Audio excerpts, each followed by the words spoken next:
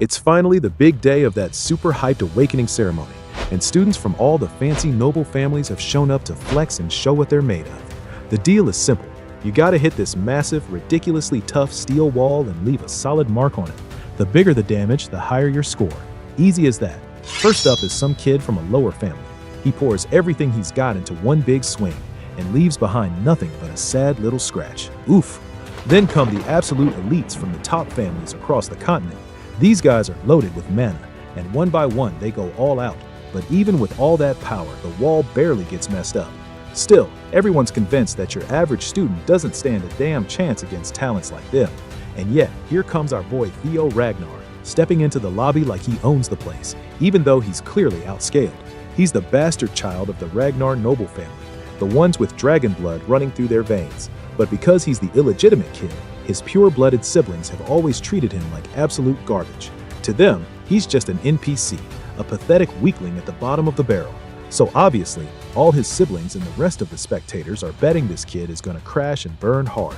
But Theo, he doesn't show even a hint of hesitation.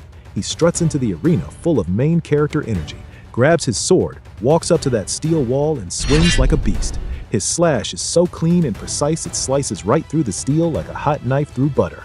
The whole crowd's jaws hit the fucking floor. It's an insane, unprecedented flex that completely shatters every expectation they had. And honestly, their shock makes total sense. See, Theo wasn't always this much of a gigachad. For over 1,000 years, the powerful Ragnar clan has been the northern defensive wall of the empire, all thanks to their special dragon-inherited physique. Every member is born with crazy magical power, insane endurance, and natural sword talent, except for Theo. Because he had zero talent, everyone wrote him off as a worthless bastard and treated him like trash, even his own sword teacher. Then one day, their family estate gets attacked. Theo couldn't do shit. He gets mortally wounded, and that's when he finally sees who's behind it. It's Randon, his own master, the one who betrayed him.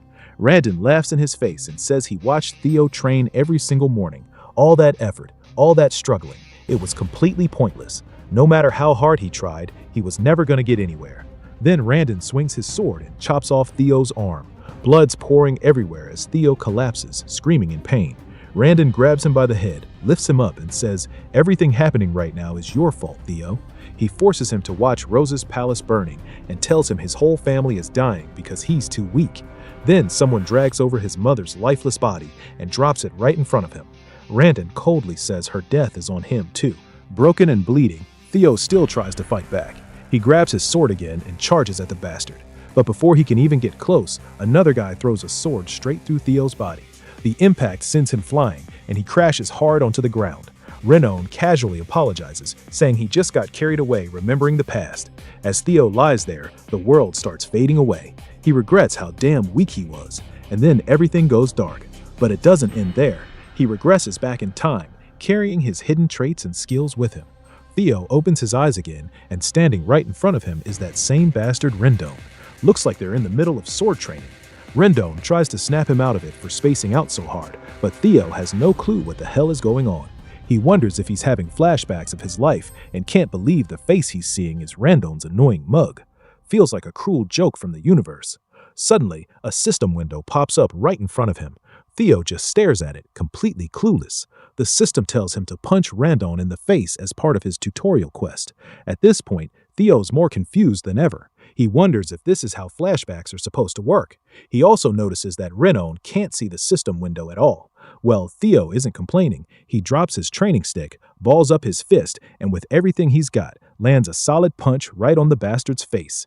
When the punch connects, Randon's expression doesn't even change. He has no idea what the hell that was about.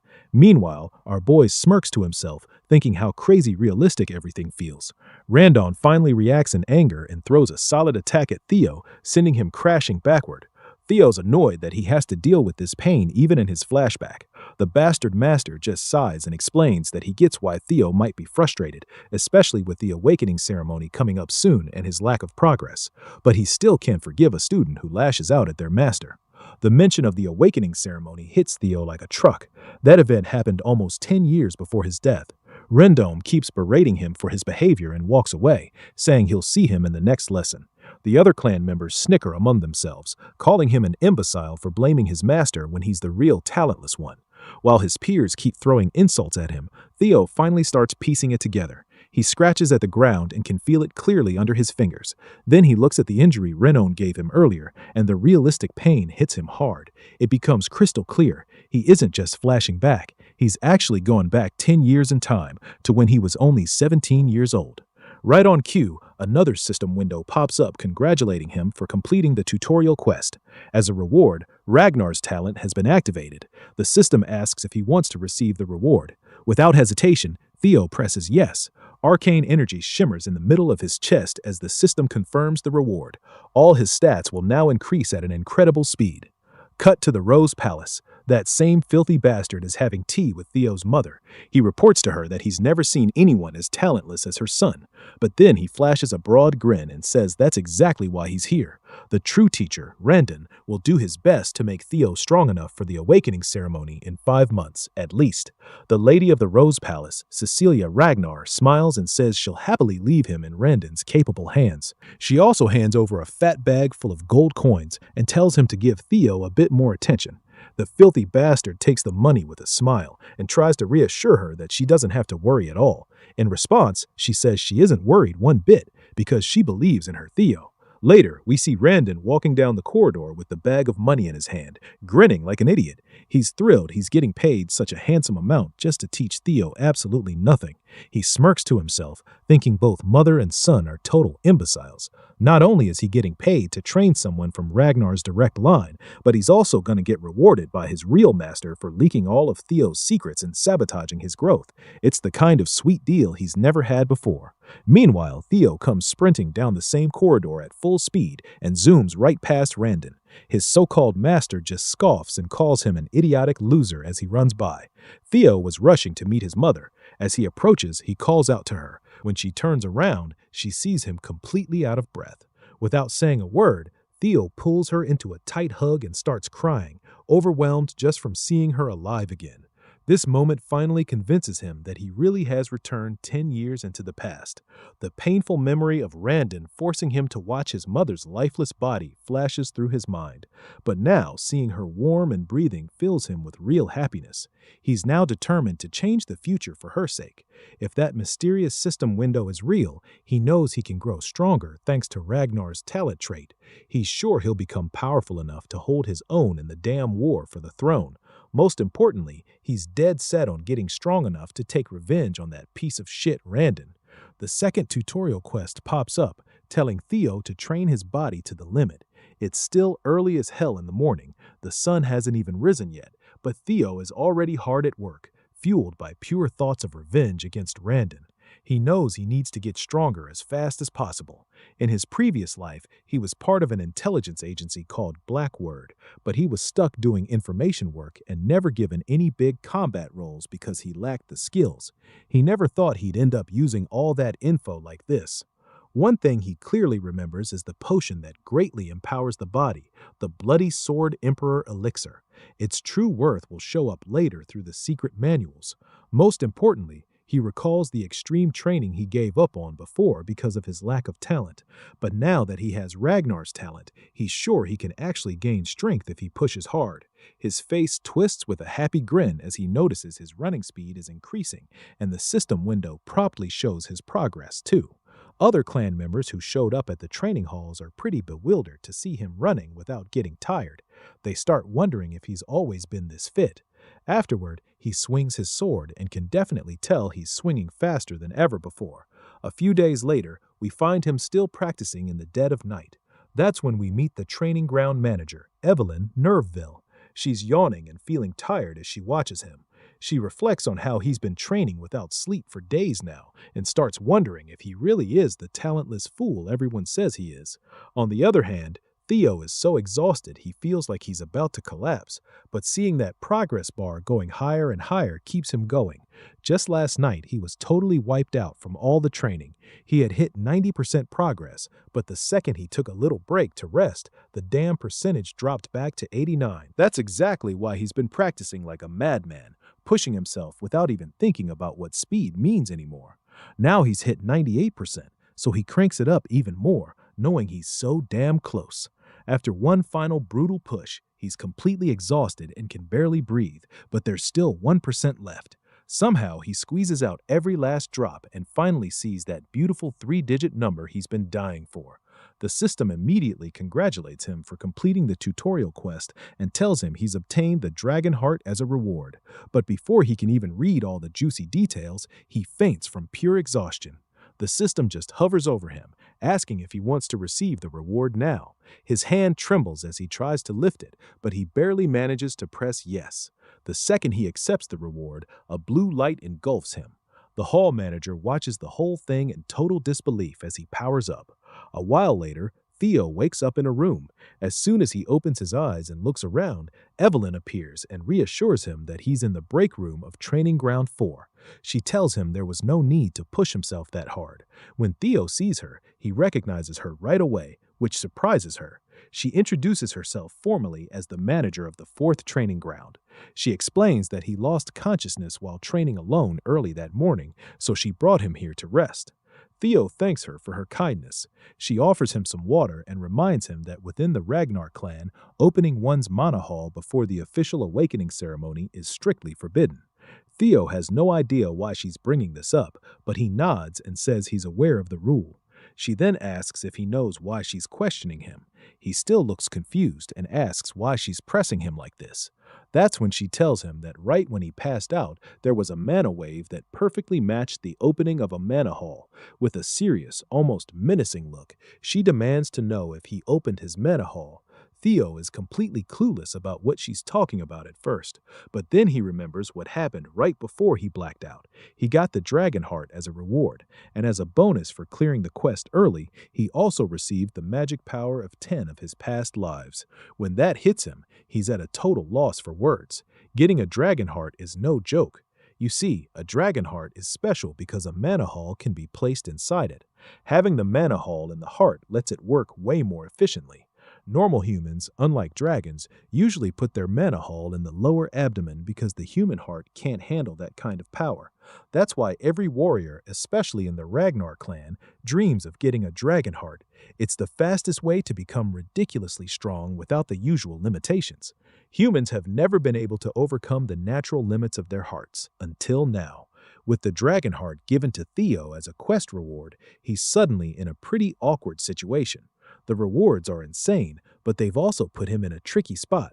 On top of that, he's sitting in front of Evelyn Nerveville, a high-ranking swordswoman who retired after losing her left arm and now manages the training grounds. She used to be the commanding officer of the white-armored dragon cavalry, and her skills were so impressive that even the demon dragon respected her. Known for her fierce principles, she doesn't give a damn about status or strength. She can't stand dishonesty or cowardice. At one point, when she found him too inflexible, she even gave up her position as his direct master. In other words, if she discovers his dragon heart and mana hall, he could very well lose his head. But Theo just smiles. He's already got a plan. As long as he doesn't get caught, there's nothing to worry about. He hits her with a sassy comeback, asking how she can talk about executing him just based on a gut feeling.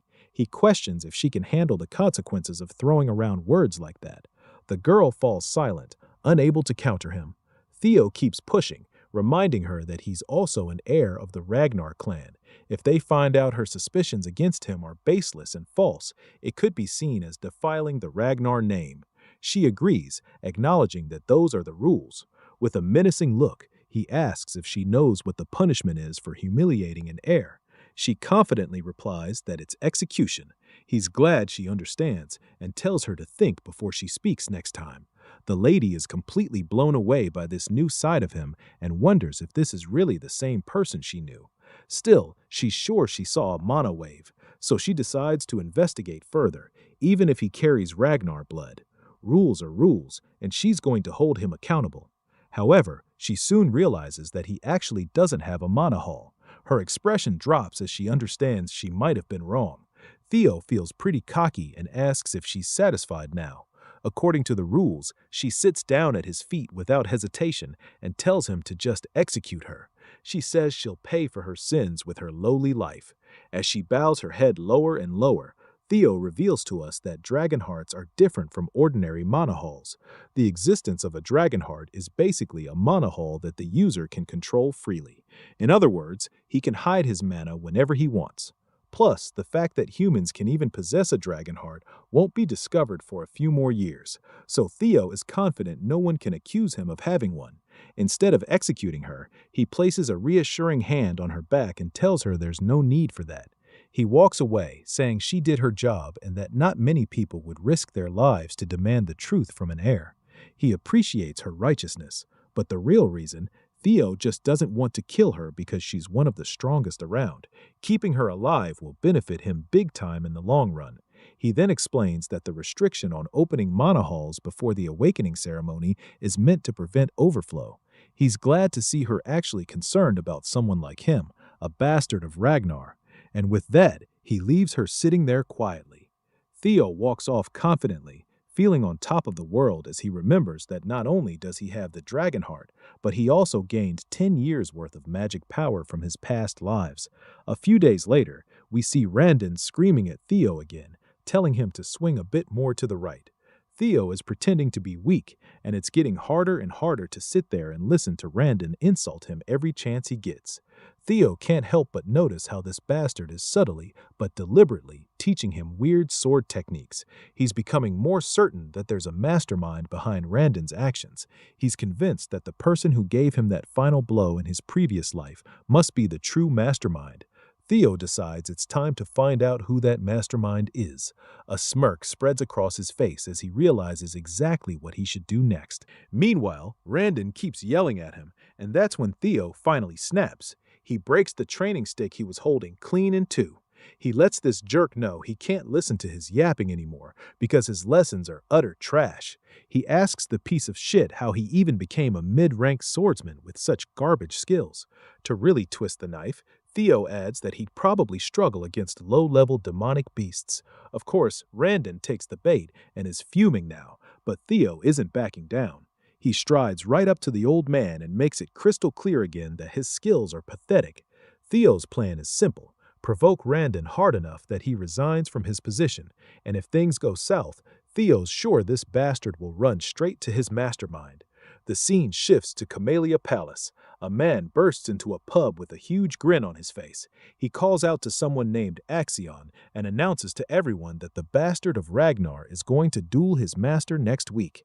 Axion just sits there silently, unable to even lift his glass off the table. The excited guy keeps rambling about how Theo was blaming his instructor for his lack of talent and how he's confident Theo will end up disabled after the duel.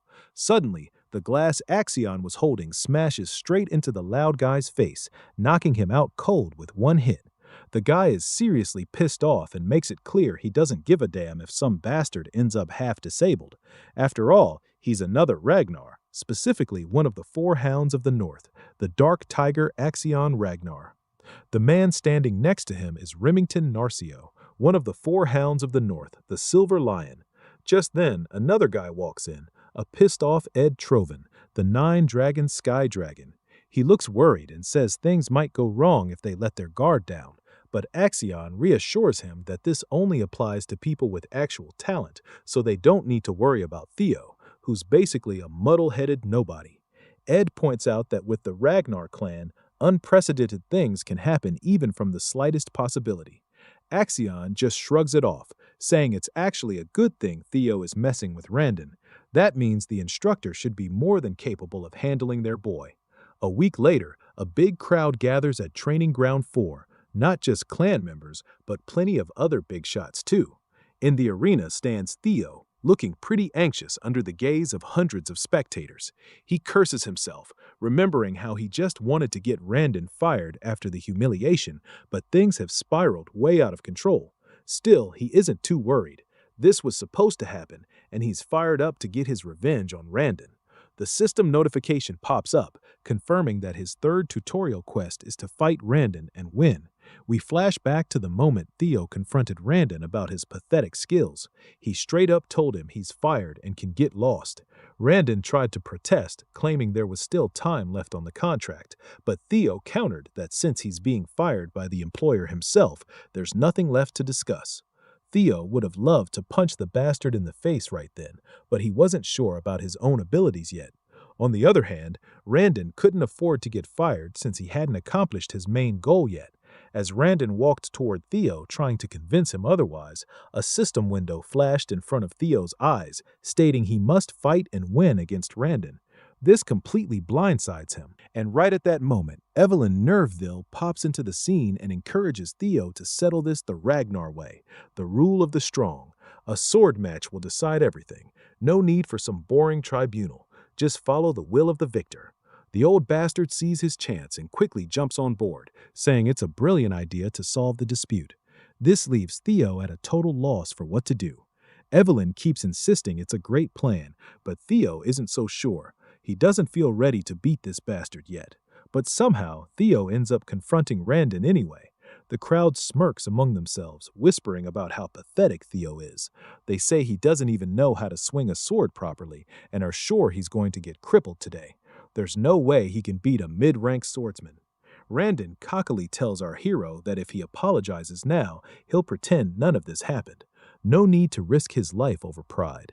But Theo's got sass for days and fires back, saying Randon should be the one apologizing. He warns the old bastard that if he doesn't want to become a one-armed swordsman, he'd better accept he's been fired and leave quietly. Randon just smirks with a big grin, thinking the fight is already in his hands. He decides to take full advantage and kill Theo while making it look like an accident. Once the battle starts, Randon invites Theo to come at him first, giving the first strike as his teacher. Theo charges in with his sword raised. Everyone's jaw drops seeing this imbecile rushing in so recklessly, not even knowing how to swing properly. Randon delivers a few sword strikes, but Theo manages to block them.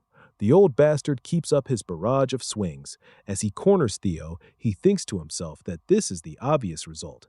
After all, Theo isn't even a low-ranked swordsman, he's just an apprentice. He believes that while Theo's skills might have improved a tiny bit, it's still not enough. If Theo were at least on the level of the four hounds of the north, it would be a different story. But there's no way this imbecile from the Ragnar clan could ever beat him. The scene flashes back a few days earlier. Theo turns to Evelyn and asks her what the hell she was thinking when she suggested the match. She simply replies that she was trying to help him. If he wants to cut Randon out, he needs to be smart about it. She strongly believes Randon has someone backing him, so just firing him won't solve the real problem. Theo asks how she knows all this. She says it was obvious from the bizarre sword style Randon was teaching him. She had someone secretly investigate the guy. Theo is bewildered. In his past life, Evelyn didn't bother catching this, but now she's making an effort just because the Manor Hall incident caught her interest. She explains that her investigation showed all of Randon's traces lead back to Camellia Palace. That's not surprising to Theo. He's more annoyed realizing this is all because of that miserable war for the throne. But he quickly shakes off the anger and says it's impressive she figured out this much. He admits that with his current skills, he's afraid he can't beat Randon yet. So he asks what she plans to do now. Evelyn tells him straight up that he can beat Randon and advises him to stop underestimating his own potential so much. Back in the fight, Randon keeps throwing one heavy blow after another, but Theo fends off all the attacks like they're no big deal. This is making Randon wonder what the hell happened to this brat. He's clearly not the Theo Ragnar he knew. The tables have completely turned, and now it's Randon who's struggling hard.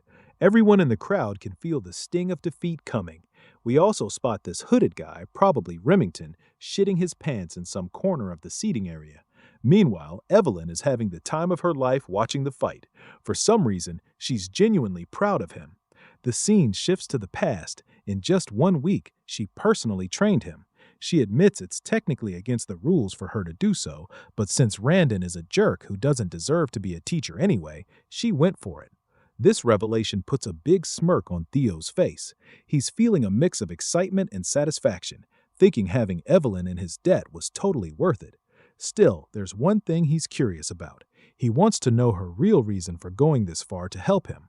He asks if it's because of what happened last time. She agrees that's part of it, but also mentions there's someone she knows who would like him. That guy is obsessed with collecting talent. Back in the present, The battle rages on, and Randon is getting more desperate by the minute. He starts wondering if this brat has been acting like an idiot and pretending to be weak on purpose all along.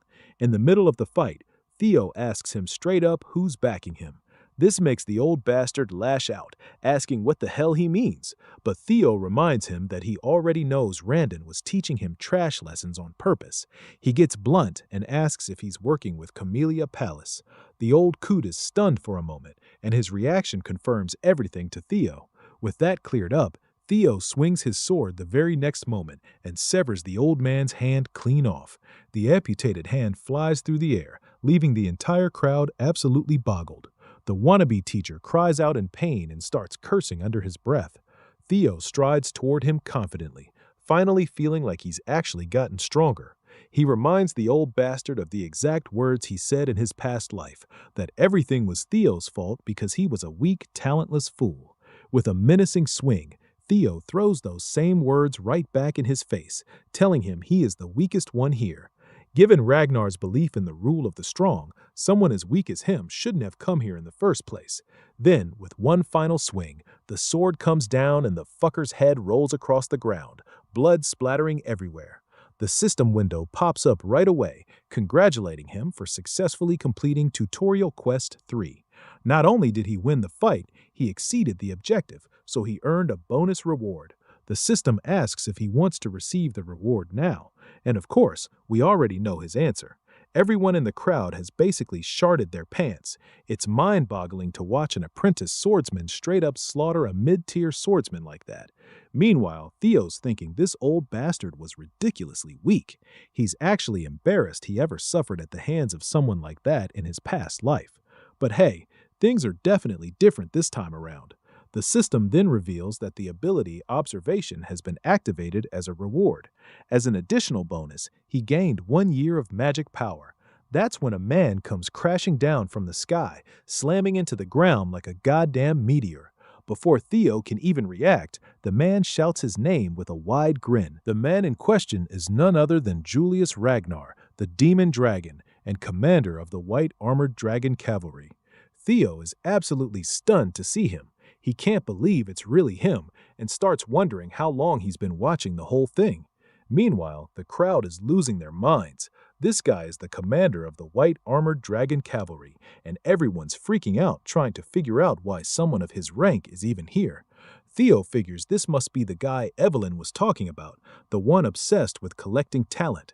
We see Evelyn looking absolutely devastated and dejected that the commander just destroyed the flooring with his dramatic landing. On the other hand, Julius looks like a total beast. His terrifying appearance leaves Theo sweating and completely unsure what to do next. But his worries turn out to be unnecessary. The man just laughs, flashing a big, broad grin. He looks like a friendlier version of Brutus from Popeye. He gives Theo some gentle pats on the back, which honestly aren't that gentle at all. He keeps laughing and says he's quite surprised to see someone carrying this much talent. He adds that it was a little disrespectful to kill his teacher, but admits Randon deserved every bit of it. Then he bursts into laughter again, pats Theo on the shoulder, and promptly invites him to join the White Armored Dragon Cavalry. Evelyn had already expected this, while the entire crowd stands there with their jaws hanging open, struggling to believe that the infamous Julius Ragnar just scouted someone as inexperienced as Theo for the elite White Armored Knights. We catch another glimpse of Remington. He asks the guy next to him if he's ever heard of an apprentice swordsman who hasn't even gone through the awakening ceremony, getting scouted. The stranger looks unsure and admits he's never heard of anything like it. Of course, Remington knows this too. It's never happened in the entire history of their world. Meanwhile, in Theo's head, he's thinking it's impossible to truly gauge someone's potential while their mana hall is still closed. Even if their swordsmanship is exceptional, their magical power could be lacking. So no matter how great Julius Ragnar is, he can't be entirely sure about Theo. Still, he wonders if the demon dragon can actually see that kind of potential in him. Theo quickly declines the offer, doing so flatly without a shred of hesitation or doubt on his face. Julius looks like he just bit into a sour lemon. The crowd is in total shock too.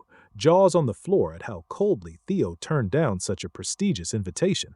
There's a heavy moment of silence in the entire hall as everyone processes what just happened. As the day passes, news of the incident spreads like wildfire throughout the clan. Everyone's talking about how this young Master Theo, the one everyone saw as an imbecile, destroyed his teacher, and when the demon dragon tried to recruit him into the white armored dragon cavalry, he straight up turned it down. Opinions are split on whether he's being humble or just plain arrogant. The scene transitions to Camellia Palace. We see a lady who looks pretty pissed off that Randon has been killed and everything has gone off the rails. She is the lady of Camellia Palace, Amelie Ragnar. A man steps in to assure her not to worry, reminding her that Randon was a noob who was only assigned because of his terrible skills. She brushes it off, saying his death isn't a major concern. The man speaking to her is her brother, Sky Dragon Ed Troven, the same guy we saw at the pub earlier. She explains that the demon dragon himself reached out to Theo. And what's even more troubling is that people are saying Evelyn ordered it. This means they can't interfere by assigning Theo a new master anymore. If Theo starts standing out, it'll become way harder to take control of the Rose Palace. At that moment, Axion enters the scene casually and asks why they're so worried. He reassures them that there's no way the clan head will take any interest in this situation, so their plan can proceed as usual. Emile asks if he understands that the best way to take control of the Rose Palace without offending the clan leader is for Theo to stay powerless. Her son acknowledges it and says he already knows, adding that he's certain Theo is still powerless. After all, how much could someone like him really have changed?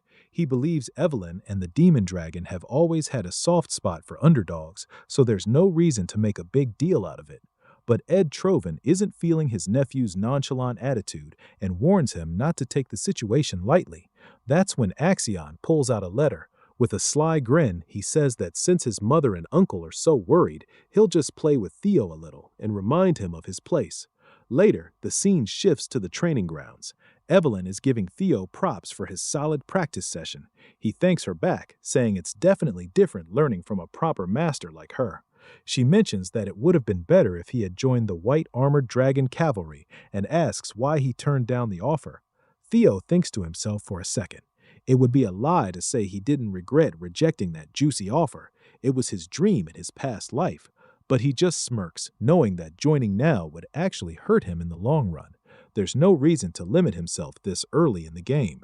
When he thinks about all the privileges that come with being at the top after the awakening ceremony, getting into the white armored dragon cavalry doesn't even compare. So he smiles and says he didn't want any special privileges and that he still feels he's not ready. He's satisfied just training with her for the awakening ceremony. Evelyn reminds him that the commander is probably pretty disappointed after getting rejected like that. At that moment, Theo decides to use his observation skill for the first time.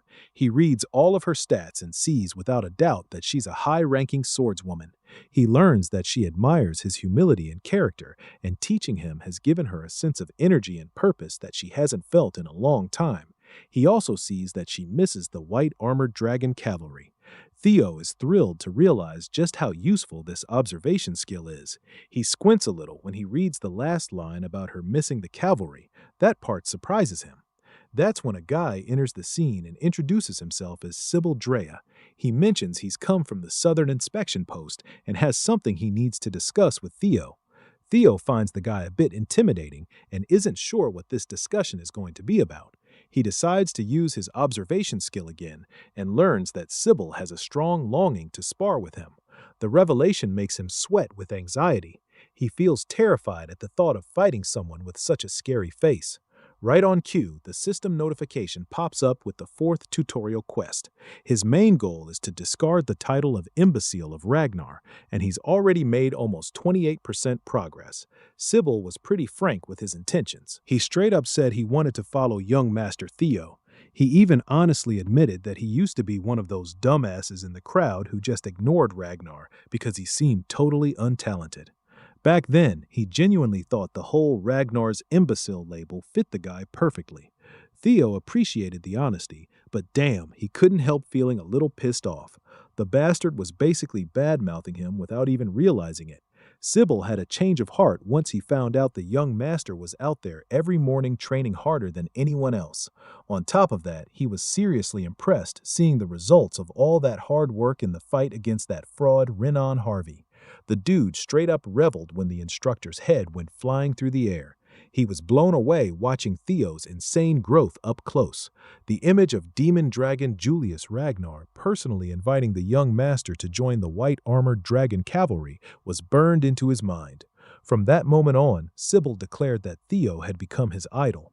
He was ready to give up on himself after being called the idiot of the Southern Inspection Office, but everything changed when Theo showed up. All he wanted now was a chance to cross swords with his hero. The young man's frankness was pretty shocking. Normally, Theo would be suspicious of anyone's real intentions, but his observation skill confirmed the guy was being completely genuine. Sybil held serious respect for Theo. All he really wanted was a good spar. Everything about him screamed honest. It was a bit unexpected, but Theo was genuinely pleased. After taking down Randon and with the rumors spreading about Lord Julius paying attention to him, he figured a bunch of jealous pricks with inferiority complexes would come swarming to test him. He never expected people would actually admire him and want to follow instead. Looks like some folks still have that real Ragnar pride running through their veins. This could actually work out great. Theo knew he'd need people he could trust in his circle, especially if he wants to become the clan head someday. Plus, he could use this to push forward on the final tutorial quest and finally ditch that damn imbecile title once and for all. It was a shitty nickname he could never shake in his past life. With the new chances the system gave him, he was determined to leave that embarrassing label behind for good. Theo turned to Evelyn and asked for permission to spar. His new master happily agreed, telling him to go ahead and show what he could do. With his blade raised in salute, he formally introduced himself. Theo Ragnar, apprentice swordsman of the Rose Palace, training under Master Evelyn Naravville and awaiting the awakening ceremony. The one-armed swordmaster smiled with approval. Sybil clumsily saluted back and introduced himself as an apprentice swordsman from the Southern Inspection Post. He said he inherited the swordsmanship of the Kurai clan and specialized in quicksword. Finally, the sparring session kicked off. Sybil blasted off the ground like a madman, going straight for the kill right from the start. Theo blocked the first strike, and their blades sparked hard on impact. The idiot of the Southern Inspection Post was undeniably fast. That was the one thing he was super confident about. Just from that first clash, Sybil could already tell the young master's skills were the real deal. Meanwhile, Theo was thinking, why the hell did they call this kid an idiot in the first place? If he had faced this guy in his previous life, he would have struggled to handle even a few hits. But of course, he'd come a long damn way since then. Theo went on the offensive and swung his blade, sending Sybil flying like a damn rag doll and knocking the sword right out of his hand. For the current Theo, this was straight up child's play. Poor Sybil almost puked his guts out from the massive hit to his solar plexus. He eventually crashed into the training area's stands, but luckily he wasn't badly hurt. Sybil forced himself to stand up and immediately started praising young Master Theo's sword mastery. He graciously conceded defeat with a big thank you. Theo stayed graceful in victory, saluted the guy, and told him it was a good fight. While holding his sword up in salute, he stared at his reflection on the shiny blade. A sudden idea hit him. Maybe he could use the observation skill on himself, too. He tried it, and hell yeah, it actually worked. His talent showed up as observation, player, Ragnar, and a whole bunch more that were still locked. He was a level 1 swordsman with balanced stats and an insanely high 190 points in magic power. Now that he could finally see his stat points, they'd be shown as numbers from here on out. Under his talents, all his abilities were listed out clearly. Based on the locked slots, he figured he could just keep knocking out quests to unlock at least 4 more. Being able to check his own stats whenever he wanted was a pretty sweet discovery, too. Theo figured his crazy high magic power came from the magic he used in his past life, plus the dragon heart beating in his chest. What he didn't like one bit was the negative 49 points in luck. He wondered if he was straight up cursed with such shitty luck.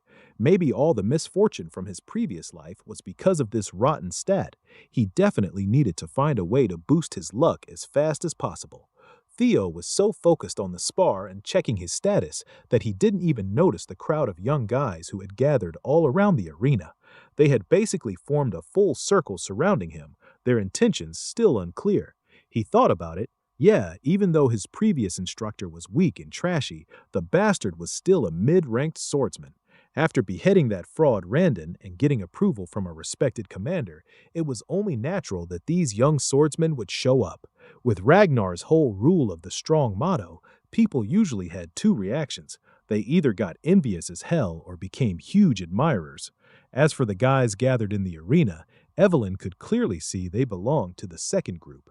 They were amazed that the rumors about the young master were actually true. Respect and approval were written all over their faces.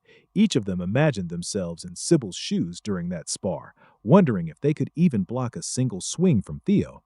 That thought only made them want to clash blades with the young master even more. One of those young swordsmen was Iode Nayland. Theo scanned the crowd and was pretty pleased with their reaction. He singled out E. Nayland, which surprised the guy.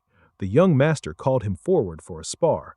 Ood Nayland gave a solid salute and introduced himself as the third son of Viscount Nayland, specializing in double ascension swordsmanship. Theo returned the salute and casually wished him a good fight. Without wasting any more time on formalities, both of them got into position and started going at it. With every clash of their blades, Theo's basic swordsmanship proficiency kept rising steadily. EOD was no pushover. He was fast and clever enough to sneak in a slash that looked like it had no immediate counter. At that moment, Theo felt like the whole world slowed down. He quickly shifted his grip on the sword and met the attack with a perfectly angled block. It was enough to send the blade flying right out of the guy's hand. That crucial block boosted Theo's proficiency in the changing heart swordsmanship. Odd was completely stripped of his sword. It was a clear and utter defeat at the hands of the young master. The young man acknowledged his loss and gave Theo his full eternal approval. Much to Theo's surprise, gaining EOD's approval also bumped up his luck. Maybe luck is tied to reputation, he thought. If that was the case, he just found a solid way to fix his abysmal luck. He could just keep fighting and literally turn his luck around. Next up on the chopping block was Bernat Romero. That was an easy win. With another approval, his luck went up by one more point. Then came Eric Moran. He put up a decent fight, but it was still a struggle. After that, he got Manfred Nonbert's approval. Without slowing down his sparring rampage, he wiped the floor with Manuel Noir. The thuggish-looking Vero Perenc didn't even last a full minute. After a while, Theo was totally immersed in the battles and kept riding his winning streak through Daniel Riemann and the rest. By the time he'd gone through most of the young swordsmen, he was itching for more. He called for the next challenger, but nobody stepped up. He'd fought so much he was damn near exhausted, but when he checked his quest progress for ditching the imbecile title, it had only gone up by 1%. Maybe it's because these guys already approve of me, he figured. He might need to find stronger opponents or show off in front of the people who still look down on him. Either way, he'd need something different. Suddenly, a man pushed through the crowd and told Theo he looked exhausted. Theo argued that he'd rest when he actually needed to, but right now he could still keep going. Since he claimed he was still good to fight, the armored man known as the Silver Lion, Remington Narcio, formally asked for a sparring match. Theo and the crowd of young swordsmen weren't expecting someone so big to show up. After all, Remington was one of the 4 hounds of the North. Those 4, Hulkus Lanka, Ray Ragnar, Remington Nario, and Axion Ragnar from the Chamilia Palace, were known as the 4 strongest in the Awakening Ceremony generation under the Ragnar clan. Remington Narcio said he'd come early to observe the young lord's swordsmanship before the Awakening Ceremony. Saluting with a smile, he thanked Theo for accepting his request. The Silver Lion was a talented sword genius with sharp senses and crazy work ethic. Right now, he was honestly surprised to find an unexpected rival in Theo. Theo Ragnar returned the salute with pride. This time, he introduced himself as the 31st son of the great guardian of the North, Kyle Ragnar. He never expected to meet, let alone spar with, the sword genius Remington. He had respected this man a lot in his past life.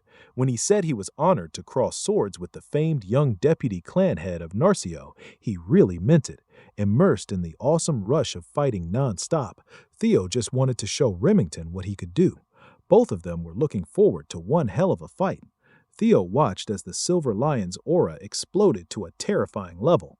He couldn't help but wonder if his current self could actually beat Remington. Both fighters charged forward, blades smashing together with sparks flying everywhere.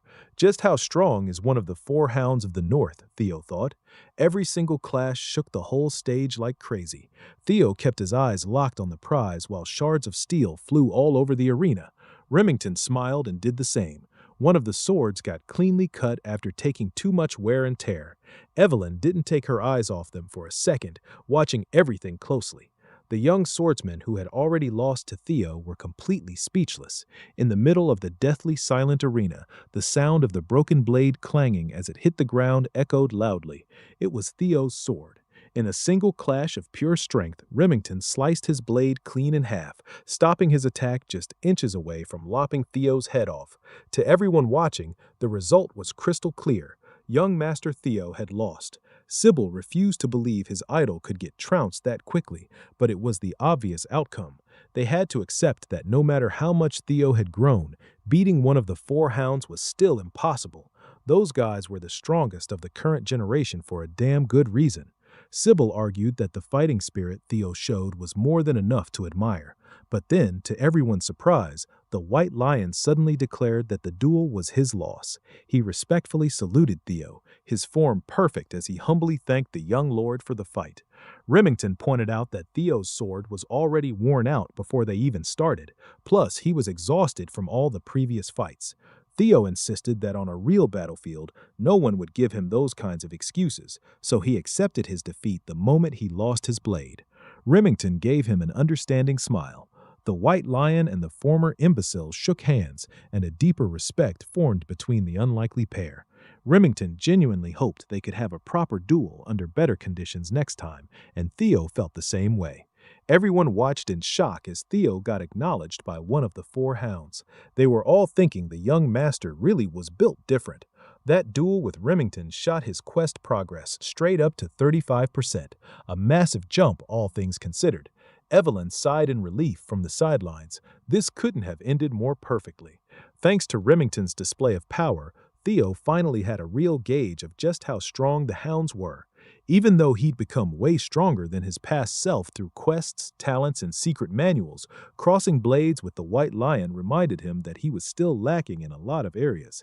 It sucked that the duel ended early because of his condition, but he still gained a ton from that short exchange. His luck shot up by 10 points, and his reputation improved dramatically. As for the quest, he still had a long way to go, so he'd need to actively look for other ways to finish it. He needed to set up a bigger stage to win more approval. Remington then confessed he didn't come just for a simple duel. He actually wanted to deliver an important letter to Theo.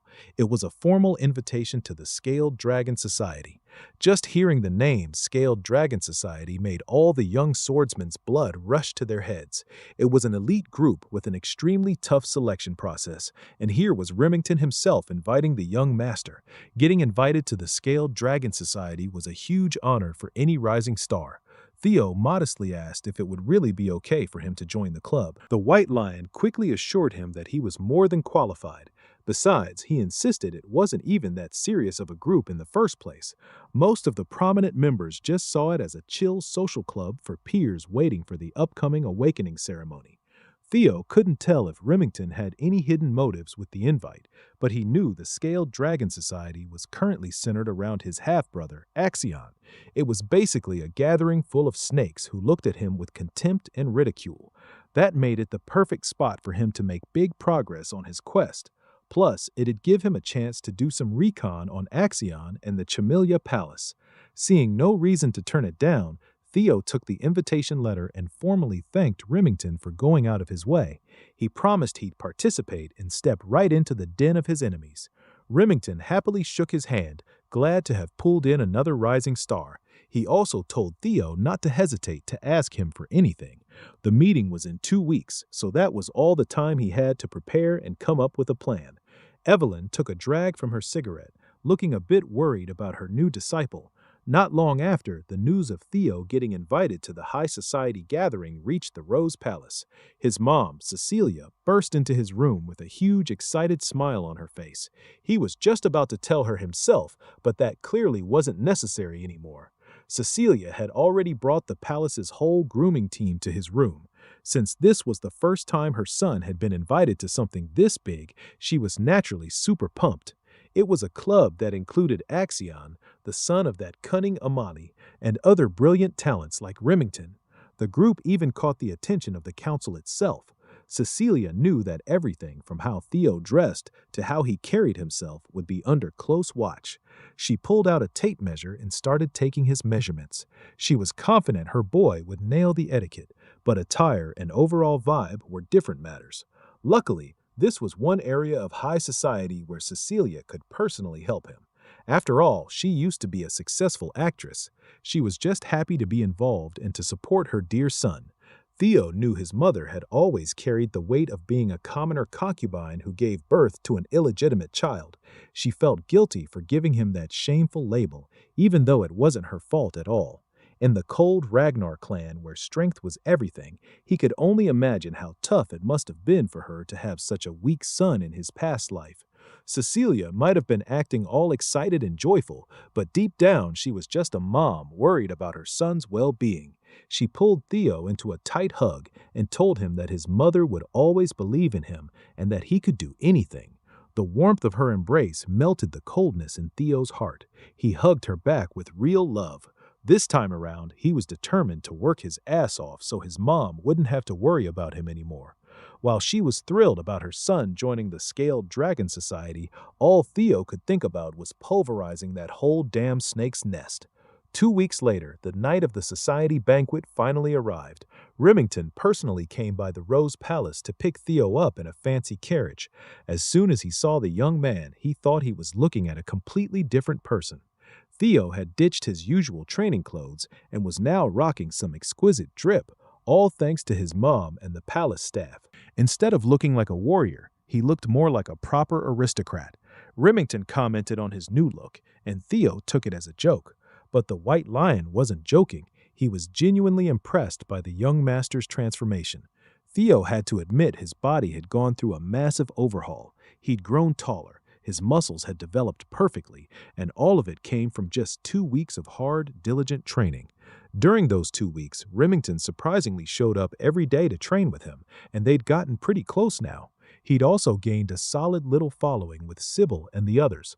Poor Evelyn ended up stuck teaching a whole battalion of Theo fanatics when she only signed up to teach the young master for a short while.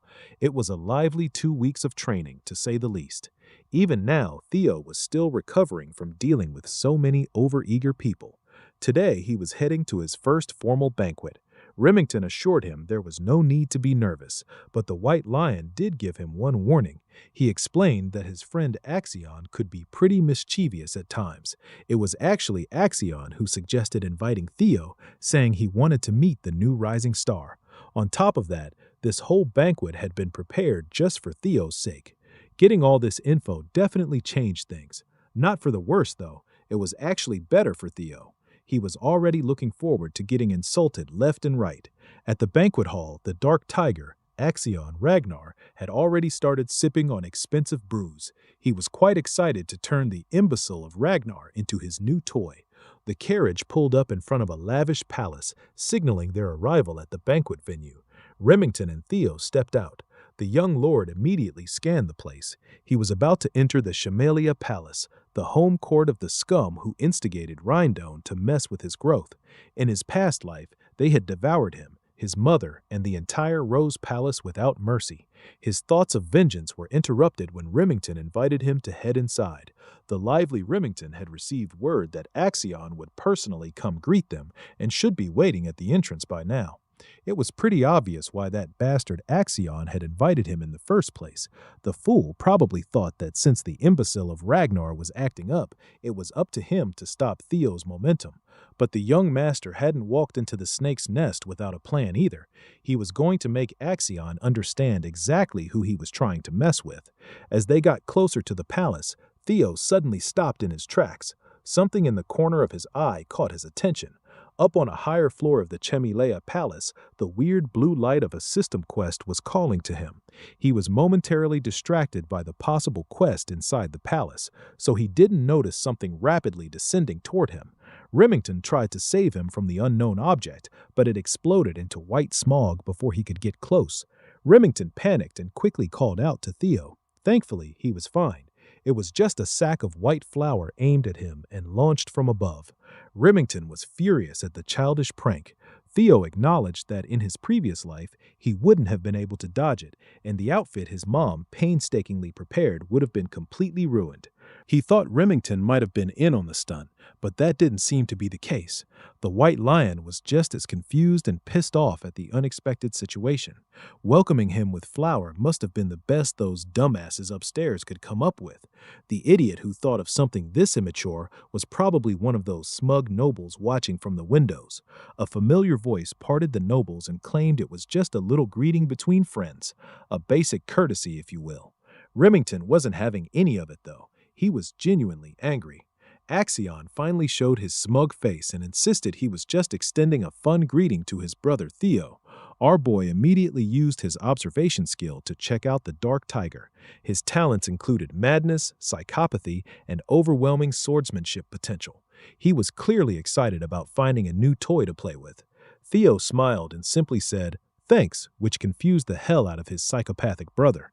He continued that with how welcoming Axion was being, he was naturally grateful and really looking forward to the party today. Axion's confusion quickly flipped to elation. This brother of his had really become fun since the last time they saw each other. Finally, Remington and Theo entered the banquet hall where every member of the promising noble society was gathered. It was an extremely private event, so only a select few were invited to wine, dine, and chat with their fellow talented peers.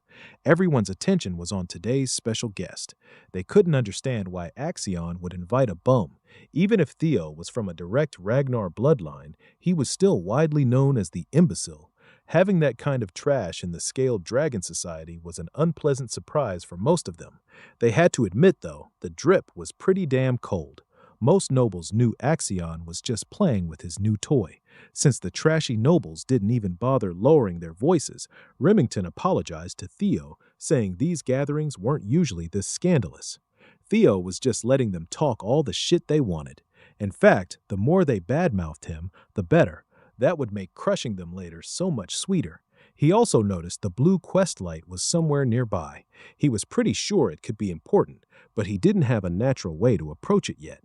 Axion, the host of the party, descended the stairs and asked his brother if he was enjoying himself. Theo forced himself to stay calm and stick to his plan. He smiled and thanked Axion again for the invitation. Axion sarcastically apologized for the flower incident a few minutes ago, playfully admitting he might have gone a little overboard. Then he closed the distance between them in the blink of an eye, grabbed Theo's shoulders tightly, and pressed him to accept the apology in front of everyone. Remington wanted to step in, but Theo cut in and said Axion had nothing to apologize for. He insisted, using Axion's own words, that the prank was just a greeting between brothers. The psycho was at a loss for words. Theo was way too calm and composed to rattle. Axion laughed and patted Theo on the back like a proud older brother. He never knew the kid had this much spunk. He had changed a lot since they were little. Axion actually liked him more and more now. The nobles watched Theo smiling and going along with his brother's whim, even calling him Axions. They started throwing comments about his illegitimate lineage compared to the noble blood of Troon. Sure, they were half-brothers, but the nobles believed Theo and Axion were on completely different levels, even though they were both Ragnars. The Troven clan was the swordsmanship powerhouse of the East, while Theo's mom was just some random woman from nowhere. Theo smiled as he soaked up all the blatant insults they were hurling at him, letting it fuel the fire inside. One thing that confused the nobles was how close Remington was with the imbecile, so they started directing insults at him too, calling him an illegitimate son of the Narzio family. The White Lion had been on edge ever since they arrived at the banquet. Hearing these nobles bring up that forbidden topic almost made him snap right there. Theo figured that in just a few seconds, Remington might steal his spotlight. He wanted to listen to a few more insults, but that wasn't going to work now. Before Axion could drag him upstairs, Theo paused. Since he had just arrived, he said he should greet his new friends first. He walked over to the banquet table where the snickering nobles were gathered. All eyes were locked on the imbecile of Ragnar. Theo quietly picked up a bottle of wine from the table. He approached the noble who was running his mouth about Remington's lineage and motioned to fill his glass. The noble smirked smugly and asked if he'd said something wrong. Theo shifted his grip on the wine bottle and smashed it straight on Blondie's head without mercy. Remington and even the psychotic Axion were shocked by the sudden move. Blondie grabbed his head in agony as blood stained his piss-colored hair. Theo stood over him, still holding the bloody, broken bottle. The bastard tried to sit up and curse at Theo for humiliating him in front of everyone. Before he could spew more arrogant, noble bullshit, Theo kicked him hard enough to break the guy's jaw. Theo's straightforward plan had finally kicked off as his eyes turned cold and crazy. He said he was just giving Blondie a little greeting, only to get a hurtful response back. The other nobles froze in place, scared and confused as hell. Meanwhile, Theo's quest progress shot up to 43%. Remington had trained with the young lord for 2 weeks and knew he wasn't some hot-headed thug. He figured Theo might be doing this for his sake. As Blondie kept bleeding on the palace floor, Theo declared that this was his version of a welcome greeting. He stepped over Blondie's arm, placed the noble's limp body on a platform, and slowly started applying pressure. Since he'd already sent his hellos, it was time for goodbyes. Blondie desperately begged him to wait and stop. Too bad for him. Theo stomped down hard and completely shattered the bastard's arm. A horrifying cracking sound echoed through the entire banquet hall. The nobles who had been running their mouths just minutes ago were now stunned and speechless at the ruthless punishment. That bone-breaking move pushed Theo's quest progress up to 58%. Blondie passed out from the shock and pain, drool staining the palace carpets. Theo tossed the limp body aside like the trash it was and asked the crowd if anybody else wanted to say hello. His intimidating vibe pushed the quest progress to 66%. Suddenly, knights who had been hiding in the shadows stepped out and surrounded Theo from all sides. They drew their blades and focused on taking out the threat right in front of them. 4 swords surrounded Theo, trapping him in place. The knights wanted payback for the sin of hurting their young master. They declared that the punishment for such a vile act had to be death. Theo smiled. His plan was getting better and better. He asked the knights, "Who the hell did I just trash?" They answered that Blondie was the 3rd young master of the Hanavi clan, young master Ian Hanavi. Theo was amused by their confident reply. The Hanavi clan was one of the 6 snow clans that supported Ragnar. He knew the bodyguard knights of these spoiled nobles wouldn't just sit back and watch. They always looked down on the imbecile whenever he started acting up. So Theo asked them what the problem was if he roughed up their young master. With deep pride in his voice, he asked if the dogs of one of Ragnar's bannerman clans really dared to demand his death. Could they actually take responsibility for threatening Kyle Ragnar's bloodline? He wasn't one to tolerate disrespect, after all. The knights felt their grip on their swords loosen as soon as they heard Theo's words. Their anger over seeing their young master get wrecked was quickly replaced by the deep-rooted fear they had for the Ragnar clan. On top of that, the oppressive aura the young man was giving off was suffocating them. This was not the imbecile of Ragnar they knew and loved making fun of. Now that they thought about it, Theo also had the right of succession as direct Ragnar blood. Plus, Ragnar was the Lord of the North, the overseer who ruled over the 6 snow clans. Declaring death on the blood of the dragon wasn't something any sane person should do. It was a sin that could get an entire insignificant snow clan wiped out without anyone batting an eye. That protection and prestige hadn't really applied to Theo for a long time because he used to be a useless descendant, so most people forgot. But that shit wasn't gonna fly anymore. All 4 knights knew they had made a massive blunder and needed to apologize immediately, but Theo had already given the kill order to a mysterious presence lurking nearby. A swift glint of a blade flashed so fast it blinded everyone. The next thing they knew, 4 severed heads were already flying through the air. Night blood stained the palace floor. Theo stood calm as the eye of a storm, while the blood of his enemies swirled around him. The mysterious figure he'd ordered to slaughter the knights landed gracefully on the carpet. It was none other than his master, Evelyn Noreviville herself. With more blood spilling everywhere, the arrogant nobles finally felt the real threat hanging over their heads. This wasn't a joke anymore. Theo's quest to ditch the imbecile of Ragnar title had jumped to 70% completion. Axion had no choice but to watch as his own banquet turned into Theo's show of force and dominance. Evelyn looked at her disciple and asked when he realized she was tailing him. Well, it was pretty obvious. He didn't exactly know why she followed him all the way to the Chamilia Palace, but thanks to her, Theo could turn the tables on these morons without any worries. As the crowd stood stunned into silence, they seemed to be waiting for Theo's next move. The night before the banquet, Commander Julius had paid Evelyn a secret visit. He came to rag on her about refusing to take more disciples, yet training her new student diligently every single day. Evelyn must have gotten used to this brute sneaking into her quarters because she didn't even bother entertaining his games. Recently, Julius's only joy in life had been tormenting his former comrade, including raiding her expensive wine stash for his own enjoyment. Tonight, Commander Julius really wanted to know what Evelyn saw in the kid. She knew there was no way she was prying that wine bottle out of the brute's hand, so she answered that Theo was simply beyond expectations. With his attitude toward training and his talent, he was truly one of the best she had ever taught. And considering that even Axion had passed through her hands, that was a pretty bold claim. Evelyn didn't mince her words. Based on Theo's potential, she could confidently say he was already beyond even young Master Axion. She sincerely insisted she wasn't just blowing smoke. Well, Julius had always trusted her eye for talent. She had two eyes, after all, while he only had one. Julius figured a person couldn't change that drastically overnight, so the most reasonable explanation was that the kid had been hiding his strength all this time for some reason. Admittedly, it was weird to think someone would keep it hidden for so long and then suddenly start showing off. As a trainer, Evelyn believed that rushing your steps usually made you trip and fall, but what she saw in Theo felt different.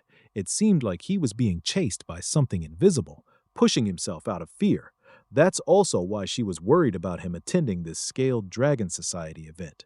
Julius finished off the bottle of wine and agreed that the Axion brat was definitely worth worrying about. He was also the one who suggested Evelyn should just follow the kid to be safe. Commander Julius had a gut feeling that something was going to go down at the banquet. It might not be exactly what Evelyn was worried about, but something was definitely happening. Being a Ragnar himself, he knew from first-hand experience that when hungry wolf cubs who crave blood gather, they start fighting to establish a hierarchy. The commander laid out a uniform on the table and urged Evelyn to try tempting Theo to join his unit again. Not just the kid, he wanted Evelyn back in the white armored dragon cavalry too. He refused to let her retire just because she couldn't ride a dragon anymore. She had to come back and take responsibility for what she started. Julius left Evelyn's quarters, thanking her for the delicious wine. She'd lost an expensive bottle, but she might have just regained her purpose. Back to the present. Inside the Chamilia Palace, Evelyn started piecing everything together. She figured Theo must have noticed her tailing him and orchestrated this whole situation on purpose. Maybe he joined the Scaled Dragon Society aiming for exactly this. Her worries didn't need to exist in the first place. She wondered at what point he had noticed her presence on the way to the palace. Theo had actually sensed his master discreetly following him the moment he got into the carriage. With his dragon heart, he could unleash his energy perception around him, basically acting like a sixth sense. Anyway, what mattered now was that the stage for his revenge was set. Theo turned to Evelyn and explained that most of the nobles in the banquet hall had shown blatant disrespect to a successor candidate of the Ragnar clan. He asked her what the punishment for such a horrid crime was. The guilty nobles almost fainted on the spot. They knew exactly what the punishment was. Evelyn, ever the stickler for the rules, stated that depending on clan laws, immediate execution of the guilty parties was completely enforceable. Theo smiled. He had set it up, and Evelyn perfectly finished it off. Acting like a magnanimous guy, Theo declared that the offenders were just kids who hadn't even gone through their awakening. He'd be cool with just chopping one arm off each of those criminals and calling the sin forgiven. Evelyn didn't waste a second. She turned into an unstoppable slicing machine and went straight for those bratty, panicking nobles from the Scaled Dragon Society. The second son of the Byron clan tried to dodge, but nope, right arm gone. The first son of the red and white mercenary corps screamed like hell as blood sprayed from his stump. Even the dainty arm of the fourth daughter from the series Merchant Guild got the same treatment. The third son of the Clark clan tried to run, but outrunning Evelyn? Pretty much impossible. When the first daughter of the Howard clan got turned into a one-armed Stumpy, Theo's quest hit 79% completion. One of those pathetic nobles crawled toward Axion, or Axe if you were close to him, begging for help. Axe just repeated his brother's words. He couldn't step in. This was basically just another form of greeting. The crawling guy saw a flash of blade out of the corner of his eye and then slice.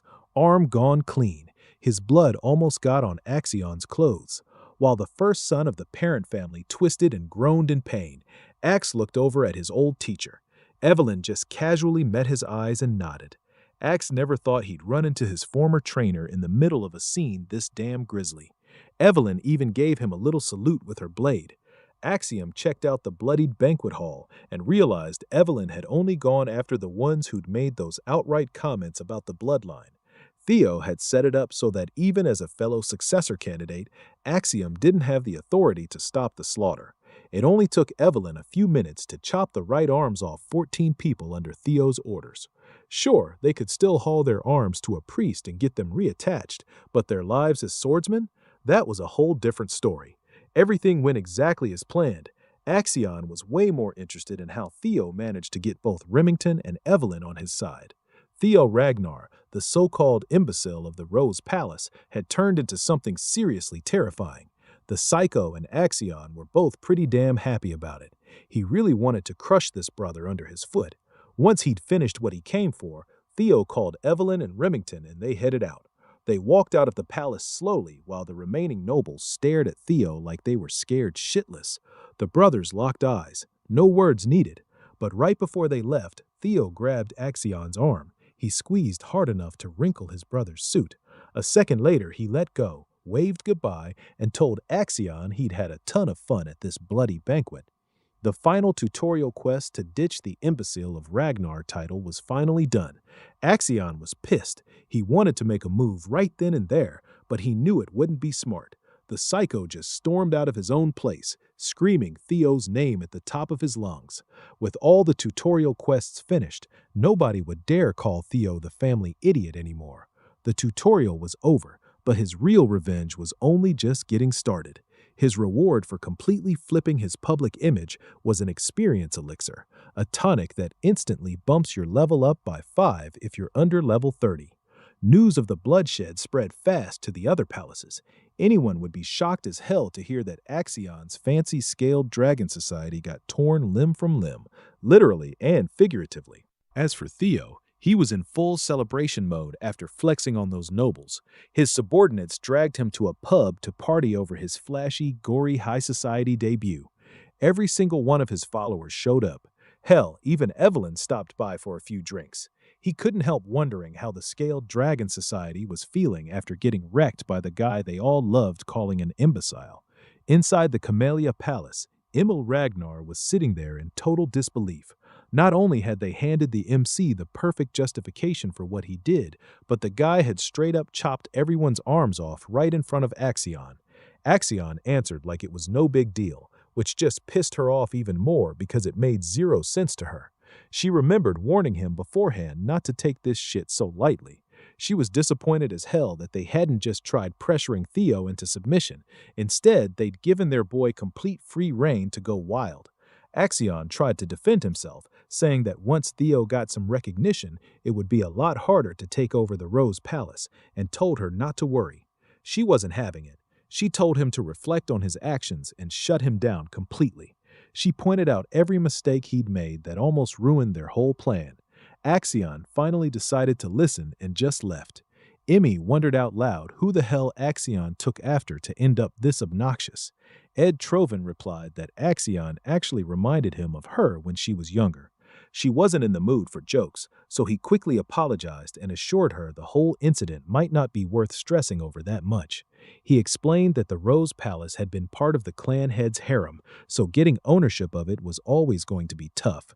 Even though it had fallen out of the clan leader's interest because it was where Rifra liked to gather, it still had the clan leader's support behind it. He laid out the plan. All they really needed was justification, and thankfully, since their boy Theo had caused total chaos at the Scaled Dragon Society meeting, he was slowly turning into the face of the Rose Palace. By using this whole incident as justification, they could suppress the MC through legal procedures. Amal was left speechless after hearing that. She started thinking about how the real reason she'd been scared of Theo getting stronger was because she feared his power and influence would just keep growing if the clan leaders started paying more attention to the Rose Palace. But now, by using Theo, who was getting stronger, she realized the Camellia Palace could shut him down through legal means, and the Rose Palace would have no choice but to bow to the Trovans. She actually started believing the plan might work and asked Ed how long it would take to get everything ready. The guy told her all the preparations were already done, and when she woke up tomorrow morning, she'd hear some really good news.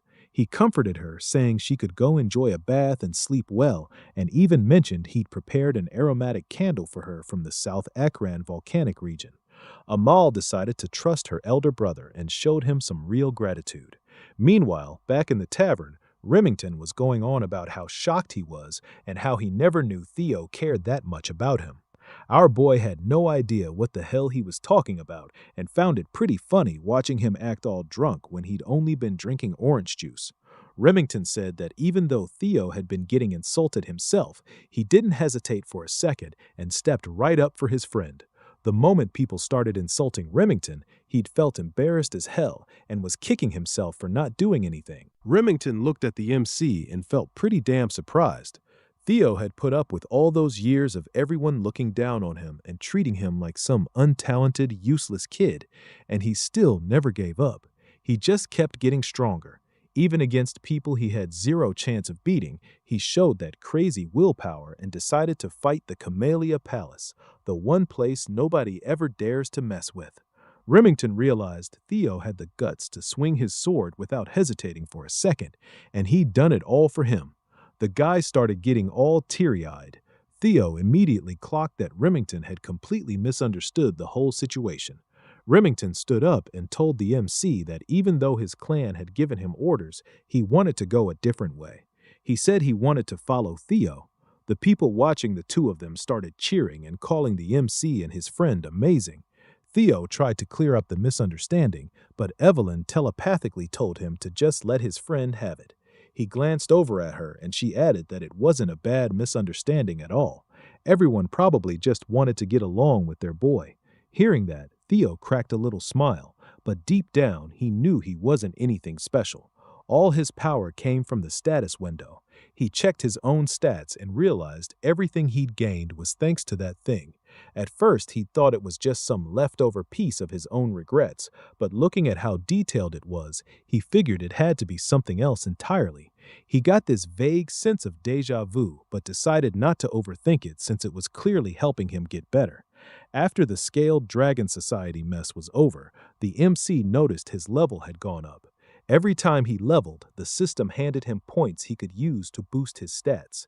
Theo understood he could raise his abilities however the hell he wanted, and for a second he actually felt a little scared of the shiny future a guy with this much potential could create. Evelyn caught that evil little smile of his and looked worried. Theo decided the first thing he needed to do was get ready for the Camellia Palace's counterattack.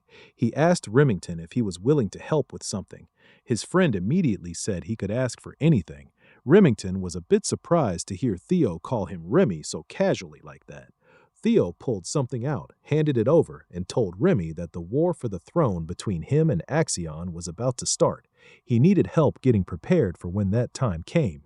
Remy went quiet, remembering that in his past life he'd become the clan head of Narcio and built the clan's forces up strong enough to actually challenge the Ragnars. The MC realized just how valuable this chance was to pull Remy over to his side. He gave Remington a piece of paper, and the guy promised that since he'd already sworn loyalty, he'd do everything in his power to help. Theo thanked him.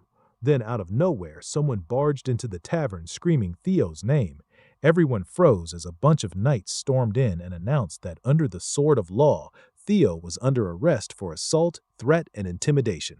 Evelyn called it complete bullshit, but their boy told her to calm down and stepped forward to check the arrest warrant. He saw it was the real deal. The ink hadn't even dried yet, which meant his enemies had been in a serious rush. Theo decided to go quietly. They slapped the handcuffs on him right away.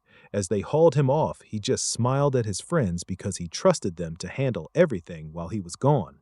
Remington and Evelyn were completely shocked. Remy looked down at the paper Theo had just given him. The news of Theo getting arrested hit the Rose Palace, and Theo's mom, Cecilia, was completely stunned when she heard they were taking her son to the tribunal. She just dropped to her knees in shock. Her servant got all worried, but she waved him off and said she was fine, then asked why the hell they took her son away. He told her it was because of the Scaled Dragon Society mess. They were accusing him of inciting a rebellion. She was surprised and asked if that meant he was going to trial. The servant figured Theo wouldn't get out of this one easily since he'd basically destroyed the Scaled Dragon Society. Cecilia never expected that invitation to turn into such a huge mess, but she still believed her son would get through it somehow. That was just the kind of kid he was. She quietly wished he'd come back safe. Meanwhile, inside the carriage taking the MC to the tribunal, they finally arrived. He remembered it had been a while since he'd last seen this place. Since he'd completely obliterated the Scaled Dragon Society, he knew he wasn't getting some light slap on the wrist. He was probably looking at a full trial, and they'd definitely start questioning whether he even deserved to be a successor. The knights ordered him to get out. As he walked, he realized his enemies wanted to crush him completely, but he just smiled because everything was going exactly the way he'd planned. The knights announced that the prisoner Theo had been escorted, and they got the okay to bring him inside. The MC thought to himself that if he was going to pull out everything he'd prepared so far, he might as well do it on a stage this big. He stood in front of some seriously impressive people and felt a little anxious seeing them all gathered in one room. There was the demon dragon captain of the White Armored Dragon Cavalry, Julius Ragnar, and 4 of the 9 dragons who protected Ragnar, including Skyragon Ed Trovan. The MC admitted that in his previous life he would have been completely overwhelmed right about now. He also spotted the sword dragon lady of the Plum Blossom Palace, Osa Ragnar, and the elder dragon head counselor, Wolfgang Ragnar. Wolfgang looked at him, and the MC remembered it had been a while. He definitely hadn't expected to see the old man here.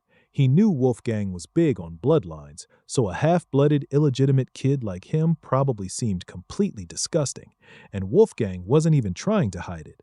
The man asked if Theo was aware he'd been summoned to answer for his crimes.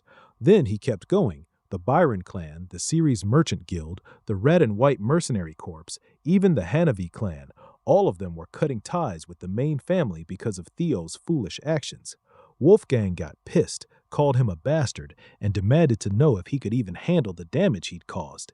He made it crystal clear that Theo was going to be held accountable for dragging Ragnar's honor through the mud. Theo just agreed with him and admitted he'd been way too careless. Honestly, he should have cut off their heads instead of just their limbs. Everyone in the room went dead silent in shock, but the MC kept talking. He said all those other clans were their subjects. The Lord had given them land and honor, and in return the subjects were supposed to offer their loyalty and their lives to the Ragnar. That was the way of chivalry, and even knowing that, they'd still defied their lord. The MC showed some real frustration and said that if he'd known how insolent those assholes were being, he would have just cut their heads off instead. He told Wolfgang they should be punished properly to restore the principles of chivalry. He couldn't just sit there and watch the honor Ragnar had maintained for centuries get trampled on like that. Everyone went completely speechless. Julius called their boy impressive and figured he'd probably just get a normal punishment after that justification. Wolfgang thought the MC was straight up mocking them with all that fancy talk, but Osa Ragnar actually understood where he was coming from and admitted Theo was right. Wolfgang looked surprised as hell that she was taking his side. Osa explained that Ragnar was strong, sure, but it wasn't truly great yet. They still needed to listen to the voices of their vassals and knights. Otherwise, the whole clan would eventually fall, because you can't rule the world with pure power alone. Wolfgang got what she was saying and decided to keep it in mind. The MC noticed that the first wife of the clan head, the best swordsman in the north, was actually taking his side and didn't seem hostile at all. He was pretty surprised by that and couldn't figure out why she was doing it. Osa hoped their boy understood that the punishment he was about to get was justified. He asked what the punishment even was, and Wolfgang told him he'd get 3 months of probation. Theo said he still wanted to participate in the ceremony, which immediately pissed Wolfgang off. He thought the kid was talking back, but Osa decided to take his words into consideration and allowed him to join next year's awakening ceremony. Ed figured it had already been decided that the kids Theo had injured would be participating next year anyway. Thanks to the demon dragon's interference, their boy got a much lighter punishment than expected. Ed was pretty satisfied with how his plans were turning out. He knew delaying the awakening ceremony would bring dishonor to the Ragnars, and since the MC was the one representing the Rose Palace, forcing him to carry that dishonor would let the Camellia Palace finally take over the Rose Palace. He started smiling to himself, thinking that once his plan was fully in motion, their boy wouldn't be able to do a damn thing about it, and would have no choice but to accept defeat. Ed was sure that if Theo tried to appeal, he'd get killed, but he also believed the kid wasn't that stupid. Then the MC announced that he wanted to appeal. That surprised not just Ed, but everyone else in the room. Ed tried hard not to smile as he called the MC a huge fool whose arrogance had zero limits. He looked happy as hell that things were suddenly getting even easier for him. Julius asked if their boy even understood what it meant to appeal. Theo said he did, and he knew this wasn't something that could be brushed off with just 3 months of probation. Sure, the demon dragon had clearly pulled some strings, but he was still going to follow his own plan. He told them that in the strong and proud Ragnar clan, appealing meant war. Theo made it clear he wasn't planning on taking even a light slap on the wrist. In the end, only the strong got to speak the truth. He even said he should be rewarded for what he'd done, which left the entire room speechless. Meanwhile, at the hidden northern branch of the Ceres Merchant Guild, the whole place was engulfed in flames. Evelyn was busy finishing off the last guy still standing. Remington realized this was exactly where they'd been hiding, just like the MC had said. After they wrecked the place, Remy and Evelyn found something. Back at the trial, Ed's eyes lit up with pure joy as he thought the Trovan Camellia Palace was basically finished. As the MC stood there in front of all those important figures, Wolfgang asked if he really wanted to turn an issue that could be easily resolved by waiting 3 months into a full-blown war. Wolfgang called it pure arrogance and asked if their boy really thought he could face the forces of 15 clans all by himself.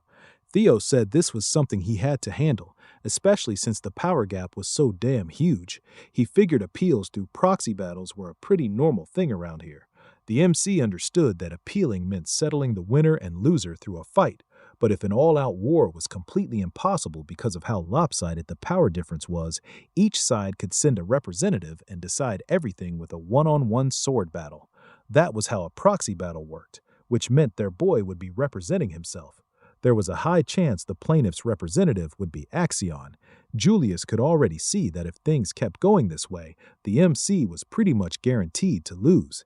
He asked if Theo actually had a plan, and figured that if their boy was counting on someone stepping up to fight for him, he was going to be disappointed as hell. Theo requested a proxy battle in 1 week, just like the rules said. Ed thought he could see right through the kid's plan. He figured Theo was hoping to get Julius or Evelyn as his representative, but nobody was going to agree to that, so he'd end up having to fight himself. Ed decided he'd send Axion as his representative and make the MC learn his place by finishing him off for good.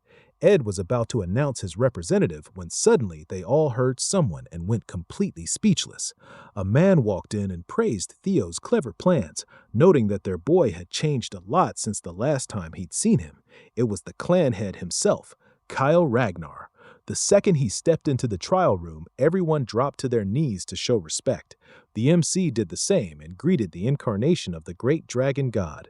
Out of nowhere, the system window popped up, telling him to complete a new quest, take over the Camellia Palace, and uncover its hidden secrets. He noticed this was his first real quest after the tutorial and wondered if it had anything to do with that blue light he'd seen earlier.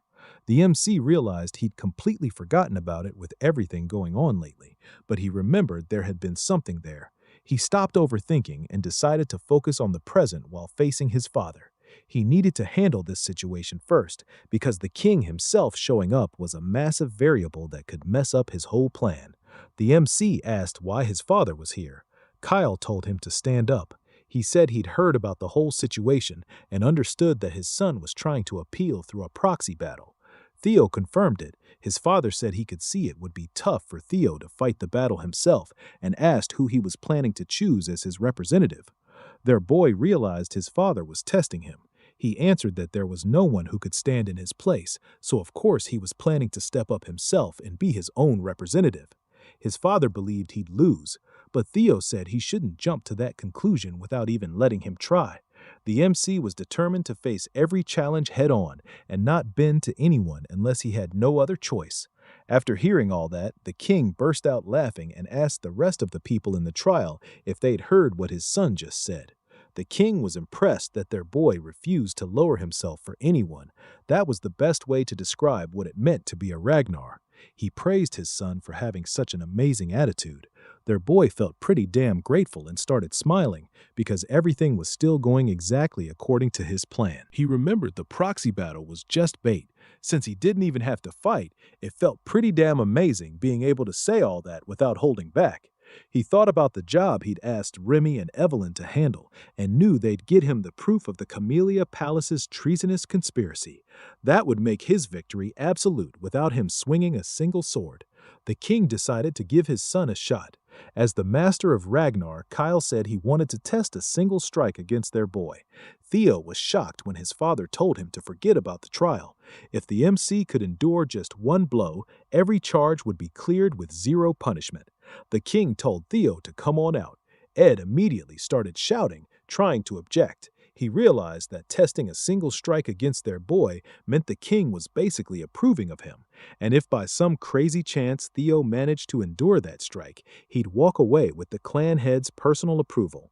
Ed was sure the MC couldn't handle it, but just in case he somehow did, Ed decided he had to step in and stop their boy from looking good in the king's eyes. He started going on about how the vassals and bannermen had dared to talk shit about the clan leader's son's blood, then tried bringing up the rules of the proxy battle.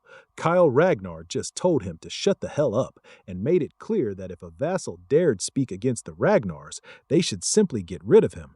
Ed had no choice but to back down. Kyle asked if Julius had anything to say, since he'd been giggling for a while.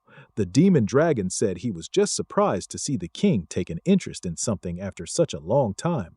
Kyle got straight to the point and asked his son if he was willing to do it. Their boy understood things had taken a huge turn. He hadn't seen this coming at all, but he still smiled and decided to accept the challenge. The MC spoke up and told the clan leader this felt a bit too heavy for him.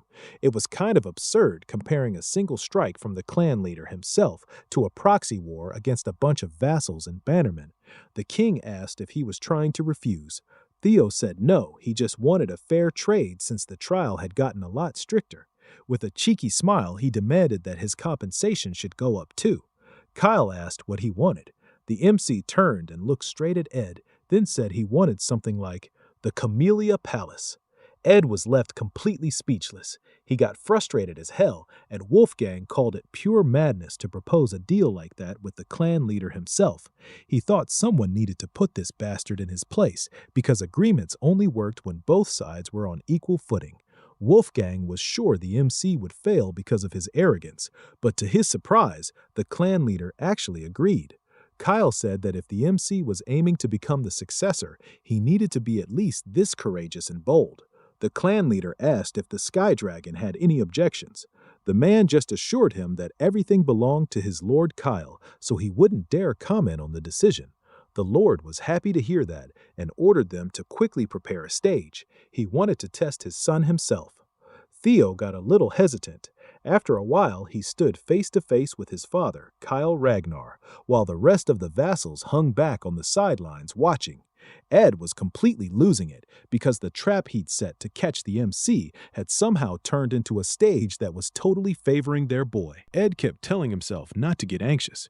Even if Theo had gotten stronger, there was no way in hell he could withstand even a single strike from the clan leader. That was something not even high-ranking swordsmen could pull off easily. Ed was sure Theo was about to die right here, but their boy saw right through his plans and felt confident he wouldn't die, thanks to the tutorial reward he'd gotten. The king noticed something different about his son and asked if he'd secretly downed an elixir without anyone knowing. He figured even an elixir shouldn't have changed him this much, but decided he didn't really care how the MC had gotten so strong.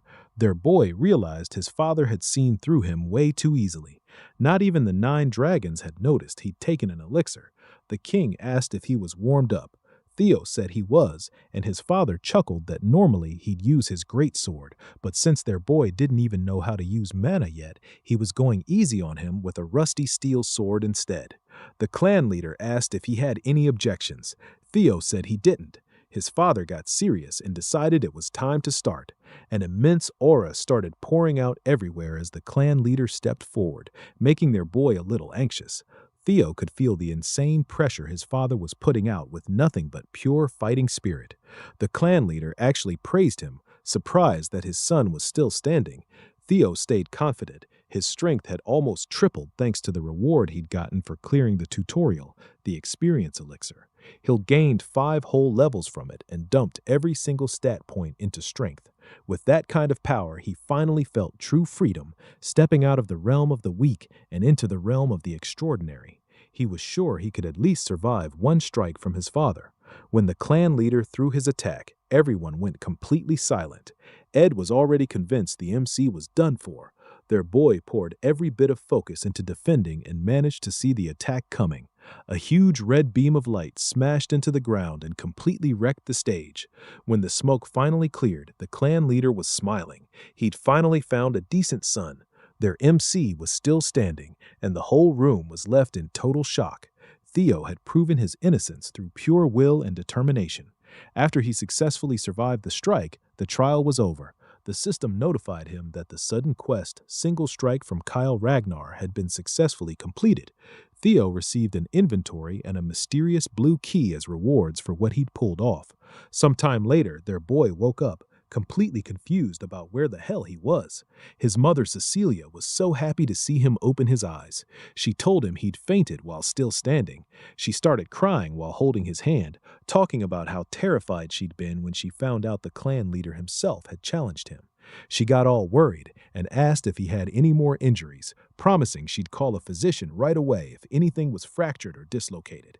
Theo told her he was fine, but he still had no idea where they were. Julius walked in and explained that by the clan leader's orders, the Lady of Camellia Palace, Axion, and the Director of Intelligence had all been forced to vacate. Theo lit up when he realized they were inside the Camellia Palace itself. The system updated him on the situation and showed that he just needed to uncover the secret now. Meanwhile, out in the Camellia Palace's garden, Emma was making a huge fuss because she couldn't understand why she was being forced out of her own property. The servants tried to calm her down and begged her not to cause a scene. Watching all of this from the side, Ed gave Axion a cold order: kill Theo Ragnar. Axion started sharing his plan for the awakening ceremony, but Ed cut him off and told him to just chop Theo's head off and finish the bastard for good. Axion looked at Ed's eyes and saw them burning with pure, intense desire for revenge. Once everything settled down at the Camellia Palace, their boy realized that even though a bunch of stuff had gone against his original plan, he'd still ended up with way better results than he'd expected. He'd managed to get the Camellia Palace without even using his trump card, and on top of that, he'd picked up another authority. He activated the inventory skill and pulled an item out of it. The MC took a bite of the apple and wondered how the hell this kind of thing was even possible, but he had to admit it was damn useful. Then he pulled out the blue key he'd gotten recently and figured it had to be connected to something important. He focused on a door and the keyhole suddenly lit up. Theo decided to unlock it. When he opened the door, he was surprised to find a deep tunnel stretching out in front of him. The system told him he'd discovered a dungeon for the first time, and as a reward, any experience he gained inside would be doubled. Seeing a cave hidden inside the Camellia Palace, he figured it was probably another quest of some kind. He decided to clear it because there was no way he was missing out on free experience. Before heading in, though, he remembered he shouldn't just charge in unprepared. He went and got ready. A little while later, he came back with his inventory stuffed full of weapons and decided to check out the dungeon. As he walked forward, he noticed a huge wolf staring right at him. The thing was big enough to be a demonic beast. The wolf monster lunged at him, but their boy managed to block it with a shield. He could tell the wolf was seriously strong, but he quickly shoved it back, determined not to lose a pure strength contest. The wolf charged at him again while howling. Theo slashed at it with his sword, but the attack barely scratched it. He realized the hide was way too thick and the wolf was crazy fast. Half-hearted attacks weren't going to cut it. The MC recognized this was no ordinary wolf. It might even be as strong as a real demonic beast. He admitted it wasn't going to be easy to take down. Suddenly, the monster came at him with its claws. He wished he could copy that ray of light he'd seen when his father threw that single strike. He called it amazing and tried to use the pure white arc on the wolf, but he completely failed to copy his dad's move. He accepted that it wasn't going to be that easy. A single strike was just a nice way of saying a hit that brought certain death. He finally understood that the key to mimicking his father's attack was putting every single bit of his strength into one sword swing. He ditched the shield and started thinking about improving his sword skills, especially those secret sword arts that relied on speed, the ones Evelyn had taught him. He charged the wolf and stabbed it right in the eye. The monster screamed and stumbled back. Their boy realized his plan was working and went in for another attack, feeling sure he was going to win. 2 months later, at the training grounds, someone noticed the number of people showing up kept growing. Cybele agreed and said they probably needed to change the training grounds. A rumor had been spreading lately that the clan leader himself had taught young Master Theo a single strike. Now a ton of people wanted to spar with him. While Cybele was talking about their boy, someone came up from behind and called him a lackey. It was Henry Morris from the Plum Blossom Palace. He asked when their incredible young master was finally going to show up. It had already been 2 months. Morris sounded disappointed and said he'd assumed the young master never missed a single day of training. He called the MC a coward and figured he'd run off after that fake story of his spread too far. Cybele got pissed, but Henry kept going. He thought the whole rumor might be a total lie since there weren't any witnesses. He assumed their boy had just exaggerated everything. Henry even said the whole Scaled Dragon Society got destroyed thing was probably fake news too. That was the last straw for Cybele. He punched Henry with everything he had and completely wrecked his face. Another guy from the Plum Palace got angry and called Cybele a dropout, but everyone on the training ground started glaring at him hard. Cybele shot back that the guy had a face only a mother could love and made it clear nobody could compare to their young master. Odd was surprised to hear his friend call someone ugly when Cybele's own face wasn't exactly winning any prizes. Cybele explained he'd already been annoyed watching the Plum Palace guys keep showing up just to cause trouble, and he wasn't about to let anyone disrespect their young master Theo. Cybele and his comrades pulled out their swords and basically declared war on the Plum Palace guys. The other side got fired up too and decided they were going to put those dropout losers in their place. But right as they were about to clash, someone stepped between them and froze every single weapon solid. Everyone froze in surprise. Cybele recognized the guy. It was Ray Ragnar from the Four Hounds. Then someone else joined in, laughing like crazy. It was Hocus Lanka, also one of the Four Hounds. Cybele was shocked to see 2 members of the Four Hounds show up out of nowhere. Hocus noticed someone was missing and asked one of the Plum Palace guys where the Luster Tiger was. The guy looked completely confused. Hocus got even more fired up and demanded to know if everyone was deaf. He was asking for the master of the training ground. Hocus announced that he'd come here to challenge their MC, Theo Ragnar. Meanwhile, back inside the dungeon, the MC was reaching his absolute limit. His sword finally shattered. The system notified him that he'd leveled up. Suddenly, a bunch of system windows started popping up, showing his stats climbing and that he'd hunted 170 demonic beasts. Their boy sat down on the pile of monster corpses he'd taken out. The system told him only 1 monster was left. Theo downed a healing potion to get his strength back and remembered how many times he'd almost died in here. The potions had always saved his ass.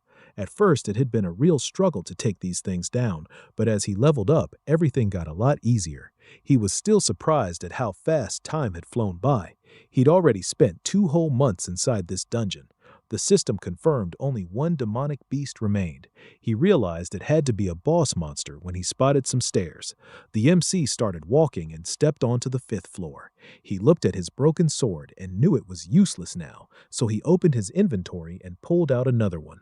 He found only a single sword left and realized it was his last one. Their boy remembered this sword was a birthday present from his mother. He started thinking about his past life. Back then, he'd had a ton of friction with his mom leading up to the awakening ceremony, so he'd just tossed the sword into a corner of his room and let it gather dust. He looked at the ceremonial sword now and realized it was actually a really good one, forged from white snow steel. Theo went quiet as the memories hit him. In that past life, his mother had barged into his room, wishing him a happy birthday, saying she'd been waiting until midnight so she could shower him with gifts. But he'd gotten angry at her and told her he didn't want to waste time on birthday presents because the ceremony was right around the corner. He was expecting way better from his mom and made it pretty damn clear that no fancy gear would ever change his bloodline. He remembers telling her to just leave him alone, but he decides he's not going to repeat any of the dumb mistakes from his previous life. Our boy finds the boss room and the system warns him to be careful because a strong demonic beast is about to show up. Inside the boss room, Theo spots a dragon just taking a nap. He's relieved as hell when he realizes it's only a lesser drake. Theo starts wondering why the final boss of this quest is even draconic in the first place. The Ragnars are supposed to be descendants of dragons, right? Our boy thinks maybe it's just a coincidence, but he decides to focus on taking this boss monster down because there's no getting out of the dungeon without it. The system shows him the quest scenario and how many monsters are left. She questions if he can actually win this fight since he's still dealing with some kind of dragon. The MC starts locking in and decides to go for a single flash. He remembers practicing that move a ton against those wolves he fought earlier, and even though it might not be on the same level as his dad's dragon flash, he charges straight at the dragon, figuring if he pushes his dragon heart to the max, he should be able to land a serious hit. He drives his sword right through the monster's eye and successfully wounds it as the thing starts screaming in pain. Suddenly, it swings its tail at our boy, but he dodges it easily and feels kinda disappointed that his weak attack couldn't pierce all the way to its brain. The drake starts roaring and gets ready to kill our boy, but he can see the openings and confidently charges in, believing he might actually pull this off. The MC lands a few hits and decides to distract the monster first with some normal attacks so he can find its weak point. All of a sudden, the lesser drake starts screaming again, and fear just takes over the whole battlefield. Theo's body completely freezes up from the fear. Even though he can see the attack coming, he can't dodge it and has to block with his sword instead. He gets thrown back and smacks into the rock wall, realizing just how strong this boss monster really is. He admits he can't keep this up much longer and gets back up to attack the huge monster charging at him, hoping he can hit its weak spots for a quick win. Our boy already knows a dragon's weak point is those reverse scales, so he jumps onto the lesser drake's body while dodging every attack. He manages to pierce the reverse scales with his sword, and blood starts gushing out of the monster. He keeps hammering that same spot as it screams in pain. Our boy thinks his plan worked, but the lesser drake doesn't go down and totally surprises Theo. At the training grounds, Hulkus gets pissed at Ray and makes it clear he wants to fight the young master first. She calls him a loser and tells him to stay out of it, but he starts defending himself and says he only lost 3 years ago. He's been working his ass off every single day to improve, so 3 years should be more than enough to close that gap. Ray doesn't listen to a word he says and just calls him a loser again, which makes Hulkus even angrier. He decides they're gonna duel and says the winner gets a shot at fighting Theo Ragnar. He swings a huge weapon at her, but she stops the attack like it's nothing and doesn't even flinch. Sybil and Henry have no clue what's going on, but they get pretty scared watching the 4 Hounds members go at it. As they both move in to attack, Remington suddenly appears right between them and tells them to take their fight somewhere else, cause this is young Master Theo's domain. He makes it crystal clear he won't let anyone cause trouble for the Master. Hulkus gets all happy seeing Remington and even says he'd love to fight him too. But Remington just asks Hulkus to actually listen to what he's saying. Suddenly, everyone feels this insane pressure, and Remington wonders where the hell this menacing killing intent is coming from. They all look back and see the MC walking into the training grounds. Remington is shocked to feel such overwhelming pressure and starts wondering what the hell happened during Theo's seclusion training. Ray and Hulkus get super excited that young Master Theo has finally shown up. The RMC completely dominates the whole training ground with the skill Lesser Drake's Fear. Earlier, inside the dungeon, after the MC pierced through its reverse scales, the lesser Drake finally died, and the system congratulated our boy on the hunt. The second he touched those reverse scales, the monster went completely crazy. Our boy thought he was done for, but after a few minutes, the thing just wore itself out, because those scales were definitely its weak point. The system notified him he'd gotten the lesser Drake's tooth and claw. The tooth was an enhancement material for weapons, while the claw could make a weapon sharper. He decided to use his rewards to fix up the sword he already had, since he didn't want to lose a gift his mom gave him. The MC also got a skill called Lesser Drake's Fear, which totally surprised him. He checked the stats and realized it could inflict fear on anyone weaker than him. He was shocked to get a skill like that, because he thought only a few chosen people could use it. He's pretty happy he's finally getting a chance to try it out. While stuffing all his stuff back into his inventory, he wonders if the skill will even be useful in Ragnar since the place is already packed with powerful people. The Camellia Palace dungeon gets cleared, and our boy finally steps out after finishing the quest of uncovering the palace's secrets. For successfully clearing Scenario Quest 1, he gets a nest compass as his reward. He has no idea what it is and questions whether it'll even be useful in the next quest. Theo tosses it into his inventory and decides to head back to his room to rest first because he's completely wiped out. But suddenly, a maid rushes over to our boy and tells him there's an urgent matter he needs to deal with. She notices the wounds on his body, but he just brushes it off and asks what's going on. The maid informs him there's a brawl happening in Training Ground 4. Our boy heads straight there after hearing that. Dominating everyone with his new skill, Lesser Drake's Fear, he angrily tells them all to get the hell out because he needs some rest. The intense aura knocks a bunch of people unconscious, but Hocus gets excited seeing such overwhelming killing intent and charges at our boy without a second thought just to see who's stronger. Hocus swings his sword, but the MC easily overpowers him with a single swing, leaving everyone stunned. Hocus gets knocked back and can't believe his strike was deflected so easily. The MC is surprised by how much he's improved after the dungeon training, but Hocus doesn't back down. He's always been considered the weakest of the 4 hounds of the North because he's pretty dumb and never really rounds out his arsenal. Hocus attacks Theo again, challenging him to block it. Even though he's the weakest, Hocus has never once been outmatched when it comes to pure raw strength. But now the MC is surprised he can actually keep up with Hocus, and with one clean slash he counters him and takes him down. He feels amazing after leveling up so much, while Hocus starts coughing up blood, passes out, and hits the ground. Theo realizes he got a bit too careless and should have held back more, but he's glad he was facing Hocus. The guy's known for being tough as hell and can tank hits like that. The MC checks and sees Hocus only fainted. Cybele looks shocked, and everyone in the training ground starts cheering for the young master who just took down the Black Bear, one of the 4 hounds, with a single strike. Theo quickly assures them Hocus is still alive. Then his sword suddenly breaks too, which really disappoints our boy since it was a gift from his mom. Everyone keeps cheering and praising him for snapping his own sword in one hit. He has no idea why they're so happy about that.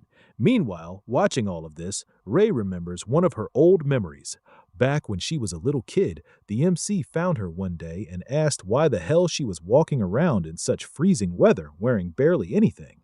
Theo gave her his own scarf, but she still looked freezing, so he decided to take her to his house and told her he'd bring her home once the snow finally stopped. After remembering all that, she starts smiling and walks away from the battleground. Remington is surprised to see her smiling like that. A little later at the Camellia Palace, our boy looks kinda embarrassed as the maids congratulate him on his new title, Luster Tiger. One of the maids is happy to see all his hard work finally paying off and tells him to keep it up and ride that momentum all the way to the awakening ceremony. She believes he can do it, and then suddenly his mother shows up and starts force-feeding him this new abalone dish. He tries to stop her, but she just keeps stuffing more food in his face while he begs her to chill. While eating, he thinks back to his past life and starts feeling really grateful. He tells his mom the food is actually super delicious, and that's when she notices the broken sword. She looks shocked, and the MC starts sweating nervously. He tells her it broke during training and starts apologizing because it was a precious birthday gift from her. Theo's mom gets pissed at the guy who swore it wouldn't break. It was supposedly made with white snow steel and ebony steel wood. He asks if she means the steel wood from the southern jungle. She says yeah, it's rare and really valuable stuff, and she's disappointed it turned out to be a lie. She figures if that guy had been telling the truth, the sword never would have broken so easily. The MC realizes just how precious those materials are and is surprised as hell because he had no idea it was that valuable. He wonders how his mom even found a sword like that. She decides she's going to go demand an explanation from the maker and force him to craft a better one this time, something perfect for her precious son. He tries to tell her it's fine and he can just use another sword, but she shuts that idea down. She says people are finally starting to see his real power, so he needs to be even more careful than before. And since the awakening ceremony is right around the corner, there's no way she's letting him show up carrying some shabby old sword. Theo feels happy seeing how much his mom cares about him, and then Cecilia says they should get going since they're done talking. The MC looks confused. She reveals they're heading to the best workshop in all of Wintera, the Basque Workshop. It's one of the top 3 manufacturing workshops in Wintera, and its fame comes from how massive it is, basically the size of a whole factory. But the most impressive thing about the place is its master. She's one of those rare people who falls into the special rank category, according to the intelligence agency, and she's a blacksmith with the title of Master Craftsman, something only 2 other Ragnar artisans have.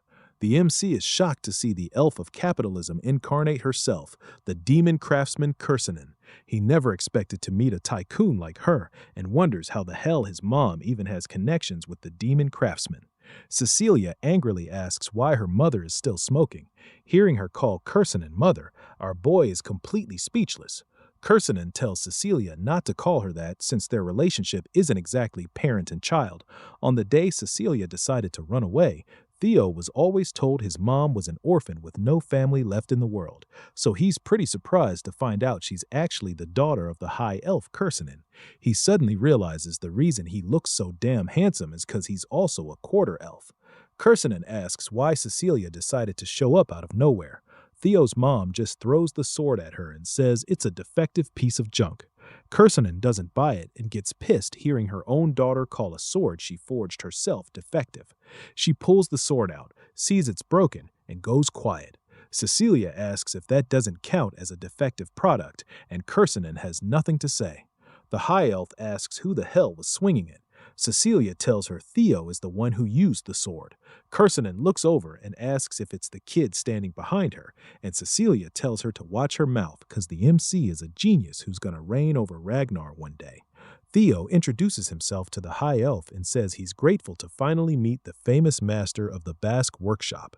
Kursinen remembers him and praises Cecilia for raising such a solid kid. She asks if he's the only one who used the sword, and the MC says yeah. Cecilia still thinks the sword is defective, but Kursinen looks surprised and realizes this is going to be a long conversation, so she invites them inside. As they walk in, the MC asks if his mom is actually related to the demon craftsman. She says he got it right, and he gets curious whether Kursinen is her real mother. Cecilia tells him he wouldn't know because she never really talked about it, but even if it was only for a short time, Kursinen took her in as a foster mother. She explains that her mother falls in love with anything she finds beautiful, whether it's music, jewels, theater, or even people. That's the whole reason Kursinen took her in as a foster child. Ken tells them to cut the past talk, calling it pointless. Cecilia thinks she's full of it, and her son asks how she ended up getting out of this place in the first place. Ken reveals that Cecilia left because she wanted to marry the Ragnar clan's leader. Kursinen never expected her daughter to willingly go to such a miserable place and is surprised she survived this long. Cecilia says she just couldn't resist the manliness and handsomeness of the clan leader who loved her so much. Kursinen looks disappointed that even after running away from home, she came crawling back last year, begging her to forge a sword as a gift for Theo. Kursinen calls her shameless, but Cecilia gets annoyed that she's saying all this right in front of her son. The two of them start arguing, and the MC can't help smiling because he's never seen his mom talk like this before. He remembers that in his past life, he never bothered learning anything about his mother and was a pretty ungrateful son. He wonders if he was just too obsessed with the clan, and he notices that Kursanen actually cares a lot about his mom too. He can't help thinking why she never did anything in his past life. They finally reach their destination, and Kursanen says this is the room she lives in. Cecilia asks why the hell her mother dragged them all the way in here and demands she make the best damn sword possible for Theo to make up for the broken one. Kursanen suddenly tells Cecilia to wait outside, grabs Theo, and quickly shuts the door, leaving his mom stuck out there. Inside the room, Kursanen completely ignores Cecilia yelling for her and decides to cut straight to the point. She asks if the MC has the relic of the primordial dragon. Our boy looks confused and asks if she's talking about the ancestor of the guardian dragon that protects the clan. He mentions he's heard the legend about treasure being scattered all over Winterra for the descendants of the Ragnar clan. She makes it clear it's not just some legend and asks if he really doesn't have any relic on him. Kursanen starts tearing up and gets frustrated, wondering how the hell he managed to destroy her sword when she poured her heart and soul into making it. She refuses to believe the sword could break against anything except a relic, and asks if our boy has any idea how precious that sword was. He tries to apologize and remembers the sword got messed up while he was fighting a lesser drake. He doesn't understand a thing about relics, so she just gives up and decides to show him instead so he can get it faster. She brings out a casket that's completely locked up with chains and asks if he notices anything. The MC starts seeing a blue glow and wonders if it's another quest after realizing it's the exact same glow he saw on the dungeon door back at the palace. Kursanen says she can't see anything, but from the way he's acting, she can tell he noticed something. She starts dragging the casket over and tells him she's tried opening the sealed thing a bunch of times to get what's inside, but she always fails. She sets the shield casket down and brings up the primordial dragon's relic again. Kursanen tells him the story of how the primordial dragon pulled out one of its own fangs and forged a blade from it, the monster sword known as the White Moonlight Blade. She says if he can break the seal on the casket and pull it off, she'll hand him that sword. The MC looks a little confused, and she adds that if he fails to open it, he might straight up die in the process. She asks if he still wants to try, and the MC just starts smiling out of pure excitement. He makes it clear the sword is already his. The system shows that the next scenario for the quest is to be chosen by the primordial dragon's relic, the White Moonlight Blade. That blade belongs to the leader of Black Snow, one of the 9 dragons known as the Black Dragon. Barely anyone knows about the sword because everyone who's ever seen it or even talked about it has either died or gone missing. Our boy remembers a mysterious man who noticed him once and seemed surprised Theo could even see him. The MC ended up catching a glimpse of the sword's true form by pure coincidence and still doesn't get why the Black Dragon let him live. He's shocked to find out the Black Dragon's White Moonlight sword is right here and that it's an actual relic of the primordial dragon. He remembers running into the Black Dragon 4 years ago and realizes Kursanen already had the sword back then. She asks if he wants to open it, and the MC just smiles, determined to get that sword no matter what. He tells her it's his sword now, and while looking at the casket, he realizes it looks a lot like the Camellia Palace. He tries using the blue key to open it. Kursanen looks confused as our boy unlocks the casket and this weird light starts shining. Suddenly, she gets worried as our boy starts getting pulled inside by some mysterious black fog. The MC tries to free himself but fails and gets dragged into some weird, mysterious place. He opens his eyes and has no clue where the hell he is. Theo recognizes the Rose Palace, but everything's on fire. He doesn't get why he's seeing all this shit again. While watching his past memories play out, he realizes he completely forgot how weak he used to be. That's why he needs way more power. Enough to take down Randon and crush the Camellia Palace. A griffin starts messing with his head and grabs our boy, ready to swallow him whole. But the MC snaps awake, grabs its beak, and catches it completely off guard. He realizes the monster's trying to take over his mind by using his own desire for power against him. That's when it clicks. This is why they call it a monster sword. The mysterious griffin calls him insolent and tries to break free. But the boy confidently tells it he's already conquered all the despair it's trying to throw at him a long time ago. He asks if the monster really thought he'd fall for its useless powers when he's already been through so many quests. The griffin looks confused, and our MC notices it looks totally different from the one in his memory. The monster keeps trying to free itself, but our boy doesn't let go. He remembers it used to be at least 10 meters tall, but right now they're basically the same height. He wonders if the griffin shrunk because it's been sealed for so long. In the end, he decides he doesn't give a damn and makes it clear the moonlight sword is his now, then tries to punch the griffin with a nasty look on his face. The monster starts trying to talk its way out of it. Meanwhile, back in Kursanen's room, Cecilia starts screaming when she sees her son knocked out cold. She tries to wake him up, but nothing works, and she breaks down crying, asking her mother why the hell her son is unconscious like this. Kursanen goes speechless as Cecilia cries and says she never asked for any of this. She just wanted a sword for her son. Kursonen notices there's some kind of monster energy linked straight into Theo's bloodstream, something she's never seen or even heard of before. She was hoping he'd be okay since he already had a relic.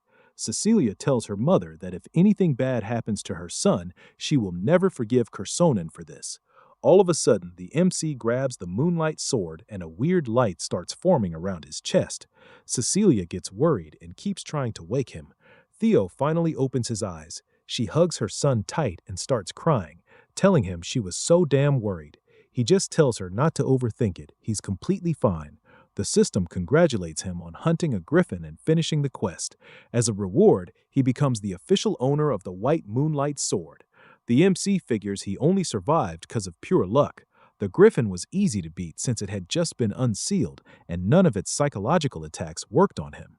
The system notifies him that he's observed the monster energy of the white moonlight sword, so his magic power has shot up big time. His magic power goes past 200 and his body starts glowing. Our boy learns that his magic power has started gaining divinity and has reached the level of a high-ranking swordsman. He's a bit disappointed he can't use the new power right away and has to hold back until the awakening ceremony.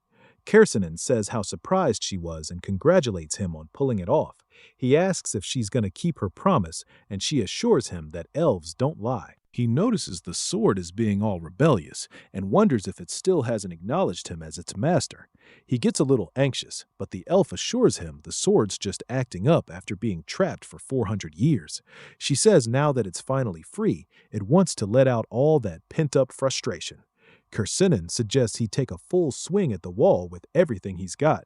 He asks if that's really okay, but she starts mocking him, saying he's worrying for nothing, even if it is a legendary sword. A swing from an inexperienced brat who hasn't even had his awakening ceremony yet couldn't possibly damage the Basque workshop. That gets under his skin, so he decides to give it a shot. Our boy knows he can hide his dragon heart whenever he wants, so this is a perfect chance to test out the new legendary sword he just got. He walks over to the wall and tries pouring all his magic power into it. The MC excuses himself, pulls the cover off the legendary moonlight sword, and gets ready to swing. Kersanen watches him and starts looking worried. She tries to stop our boy, but he ends up using that single flash attack and completely wrecks the workshop's wall. Cecilia is stunned, while Kersanen's eyes fill with anxious tears looking at the destruction. Contrary to what she thought, my guy literally split the building wall in half with one swing, and he wasn't even trying to destroy it. Kersanen sinks into despair at yet another costly loss thanks to our boy, especially right after the last sword he broke. Even Theo thinks this is seriously overkill, and he's already running on empty because that sword drained every bit of his magic to pull off that crazy slash. Right then, Kin starts pouring some mana into him, dashing over so fast he didn't even notice her arrive. She's startled to see he really has zero control over his magic. Still, after looking at that massive crack in the 10-foot-thick wall, she's sure this kid is an absolute genius. She starts feeling kind of proud to have a grandson like him, and you can practically see the dollar signs lighting up in her eyes as her greedy mind starts cooking up ways to profit off our boy. She puts a hand on him and tells him she'll be his patron from now on. All he has to do is spread his wings and show the world what he can do. Yeah, she's basically using him as a walking, talking billboard for her workshop, and Theo can clearly see that glint in her eyes. He bluntly tells her he can see those dollar signs shining right back at him.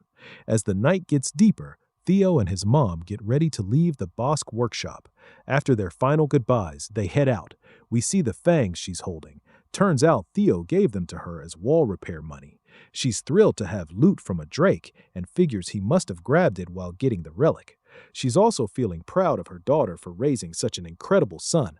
Right then, someone shows up and greets her by her title of Demon Craftsman. Kersinnen freezes for a second at the sound of that familiar voice. She turns around and asks why he's here, but this mysterious crow from Robber Ragnar just sits there with a red glint in his eyes and doesn't say a word, leaving us hanging. 5 days later, the day of the awakening ceremony finally arrives. As usual, Evelyn and Theo are in the middle of a sparring session. After trading a few blows, she can tell his swordplay has gotten stronger and faster overall. My guy just flashes a grin, saying he's really glad to hear that, because he never thought someone like Evelyn would ever praise him. The onlookers, as usual, are sweating their balls off because they feel like total weak sauce next to Theo. It's been half a year since Theo started changing, and Evelyn is amazed he's already grown strong enough to push her back. If he awakens his magic today, it's basically going to be the birth of a monster. After they spar a bit more, she gives him props, saying he's done a great job and that he might even aim to become the valedictorian of the awakening ceremony.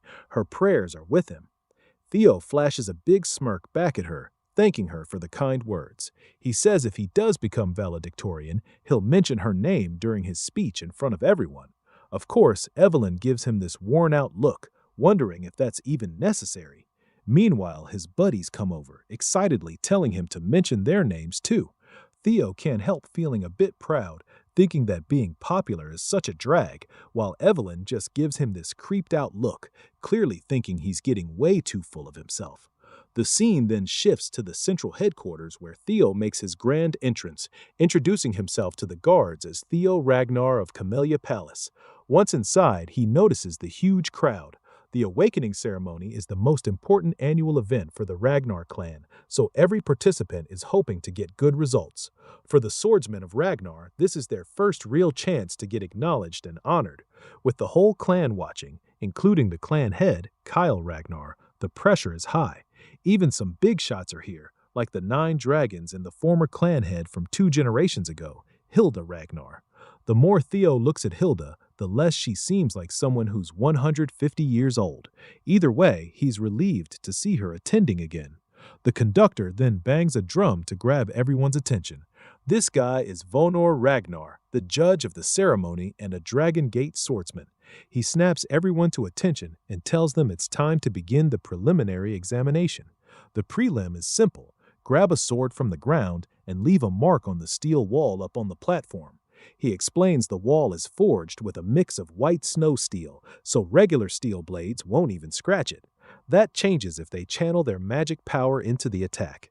To help with that, he's handing out Soma to everyone. One single Soma pill gives the power of 10 years worth of magic, an elixir made to help open their mana halls. He tells them to swallow the Soma, focus on opening their mana hall in the Dantian, and only then will they be able to cut through the white snow steel wall. The depth of their cut will decide their results. Vonor calls out that from now on, the participants whose names he announces have to step forward, grab a Soma, and get on the platform. First up is Theo Ragnar. Come forth. Of course, my guy steps up right away. As he's taking the pill, he thinks back to how in his past life Axion was the valedictorian. He grabs a sword and walks toward the white wall, determined that this time won't be like the past. As he does, a system window pops up with Scenario Quest 3. Become the valedictorian of the awakening ceremony to clear the quest. We then cut to the 150-year-old Hilda, asking Kyle if this boy is the one he mentioned before. Kyle says yeah, and asks if he's caught her attention too. Hilda replies that she's definitely curious after hearing so much about this kid and wants to see for herself just how competent his descendant really is. My guy stretches his shoulder muscles while trying not to look nervous as hell. The judge, Vonor, promptly shows up and reminds him to swallow the Soma. Theo pops the pill into his mouth right away, thinking back to how in his past life he swallowed the Soma but couldn't control the mana and seriously messed up his Dantian. But this time, that shit isn't happening. The The second he swallows it, he feels a massive surge of power and mana starts scattering all over the place. Vanor looks completely bewildered seeing this brat kick up a mana wave this big.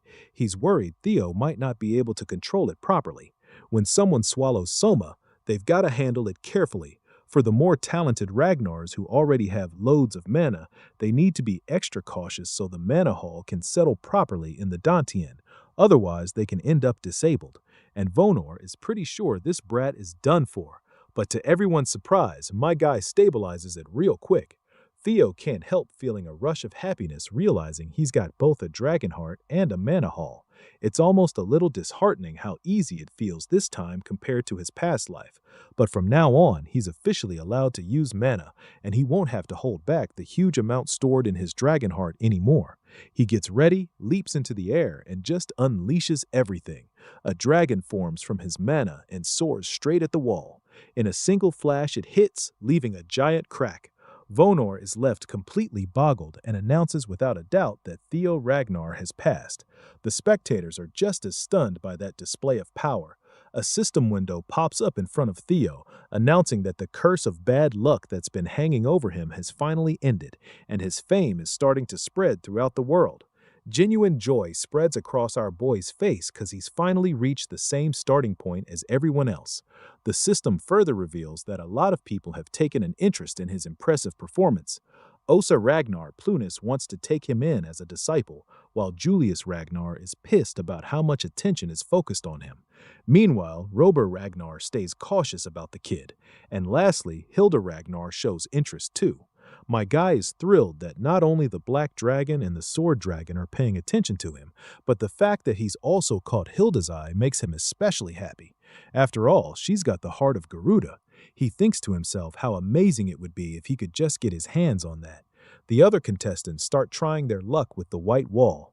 One of them only manages to leave a tiny scratch as thin as a hair. He cries out that he's still got a long way to go before he can even come close to Master Theo.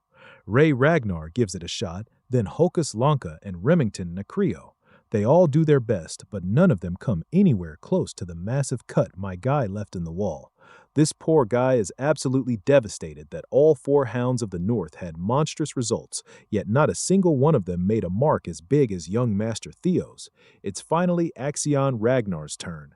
As he walks forward, people start murmuring among themselves. Some say that at this rate it's a contest between the Luster Tiger and the Dark Tiger, while others doubt even Axion can match that level.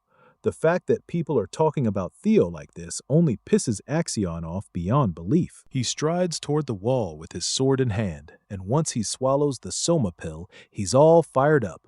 Mana crackles around him, and a giant red dragon pops out, slashing straight at the wall. The sheer power of it leaves Vonor completely speechless. This is the first time he's been surprised this many times in one day. The crack in the wall is massive, and Vonor promptly announces that Axion Ragnar has passed as well. The crowd goes absolutely wild, cause Axion's slash left a crack just as big as Theo's. Now everyone's on edge, knowing the precision grading is gonna decide who comes out on top. As dusk starts settling in, Vonor announces that with this, the first stage of the awakening ceremony is officially over. This year, he's especially satisfied seeing so many people jump up in their scores. He tells everyone who passed to prepare for the second stage in 4 days. Finally, the rankings everyone's been waiting for are about to be announced, including the valedictorian for the first stage.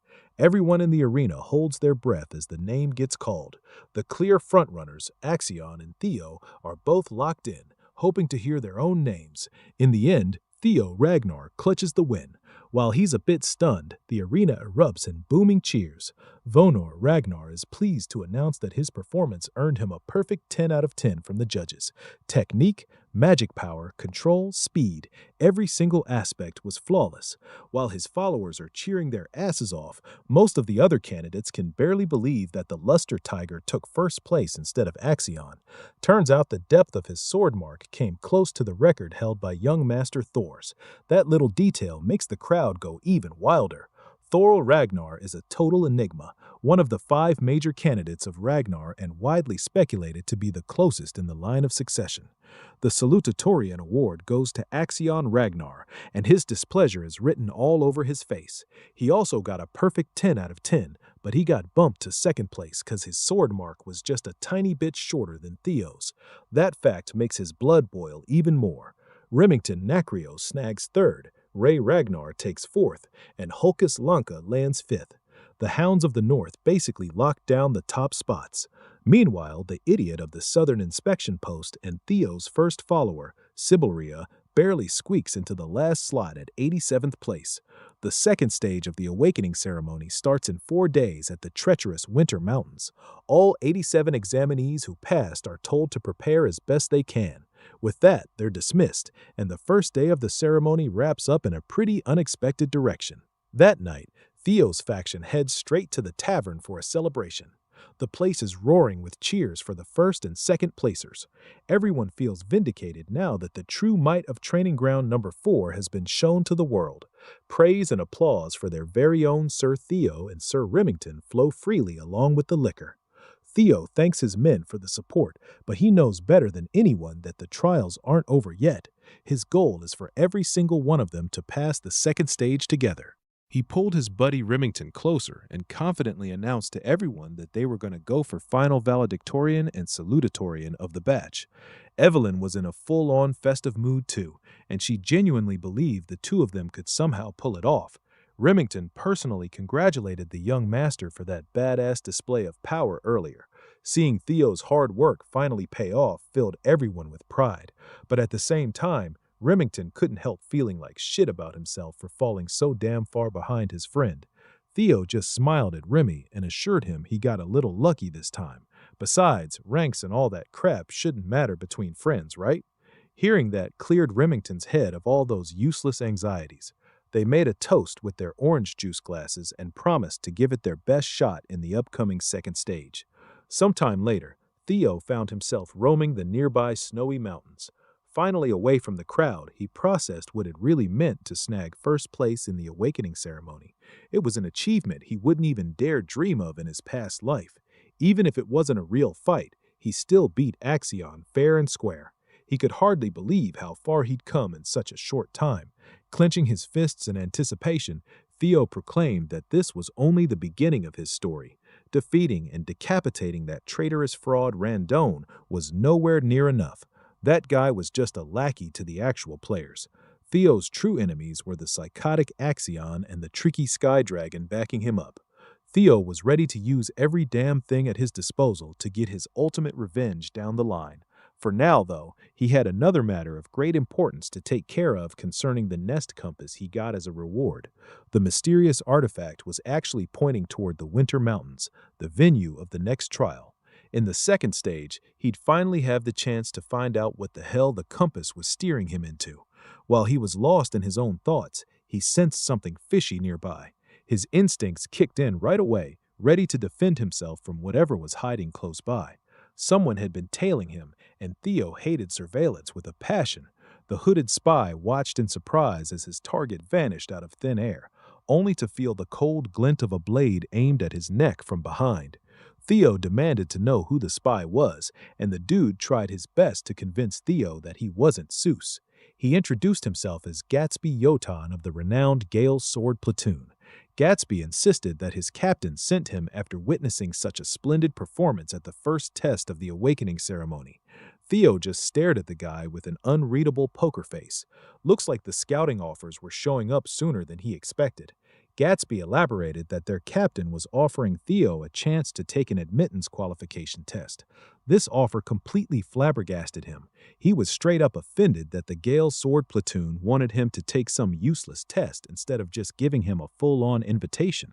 Gatsby started bragging about the illustrious reputation of his platoon, asserting that even a chance to take the test was hard to come by. Before the dude could spout any more nonsense, a fiery voice cut him off, calling the Gale platoon a bunch of morons. A woman carrying a great sword on her back addressed Theo as young master and offered a far better deal than those morons from the Gale Sword Platoon. This feisty girl is Ayan Suli. also known as the Fire Goblin and vice commander of the Black Iron Cavalry. She personally came to extend a direct invitation for Theo to join their ranks. Gatsby completely stumbled on his words the second he saw who had just shown up. Anyone who recognizes the Fire Goblin's name knows better than to piss her off. But before she could even get close to Theo, a bunch of scouts from different factions popped out of hiding, scared shitless that such a promising candidate might get signed before they could throw their own offer out. They all came running in, shouting their ridiculous proposals. The Black Sword Platoon was willing to promote him to squad leader within 3 years. The Swords of Law and the Security Bureau also threw their eager hats into the ring. Annoyed as hell at the bidding war unfolding right in front of her, the Fire Goblin snapped in anger. These scouts were supposed to entice the young master with promises of helping and advancing his career, but instead they were just fighting and bickering among themselves like idiots. Theo just watched from the sidelines as the bunch of them cursed and jabbed at one another. He figured he should quietly slip away before they started pestering him even more. But his exit plan might have to wait. Pink plum petals slowly filled the area, dancing through the air. A sultry voice silenced everyone with sheer aura alone. Even though she knew she'd get criticized for being too greedy, the newcomer just couldn't help herself. Slightly sullying her sterling reputation was nothing if it meant snagging an exceptionally talented individual for her side. Lady of the Plum Blossom Palace, the sword dragon herself, Osa Ragnar Plunis, had just joined the scouting war, shocking everyone into complete silence. Ion was the only one who dared to question what the hell business the clan head's first wife had in a place like this. Lady Osa simply confessed that she came with the exact same intention as everyone else. She'd come all the way out here just to see Theo Ragnar in person. While Theo was stuck dealing with this ridiculous circus, the salutatorian was off relieving some stress by beheading people. Calling Axion Ragnar a sore loser was a massive understatement. This dude was straight up wantonly killing his own men just to get his frustrations out before he exploded. He weaved, maneuvered, and slashed his way through a bunch of young swordsmen, treating them like nothing more than training dummies as he snuffed their lives out one by one. Axion Ragnar was hungry for blood, and blood he was gonna get. With every dash and slash, he kept remembering Theo's smug face after leaving that bloody, armless mess back at the Scaled Dragon Society banquet. The image of Theo unleashing so much damn draconic aura when he took that first slash in the trial was etched deep into Axion's disturbed mind. Losing by just a few inches made the whole defeat even more infuriating. The only thing running through his head was the thought of killing and gutting Theo Ragnar. For now, though, killing his own men would have to do. By the end of his rampage, he'd completely ditched his blade in favor of a much more hands-on and brutal way of venting his anger. By the time he finally calmed down, the training ground was already littered with lifeless young swordsmen who thought they were just getting a spar with their young master. When another person stepped into the arena, Axion's eyes darted around. Without even looking at who just arrived, he picked his sword back up and motioned to attack. He threw the whole blade with pinpoint accuracy, aiming straight for the intruder's head. But for someone like the Sky Dragon, stopping a basic-ass outburst like that was child's play. He just grabbed the sword's tip right out of the air. Ed Trovin cursed his nephew out for being so damn pathetic. Releasing his rage on random people wasn't going to change a single thing. When Axion finally got a good look at his uncle, he calmed down a little. The Sky Dragon advised that at times like this, Axion needed to cool his head and come up with a proper plan. Ed Trovin had already put some things in motion, and Axion only needed to follow along. The nefarious uncle and nephew duo were hell-bent on turning the second stage of the awakening ceremony into Theo Ragnar's funeral. Back in the snowy woods, the scouts quickly made way for Lady Plumblossom out of pure fear and respect. They knew that whatever they tried to offer Theo would be completely insignificant if she was in the competition. Just as they were about to start complaining about how unfair that would be, the space between Theo and Lady Osa got severed from the outside world, locking the two of them inside her personal domain. Ion figured that setting up an isolation zone could only mean one thing. She was probably planning to personally share her teachings with the young Ragnar inside that swirling lump of energy. The inside of the isolation zone was a hell of a lot bigger than it looked from the outside. As the space stretched as far as they could see, Theo recognized it as one of Lady Plumbossom's signature moves. She could freely create a perfectly isolated space completely cut off from the outside. He'd heard stories about the technique before, and now he was actually experiencing it. His popularity was definitely catching up with him. Lady Plumblossom laughed at his reaction. She was certain the demon dragon would be furious once he found out what she was trying to do. But no one could stop her from giving Theo a gift if she wanted to. And by gift, it could only mean one thing. She slowly unsheathed her blade as she described just how intense the clan head's swordsmanship was. It was like dragon fire raining down from the heavens, destroying and incinerating everything in its path. Lady Plumblossom's style couldn't be more different. She preferred embracing countless variations in her sword. Theo looked around and saw that the snowy trail he'd been walking on a minute ago had completely turned into a tranquil field of vibrant plum trees. Her steps were rhythmic, sending ripples across the still water floor with every stride. This was the form of the dragon she pursued, one full of constant and infinite changes. As the sword dragon started slowly moving forward, she began swinging her sword, making the plum blossoms bloom while countless petals gently drifted down. Her blade softly traced through the petals as they danced right alongside it. She pulled off a weird, flowing series of movements that looked straight up impossible. She slashed, stabbed, and chopped with this strange tempo. By the end of her demonstration, she slowly lowered her sword, making the petals spiral along the blade before they beautifully settled on the ground. It was absolute cinema, a total feast for Theo's eyes. The crazy part? The entire sequence was performed in just a single breath. What she just showed him was the celestial flower rain, the first full-bloom technique of the plum blossoms. Opening her eyes, the First Lady's deep gaze locked onto Theo. The young man was completely speechless as he felt his heart pounding like crazy. He'd just witnessed something truly awe-inspiring. Within that single continuous movement, he counted 120 circles and variations. It completely backed up the claims that, when it came to pure swordsmanship, she was above even the clan head. If Theo could absorb and apply even a little bit of what he'd just seen into his single flash, his power would skyrocket for sure. He humbly asked her if he was really deserving of a gift like that. She just laughed lightly and assured him it was fine as long as he enjoyed watching it. Finally, Lady Plum Blossom dissolved the isolation zone. The tranquil field of plum trees vanished, and the snowy woods came right back. She told him that if he ever wanted to see what came after the first technique, he could come find her whenever after the awakening ceremony. That blatant offer left the scouts completely shocked. The First Lady simply wished for Theo to become a new wind in this desolate place. With that, her body turned into a pile of beautiful plum petals and drifted away. Theo knew better than anyone that he'd just received something way too great. It'd be hard even for him to act completely shameless and not show any gratitude to the First Lady. Now he was stuck in a complicated position. He figured it would be way too greedy to become Lady Plum Blossom's disciple and join the white-armored dragon cavalry at the same time. 3 days later, the second phase of the trial finally kicked off into full gear. The 87 eligible candidates had all gathered at the Winter Mountains near the northern Great Wall. Such a treacherous venue was perfect for the challenge ahead. The Winter Mountains stretched across a ridiculously vast distance, from their home of winter all the way to the Demon Sea. In this place, the Ragnars had been shielding humanity with everything they had. They'd been at war with the cursed land beyond the Great Wall for over a millennium now, culling the Demon Sea where countless demonic fiends just ran wild and caused havoc. High-ranked swordsman and second-stage exam overseer Jackie Ragnar cautioned everyone that the new generation would inherit that duty one day. That made the Winter Mountains the perfect testing ground. However, as apprentice swordsmen, the examinees weren't allowed to cross over to the Demon Sea, and the exam area was strictly limited to the inner side of the Great Wall. Today's exam was pretty simple.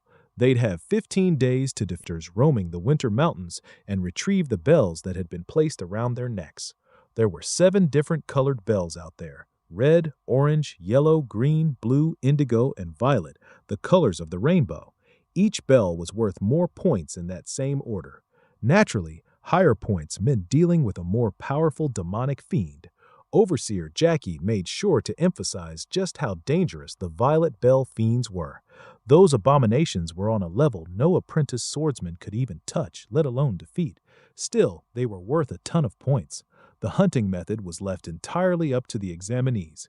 Whatever method they chose didn't matter. All they had to do was bring the bells back to be tallied before the exam ended. Everyone immediately picked up on what the overseer was implying, since they could use whatever method they wanted. Snatching someone else's prey or bells was allowed. Hell, it was encouraged. They were purposely sowing seeds of discord among everyone. But that was just another reflection of the Ragnar clan's law of the jungle approach to things. As a final note, the overseer told them about the totems installed across the mountains that repelled fiends. Inside those safe zones, supplies had been buried nearby, and everyone was encouraged to make good use of them. Finally, Overseer Jackie formally signaled the start of the second trial. The second he dismissed everyone, several candidates took off and scattered without a second thought. Most of them were thinking the same thing as Sybil. Since the exam was going to stretch for a full 15 days, supplies were essential. First, they'd secure those resources. Then they'd go with their own strategies. It had barely even started, but Hulk Lanka was loving every second of this test. He was right in his element. Axion, fueled by pure revenge, had come into this exam with a malicious goal in mind. His Sky Dragon uncle had drilled it into him that he had to stick to the plan precisely. All he had to do was play his role, and Theo would fall. As Axion single-mindedly pushed forward at breakneck speeds, he completely failed to notice someone tailing him from behind. It was none other than the ever-mysterious Ray Ragnar. Seeing that everyone else was already rolling out, Theo started walking toward the woods to get going too. But before he could get far, a familiar voice called out to him. Remy ran up to his side and asked if Theo remembered saying they were friends. The Silver Lion had thought long and hard over the past 3 days leading up to the trial, and it seemed he'd decided Theo was both a friend and a rival. With that realization, a real desire had taken root inside him, the desire to truly surpass young Master Theo in power. The young dragon was shocked at first, but he eventually grinned with pure delight. He knew exactly what Remy was feeling. The moment they first crossed swords back in that training ground, a mutual respect for each other had blossomed. Theo felt the same way about the Silver Lion. He considered him a dear friend and rival too. Remy heartily laughed in relief, since he'd been stressing over whether the feeling was one-sided. With that renewed clarity, Remy proclaimed that he was going to try to beat Theo during the second stage. Theo genuinely wished him good luck with that goal. Without wasting another precious second, Remy exploded forward in a burst of speed and headed deep into the winter mountains. Theo took a second to just soak that feeling in. Someone incredible like Remington had set him as a goal, someone to surpass. It gave him a thrill he'd never felt before. He was finally becoming someone who was truly strong, and damn if that didn't feel good. Opening his inventory, Theo set the mushy feelings aside for after the trial. He pulled out the nest compass and officially started the search for the dragon's nest. The compass needle pointed him in a general direction, enough to get started. On the side of one of those deadly cliff faces, the familiar blue light of the system shone through a hidden cavern. The nest compass had led Theo to the treacherous outskirts of the winter mountains. When he arrived at his supposed destination, he was confused as hell and saw absolutely nothing that stood out. The compass had turned its needle straight toward the ground, so that had to mean something, right? Maybe he needed to start digging until he hit the jackpot. If that was the case, he really should have brought a shovel, because using the white moonlight blade to dig through snowy soil would have been a gross misuse of a legendary sword. As he was standing there considering what to do, Theo's spidey senses started tingling once again. He steadily drew his sword from the scabbard and spun around on a dime. His eyes locked onto the unwelcome presence. Sometimes, if the wind isn't doing its job, you've just got to take to the oars. He sent out a sweeping attack, the force of the slash mowing down everything in its path. The trees were cleared in a clean line and the ground got completely wrecked, spilling some killing intent toward the presence secretly tailing him. He gravely urged them to come the hell out. A few unsavory characters started stepping out of the woods, completely confused about how Theo had noticed their well-concealed presence. The second Theo got a good look at the guy's face, he was taken aback. It wasn't just one man. There were 3 of them. In Theo's previous life, he knew these monsters as the 3 scoundrels of Vuk Mountain, Hyde, Cow, and Rune. These aptly named assholes were the absolute scum of the earth. They were widely known for slaughtering civilians and covering it up as accidents during missions. They were the cancer that cropped up as a nasty side effect of the Ragnar's rule of the strong. Theo especially could never forget the massacre they committed in Vuk village. Back when he was working in Black Snow, he'd been assigned to personally clean up after those bastards. He knew better than anyone the kind of horror these three would inflict on the world. According to the public records, the death toll from that single incident was reported at 761, with another 220 people missing. The truly shocking part was that none of the corpses could be identified at all because their killing method involved completely smashing the heads of their targets for fun. He'd already figured their terrible nature would get in the way down the line, so he was planning to deal with them at some point. He just never expected to run into them this early, especially since they'd been expertly tailing him. Theo asked if Axion had sent them for a hit or something. One of the scoundrels just laughed at his assumption and made it clear they couldn't be ordered around by some kids. Naturally, they were employed by someone so high up that Theo would never even imagine who was behind the hit, but the young dragon quickly narrowed it down to one person for certain, the head counselor. The scoundrel's reaction completely gave it away. Theo had guessed the employer correctly on the first try. It wasn't exactly hard to figure out, considering how much they'd been talking about blood and heritage. There wasn't an exam proctor anywhere nearby either, so those guys had to be in on the conspiracy too. Theo's sharpness was a real problem for them, but the scoundrels were still confident they'd get this job in the bag no matter what. The leader of the group asserted that he felt the best when he crushed a good-looking face like Theo's. Bro was just glazing at this point. The Flash Tiger stayed completely unfazed and refused to let the three of them out of his sight.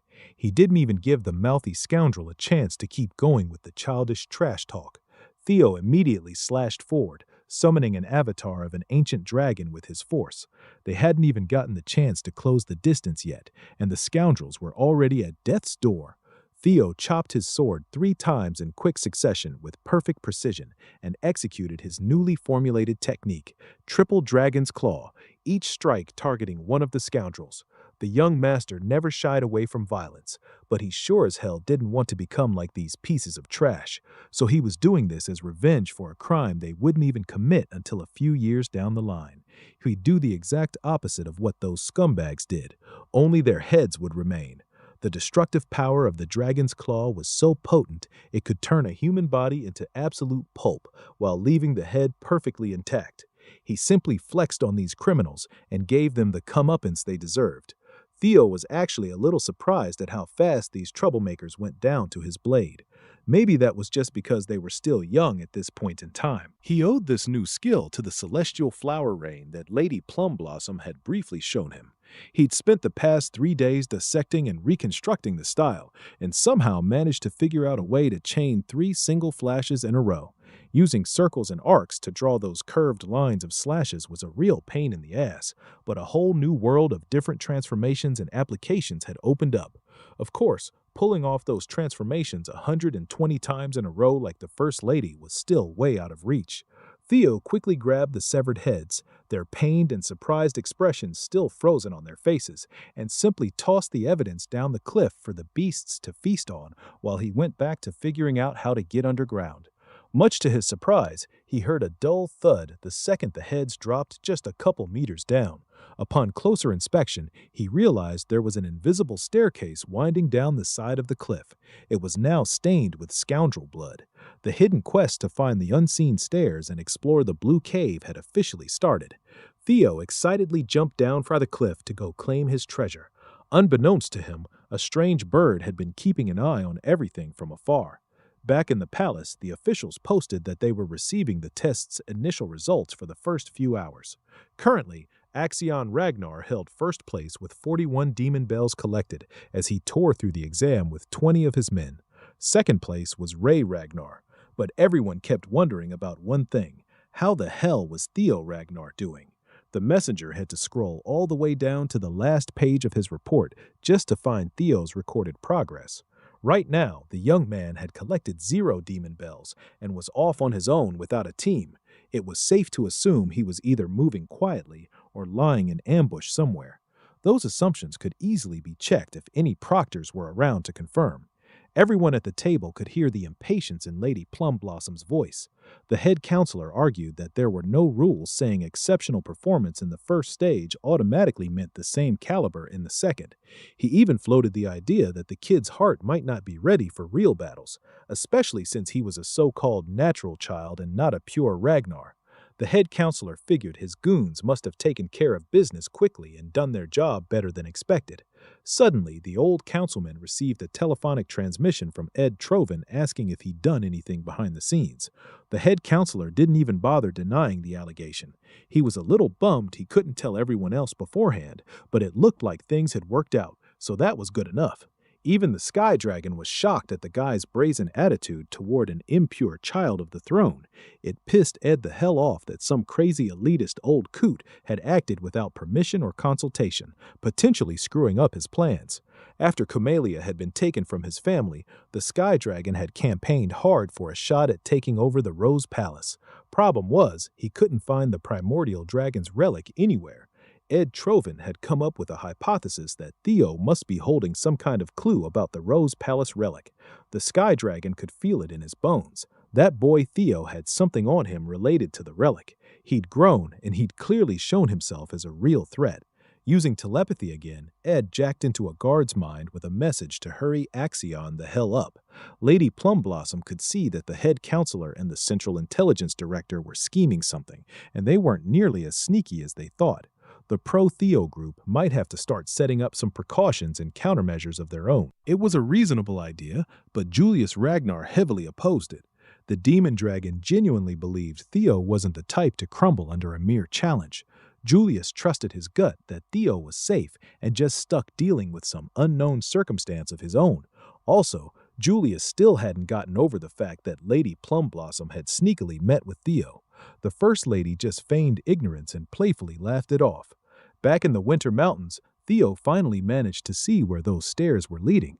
Inside was a relatively simple cave structure, but there were a bunch of pesky skeletons hanging around on the outskirts.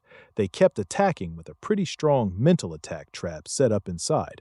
Most people would have had a full-on breakdown if they got caught in it. Luckily for Theo, low-level mental attacks like that were nothing after he'd already passed the White Moonlight Blade's tough-ass test. More importantly, he managed to follow the compass needle and find something to check on the situation. Theo expanded his senses outward, making all the nearby wildlife scurry for their lives. For times like this, that special divinity skill was just too damn juicy. He could even see what was lurking behind every corner. Casting those thoughts aside, Theo was the first one to arrive and get tested. Finally, he found the hatchling's lair. 3 years from now, things would probably look a lot different. Black Snow would end up killing the hatchling and discovering a priceless legendary item. Walking deeper into the cavern, Theo quietly apologized to the future of Black Snow as he planned to snag one of their historic records. Behind the gate was the AN Grimoire, a one-of-a-kind game-changer. The second Theo stepped through the gate, he froze in place, completely overwhelmed by the sight in front of him. There were literal mountains of gold and legendary weapons, gems, and trinkets scattered everywhere. One thing was for sure, this place was no hatchling's nest. Right in the middle of the gigantic room was a sleeping draconic beast, an ancient dragon using a sea of gold coins as the most expensive bed in the world.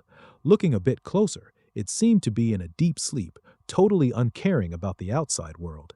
Theo wasn't delusional. He knew that if this thing woke up and decided to attack, he could forget about the relic and all the riches in this place. He'd be dead for sure. Could the reports from Black Snow have been wrong? Why the hell was there a full-grown dragon in the chamber instead of just a hatchling? Maybe he was a victim of misinformation, or maybe he'd just shown up 3 years too early. Either way, he needed to figure out his next move in this unexpected situation. He seriously considered just leaving without touching a single thing. It sucked, but he could always come back later before Black Snow got here a few years down the line. That choice got ripped right out of his hands the second the dragon opened its eyes. When he turned around, Theo found himself locked in a staring contest with one of the most archaic beings in the world. Much to his surprise, the ancient dragon Roadbrook spoke in human tongue, calling him the first selector that had come in a long time. The giant beast was actually kind of chill. It even introduced itself without a hint of hostility. Roadbrook explained that the Ragnars called her the guardian dragon and the owner of Winter Mountain. Pretty much everyone who grew up around the clan knew that name.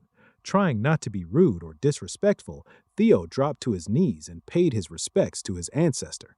Roadbrook seemed pretty interested in the fact that the young human had called her an ancestor. As far as Theo had been taught his whole life, the guardian dragon Roadbrook was the companion of the Ragnar clan's progenitor, Sigurd, and the mother of Friedreif. The beast asserted that Friedreif, that bastard, must have been spreading a whole lot of nonsense out there. While it was true that she and Sigurd had been old companions for a time, she only saw it as a sign of respect for the contractor who'd sold his soul to dragons. There wasn't much emotional exchange between them at all. Hell, it was straight up impossible for humans to mate with dragons in the first place. Maybe the humans in this world just weren't real monster bangers. That led Theo to ask if his family's line actually had the blood of the dragon, or if it was just one big propaganda campaign to prop up the Ragnar name. Roadbrook cleared it up right away. The claim wasn't wrong at all. Through the long-term contract between her and Sigurd, her dragon's blood had been shared. Just as Theo was about to dig deeper into his family's history, Roadbrook cut him off. She was done with the pleasantries. It was time to start her duties as a guardian dragon to the Selectors. From this point forward, she was going to uphold the covenant made at the beginning of the clan and allow the Selector who passed her test to ask 3 questions. Theo could finally breathe a sigh of relief and thank the gods. This actually seemed like a non-battle situation. Since his goal was to eventually stand at the peak of the clan, deepening his knowledge of the family's lore was crucial. Through these 3 questions, he needed to squeeze out as much information as possible. Outside, the second phase of the awakening ceremony was still in full swing. Axion continued dominating the leaderboard and the beasts in the surrounding area. His 1,000 dragons roar was already powerful enough to one-shot most enemies. As a white tiger beast collapsed onto the snowy ground, bloodied and lifeless, Axion walked closer. He headed straight for the green bell dangling around the poor cat's neck.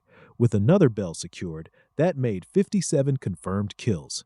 He was racking up points crazy fast. Still, killing these monsters was secondary. Axion was just itching to find Theo, but his scouts kept giving him the same damn report over and over. Theo was nowhere to be seen.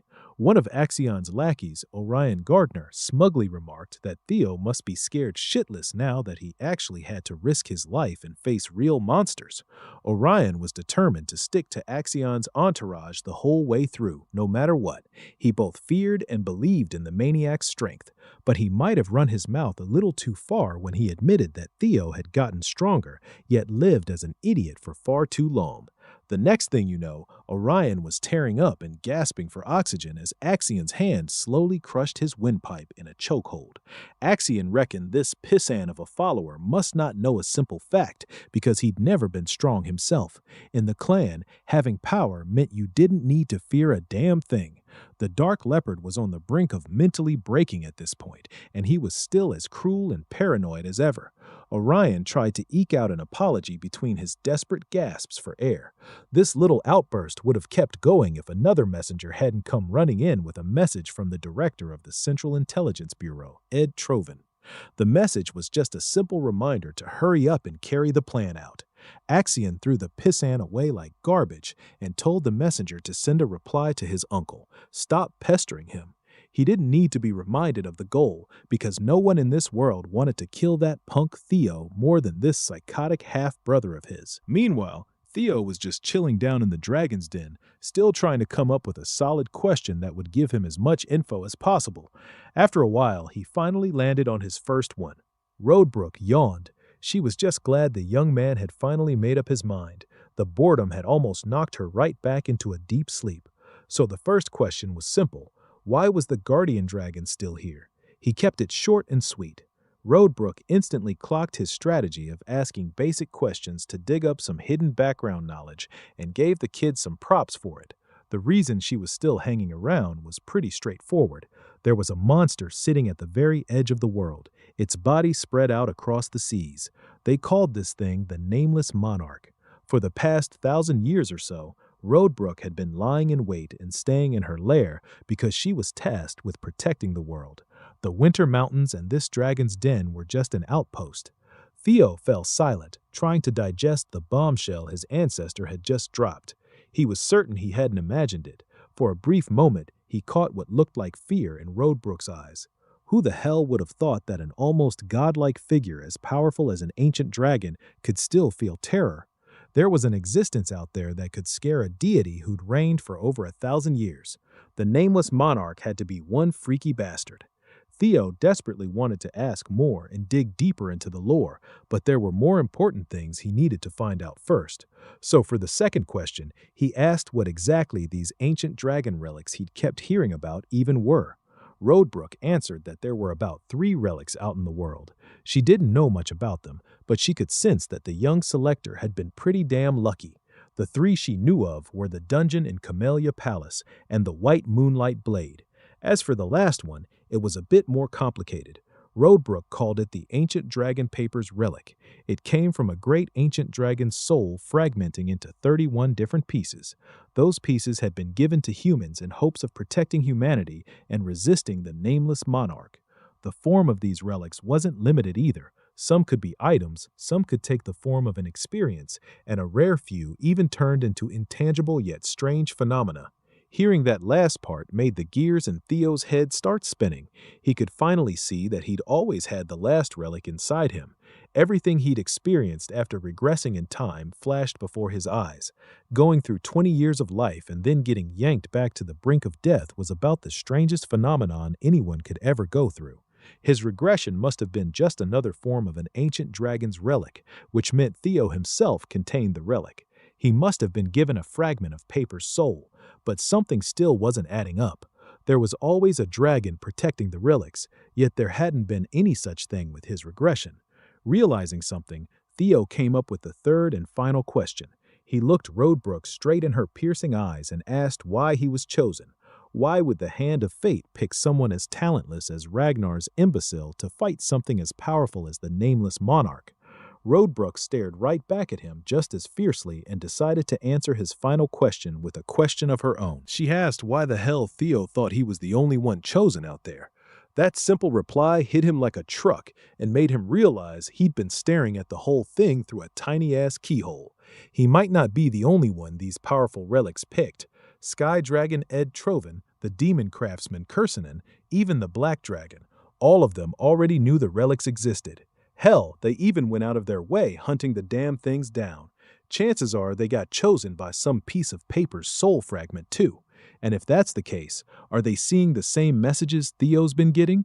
Did they also get sent back in time? Those questions pushed him one step closer to figuring out the world's real truth, but damn if they didn't also make everything a whole lot messier. So here's the short version. There's some nameless monarch lurking at the edge of the planet that even the ancient dragon is scared of, and it's completely possible there are other regressors besides Theo.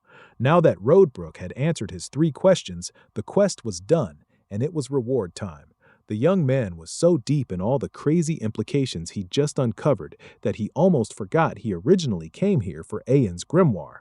But with his horizons blown wide open, he'd changed his mind. He needed something bigger, a lot bigger. Something that made every other item in this treasure trove look like pocket change. As his reward, he got to pick and take anything he wanted from the ancient dragon's hoard. Roadbrook proudly bragged about how many treasures she'd collected from all over the world. Gems, relics, elixirs, skill books, weapons, you name it. She had the whole damn catalog. Whatever Theo picked would be a fortune beyond his wildest dreams. She told him to choose carefully and promised she'd deliver. Theo's lips slowly curled into a sly little smile. When the ancient dragon asked him what he wanted, Theo Ragnar proudly said he wanted Roadbrook herself. That answer definitely threw her for a loop. She treated it like a joke at first and played along, but then she got serious and told the Ragnar kid to cut the crap and name his real choice. Theo stood his ground and said he'd already told her exactly what he wanted. The dragon paused, then asked if he was actually serious.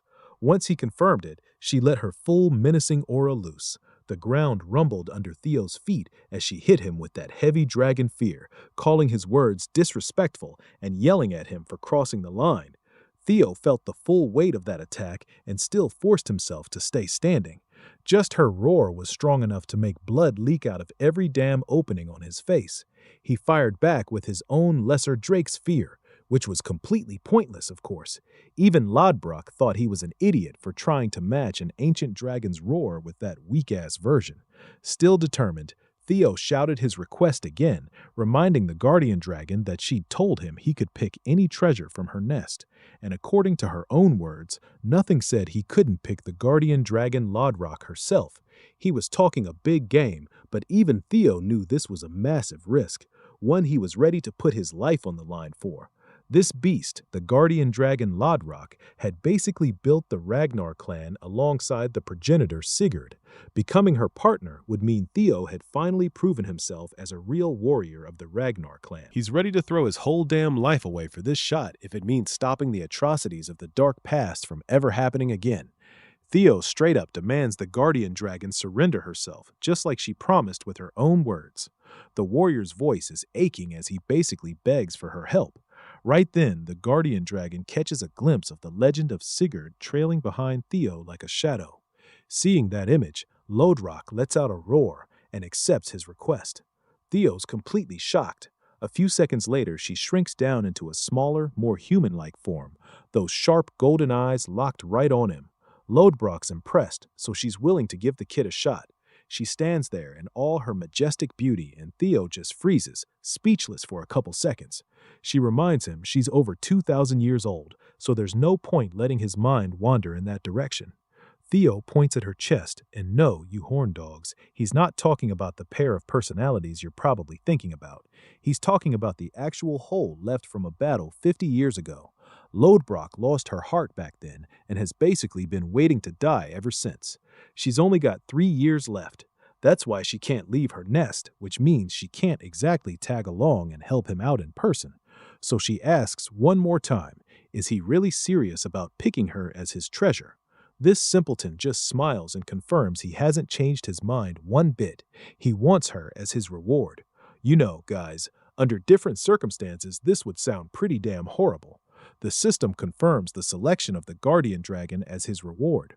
Lodrock calls it a foolish choice, but figures it's just one of those weird qualities that come with being the chosen one. The system hands him the title of the guardian dragon's significant other, plus descendant of the clan's progenitor.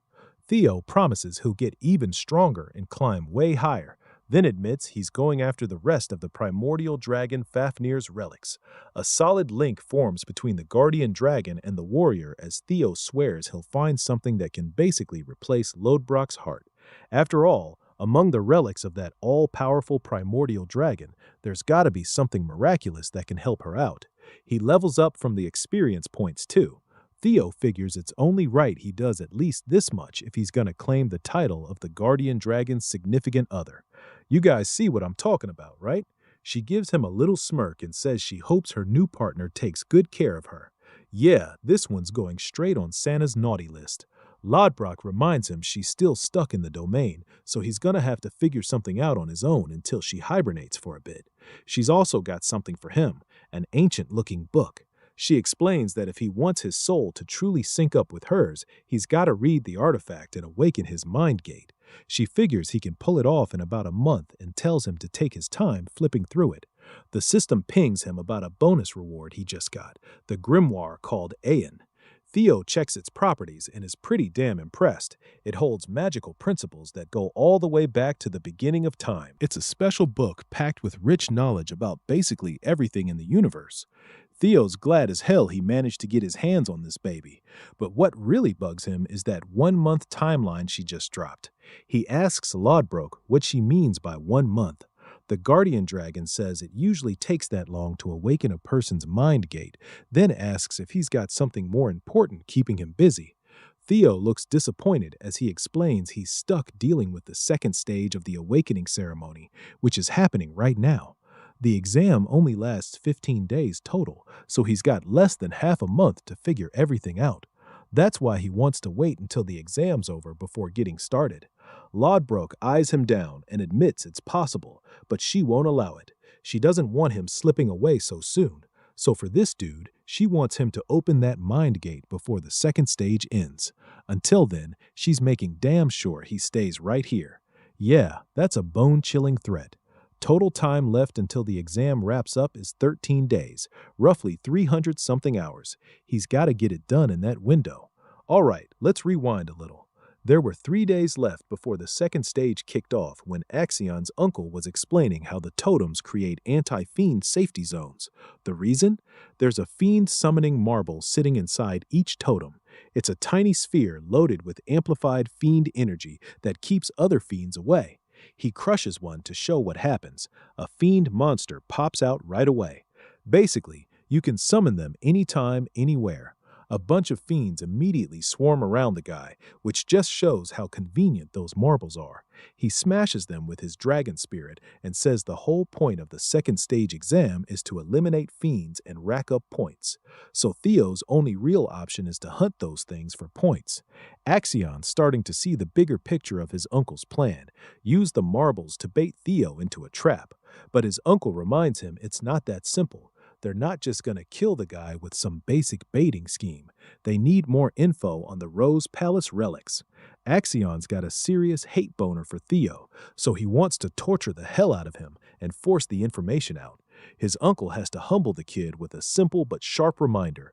The gap between him and Theo's strength isn't nearly as big as he thinks. He's not going to get his way that easily. On top of that, Theo's been showing compassion, which means his followers could be used against him. The uncle suggests using the dropouts gathered in the fourth training ground as hostages to squeeze info about the artifact out of Theo. Since it's not a straight-up strength approach, Axion's pissed, but he goes along with it anyway. Fast forward to their plan actually playing out in the present. The Dark Leopard is thinking about how Theo completely shocked everyone by staying hidden until the very end of the exam. Only 12 hours left until the second stage wraps up, and the Ragnar prodigy is sitting in first place with a ridiculous 860 points. Still, he thinks it's a real pity their whole plan fell apart like that. One of his guys wonders if the scoundrels from the council got to Theo first. Seems like the only reasonable explanation for why the guy just vanished. Felix Ragnar, currently sitting in 7th place, shares the same thought. Axion immediately fires back, saying Felix's observation is borderline stupid. He digs the knife in deeper by reminding him why Lady Plumblossom took an interest in Theo instead of him. Felix is pissed as hell. All he was trying to do was help catch the guy, but Axion couldn't care less about his feelings. Axion stands up with that sinister little smile of his and makes a declaration. If Theo isn't ready to come out on his own, he'll force him out. He's got both the Scaled Dragon Society and the Plum Blossom Palace working under him. Time to lead the charge and murder the failures of the fourth training ground. This psychopath plans to keep the killing spree going until Theo has no choice but to show his face. Eavesdropping on the whole conversation from her hiding spot is Ray Ragnar, currently holding 3rd place in the exam. The scene shifts to a frost lizard fiend getting wrecked by a group of warriors. They're celebrating like they just took down some legendary beast, even though it's just a yellow bell creature. These poor guys barely have any points to their names, and there's only 12 hours left until the exam ends. They're worried about Theo, especially since they stocked up a whole bunch of supplies for him. Maybe he's off doing something more important. At least that's what one of them figures. Survival's the bare minimum for this exam anyway. Rankings don't really matter. Still, they were hoping to see him top the charts and become valedictorian again. While they're chatting carelessly, some bastard suddenly impales one of them. Orion Gardner just murdered Sybil in cold blood. The rest of the group is freaking out, questioning what the hell the Scaled Dragon Society is doing. Then they find out the hard way. They've become today's targets just to lure Theo out. These poor guys are about to get wrecked simply for existing. Meanwhile, back in Lodbrok's nest of gold and treasures, the Guardian Dragon is genuinely impressed that Theo managed to open his mind gate in less than half a month. The system confirms he's got an initial grasp on the magical principles. All of that is thanks to the knowledge he picked up in his previous life before regressing. The key to learning the AN Grimoire is the quantity and quality of magic power. Since Theo has both a monohel and a dragon heart, the whole process comes naturally to him. He learns twice as fast as a regular person. As a result, a lower-ranked skill called Hatchling Synchro pops up. It lets him mind-read objects using psychokinesis magic. Lodbrok decides he's proven himself worthy of being her partner. He's got the fundamentals down. The rest can be handled with training. She also tells him that when the time is right and he reaches a higher level, he'll start hearing her voice. Eventually, he'll be able to cast Lodbrok's power, the same ability the progenitor of the clan once had. But before any of that can happen, the guardian dragon needs to recover. She's still only got 3 years left. Theo, ever the optimist, promises he's going to impress her with his accomplishments. Satisfied, she declares the primordial covenant complete. Lodbrok gives him a heartfelt farewell and says she hopes they meet again soon. And with that, we finally see this guy step foot outside. It's a good thing he got the pack sorted, but he's still sitting at 0 points with only 12 hours left on the clock.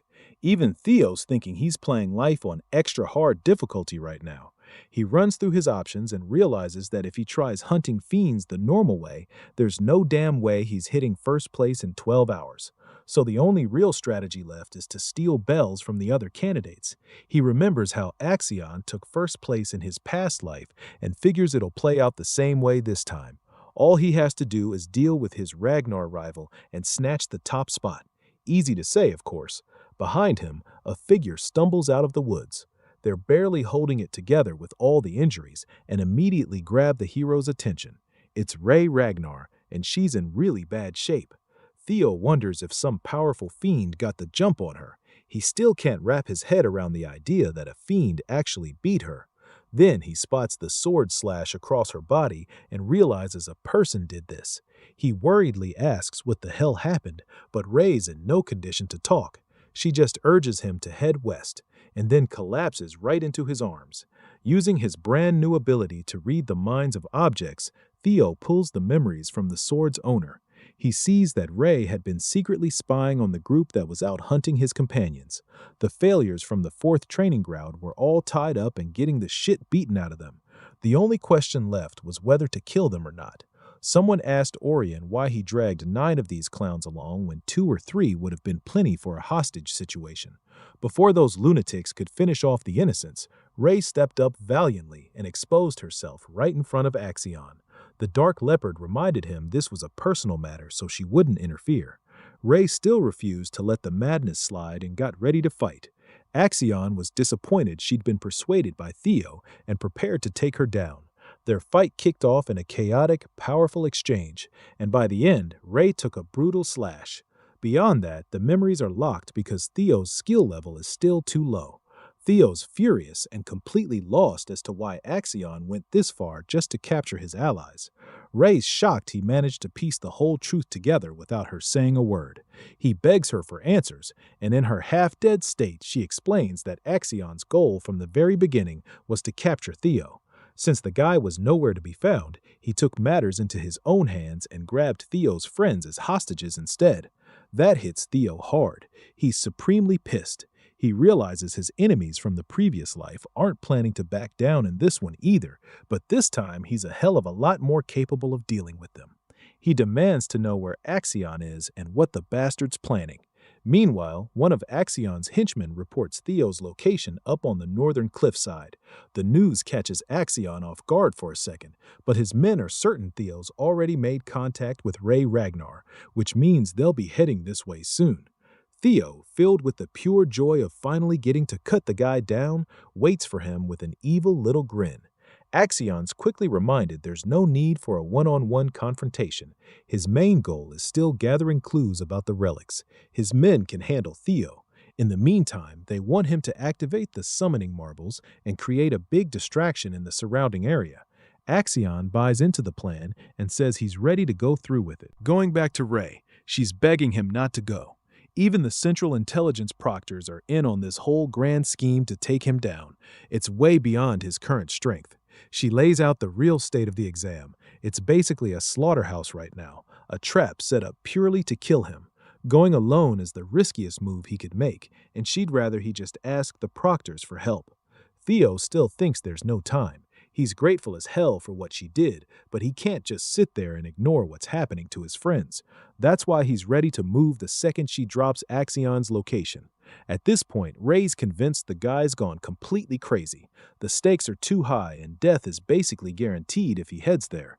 She tells him to play it safe this time. Theo lashes right back, saying he has zero desire to lose his precious loved ones a second time. They promised they'd make it out of the second stage together, after all. Ray mutters about the inevitable fate of the Ragnars and reminds him that sacrifices are always on the table. He bites back by pointing out her own resolve to fight Axion's cruelty. Even she couldn't just sit around and watch the terror unfold.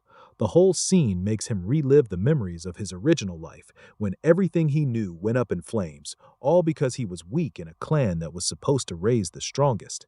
Theo's done with always losing people and getting played for a fool. He drives it home that he refuses to relive the mistakes of his past. Fueled by pure anger and determination, he demands Axion's location. The scene shifts over to Remington Narcio, who's just come across the abandoned supplies Sybil and the others dropped. There's blood everywhere. Something's clearly wrong. He turns and confronts the two warriors standing in the distance, Hulkus Lanka in 5th place and Eric Lanka in 4th. And finally, we learn Remington Narcio himself is trailing right behind Axion as the current second-place guy. Back to Theo's side, he's out here fighting a snow fiend. He dodges the first few attacks, then finishes the whole thing in one clean move because he's got way more important shit to deal with. He takes off running toward Axion, hoping at least some of his friends are still alive. He knows for a fact that Ed is messing with Axion's feelings and making sure Theo gets taken out without the clan raising much of a fuss. The Intelligence Bureau proctors siding with Axion is the biggest piece of evidence he's got. Theo cuts down the creatures with his triple dragon claw strike, figuring the same proctors who are supposed to kill him will probably keep Axion from going completely off the rails. Still, he prioritizes speed. Knowing how easy Axion is to provoke and how impulsive the guy gets, Theo thinks he can use that nature against him. He lunges for an aerial strike, drives his sword straight through the fiend's head, and a pool of blood spills out. Let's check on Ray real quick. She's collecting her thoughts, remembering how Theo hasn't changed one bit since they were kids. Even in her messed up condition, she wants to help him this time. Meanwhile, the hostages are getting the absolute shit kicked out of them under Axion's heel. He's ready to cut them down just for making the slightest noise, until the proctors remind him again not to act on his own and stir up unnecessary conflicts. So Axion stops his blade and waits patiently. He already knows 4 high-ranking swordsmen from the proctors are being sent to silently assassinate Theo. After all, his uncle's of the opinion that Axion just isn't powerful enough to take Theo down, which is frustrating as hell for him to accept, since he still sees Theo as nothing more than an insect. And right on cue, the devil himself decides to show his face. Axion spots him covered in trails of blood like some killing machine straight out of a war zone. Theo's eyes are locked in with pure determination as he takes in the beat-up state of his companions all around. He glances at the scumbags who caused this whole mess, then turns back to Axion, who's clearly been waiting for him a long while. Finally, his gaze lands on the corpses of his friends, and he tightens his grip on his weapon. Axion draws his sword, ready to throw down, but once again he's told to stay put, so he lets the weapon drop. Moving into negotiations, Axion tells Theo to just spill the info on the artifacts if he wants to see his friends walk away alive. Shockingly, Theo Ragnar asks if the guy's actually afraid of him. It's a calculated move. He planned the whole time to use Axion's nature against him. Theo arrogantly mocks him for being a coward and pulling these extreme measures just to avoid a crushing defeat. Axion's blood starts boiling, but Theo keeps going. He claims the only reason Axion's surrounded by all these scumbags is to protect his own name. Then there's the whole hostage game. To Theo, it's just a desperate all-out effort to avoid losing face as a man unworthy of the title of the 4 Hounds. Axion is now royally pissed, exactly what Theo wanted. He keeps egging him on, challenging him to a proper duel like a real Ragnar would, unless he wants to back out like the coward he is. That last push is all it takes. Axion can't hold it in anymore. Theo lays out the conditions. If he loses, he'll hand over the information and his life. But if he wins, he walks away with his friends. The Black Leopard has completely lost himself to the madness. He arrogantly reminds this imbecile of a Ragnar of his place in the clan, then laughs and hits him with a murderous glare, mocking how little he understands the situation.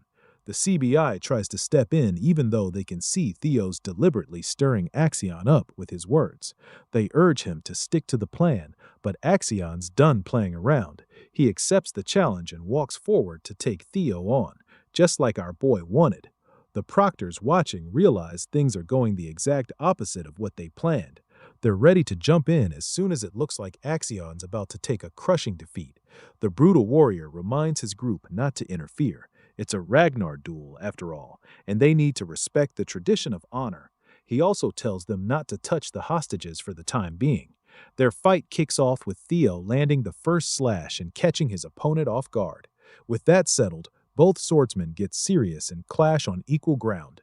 Axion talks down to him the whole time and comes in with heavy attacks, trying to show Theo the gap between their strengths by unleashing a Heaven Dragon shout. The roaring attack even has Theo worried for his life for a second. In response, Theo charges up a slash of his own and answers with the triple dragon claw, completely severing Axion's attack and leaving him stunned. Standing there is a confident man who can actually challenge his best moves. Theo fires the trash talk right back and asks if this guy's really on a high enough level to be lecturing him. Seeing this clash go down, Orion is sweating bullets after the aftermath of Theo's latest attack. At first, he was pretty doubtful of the warrior's abilities, but now even he is starting to believe the imbecile actually has real strength. The situation's getting tense, and suddenly it looks like Axion might be the one who loses this fight. Concerned for his own ass, Orion wonders if he should switch sides while there's still time. He also figures Axion seriously underestimated his opponent. In the end, though, he decides against betraying Axion. Those bastard proctors from the Intelligence Bureau are watching way too closely. He figures they'll still take Theo down no matter what, so he orders the rest of his men to scatter and search for the remaining proctors. They want to stay the hell out of this battle. The story dips into Axion's past for a second. He was expected to seize the throne of their clan at a young age. Both his mother and uncle were pushing hard for his success so they could prosper. The Ragnar name was basically just a cover. Underneath it all, they still saw the boy as a Trovan. Axion can't help but praise his opponent's performance. Then he lunges in to strike Theo down. Unsurprisingly, the attack gets blocked with a confident little smile. He's acting exactly the way Theo wanted him to. We cut away from the fight and jump over to the council. They're talking about Theo's resurgence and the news that he's made contact with Axion. His supporters are pumped that he made it out safe and sound, while his haters are shocked the scoundrels didn't manage to finish him off. Axion's uncle is actually happy the kid survived. Nobody knows exactly what he's planning, but their own plans can still move forward once they extract the information from him. He's just waiting for that info to come out so he can send the high-ranking swordsman to destroy Theo. Suddenly, they get fresh intel about the fight happening between Theo and Axion right now. As you can imagine, the dude is scared shitless. This is the complete opposite of what he planned. Back to the fight. Theo pulls out his gesture footwork secret technique, giving him a serious edge in mobility and evasion. Axion's swinging his sword around like crazy, but nothing's connecting. Through the exchange, he's come to realize Theo's strength has grown immensely. A now serious Axion shoots him a sharp glare and remarks that the guy's not as fast as everyone presumed. Now that he's got a read on his movements, he hurls his sword at full speed straight at Theo's head. The technique catches Theo off guard because it brings back a nasty memory of a sword-throwing attack from his previous life. Back then, while he was lost in thought, a sharp blade had impaled him from the side.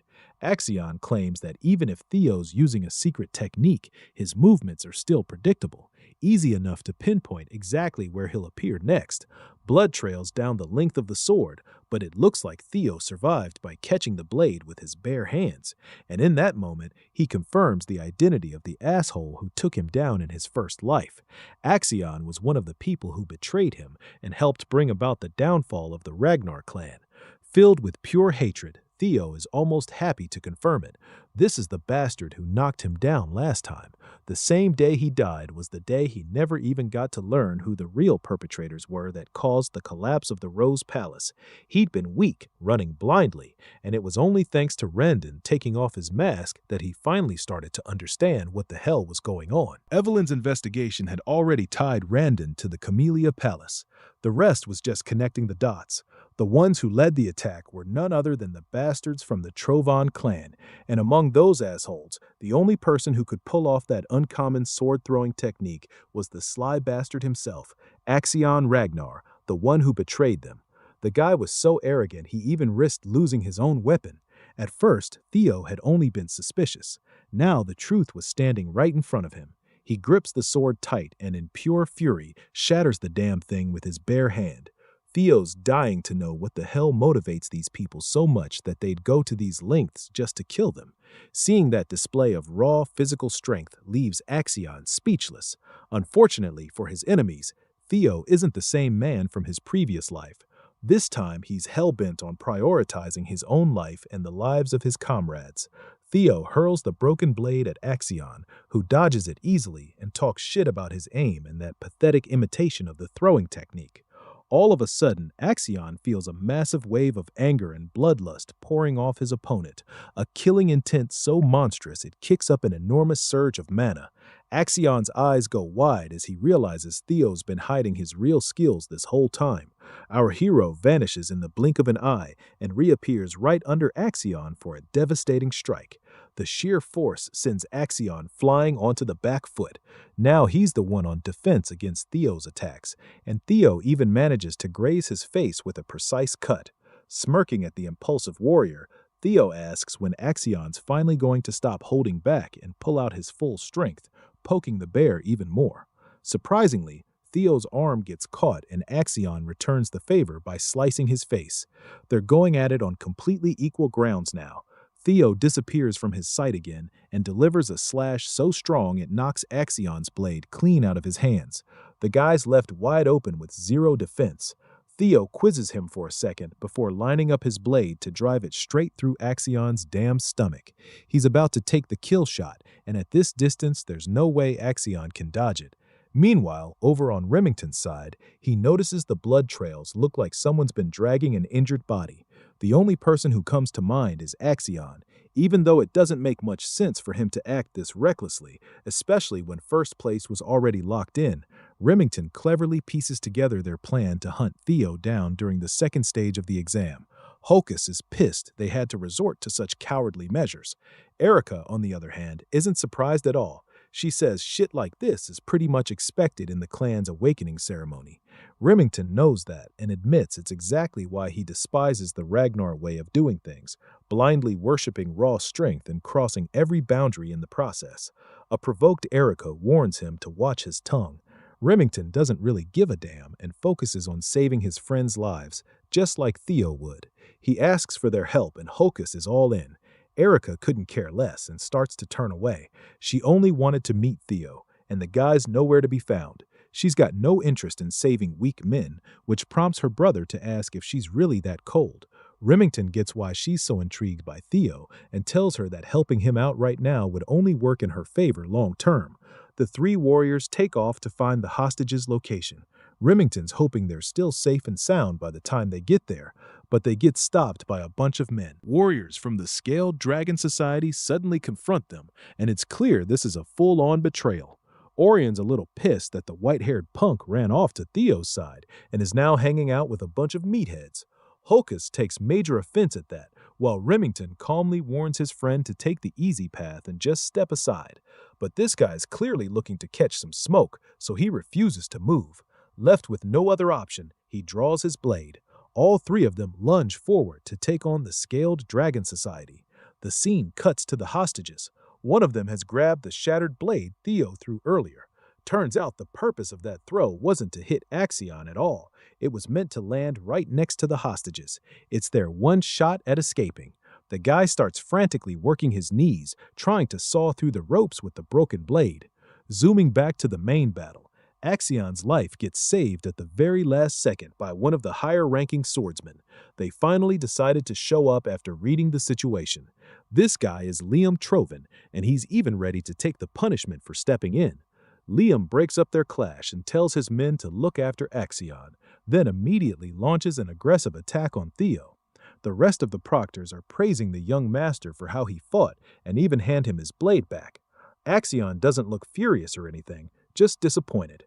Liam's ferocious slashes are giving our boy a real tough time, but Theo's still managing to hold his own in a near-equal exchange. Liam comes in with a forward strike that Theo blocks cleanly. From this short clash, the high-ranking swordsman is actually pretty impressed by Theo's defense against both Axion and himself. Still, it's obvious Theo's no match for Liam's pure sword skill. With no other proctors nearby to monitor the fight, this is the perfect chance to kill the swordsman prodigy. For the sake of the Troven clan, Liam goes for an aerial strike meant to finish Theo Ragnar in one shot. And then comes the plot twist. It's not Theo who gets impaled, it's Liam out of nowhere. The one who stuck him is none other than Axion, who's reminding his own men of the fair warning he gave at the start. Do not interfere. The fight just took a wild turn, with Axion straight up betraying his own side. The other swordsmen confront the young master for lashing out so blindly.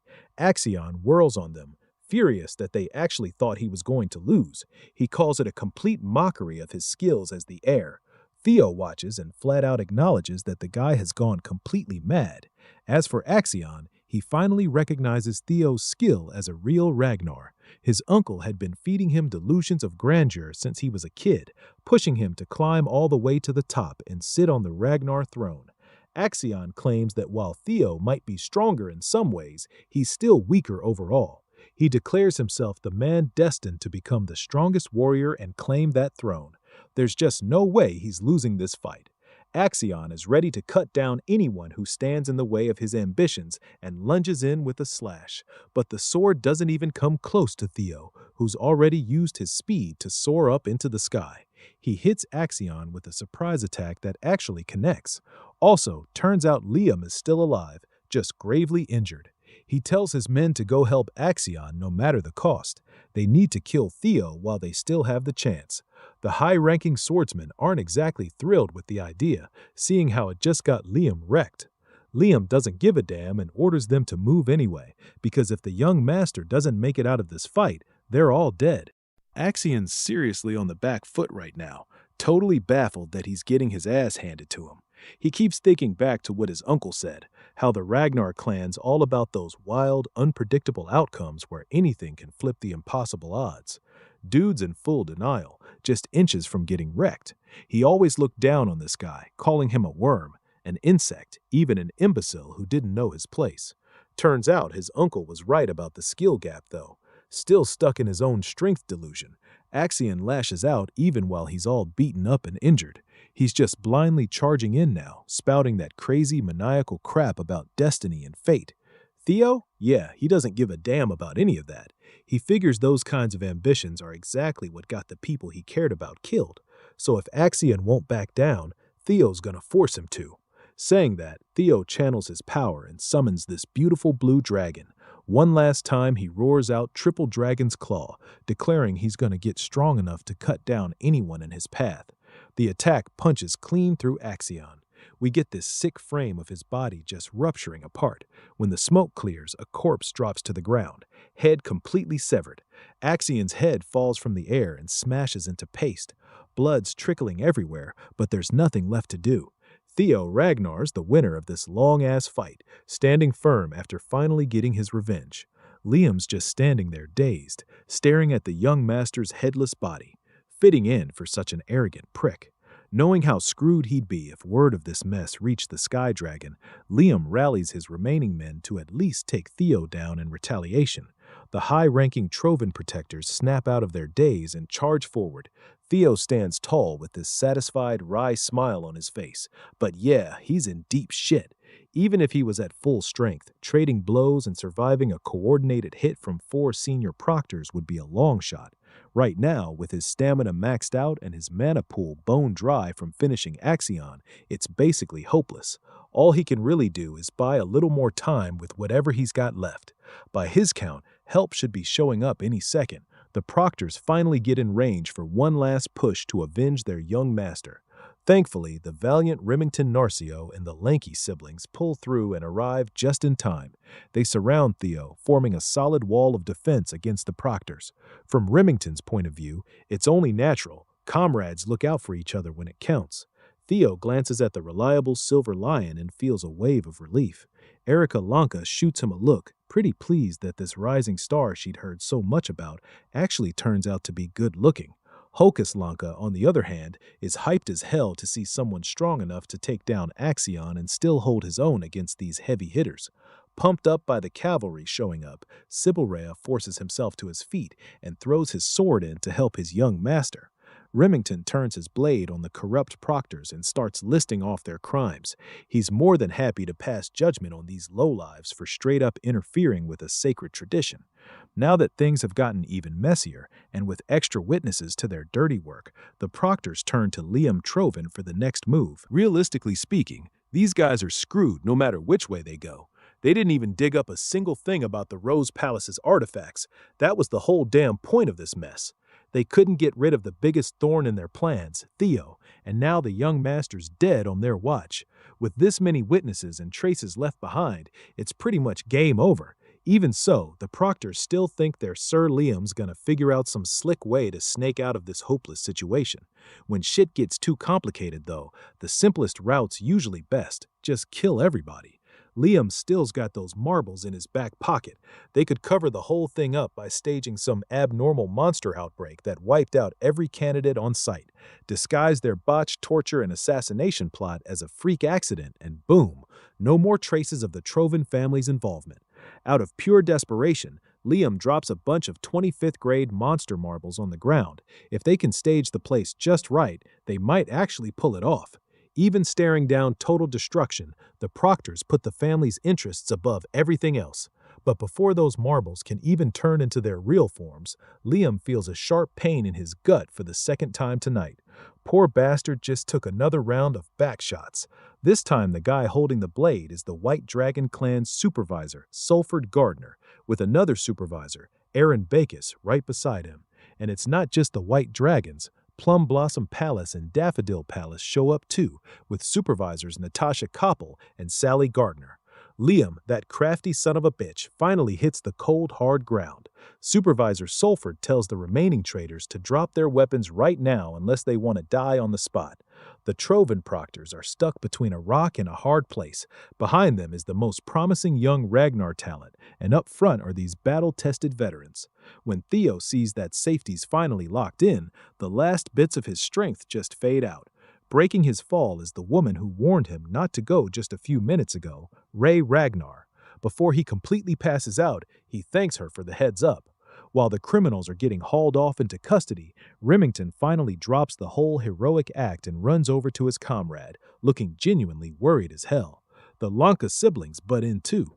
Erica just wants to make sure Theodore remembers her, and Hulkus is already trying to schedule another duel. Pushing them to the background, the rest of the training ground 4 boys come pouring in, wholeheartedly thanking the young master. All of them are crying their eyes out.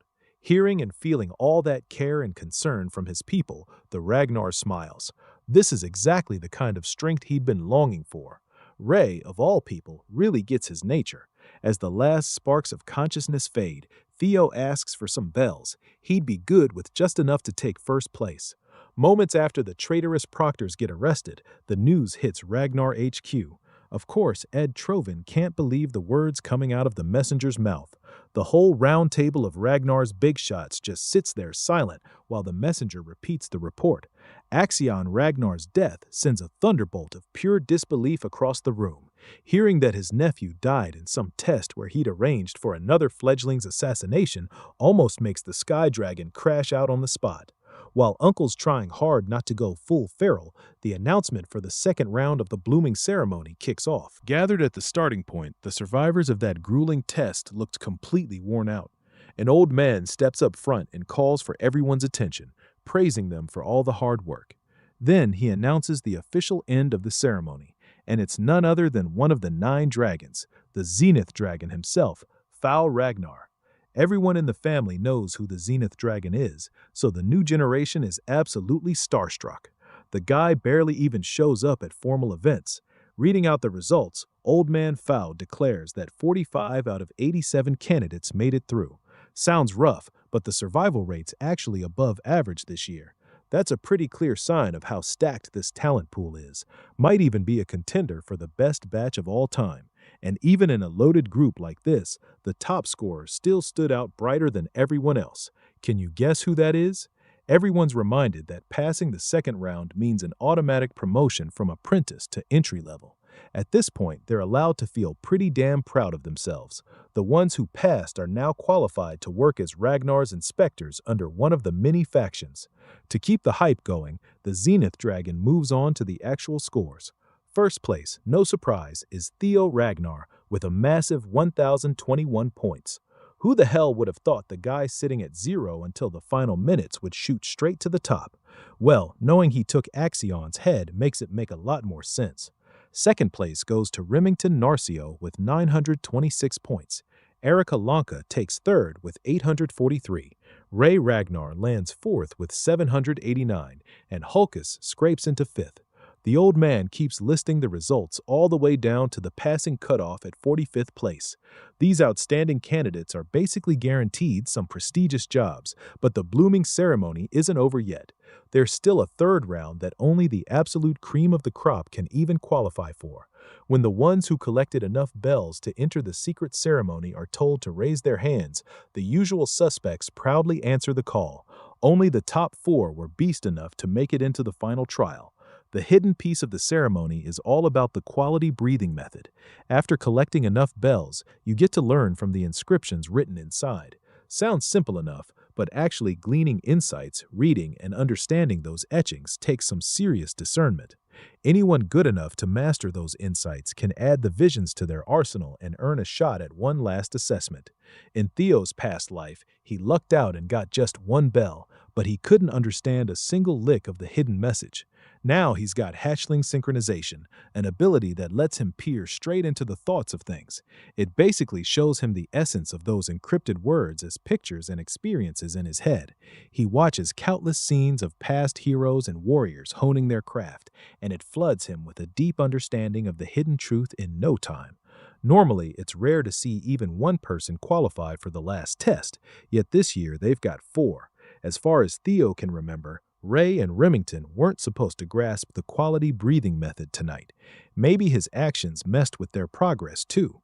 With the icy floor open, Old Man Fowl invites the top 4 to step up and show him what they've got. Going by the count, Theo Ragnar takes the stage. With Axion out of the picture, a whole lot of things are about to change real fast. Instead of dreading the future, though, Theo feels calm and centered. He's got all the tools now to build a better one. Walking toward the center of the clearing, sparks start crackling around his feet.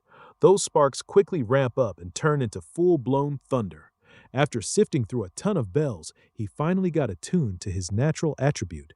To show off his comprehension, he enters the first stage, flooding his mana with that roaring thunder attribute. The second stage is all about expression, actually manifesting the thunderous mana.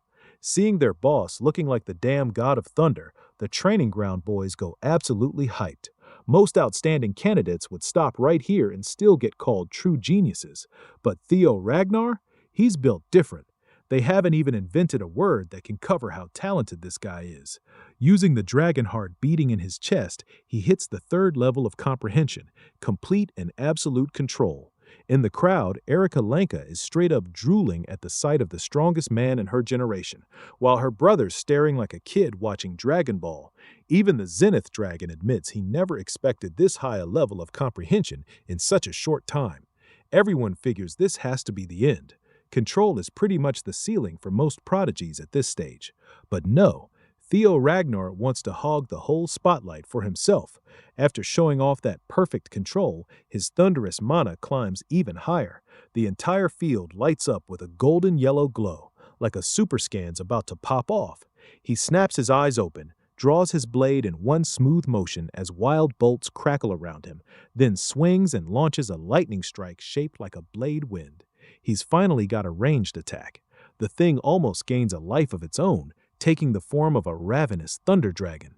Out of the 5 stages of comprehension, this is the 4th, expansion. This time, nobody in the crowd can even say a word. Every jaw is just hanging open in pure astonishment. Theo aims his new technique straight at Old Man Fowl. Of course, the old man just chuckles, amused as hell. He's genuinely pleased to see a generational talent show this level of expansion. Before the Thunder Dragon can reach him, the geyser calmly raises a hand and summons dewdrops out of thin air. Those little drops compress themselves to the absolute limit and block a whole-ass Thunder Dragon. The Zenith Dragon isn't offended that a candidate dared to test him. If anything, he's glad to find such an interesting gem in this year's ceremony. The audience is completely speechless. Is this guy really one of their peers? Looking way more lively and in a better mood, Old Man Fowl awards Theo an extra 1,000 points for that bold display of mastery. Of course, Theo already counted on the old man's soft spot for truly outstanding candidates when he pulled that last stunt. After the demonstration, Theo's score shoots up to 2,021 points. 1,000 points is realistically unreachable for everyone else, and this dude just doubled that. His performance can only really be compared to the infamous Lord Thorol. Spirits lifted by Theo's boldness, the Zenith Dragon invites the remaining 3 to take the stage. Remington Narcio, attuned to the element of water, reaches the 3rd stage of comprehension, control, and nets himself an extra 500 points. Ray Ragnar hits the 2nd stage, expression, and picks up another 300 points. That cold demeanor of hers fits the ice attribute perfectly. Same deal for Erica Lanka. She also reaches expression for 300 points. Just like her fiery attitude, she's rocking the fire attribute. The geyser's extremely pleased with the talent this year. Normally, cracking the 1,000-point mark would put you right at the top, meaning there are 4 candidates in this batch who could have been the top dog in any other year. Of course, the gap between 1st and 2nd is still astronomical. Theo Ragnar just can't be compared to regular geniuses. Except for the 3rd round candidates, everyone else gets dismissed so they can prep for the nomination ceremony next week. The top 4 stick around to get briefed on the next step of their journey. From the top of the snow mountain, this all-encompassing killing intent suddenly blankets the entire region. The top 4 almost drop to their knees from the hostile pressure crushing down on them. With a serious look on his face, the Zenith Dragon officially kicks off the next stage of their lives. Even with all the future knowledge Theo's got, he's never heard of anything like this before. To make it even weirder, he feels a familiar power boiling up at the top of the mountain. The force trying to grind them into the dirt is Lodrock's energy. The final part of the blooming ceremony is a complete secret that only a select few ever get to go through, a face-to-face with the family head himself. Nobody knows what actually happens in that meeting. Everything depends on the patriarch's whim. Through this, a candidate might get picked as a prospect for the fight for the throne. Right now, all 5 of the current frontrunners for next family head went through this last trial themselves. Getting chosen for the family head battle is a real mark of a strong candidate. That means Kyle Ragnar is currently waiting for this year's top contenders up on the mountain peak. Still doesn't explain why Theo can sense Lodrock's energy from up there, though. Then a chilling thought hits him. Could the guy who took the ancient dragon's heart actually be his father? Old Man Fowl gives the go-ahead signal for the top 4 to start ascending. Break through the fear and go meet the Lord. Easier said than done when they can't even take a single step forward. To help out his fellow contenders, Theo tells them to stop trying to tank the pressure with pure force and instead match its wavelength using mana. Remington quickly catches on to what he's getting at.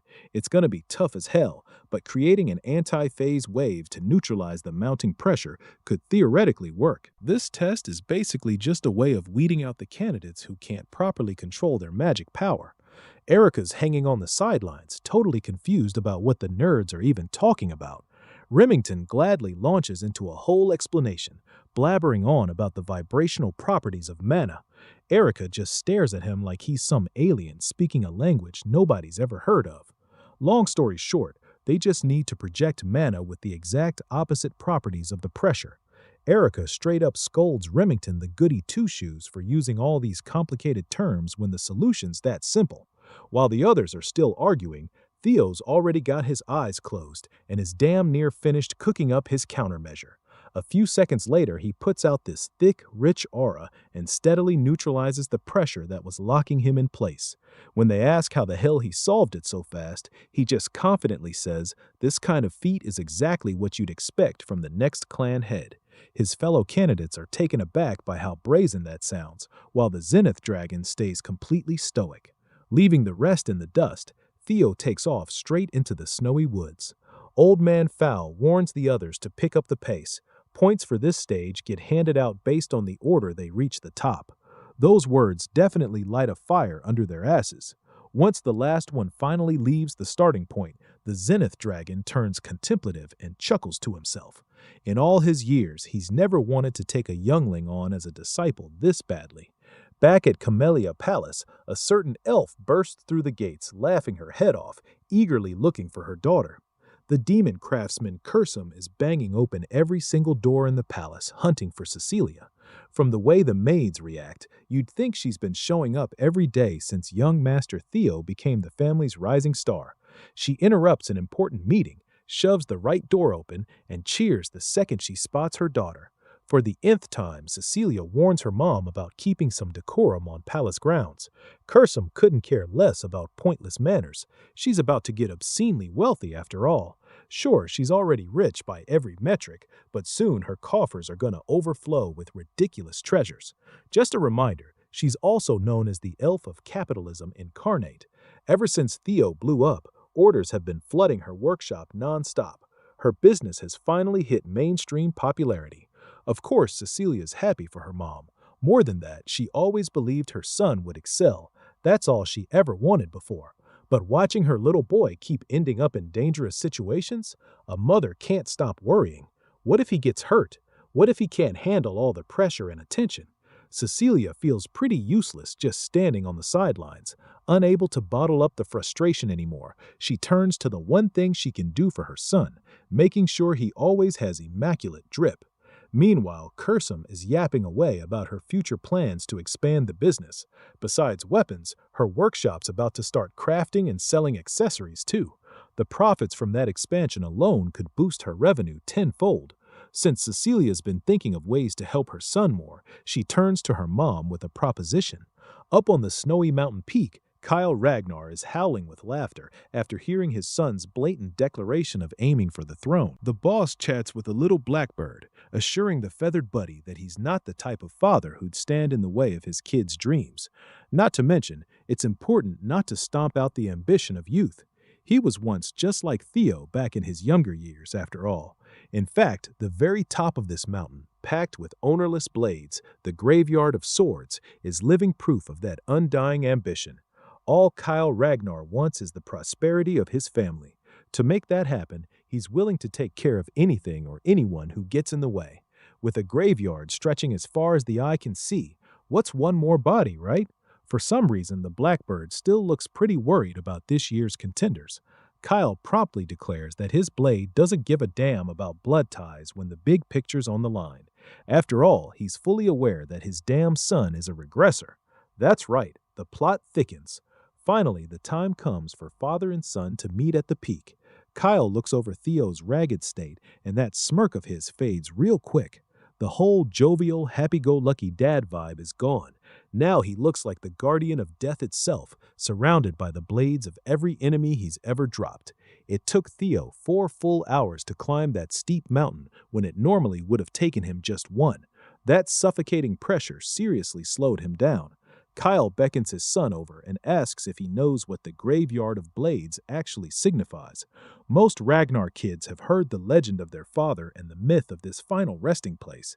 This spot embodies exactly what it means to be the clan head of the Ragnar family. It's a position where you have to shoulder infinite threats and challenges with nobody to lean on. The position only follows the rule of the strong. A clan head has to stand tall above every mortal. When he's asked if he's got what it takes to seize a spot like that, Theo answers with a loud, confident yes. His father warns him not to throw out such a definitive answer so lightly. On Kyle's own climb to the top, he had to send thousands upon thousands of souls to the afterlife. Not everybody can carry all that resentment. Standing here, Kyle's reminded of his bloody warpath. He can still hear his victims' curses and threats of revenge echoing from beyond the land of the living. Even so, Theo's resolve doesn't budge an inch. The kid knows exactly what he wants to be. As for the reason, it all traces back to his past life and that thirst for vengeance. If he can take the throne, he can finally put an end to the damned bloodshed inside the clan. That's the top priority. Of course, he can't just spit that answer out to his father. So, in true Ragnar fashion, he chooses to answer the loaded question with his sword. Kyle grins. His boy definitely knows what to say in situations like this. Since he decided to answer with the blade, he won't be treated as a son anymore, just another challenger. Kyle's also itching to see what this brat picked up from a certain special someone. Theo's pretty sure his dad's talking about Lodrock. That pretty much confirms his suspicion that Kyle Ragnar is the one who took the ancient dragon's heart. He tenses up, ready to defend, but it's already way too late. It only takes his father a nanosecond to cleanly slice him in two. By the time Theo realizes what's happening, he can't feel his lower half anymore. Death starts creeping in to claim him once again. Cleanly cut like a piece of meat, he slowly loses his grip on life. Kyle isn't even standing nearby. This is one of his terrifying techniques, the heart sword. After cutting his son down, the patriarch turns back to the concerned blackbird. He assures the feathered avatar there's no need to worry about the little prodigy. Only those with truly hardened will and resolve can break free from his heart sword. This is one hell of a cruel challenge for a greenhorn right in the middle of the awakening ceremony.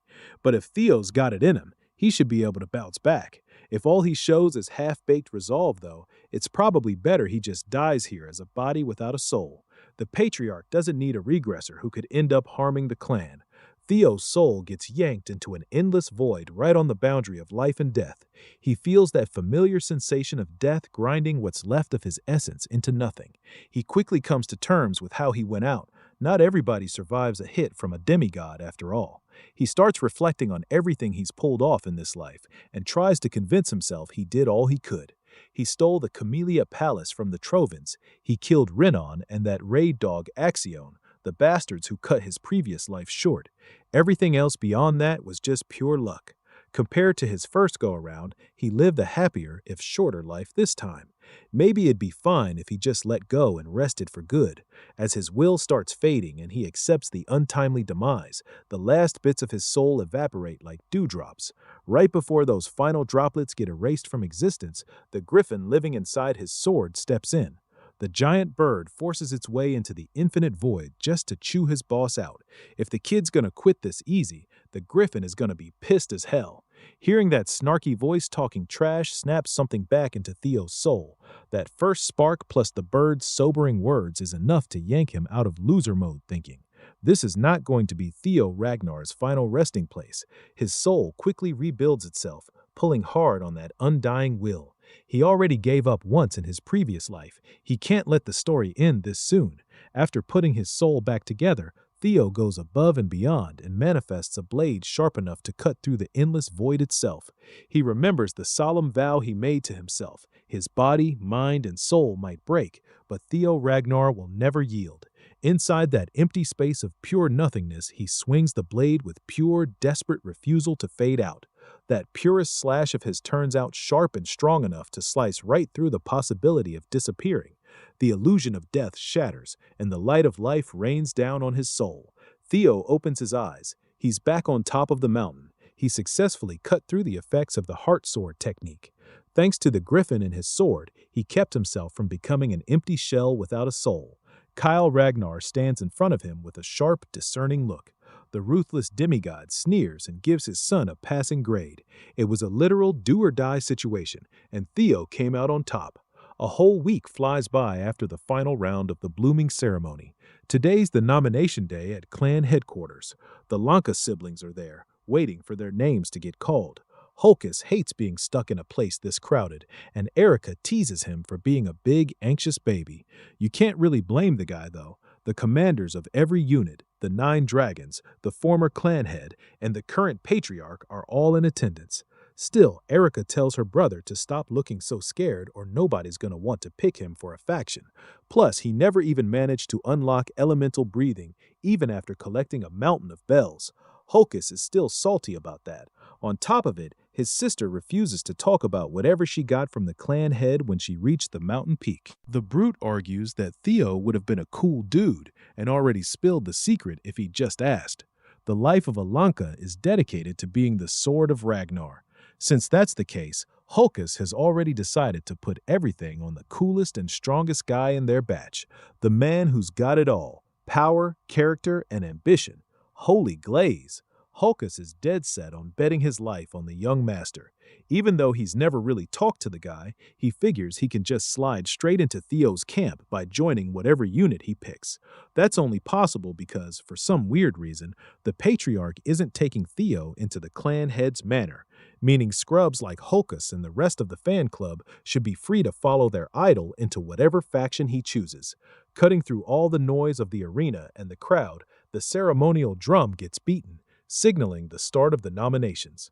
Without further ado, the overall valedictorian of the batch, Theo Ragnar, gets called up to receive his honors. The crowd's packed with civilians and swordsmen alike, every single one of them cheering for a guy who used to get hit with the worst insults imaginable. Theo takes it all in with a smile as he stands in front of the Ragnar higher-ups. Somewhere in the middle of the crowd, Evelyn Naravel silently cheers for the young master she helped raise. If it were up to her, she'd love to see him join the white-armored dragon cavalry. Of course, that's just a selfish little dream on her part. As class valedictorian, he's proven he can excel in every single category and outshine every one of his peers. Right when he's about to get prompted to pick a faction, an unlikely figure stands up from the row of the 9 dragons. Ed Trovan, the Sky Dragon and director of the Central Intelligence Bureau, wordlessly steals everyone's attention. Tensions shoot up. Everybody's thinking the madman might try to pull some revenge stunt for his nephew. Of course, that would be an incredibly stupid move with all the other big shots sitting right there. The announcer pushes back and firmly tells the Sky Dragon to sit his ass back down. Theo figures the guy's probably still in shock over Axion's death, but he doesn't feel too threatened considering where he's standing. Then, much to everyone's surprise, Ed Trovan flashes this bright, phony smile and invites the young man to join the Central Intelligence Bureau as the new deputy director. Theo murdered the dude's nephew, and now he's getting a job offer as a reward. Earning the honor of valedictorian in the Ragnar clan carries some serious weight. Theo used to sit at the absolute bottom of the succession ladder. Now he's finally hatched, risen up, and taken flight. Word of his accomplishments has spread all over the clan.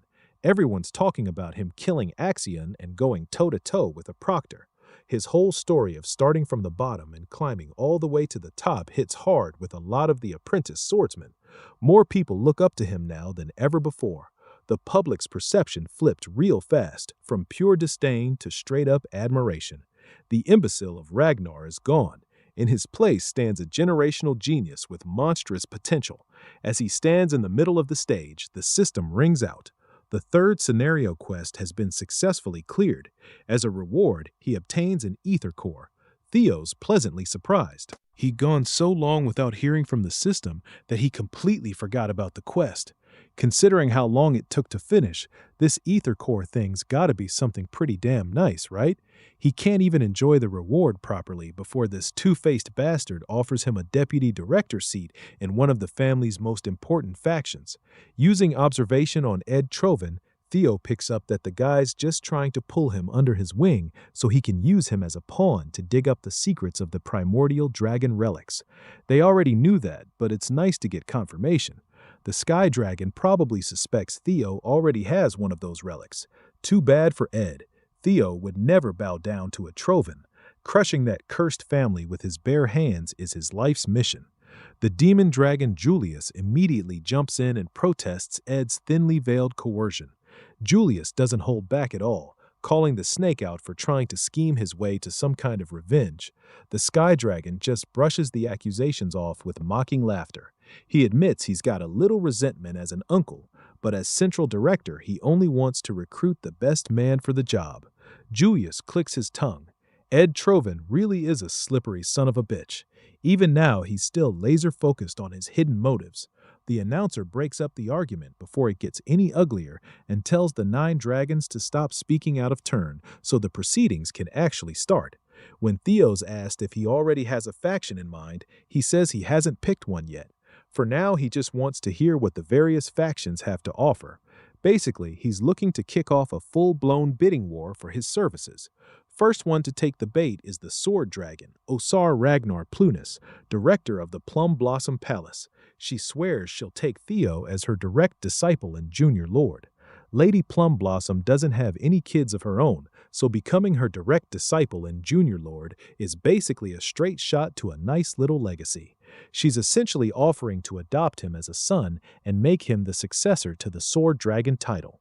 2 of the 9 dragons have already thrown out offers, exactly what you'd expect for a hot commodity like Theo. With deals this juicy on the table, most commanders and directors can't even compete. Despite the intense bidding war, another big name still wants to throw his hat in the ring. He makes a flashy, thunderous entrance, a bird crashing down from the skies, all covered and masked up in bandages. Robert Ragnar, head of the Black Snow, also known as the Black Dragon, has just joined the bidding war for Theo. The audience is completely aghast. Most people have never even seen this guy make a public appearance before, yet he's been quietly watching the awakening ceremony from the very start. Robert concedes that Kyle was right. The boy's pretty interesting. If Theo agrees to work with Black Snow, the Black Dragon will gladly appoint him to the rank of Null Snow. As a covert intelligence agency, Black Snow agents usually operate in the shadows. The exception is the Null Snows, the highest-ranked officers in the faction. They're allowed to have a public face so they can grab fame and honor. In Theo's past life, there were only 8 of them in the whole faction. He tried so hard to reach that rank, but it was basically impossible. Now it's being handed to him right out of the gate.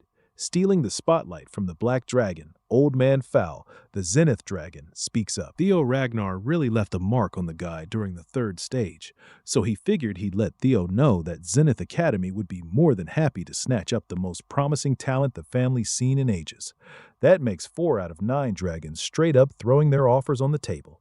Of course, the demon dragon himself, Julius Ragnar, commander of the White Armored Dragon Cavalry, would definitely try to reel Theo in too.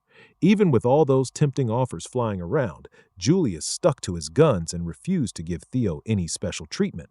His troops were basically yelling at him that this was not the time to be all principled, but Evelyn already saw that coming from Julius.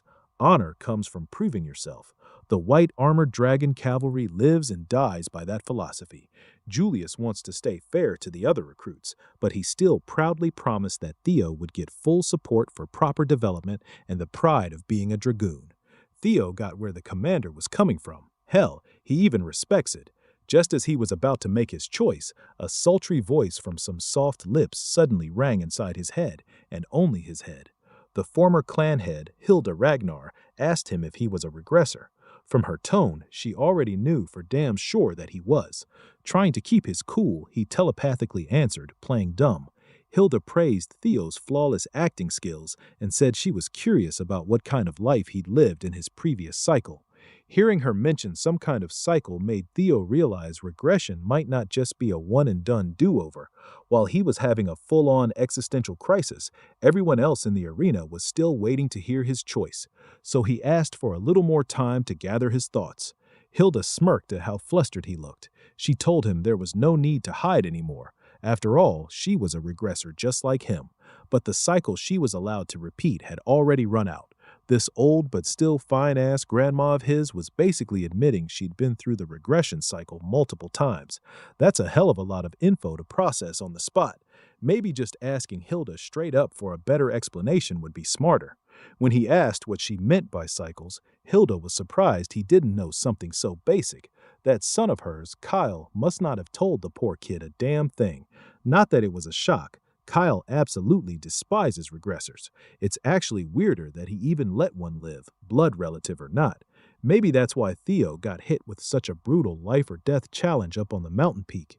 Hilda liked seeing the boy hungry for answers, but they didn't have time to cover everything right now.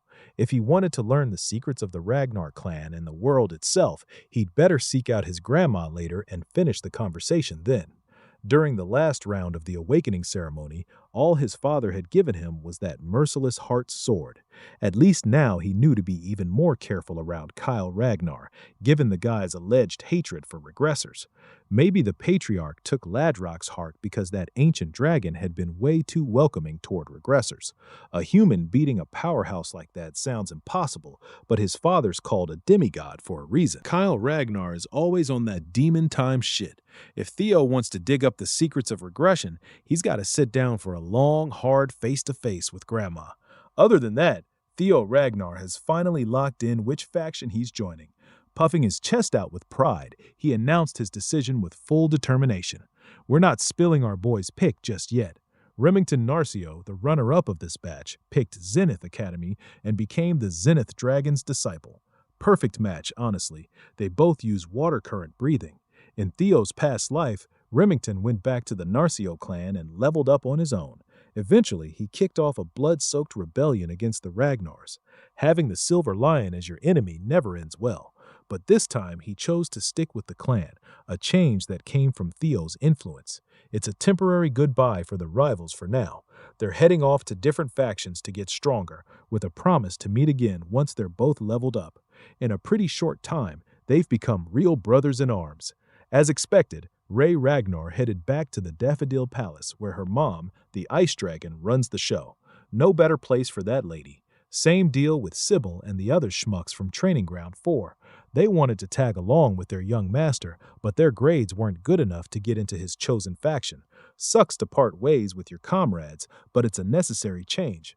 Theo's looking forward to watching his new friends spread their wings on their own paths. After everyone got dismissed, the Lanka siblings rolled up to Theo. Hulkus tried to play it off like it was pure coincidence they ended up in the same faction. Of course, Theo greeted them politely and thanked them for the help during the second stage ceremony. Erica's definitely going to hold that debt over his head later. She likes strong guys, and so does her hulking brother. No Diddy. One of the supervisors barked at the new recruits to pay attention. The commander's coming. You already know Theo would pick the most honorable unit in the whole Ragnar clan. The perfect place to boost his career and spearhead his run as the next clan head. The White Armored Dragon Cavalry, led by the relentless demon dragon himself. Talking to Grandma Hilda would have to wait. For now, it was time for the fresh recruits to make their declarations. Hulkus Lanka loudly declared he's aiming to become one badass dragoon. Some just wanted fame so their names would ring out far and wide. Erica wanted to become the strongest of her generation. That's going to be tough as hell. One kid just wanted to earn the commander's recognition. That got him a few weird looks. Finally, it was the Golden Boy's turn to shout his declaration for the future, to prepare for the great war that's inevitably coming in 5 years. He vowed to become the commander of the White Armored Dragon Cavalry within half a decade. Saying that right in front of the current commander takes some serious balls. Julius didn't take the straight-up challenge to his position as an insult. He actually likes hearing big-ass dreams from the new blood. Whatever reason these young ones might have for joining the cavalry, they've got to remember one thing. Every drop of blood and sweat they spill serving this unit will live forever in the legends. Today's hard work becomes tomorrow's pride. The cavalry shield does not break. Swords will never yield. From now on, they're bound by creed and must always have each other's backs. Waiting at the end of the road, forged in blood and sweat, is that sweet, sweet glory. With that, the demon dragon congratulated his rookies. As a little show of force, his intimidating ride made one hell of an entrance. The commander's partner is a flying dragon named Gula. This big boy right here is the absolute symbol of the dragoons. After Gula showed up, the rest of the draconic pack blotted out the damn sun with their wings. Riding on their backs were the seniors of the cavalry. The rookies got assigned their personal handlers for the day. The admittance test is about to kick off, meaning the fresh recruits are heading out to grab their own partners. The spectacle of those dragons flying in formation was straight up breathtaking. Pretty much every kid in the Ragnar clan has dreamed of having their own flying dragon partner at some point. Assigned as Theo's handler was none other than Evelyn. He was pretty surprised to see her out of Training Ground 4 and back in service with the cavalry. Curious, he asked if she'd finally returned to active duty. She happily told him she's taking up the mantle once more. With a brand new prosthetic arm made by the demon craftsman, Evelyn can finally get back to doing what she loves most. A few days ago, Mommy Cecilia and Kirsten paid Evelyn a surprise visit just to say thanks. She was in the middle of schooling the training ground boys when they showed up. As usual, Evelyn brushed off the praise and thanks, saying Theo's success was all thanks to the young master's natural talent. Still, Cecilia believes Evelyn's acknowledgement and support played a big part in her son's success. Hearing that Theo had someone this dependable in his life made Cecilia want to show her gratitude somehow. Evelyn kept talking herself down. Cecilia wasn't having that. Kirsten pointed out that the lights that guide you through the dark often don't realize just how bright they really are. The elf could see that in this one-armed swordswoman, and she wanted to help Evelyn shine even brighter across the world. Back to the present, her life as a premier dragoon for the cavalry has been fully reignited. Cecilia gave Theo all the credit, telling Evelyn that her son was the one who called in this huge favor. Thanks to that, Evelyn can hold the reins of her beloved dragon again. Theo had zero clue this was going on behind the scenes. Even without him knowing, his mom really is the best damn mom out there. To pay back this life-changing favor, Evelyn Narville pledged to be the young master's loyal sword. He accepted her vow right away as they flew into the perilous nest of the white armored dragon cavalry. The nest of white dragons isn't a place fit for humans at all. The name's a bit misleading too, since it's mostly home to the flying wyverns. This is also where the cavalry holds the admittance test. Failing to find a fitting partner means you don't get inducted, but actual failures are pretty rare. Theo wasn't too worried about himself, but he was a bit concerned about those brutish Lanka siblings. Evelyn explained that picking a partner usually comes down to vibes and sixth sense. You just know it when you see it. Their first observation point was the stomping ground of Opterex, a big-ass brown scaly wyvern known as a straight-up tyrannical predator.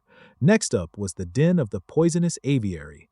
Those things sport serpentine bodies, can spray violet poison mist, and use their stingers as lethal weapons. There's also the blade dragon Sigia. They're classified as docile herbivores that normally prefer burrowing and nesting underground. They rely on ambushes against enemies. Up in the skies, you've got the speed dragons, velociraptors. They're small, quick, and smart as hell. They hunt in packs and spew fire from their mouths. The wyvern species, managed by the cavalry, mostly fall into these four groups. Unfortunately, Theo didn't vibe with a single one of them. Digging into his memories from the first life, one infamous wyvern popped into his head. 6 years after the start of the Great War, a massive mutated wyvern would raid the White Dragon's nest. It slaughtered hundreds of mounts raised by the White Armored Dragon Cavalry. They aptly dubbed it the Evil Shadow Dragon. That day, 8 villages burned to the ground and dozens of warriors fell. Alarmed, the Ragnar clan categorized the Evil Shadow Dragon as a Class 2 calamity, a straight-up demonic fiend. In the end, it took the Demon Dragon and the Sword Dragon teaming up to take the vile thing down. It got its name from its ability to hide in the shadows. This is basically How to Train Your Dragon, but with blood. Theo would love to pair up with that anomaly. As far as he could remember, the beast had one glaring distinguishing feature. After flying around for a bit, he luckily spotted that exact distinction. While the rookies are out there doing their best to lock down a partner, the commander is just chilling on the deadly cliffs with Gula. Interrupting his peaceful little moment, the sword dragon entered his territory today. He doesn't mind interruptions. He just secured the most talented prospect in the clan's history. A dragon he wasn't even expecting fell right into his grasp. Well, that's actually what brings Osa here. She knows Commander Julius is planning to establish Theo as a pillar of the cavalry sooner rather than later. Of course, he neither confirmed nor denied Osa's claims. Running your mouth is how a lot of men dig their own graves, after all. The sword dragon could just tell this guy was painting a bigger picture than she originally thought, even though he hadn't said a single incriminating word. Well, Osa didn't come here to cause trouble. On the contrary, she just wanted to put forward a proposal for the Golden Boy's sake. Julius kept his reply short and curt. He already has Theo in his faction. Switching teams to the Plum Blossom Palace is completely out of the question. What kind of proposal could this plump woman even have? Not mincing her words at all, she suggested joint mentorship for the rising star. That's an unprecedented idea. Factions within the clan never mix and bend traditions for a single prospect. Back to the action. Theo and Evelyn flew closer to the corner he'd spotted from afar. In there, 4 rascals were ganging up on a single wyvern with bluish-white scales. Evelyn was already aware of this particular wyvern getting bullied by its peers. The cavalry had tried every remedy they had, but nothing worked. The others were ostracizing him for not being pure-blooded. The poor dude is the child of a female wyvern and a male vapor. You see, vapors are Class 1 demonic fiends that live deep in the demon sea. It's a total mystery how one could even reproduce with a wyvern. A union like that, let alone a birth, should have been impossible. Theo couldn't believe the lore he was hearing right now. Class 1 demonic fiends are a blight on humanity. They're living calamities that seek pure destruction. If one ever successfully crossed the Great Wall, it would wreak untold havoc. Not to mention, they're ugly pieces of shit. Vapors are ghost-type monsters that dwell in the shadows. Now it makes perfect sense how the evil shadow dragon gained such exclusive abilities. It must be the vapor blood. The birth of this white wyvern caused a massive uproar in the cavalry. There was some pushback, but they decided to accept him into the nest for observation. Then came the bullying, with the other wyverns flat out refusing to accept a half-blood. Seclusion wasn't a real solution, so the cavalry had no clue what else to do. Hearing what the little fella had lived through, ostracized just for being different in origin, really hit home for Theo. The cavalry named him Umbra, which means shadow in the ancient language. Theo smiled. He had a strong feeling his partner was finally here. Without warning Evelyn, he hopped up on the saddle and announced his choice. Instead of waiting for her to safely park her ride, the madman just leaped straight out of the flying beast. No prep, no parachute. He was way too excited about meeting Umbra. Evelyn's heart damn near skipped a beat when the young master decided to skydive on a whim under her watch. Theo was simply too determined to help Umbra live a different life this time around. He got a second chance. Why the hell shouldn't the evil shadow dragon get the same shot at a new life? Stimulating his mana, Theo landed like a lightning strike straight from the heavens. Surprised, Evelyn didn't even have time to stop the young master's recklessness. On the way down to the cliff face, Theo pulled out multiple blades and launched them at different speeds. His eyes lit up as hatchling synchro activated, giving him full control of the blades through psychokinesis. Using this nifty little trick, he managed to break his fall and use the blades as footholds in midair. He looked like he was straight up running downward, completely defying gravity. Learning psychokinesis is one thing, using it in such a clever-ass way is another. Evelyn was amazed. This young monster's growth rate is honestly unbelievable. On the cliff, the wyverns ganging up on Umbra hissed and screeched in hostility. The bullied beast didn't back down one bit and met their snarls head-on. Seeing this injustice unfold reminded Theo of his days as the clan's so-called imbecile. All those times his peers sneered at him for being an incompetent bastard. Back then, all he could do was grit his teeth and take the insults. Now he's a completely different person, the undisputed goat of his generation. Sparks flew around Theo as thunder dragon breathing kicked in. Once he hit effective range, he used the blades for their real purpose, sending them flying at the bullies. Charged with ungodly amounts of wattage, he unleashed his dragon mark. If he'd wanted to, he could have straight up slain those wyverns, but he just scared the shit out of them with the attack. As the bullies flew off with their tails tucked between their legs, Theo Ragnar landed. He called the whole gang of wyverns a bunch of cowards hiding behind their superior numbers. When his eyes landed on Umbra, they softened with concern. Feeling threatened by the newcomer, the beast warily growled, ready to pounce at the slightest hint of hostility. Once Theo got close enough, Umbra chose to retreat, flying off to God knows where. Evelyn finally caught up to the young master and explained that the beast was on edge and approaching him wouldn't be easy. When she advised him to take it slow, he disagreed. It's more important for Umbra to have someone by his side right now. Why the hell would anyone stick around the nest if they're constantly getting ostracized? Umbra's lonely. Those emotional wounds hit way harder than the physical ones. Given how banged up he was, he couldn't have flown far, so Evelyn and Theo hopped back on the saddle and went looking for the poor guy. Sure enough, Umbra quickly ran out of stamina and decided to rest on one of the nearby rocky peaks. Even feeling weak as hell, he forced himself to get up the second he sensed the humans arriving. Plenty of dragoons from the cavalry had tried to tame this one before, but none of them pulled it off. He's super cautious around humans, and with those wounds, his wariness was cranked up even higher. So Theo asked Evelyn to go grab something to feed the poor guy. In the meantime, he'd try to get to know Umbra on a more personal level. He slowly strolled toward the beast, and it immediately unleashed wyvern fear. Theo promptly countered with Lesser Drake's fear. Beast and man went at it, trying to one-up each other with pure aura. In the end, Theo's presence came out on top as he steadily overwhelmed Umbra. The beast fully expected harm to come his way, but instead he got healed when Theo poured a healing potion on his wounds. As the medicine kicked in, Umbra felt his injuries rapidly improving and got some of his stamina back.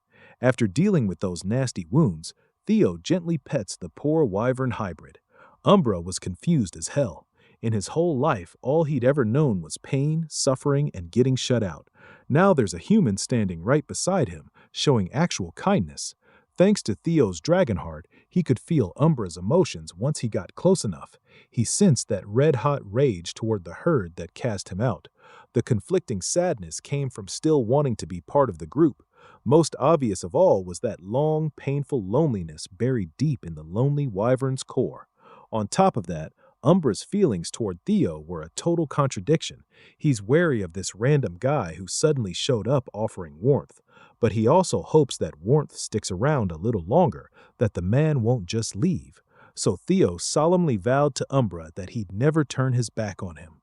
To seal the deal, Theo pulled out the gem he got from the previous mission and gifted it to his new friend.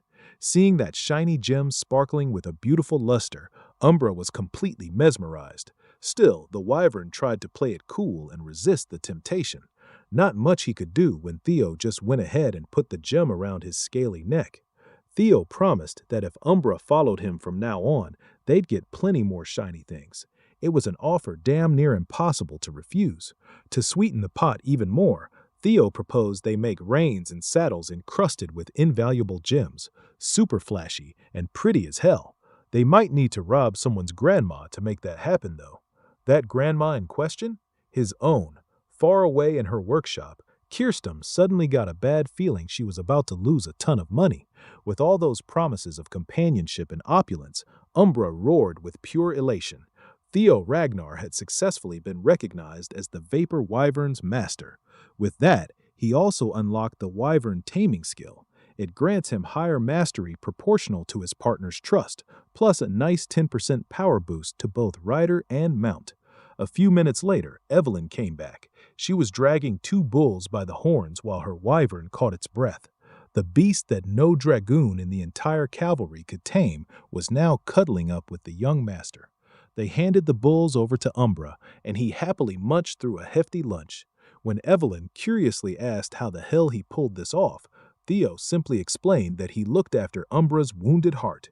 After doing that, the present easily sealed the deal. The once aggressive outcast now looks like a cute puppy, offering his master some of the bull meat. At this point, Evelyn has just accepted that Theo is a total charmer, whether it's people or beasts. Seeing Umbra offer his neck and back to Theo as a clear sign of trust, Evelyn congratulated the young master for officially passing the test. Then she realized Theo wasn't planning on just ceremoniously hopping on his new mount's back for a second. Evelyn panicked. He hasn't received any kind of flight training yet. Plus, riding a wyvern without reins or a saddle is just asking for a gruesome accident. Theo grinned and assured Lady Evelyn he'd be fine. With wyvern taming, he can make up for his lack of riding skills, and so the partners took off, leaving Evelyn watching from the ground. Seeing Umbra so excited to take flight, Theo figured the little guy must be itching to show his new master something. For the first time in his miserable life, Umbra actually looked happy.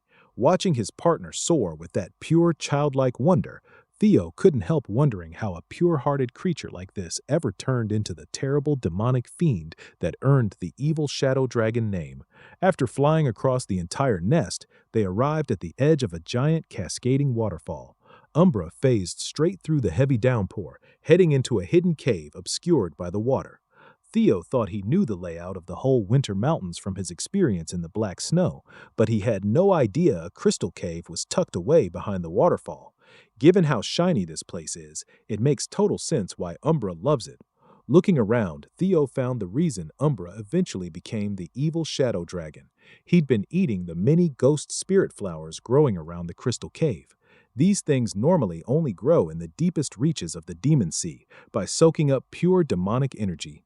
Dragons and demons supposedly have opposing energies, so it's a mystery how the hell Umbra survived on a diet like that. Whatever the case, burning these flowers is a must. Umbra was not happy about the idea, but Theo promised not to mess with the crystals. Deep in the cavern, another surprising sight showed up, an emaciated, rotting corpse chained up against the wall. By Theo's estimate, this guy had been dead for at least a decade, yet the rot was oddly minimal. The cold of the cave helped, but it was also a clear sign of tremendous magical power.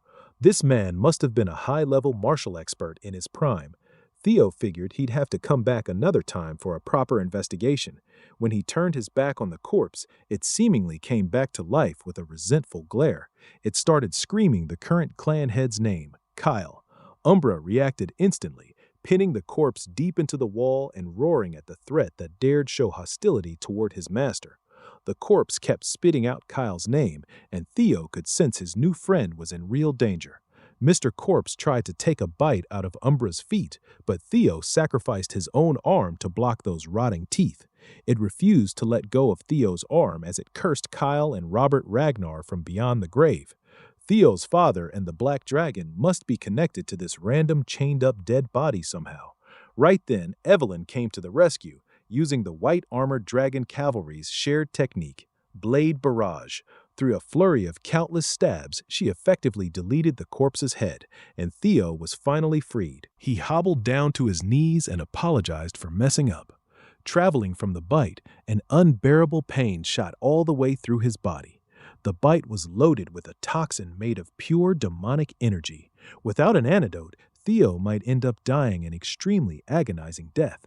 Evelyn panicked and tried to lift him up so they could get him to HQ. Umbra was having none of it. He pushed her out of the way and kept nudging her away from the young master, like he was trying to tell her something. Sensing that, Theo asked his partner if there was a solution. Without hesitation, he put his complete trust in Umbra. Theo grinned and left his life in the Viper Wyvern's hands. Evelyn immediately shot down such a ridiculous idea.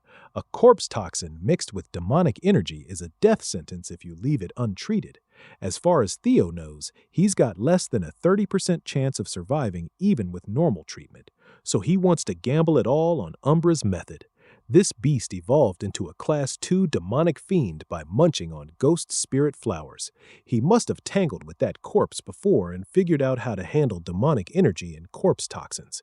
Before he blacked out, he asked Evelyn to please just follow Umbra's lead. Looking around the cave, the Viper Wyvern worked fast, harvesting a bunch of ghost spirit flowers and snapping off some of the crystals. He handed the pile of materials to Evelyn, basically asking her to blend them up and feed the mixture to the young master. She clenched her teeth and did what Theo asked. Evelyn grabbed the crystals and flowers, used her mana to crush and mix them together, and ended up with a dark purple sludge that she dripped into Theo's mouth. The loyal soldier and the worried beast both held their breath, waiting for the concoction to kick in. When the mixture hit Theo's chest, his dragon heart started pounding loud as hell. With his heart as the engine, Theo began visibly recovering. His mana overflowed from his body and slowly took on his natural electric affinity. Little by little, his lightning got infused with the extracted corpse poison. The color of his magic power started shifting to black. Once the transformation finished, the black lightning flooded back into his body and restarted the whole system. Body cleansing purification was now underway. The trait of the evil shadow dragon had been obtained. While our boy was literally fighting for his life, Commander Julius Ragnar was in his office getting some grim-ass news. The Black Snow had already double-checked the facts, and the report came back with 89% authenticity. His emotions got the better of him, and the demon dragon straight up shattered his office desk. He'd been riding high on a good streak. He should have expected some bad news to rain on his parade. Still, this level of devastation was completely outside anything he'd prepared for. Trainer Isvin, captain of the White Armored Dragon Cavalry's 5th Platoon, and 15 of his men had all this smoke and mirrors crap is just to cover up the theft and transport of the Dragon Slayer's sword Balmong. Once Ed Trovan gets his hands on that blade, the coup's gonna kick off. Looks like things are going a different way than in Theo's previous life. If this mess is somehow his fault, he's got to see it through himself. The hidden quest to snag the Dragon Slayer sword has officially started. 3 grueling days of basic training dragged by. The weather up at the northern stronghold was freezing as hell. The lone bandit lookout on the tower suddenly spotted something blotting out the moon way off in the distance.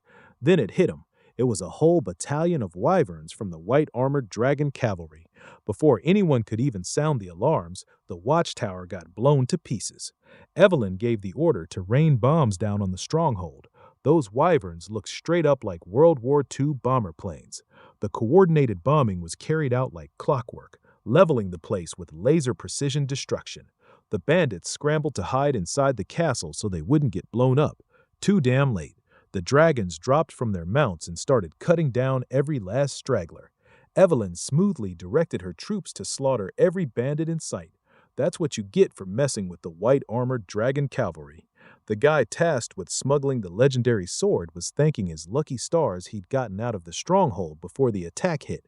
If he can just deliver the blade, all that's left is to collect the fat payment, kick back and live the good life with his riches. Unfortunately for this dude, he was set up to fail from the very start. His greed got him a quick, uneventful beheading from a hooded figure. Once Balmong was safely smuggled out of the stronghold, the hooded figures could finally take over. With the main objective secured, the next stage of their shady plan could begin. They wheeled out the long-range cannons. Time to wipe out those wyvern-riding pests. The cavalry made short work of the bandits, wiping out and locking down every lowlife in the stronghold. The veterans were smugly laughing about how easy the whole operation had been. Theo, though, had a bad feeling it might have been way too easy. Hard to believe the original 5th platoon got wiped out by a bunch of newbies. He activated Hatchling Synchro and peeked into one of the bandits' memories. Turns out they definitely stole Balmong, but none of them had ever actually seen the sword in person. That made sense for the low-level pawns, but even the bandit executives were flying completely blind. One of the seniors asked Theo what was up, and another told him to chill, figuring the Flash Tiger was just having some newbie jitters on his first real deployment. Honestly, the seniors just wanted to wrap the mission up as fast as possible. That's when Theo got hit with a grim premonition. He suddenly broke away from his seniors, leaving them confused as hell.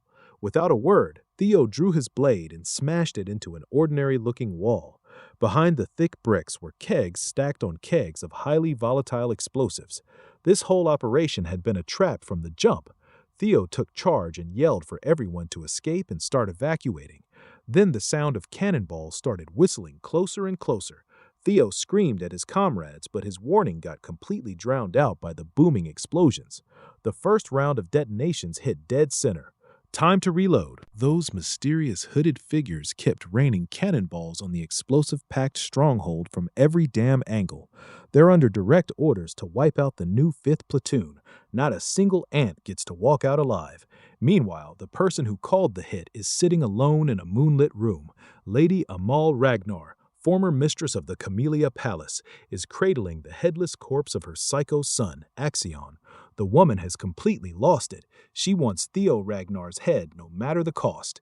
Taking advantage of the chaos from the explosions, the bandits tried to break free and make a run for it. Evelyn wasn't having any of that, so she ordered an all-out execution spree. The dragons got to work on the criminals while the stronghold burned around them. Even Evelyn was starting to feel suspicious about how the original 5th platoon got wiped out, considering how helpless these bandits actually were. Another explosive cannonball landed right near her. Evelyn barely managed to dodge, getting literally cooked. With the second round of bombardment already underway, she put her troops' safety first and gave the order to retreat. After all, those bandits were about to get blown to pieces on their own anyway. Finally, the rookie group linked back up with Evelyn's battalion. Now that the 5th platoon was all together again, they had to find a way out of this hellhole. Theo suggested they head for the outer walls on the opposite side of the artillery fire. In the middle of all that stress, he somehow cracked open his mind gate and unlocked the limits of his brain. Suddenly, his thinking speed and sensory perception shot way up. When he looked around, the entire layout and blueprint of every structure nearby just lit up in his head. He got totally dazed by the flood of information pouring in. Evelyn had to yank him back to reality. She tried to drag him toward the outside of the stronghold like they'd planned, but Theo stopped her for a second. With zero hesitation, he said they shouldn't run for the exits. They needed to head deeper inside instead. Evelyn trusted her master's call completely and ordered the rest of the troops to follow. 21 lives were on the line here, and every single one of them was counting on the Golden Boy to get them out alive. With his boosted perception, Theo could tell the exits were a death trap, more artillery, and a coordinated ambush waiting right outside. That was the final setup. Using his unlocked mind gate together with hatchling synchro, he started reading the memories of every building around them. He was literally seeing the Matrix. The enemies figured nobody could survive inside the castle, but with this crystal-clear view of the stronghold's layout, Theo could find a way through. To the left were more hidden explosives. To the right, another round of artillery was about to hit. The only safe path was the central stairs heading down, so Theo led everyone down those stairs, all of them sprinting for their lives. Evelyn stayed at the very back to make sure none of her troops got left behind. Their hopes of surviving took a nosedive when they slammed into a dead end. Everyone panicked and looked straight at Theo, waiting for whatever genius plan he had left. Going back the way they came wasn't an option, and to make things even worse, the roof was finally starting to cave in from the blasts upstairs. Large chunks of debris started raining down, threatening to bury the new 5th platoon alive. Outside, the hooded Trovan agents were reveling in their fiery little stunt. They'd finally used up every last artillery shell they had. This was their revenge for young Master Axion. Blades drawn, the Trovan agents planned to head into the stronghold. Even if they had to piece Theo's corpse back together, they'd dig through the gore to get proof of the kill. Well, that wasn't happening anytime soon. The new 5th platoon narrowly avoided getting buried. When the roof and ceiling collapsed, the floor under them gave way too, thanks to Theo's desperate last-second slash. The whole gang dropped into a secret underground lair and ran straight into more hostile bandits. Theo had only steered everyone this way because he'd spotted an open space deeper under the hallway. Looking past the bandits, he saw an underground prison lined with steel bars. Sitting among the prisoners was Captain Trainer Eisen. Of course, Evelyn's troops made short work of the remaining pair of bandit jailers. Hell, Hulkus handled it himself. Evelyn got the full rundown of what happened from Captain Isvi. Who would have guessed the Central Intelligence Bureau was the one pulling the strings on this whole master plan? The original 5th platoon got freed from their shackles, but they weren't exactly jumping for joy. Every single one of them had lost limbs, including the old man himself. Evelyn had already suspected Ed Trovan had a hand in this treachery, but she never expected internal collusion on this scale. Those bastards actually raised their swords against fellow clansmen. This is straight-up treason, and treason gets the harshest punishment possible. Captain Isvi understood where the young ones were coming from, but he warned them to be careful with their response. The enemies weren't stupid. They'd planned this thing through and through. Taking them on with limited manpower was gonna be rough. For now, they needed to find a way to notify the Black Snow stationed nearby. Theo pointed out that the fact nobody had shown up yet probably meant the enemy had already taken out the Black Snow agents hidden in the area. It looked pretty hopeless, but the Rising Star had a plan. The Trovan agents had even tried to bury their own disposable pawns in the bombardment. They were going for a perfect cover-up. That meant they'd come in to confirm the deaths of their primary targets. They'd be riding high on victory while they searched through the corpses. The cavalry could use that against them, set up an ambush of their own and hide in the rubble upstairs. That was their best shot at turning the tables. Captain carefully looked the young man over. He could tell Theo had just recently opened his mind gate, an insane achievement at his age. He muttered that he was getting old. He'd given up way too early in the face of a crisis this size. Good thing the new generation still had solid heads on their shoulders, like someone had just rekindled the fire in him. Captain Isvis stood up on his remaining leg and rallied his troops with pure willpower. The white-armored Dragon Cavalry's original and new 5th platoon would move forward with the plan. Just like Theo laid out, an all-out death match between two of Ragnar's factions was about to go down. Trovan agents swarmed into the stronghold, searching for dead bodies. They had to literally turn over every stone and chunk of debris just to identify their victims. Those still left alive got dealt with in the most inhumane ways possible. It's been a minute since they started searching, and they still hadn't found a single remains of the cavalry. The western side was completely empty of corpses, and the eastern side wasn't looking any better. The ambush team reported 0 sightings of the dragons slipping out through the exit either. All they could see spread across the burning, flattened stronghold were the remains of those Black Skull bandits. Sensing something fishy going on, the operations leader called off the futile search. Then, blood started flying when the hidden cavalry finally jumped out for an ambush of their own. The traitorous leader almost got his head skewered by Evelyn's blade. 2 captains from opposing factions were about to throw down.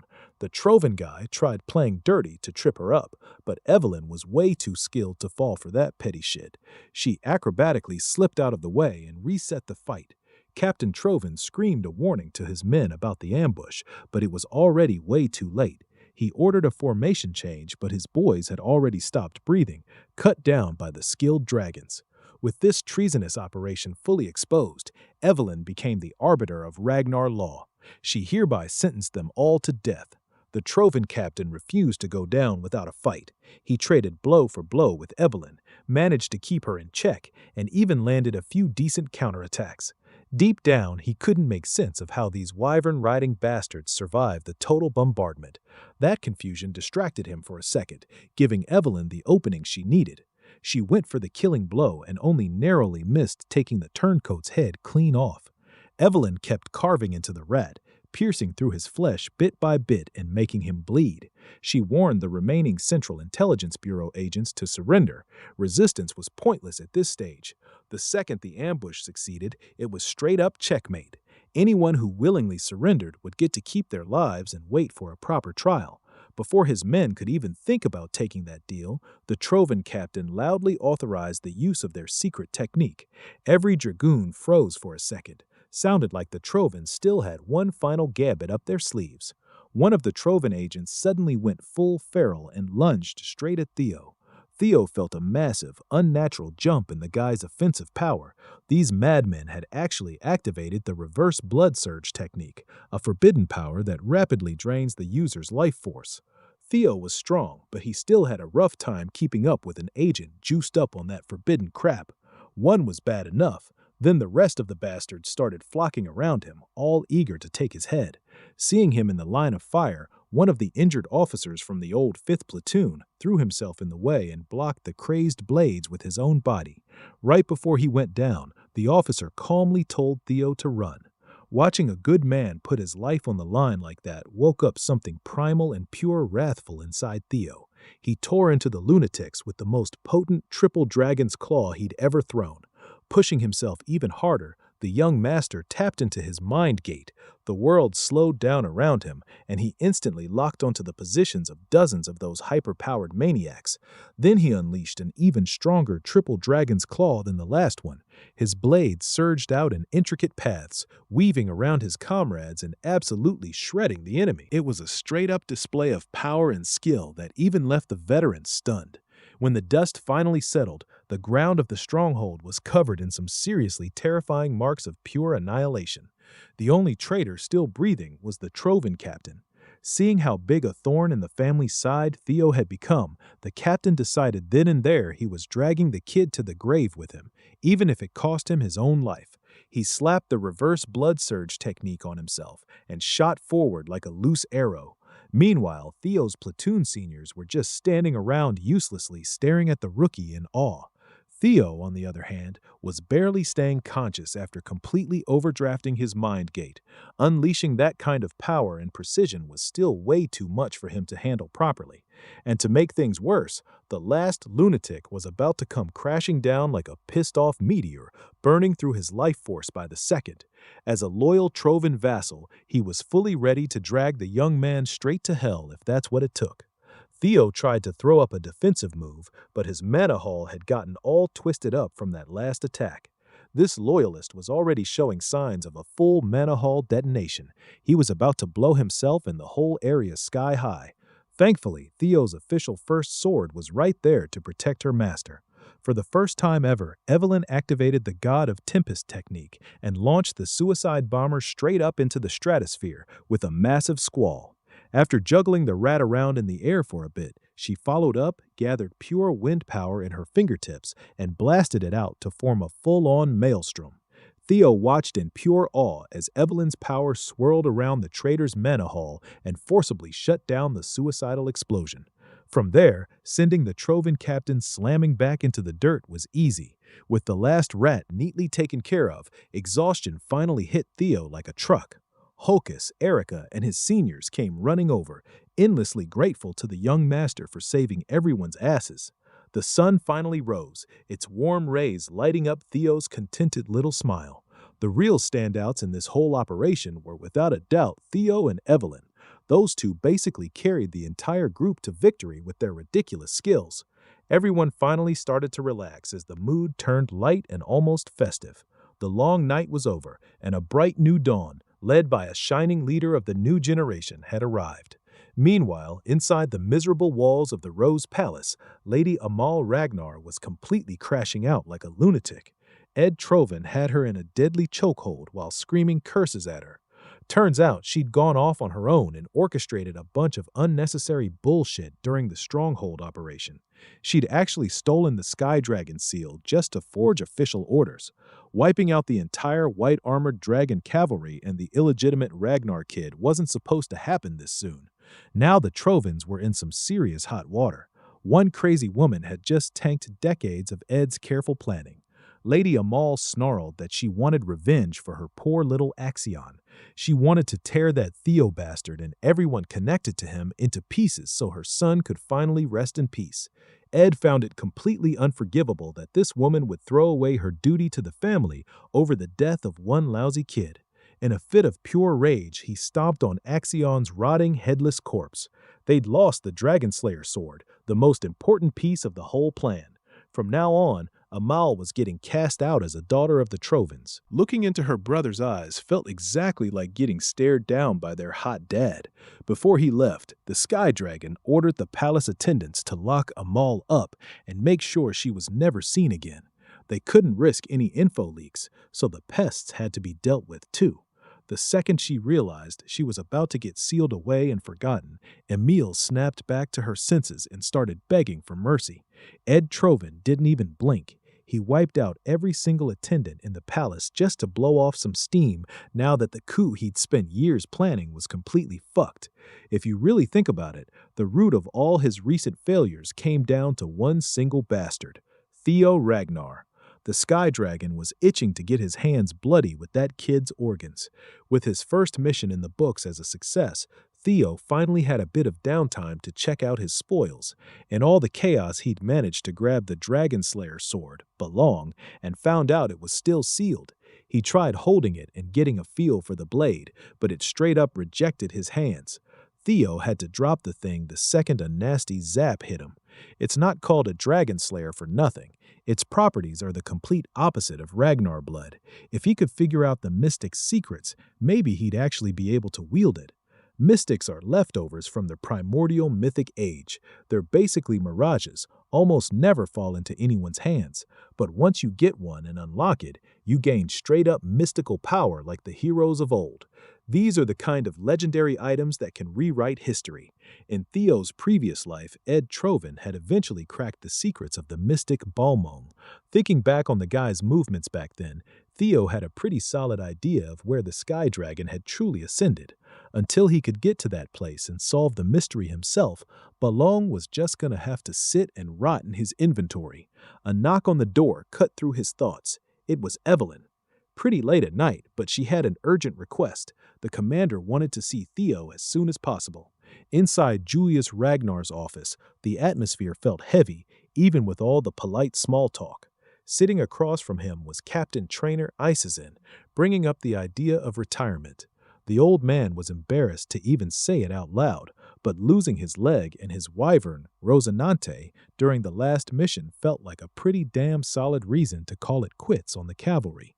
He'd gotten old and just wasn't as strong as he used to be. With whatever years he had left, he wanted to head back to his hometown and properly mourn all the comrades he'd outlived. Julius could tell there was nothing that would change the stubborn old geezer's mind, so he approved Captain Isva's retirement. While sipping his tea, the old man brought up that brilliant rookie, Theo Ragnar. He told Julius how the kid had already opened his mind gate. Julius was obviously pleased to hear his rising star had already smashed through the wall that separates normal humans from superhumans. He was certain the boy wasn't one of those naturally gifted geniuses who'd been born with an open mind gate. There were clear signs Theo had forced that bottleneck open through pure effort. That meant his power vessel was about to go through a massive expansion, maybe even bigger than anyone could imagine. Julius was hyped as hell to start filling that bigger vessel and keep Theo's rapid development rolling. That wrapped up Isvin's final report. One last word from an old man to his junior. The future of the cavalry and the whole clan was now up to Julius to shape and mold. Later that night, the demon dragon met Theo at the HQ training ground. Commander Julius praised the boy for everything he'd pulled off during the last deployment, and Theo humbly said it was all thanks to his comrades. Then the commander asked him how his martial theory was coming along. Theo completely misread martial theory as just combat prowess and answered based on that. Julius shut him down right away. He wasn't talking about surface-level combat techniques. That's the easy stuff. Martial theory is about what kind of world your sword is painting. When it was put that way, Theo suddenly didn't know how to answer. He'd been laser-focused on chasing after the clan head's sword, the one he'd seen with his own eyes. Julius already figured as much. Everyone starts out like that. To widen the kid's horizons a bit, the demon dragon drew his blade and showed Theo a whole different way of looking at the art of the sword. The second he wielded it, Julius Ragnar turned the entire arena into the demon dragon's isolation zone, a straight-up diabolical hellscape of his own making. It was a far cry from the sword dragon's vigorous, beautiful isolation zone. This was the world painted by the commander's martial theory, basically a domain expansion. Julius explained that his sword is demonic by nature. Just looking at it and feeling the pressure was already enough to make Theo feel like he couldn't breathe. Then the commander settled into a stance and started flowing through the heavy motions of his attack sequence, heavyweight slashes, deadly blade spins, forceful stabs, and a whole bunch of killing blows. Theo felt a mix of pure awe and actual fear watching the commander's skill and power. After building up enough momentum, Julius Ragnar shattered his own world and sent a crimson tidal wave rising up. It completely surrounded Theo, making him feel trapped, helpless, and swallowed by something he couldn't even understand. Julius finished the sequence, let the tidal wave fade away, and asked Theo what he'd taken away from the demon dragon's martial theory. The only words Theo could come up with were strength and destruction. He wasn't far off at all. He actually nailed it. Strength and destruction are the core of demonics. The concepts are simple and direct. Even if it means breaking itself, the blade cuts in a straight line, hungry to smash through whatever's in its path. An explosion of pure destructive strength. That's the foundation of the commander's swordsmanship. He basically embodies death itself. In contrast, Julius asked what Theo had gotten from the plum blossom sword. Theo called it flashy and beautiful. Julius was fine with that answer. Lady Plum Blossom's sword carries the essence of life, after all. It's the whole process of a seed germinating and growing into a flower, the purest picture of life you can get. Slow and gentle, full of endless variations. It turns, bends, and adapts to whatever's going on. It just keeps spreading out until it finally blooms. 2 of the 9 dragons had just shown Theo 2 wildly different takes on martial theory. Seeing the kid deep in thought, Julius asked whether life and death were really completely separate ideas with totally opposite definitions. Most people would assume they are, but the commander hinted that might not actually be the case. Still, it wouldn't be any fun if he just spoon-fed Theo the real answer. He dispelled his isolation zone and started walking away. Before he left, he tossed a book over to Theo. Written inside was a long, detailed debate that Commander Julius and Lady Osa had once had about the principles of the sword. It's a little weird, but somehow Theo had ended up becoming the disciple of both the sword dragon and the demon dragon. Of course, that debate and the book itself came from that fateful day back in the White Dragon's nest. After writing the last word and closing the book, Julius immediately pouted that he wouldn't get to monopolize Theo's potential anymore. Lady Plumblossom just wanted what was best for the kid, and the commander wasn't the type to argue with that. Theo Ragnar had already racked up expectations that rivaled the other successor candidates. His talent was insane, and he was growing at a ridiculous pace, which also meant he'd slam into that wall a whole lot sooner. This book would help the kids smash through it in record time. Still, Julius had this nagging worry that Theo might one day turn into an enemy of the clan. People at the top knew all too well that prodigies who shot up this fast usually met some kind of ugly end. If history repeated itself again, their teachings might come back as blood spilled in the name of the Ragnars. After hearing those fears, Lady Osa became sure of one thing. Commander Julius was the right person to keep the book and watch over Theo. When the day came that he was certain the boy would stay free of greed, he could pass the teachings on to the young dragon. That day showed up a lot sooner than anyone expected. The insights of the two dragons, said to be number 1 and number 2 with the sword, were now sitting right in Theo's hands. He couldn't help wondering if he even deserved something this valuable. Julius had already judged him worthy and passed the test, so Theo gratefully accepted it. Looking back, his crazy rise had only been possible because of a handful of people who kept helping him no matter what, pushing him higher and higher. From the Randon incident all the way until now, Commander Julius had always shown him special favor. For that, Theo promised he'd repay the debt one day. Actually, there was a way he could start paying it back right now, but it wasn't going to be pleasant at all. The demon dragon was itching for a new jewel. It had been a while since he found a fun new toy. Sure, the book would help, but the real painful lesson was about to begin. Evelyn looked away from the sidelines, feeling genuinely sorry for her master. She made sure to lock the arena tight before leaving, even chaining the door from the outside while mumbling apologies the whole time. The training didn't stop until the sun came up.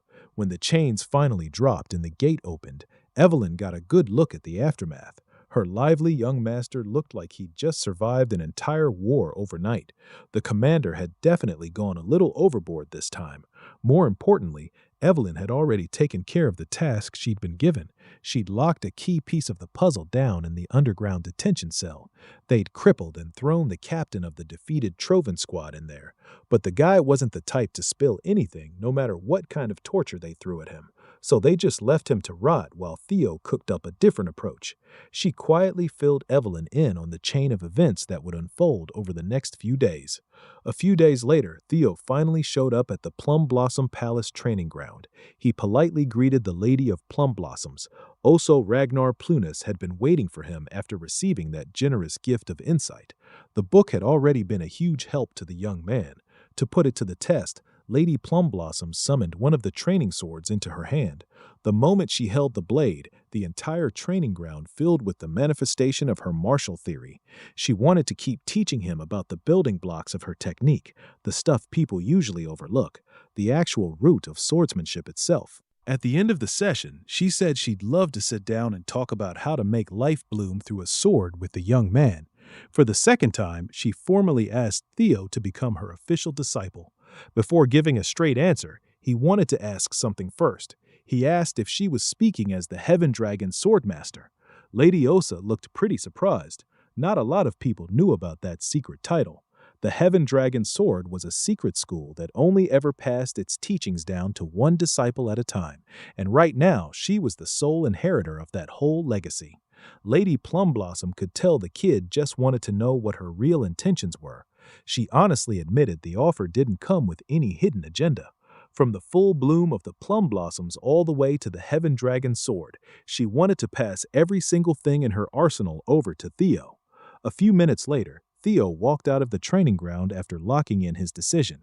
While he was moving through the beautiful halls of the Plum Blossom Palace, a bunch of flowery faction idiots surrounded him. Theo wasn't the type to just sit there and take disrespect, and these bastards got real offended by his short replies. They figured he'd just been accepted as Lady Plum Blossom's newest disciple and started demanding respect as his seniors. Theo was just standing there wondering what the hell these dogs were barking about. It was nothing more than an immature attempt to protect their fragile egos. Same old shit. They weren't even his direct superior officers, so ranks shouldn't have mattered. Still, these flowery mutts wanted to act big and push around the rising star of the clan for some cheap clout, but they were completely wrong about one thing. He had been offered the chance to become Lady Plumblossom's direct disciple, and he'd turned it down. When he was hit with the choice of accepting two insanely valuable legacies, of course he was tempted. But he still couldn't figure out why Lady Osa cared about him so much when he hadn't done a single thing to help her. She told him straight up there was no big reason or clever scheme. She just wanted to help because Theo reminded her of a young Kyle. He looked and acted exactly like the clan head had in his youth. That guy used to chase his dreams and ideals nonstop. Hell, maybe he was still out there dreaming and chasing even now. He never let himself fall into despair. He just worked his ass off to break through every trial and challenge on his own. Every day was pure hardship, but Kyle Ragnar never once gave up or bent his principles. When Lady Osa looked at Theo, she saw the same Kyle she'd fallen in love with. How was she supposed to just stand by and do nothing? Stepmom really laid it all out honestly, so fair enough. Now it was time for Theo to decide. Even though the offer was damn attractive, he still chose to decline. Right now, he already had too many teachers guiding him, including Lady Plumblossom herself. A whole lot of people had shaped him in different ways. The demon dragon had taken him under his wing. His senior dragons, Evelyn, Selford, and Aaron, kept teaching him every day. Even his friends and comrades like Remington, Hulkus, Erica, and the guys from Training Ground 4 had all helped turn him into the man he was today. Hell, he'd even put Axion and Ed Trovan on that list of teachers. Lady Osa definitely wasn't expecting that last part. Everyone knew about Theo's beef with the Trovans, but the hardships those villains threw at him were exactly what built him up and pushed him into becoming who he is now. His sword had learned and changed because of every single person who either loved him or screwed him over. For that same reason, he didn't feel confident enough to uphold a school's tradition and pass it down to the next generation. Lady Plumblossom got what he was trying to say. Theo's sword was always changing and basically impossible to control. That was both endearing and a little bit of a shame to hear. But even if he couldn't be her direct disciple, he would still gladly be her son. Lady Plumblossom was really moved by that. After Theo left, Osa Ragnar Plunis headed off for some leisurely wine time, looking happier than she'd been in ages. Her attendant immediately noticed the big jump in her mood. The heavens had decided she'd never get to have a child of her own, and yet a boy like Theo had just promised to be her son. How could she not be over the moon? The attendant was just glad her master was happy. Lady Osa wanted to thank Theo for finally making her a mother, so she planned to send a letter to her husband. She also wanted to push Theo's promotion exam forward as soon as possible. Hearing that, the attendant told her to ease up a little. Theo was still a rookie who'd only just finished the awakening ceremony. Piling even more attention on him at his age could put him in more danger than he was already dealing with. But that was exactly why Lady Osa wanted to prop him up so fast. They needed to help Theo climb higher before those huge storms heading for Ragnar swallowed everything. This way, she could give her new son as much as she possibly could. Meanwhile, down in the cavalry's underground cell, their only prisoner finally opened his eyes when the help he'd been waiting for showed up. That help was an assassin sent by the Trovans to cut every last loose end. The captain calmly offered up his neck, ready to die as his final service to the family. Before the assassin's blades could finish the job, a sharp sword wind cut in. Evelyn smashed through the ceiling and grabbed the guy. She'd been waiting for this exact moment for a while now. This whole thing was the trap the young master had set from the beginning.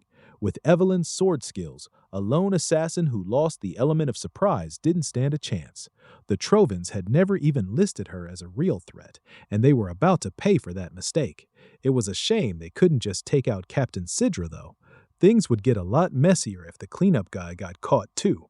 The assassin scrambled for an escape plan, but Evelyn wasn't about to let him stroll out of that dungeon. She activated the secret technique of the god of Tempest and summoned Whirling Squall, locking him down tight.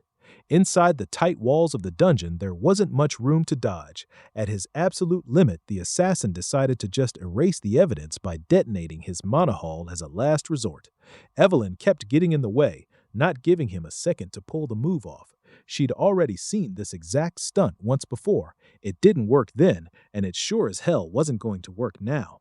She handled the Trovan family's cleanup guy without much trouble. Somewhere deep in an unknown stretch of woods sat a secluded black site. Inside, operatives were going over how Evelyn had caught the assassin who snuck into the underground dungeon. They confirmed the guy was tied to Serpent Season, a sub-organization of the Eastern elite clan, the Trovan family. Sitting in on the talk were Theo, Evelyn, Commander Julius, and a black snow operative. This whole incident locked in their suspicion that the cavalry had a mole. They were holding the meeting way out in the middle of nowhere to keep any more intel from leaking. According to Black Snow's info, Serpent Season was currently operating out of an ancient castle in the Calhelm region. In 3 hours, they'd call the mission a failure, burn every scrap of evidence, and bolt. So the plan was simple. Ambush that base, round up every member, and squeeze them for information and proof. The Black Snow operative giving the report was Cleve, a Null Snow agent. Theo hadn't expected to meet someone that high up in the ranks this soon. Before wrapping up the briefing and locking in the ambush plan, Commander Julius tossed one more thing onto the agenda. This whole mission was also going to double as Theo Ragnar's promotion exam. Theo damn near thought he'd misheard that shit. No way he already earned the quals for a promotion exam this early, right? The commander was on the same page, so they cranked the difficulty way the hell up. Climbing the ranks means the tests get harder. That's just how it goes.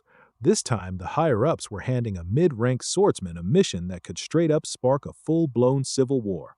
The Demon Dragon already knew Theo was the one who cooked up Evelyn's stakeout and capture op. Only fair he sees the mess he started all the way through. Even if he's the heir, planning shit without looping in the commander first is straight up disrespectful. He's got to nail this critical mission perfectly if he wants that promotion. Julius drilled it into Theo's head that ranking up to mid-rank swordsman means he'd finally get solo mission privileges. At the rate things were moving, this kid was turning into the center of attention and history. To give him an extra kick in the pants, the system kicked off the 4th scenario quest, a chance to clean up the shady leftover ties from his previous life. Theo was hyped as hell to dig into whatever dark crap was rotting under the surface of this clan. With full conviction, he swore he'd finish the mission no matter what. And just like that, Operation Snake Cleanup was officially a go. Because there was a real chance of a mole inside the cavalry, they kept the team tiny, just 3 people, Cleve, Theo, and Evelyn. As swordsmen, they should have the edge in a straight-up fight against these snake-ass assassins, but they were still massively outnumbered. Whatever, they'd just have to adapt and get it done. Inside Serpent Season's HQ, the assassins had just finished stacking every single document that tied them to the Trovans. While they were prepping for the possibility of things going south, a little orb-like gadget came rolling in. Smokescreen, classic ambush opener. Before they could even react, heads were flying and bouncing across the floor. Cleve's a Null Snow operative for a reason. Only one assassin managed to stay alive, and even he was fucked up bad, bleeding from a nasty neck wound. Cleve wasn't about to let some injured prey slip away, so she doubled back and finished the job. Area cleared. She and Evelyn would grab the compiled documents while Theo got sent down to the basement. He was pretty damn impressed watching someone that high level in action. If the blueprints from the briefing were solid, the stairs to the basement should be right nearby. Theo got a little careless, though. He was so locked in on speed that he tripped a wire. Boom! Trap sprang and damn near took his eyes out, if he hadn't dodged on pure reflex. He yanked his sword free and knocked aside the hidden flurry of stingers. Using hatchling synchro to scan the area, every last hidden tripwire and trap lit up in his vision. On top of the fixed traps, there were plenty of guys lying in wait for an ambush. To wipe the nuisances out in one clean shot, he pulled multiple blades and charged them up with black lightning. His Thunder Dragon breathing dragon mark had already leveled up into something even more lethal. Those poor bastards waiting in ambush got erased in a second, stabbed and fried at the exact same time. With that mess handled, Theo easily slipped past the remaining traps and wires. The security down here was way tighter than usual. That's a dead giveaway. Something big is stashed in the basement. When he finally hit the lowest level of the ancient castle, the smell and sight of blood and gore hit him like a truck. Standing there was some lone dude in a red robe and hat going on about sacred prayer time. The blood priest was not thrilled about his little crimson ceremony getting interrupted. Theo clocked him right away as a priest from the Holy Demon Church. That rotten church's whole thing is preaching some apocalypse that's supposedly gonna swallow the world any day now. They dangle the promise of a savior dropping down from the heavens to their followers. Straight up cult that snagged a bunch of clueless people with that salvation bait. In a few years, they'll be the ones kicking off the great war that tanks the empire. Staying on guard, Theo ran hatchling synchro on the creepy-ass priest. What he saw was a bloody aura running on some weird mana that straight up ignored the normal rules of the world, flowing through a busted mind gate. Might be that grace the blood priests are always yapping about. In their eyes, Theo's a non-believer, so he gets the honor of becoming a sacrifice for their one and only god. The blood priest closed the gap, trying to snatch Theo with those blood-stained hands. Theo managed to parry the grab, but holy shit, the hardness of that guy's flesh was not normal. They traded more blows. Every single one of Theo's attacks bounced right off. He could feel the heavy weight behind every move the priest made. One solid grapple and it'd be game over. Finally, the priest just caught Theo's sword barehanded. A full power swing stopped like it was nothing. Blade out of the picture. The priest sent him flying into the basement wall. Blood priests are supposed to be bottom rung in the holy demon church, yet this guy's already packing this much power. Theo's options were looking pretty limited. Using triple dragon's claw in this tight space would just bury him alive, but his mana-infused attacks weren't doing jack. What the hell was he even supposed to do with his sword right now? Time slowed down and he remembered what the demon dragon taught him. Explosive, destructive strength that basically screams death itself. The sword dragon, on the other hand, drilled into him the pure beating heart of swordsmanship. Life and death shouldn't be treated like total opposites. The crazy priest came charging again, ready to cave his head in and spill some blood. Theo barely scrabbled out of the way at the last second. He kept dodging death blow after death blow, which was pissing the priest off big time. That's when the breakthrough at his martial theory hit him. Life and death don't actually oppose each other. They're just a natural cycle. Death waits at the end of life, and life grows using death as the spark. They look like two totally different powers, but they're really one and the same. Theo had been spreading his power too thin when he attacked. Focusing it into one single flash of light would hit way harder and cleaner. The priest, cocky as hell about his invulnerable skin, didn't even bother dodging Theo's next swing. Theo tested the theory right then and there and unlocked Dragon Flash. The priest just chuckled, unfazed by the louder noise the blade made. Then he started freaking out when that skin he trusted so much got shredded to pieces. The technique moved like it had a mind of its own, tearing through the priest's body. Now it was Theo's turn to send the pale bastard slamming into the walls. The priest called him a seed of evil for having a breakthrough in the middle of a slaughter, an existence that shouldn't be allowed to live. Theo didn't give a single shit about his ominous ranting. He wants to throw hands. Gripping the blood priest's face tight, Theo fired up hatchling synchro to dig through that lunatic's memories. Perfect chance to figure out where the holy demon church's weird-ass power actually comes from. Next thing he knows, his world starts spinning, and his consciousness gets yanked into another dimension. Familiar feeling, his soul floating through this endless void of space. But this time, it's nothing like the other memory dives he's done. Then his system spits out a completely glitched, garbled mess of characters. Like it's about to overload, it screams that he's about to run into an enemy way the hell above his level, and strongly advises him to run for his life. Run where, though? Nothing but pure darkness in every direction. Suddenly, a primal voice hits him so hard it shakes his entire being. The voice demands to know who and what the hell he is. When the view zooms out, all that infinite darkness is just a tiny speck of an eye belonging to something way beyond human understanding. Theo just woke up this universe's final boss from its sweet, sweet nap. The god the holy demon church worships now knows he exists. Getting pissed at the lack of an answer, the god demands a response again. Forced to stare down that grace the cultists won't shut up about, Theo freezes completely. It's like the thing sees straight through him and says his name, Theo Ragnar. Turns out this existence has been hunting for him this whole time, calling him a blight on this plane of existence. The being's endless body starts wriggling and reforming, wrapping around Theo's soul. It bends, twists, and squirms into shapes that make zero sense.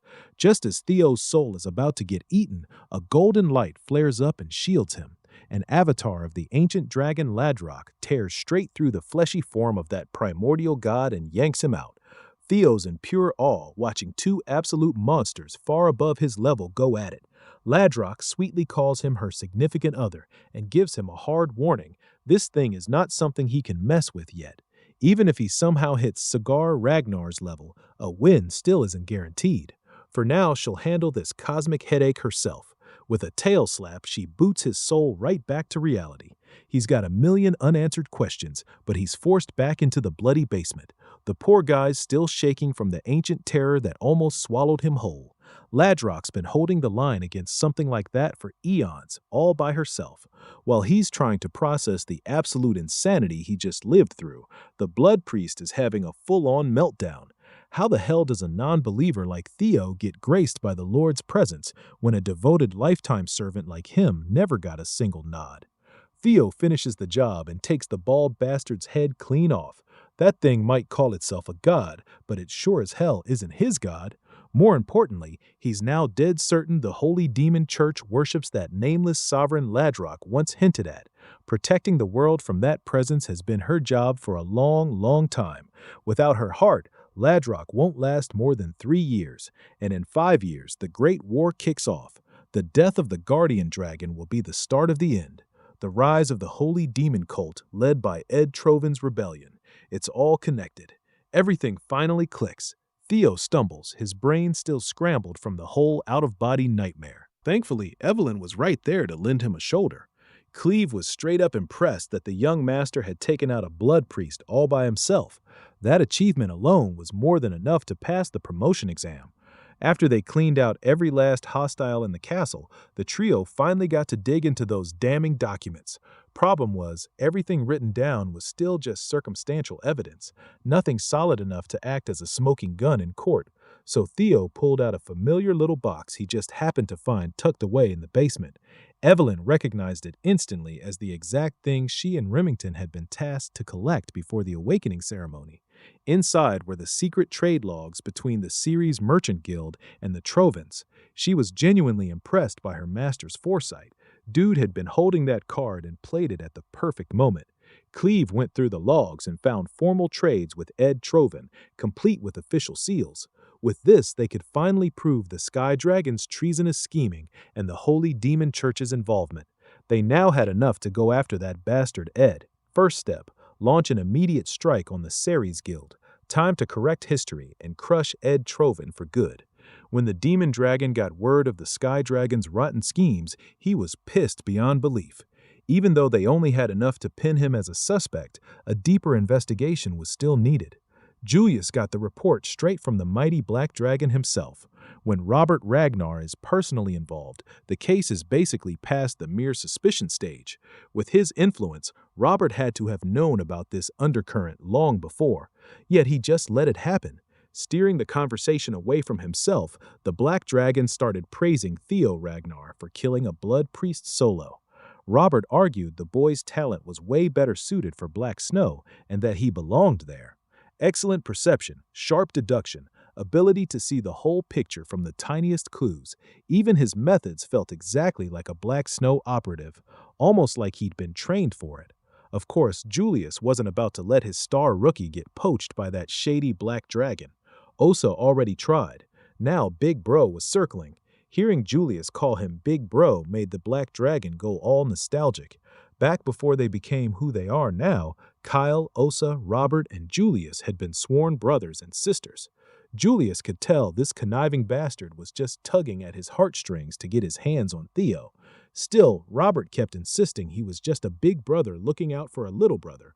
Before he left, he casually swiped a few of the commander's wine bottles and demanded something more expensive to steal next time. Julius could only helplessly curse Robert Ragnar as the guy cheerily hop-skipped off into the shadows. The Black Dragon had also swung by to check if there was a mole in the cavalry. He was pretty relieved to see this place had stayed free of the Sky Dragon's reach. Walking to the door, Robert's physical form just disintegrated, blown to dust by the wind. He was looking forward to watching the Ceres Guild fall, and of all days, today the corrupt family was in the middle of a wedding ceremony. Every higher-up was gathered at the central branch's wedding chapel. The groom, Navin Bakis, formally introduced himself as the second son of the Baki's clan.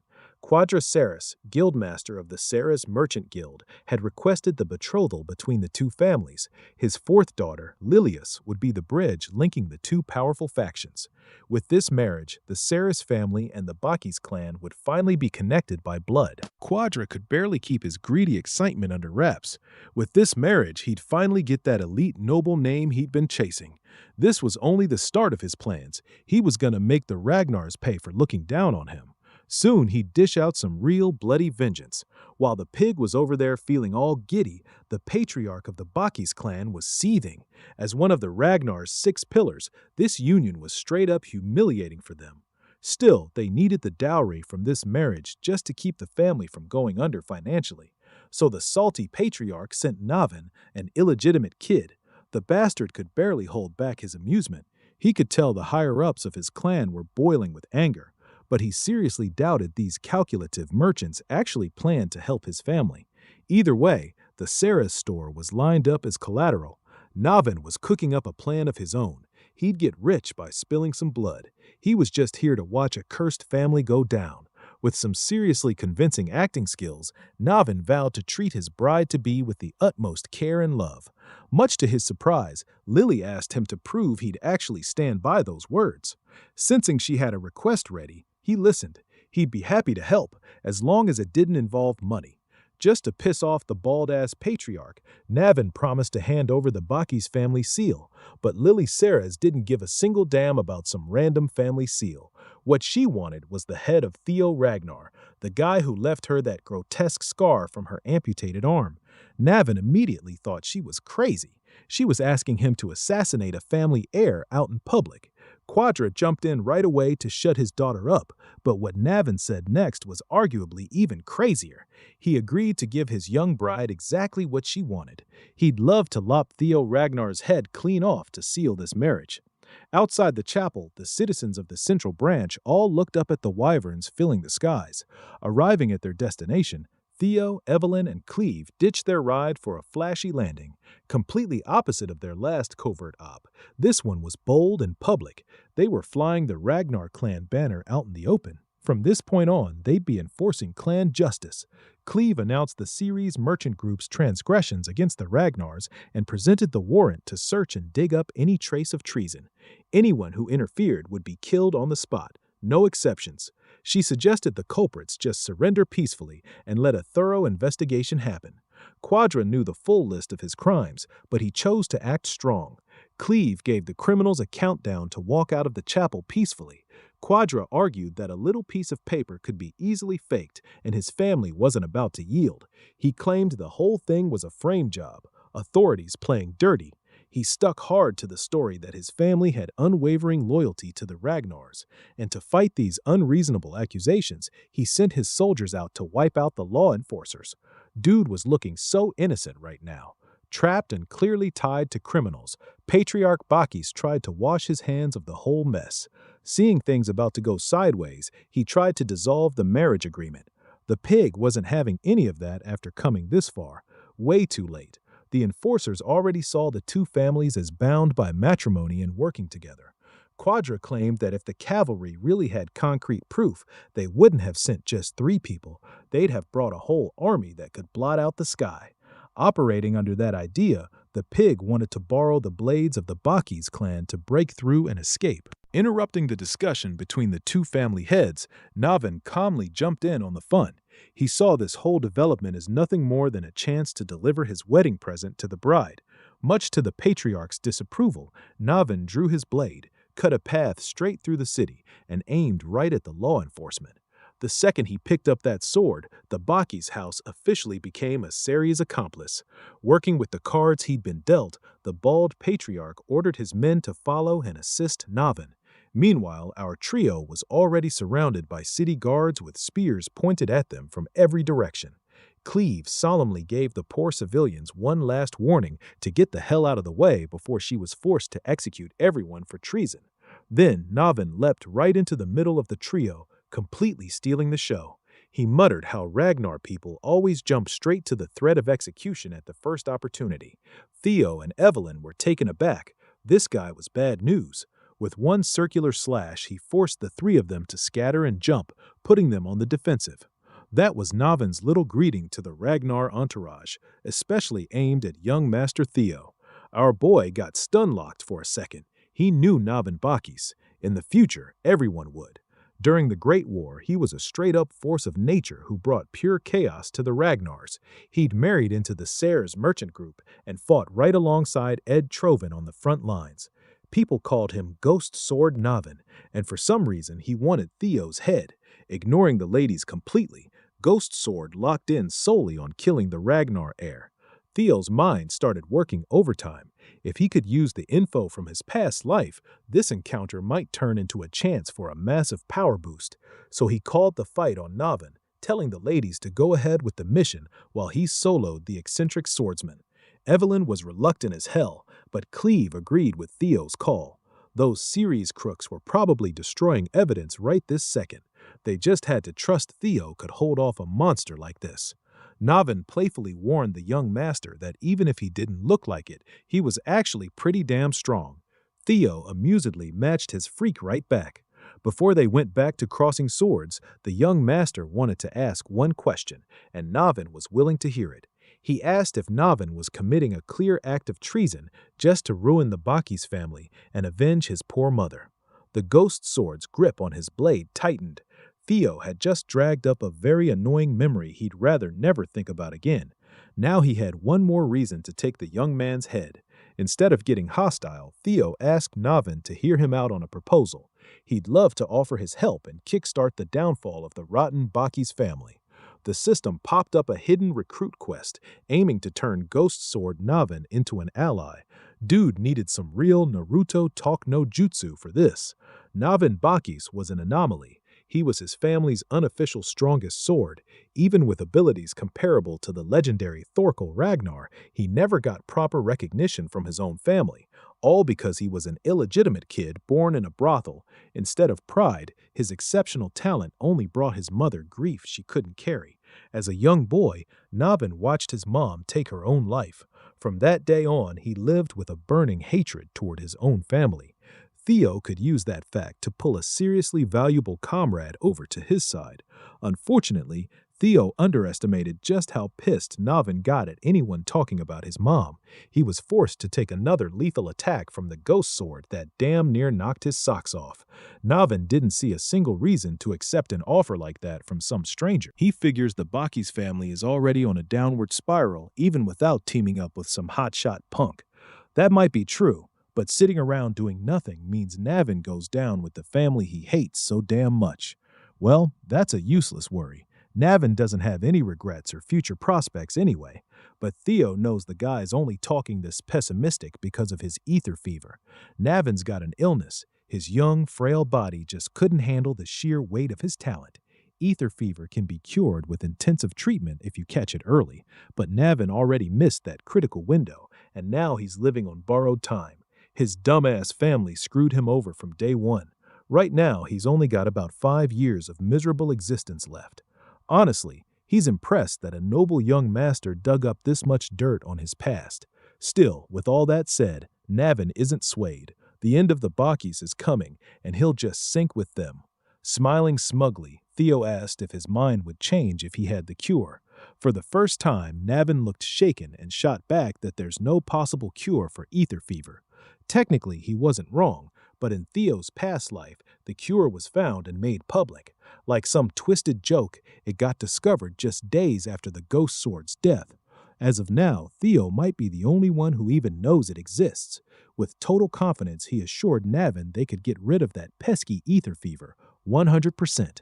The rotten family is going to burn to the ground no matter what. But if Navin takes Theo's hand, he can live on as someone important and leave a real positive mark on the world as a hero who helped the Ragnar family. All he has to do is trust and take that leap of faith.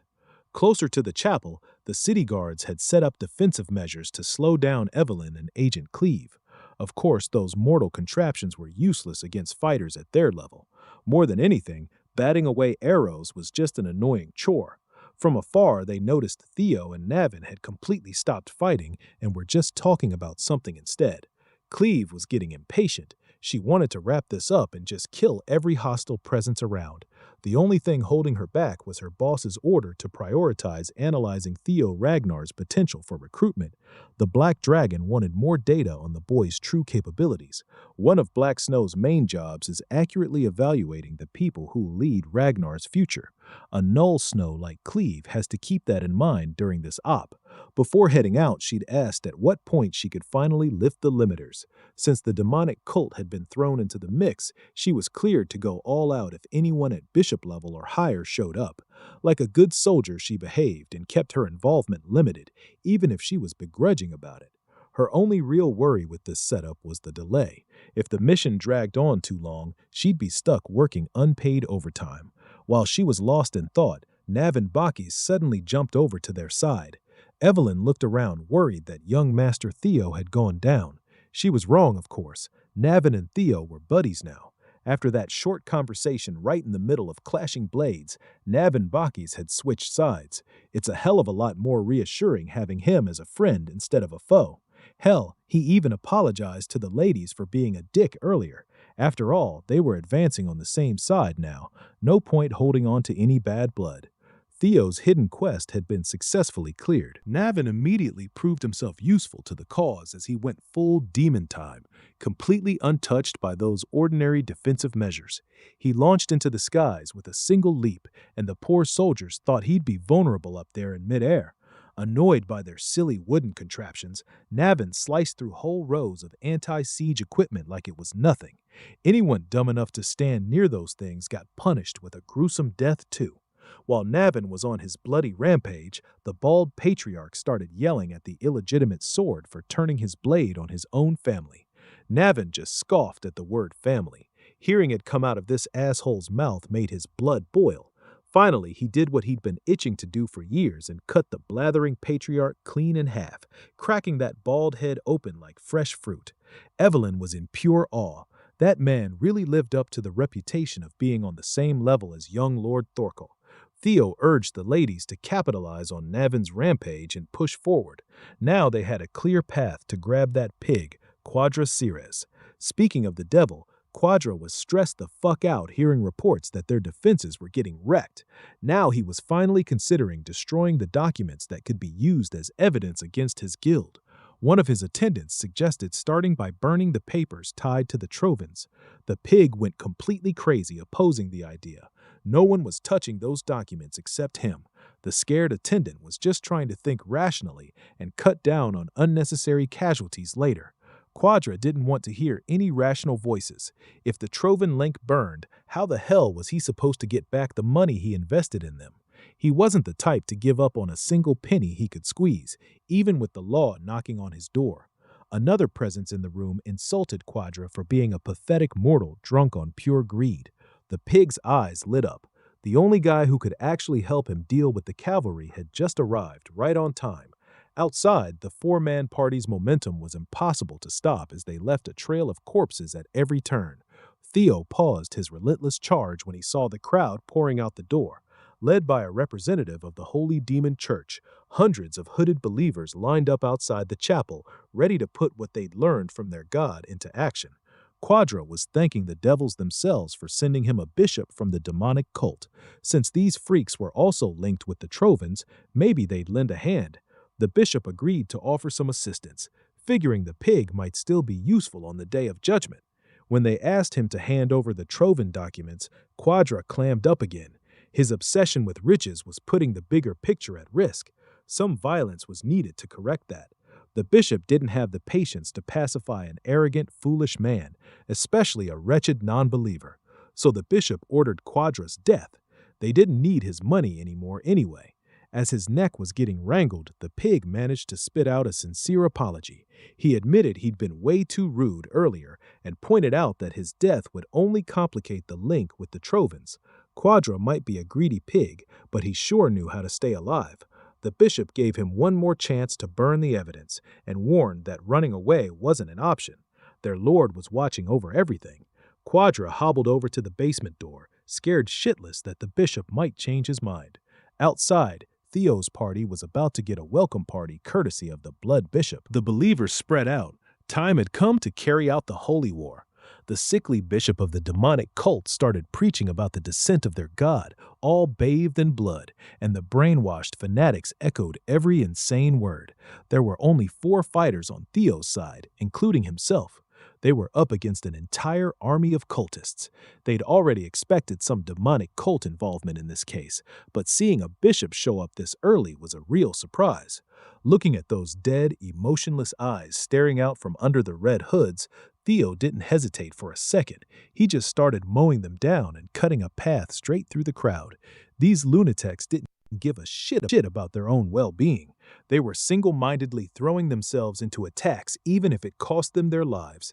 Even Evelyn and Navin, both experienced fighters, got freaked out by the stampede of cultists. Cleve, on the other hand, stayed on the flank, thanking her lucky stars that a bishop had actually come out. It'd be more of a pain in the ass, but at least she could finally go all out. She drew her dual blades, itching to carve through swaths of demonic worshippers. Just when Theo was feeling stuck and the momentum stalled, Cleve jumped into the fray with a bloody display of her blade dance. From this point on, she was done analyzing. She was taking the lead. To punish anyone standing in Ragnar's way, she was ready to wipe this whole city off the map with her own hands. Before she went full killing frenzy, Theo reminded the Null Snow operative that they came here to collect evidence before it all got destroyed. Cleve scoffed at his tunnel vision now that the demonic cult had openly shown itself in public. No further evidence needed. Theo begged to differ. He argued they needed something concrete now more than ever. If the demonic church cared enough to deploy a bishop, then there had to be something inside the chapel they couldn't afford to lose. Cleve relented and asked what Theo's next move was. Right now, the priority was breaking through the Crimson Masses speedrun style. Theo's plan involved linking his lightning gate to hatchling synchro for expanded range. At the same time, he pushed his mind gate to the limit and map-hacked the surrounding terrain. Cleve was curious to see what Theo would pull off, so she took a step back. The second she slowed down a little, a blood priest jumped in with a sneak attack attempt. Cleve spun around instantly and turned the pathetic, muscly preacher into minced meat. Theo would secure the evidence while the rest of the gang handled the cultists. After mapping the terrain, the young master figured out the optimal route into the chapel. He tried crowd surfing through the sea of fanatics and felt like there was no end to their numbers. A full tidal wave of brainwashed believers was waiting. Evelyn and Navin worked together to clear the dirt off his optimal path, directly assisting him. Hearing Navin sucking up to her lord stoked Evelyn's competitive spirit hard. Theo never stopped advancing. Now he was using the lightning daggers as footholds through expert psychokinesis. He named the technique Lightning Dragon Rapid Protection Dragon Gate. Theo figured the job of destroying the evidence had been left to that High Commander pig, Quadraceres. After a quick sweep through the walls of the chapel, he easily pinpointed the guy's location. The fourth scenario quest continues. Back on the front lines, Evelyn and Navin had turned into one hell of a deadly duo. Ever the arrogant type, the Ghost Sword introduced himself as Lord Theo's new first sword. From the look on her face, he could tell Evelyn took real offense at him claiming that title. He said he'd only settle for second sword if that Null Snow girl was the competition. Against Evelyn, though, Navin Bacchus was pretty sure he was a lot better. To prove it, he masterfully took out a few cultists trying to sneak up on her while she was distracted. Since they were on the same side now, there was no reason to keep arguing. They could just settle who gets to be Theo's first sword based on who kills more of these believers.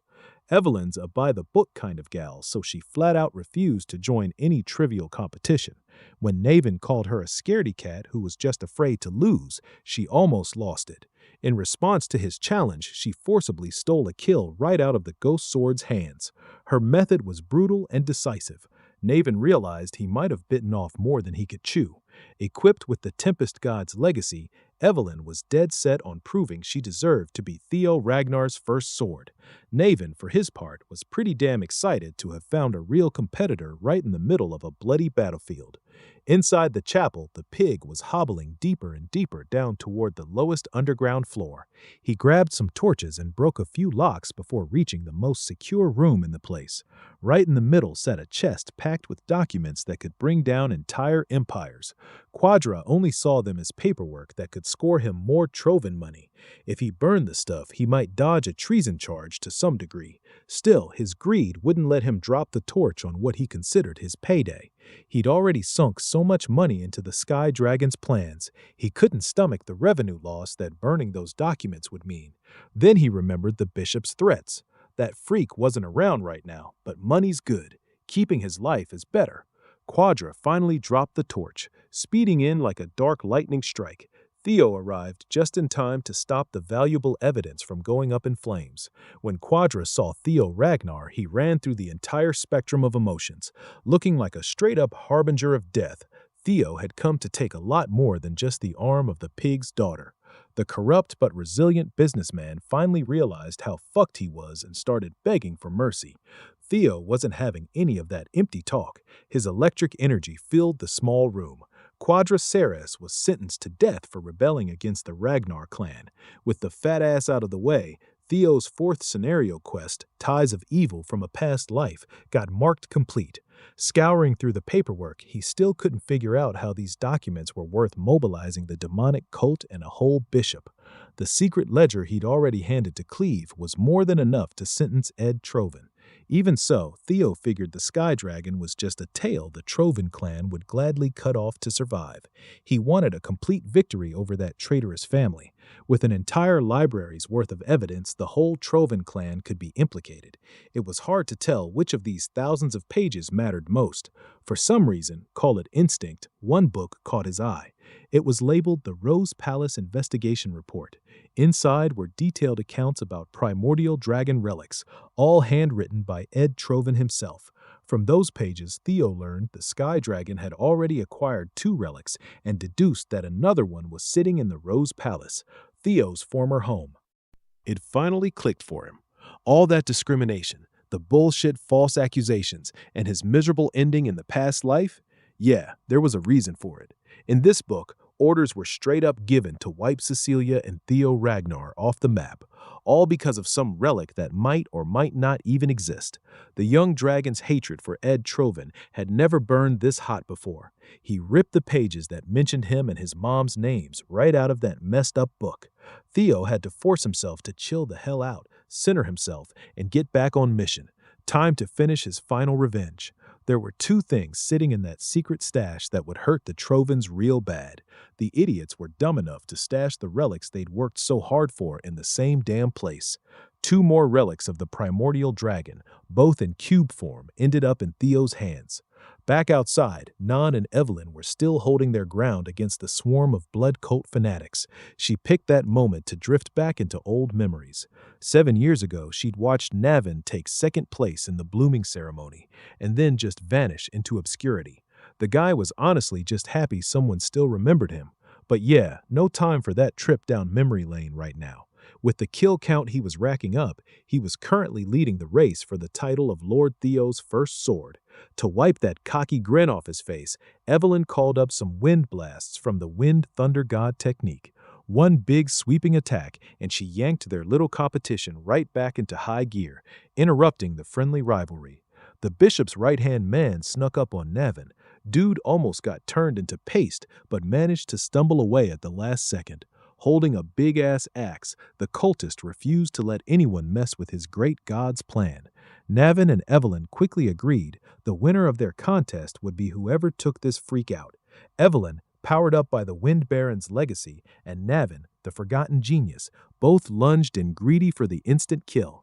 Before either of them could claim the win, Selford and his wyvern buddy crashed the party by straight-up crushing the enemy.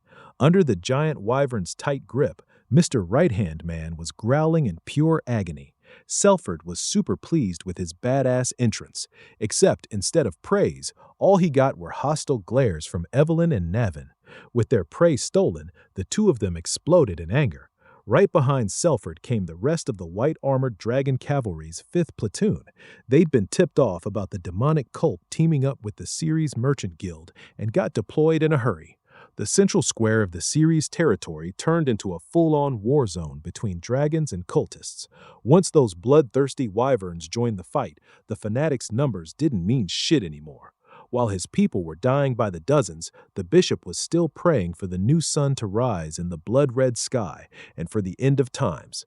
The freak kept preaching his twisted gospel while Cleve sat nearby catching her breath. Girl deserved a little break after going all out for once. The Null Snow operative completely wrecked the bishop while no one was looking, driving the fool straight into insanity. With the cavalry showing up, it only took a few hours to clear out all the gunk and bring peace back to the region. And now, everyone, including Evelyn, got stuck doing the paperwork for all the citizens hit by that short-lived war. The dragons who'd been heroically chopping cultists down just a minute ago would much rather go back to killing than deal with this mind-numbing desk job. Pretty much everyone felt like they were being tortured, except for Erikai Kalanka. She might look like a total savage, but damn is she organized. Her brother Hokus was actually enjoying his gig of compensating folks for property damage. Evelyn, on the other hand, was about 2 seconds from completely losing it. People kept coming up to her for help with their assigned tasks, and it was driving her nuts. When she finally snapped, she straight up tossed her subordinates and whipped up a whirling storm. While the cavalry was stuck doing all that admin bullshit, Cleve and Theo had gotten together to sort through the mountains of evidence they'd saved. Everything from traces of Ragnar's relics to detailed treason plans, it was all there. For his huge help in the operation, Cleve was the first to congratulate Theo on hitting intermediate rank. She also figured he'd do really well in Black Snow. Theo awkwardly tried to dodge the whole getting recruited by the Black Dragon topic. Cleve had one more piece of good news. The operation to capture the Sky Dragon had officially started. That ledger from last time was solid enough proof to greenlight the hunt, meaning the elite arrest team from Black Snow was already geared up and heading for the capital. They barely had time to celebrate before a messenger barged into the temporary camp with an urgent update. The elite arrest team got a rude damn awakening. Ed Trovan had been hiding his real power level this whole time. Now that he had no more reason to stay in the shadows, the Sky Dragon was finally letting loose. He knew showing all his cards right now wasn't the smartest move, but by stacking bodies along the way, he could buy Black Snow a decent bit of trouble. Ed Trovan even congratulated Theo Ragnar for forcing him into this desperate spot. The Chamelia Palace, Axion, the Dragon Slayer sword, and now the Ceres Guild. Everything Ed had carefully set up was gone thanks to that imbecile. Ed was full-on hitting that insane anime pose now, his sanity slipping after taking L after L. But deep down, he's a hater through and through. He'll let Theo enjoy the win for a bit, but the Trovan plan is still rolling. The Dragon Slayer sword might be lost, but Ed managed to secure a solid backup. Now he's heading back to his father to call in something that could flip the whole situation back in his favor. With the series debacle finally wrapped up, Theo could head home to the Camellia Palace. The place was crazy busy, nobles everywhere getting fittings. Kursinin looked around and was completely taken aback by the chaos. Walking through the palace felt like marching across a battlefield. She would have gotten totally lost if her daughter hadn't found her in the middle of all the garment cutters. Cecilia excitedly explained she was launching a new business, a high-end brand using luxurious fabrics and jewels. She kept yapping about all the little details while Kursinin just half listened, completely distracted by her daughter's smile and energy. That happiness made Cecilia look even more beautiful than any jewel in the whole estate. Kursinin had actually come to deliver some news in person. She'd heard whispers about the Rose Palace. Cecilia's mind immediately jumped to the worst-case scenario, and she asked if her son was okay. Watching her daughter go from pure joy to an anxious wreck broke Kursinin's heart, so she quickly assured her she'd come with the opposite of bad news. AML, that vile woman, was found dead along with her whole camp. Their heads were stuck up on the walls of Rose Palace. Cecilia felt like the weight of the damn world had finally been lifted off her shoulders. She was more than relieved it was finally over.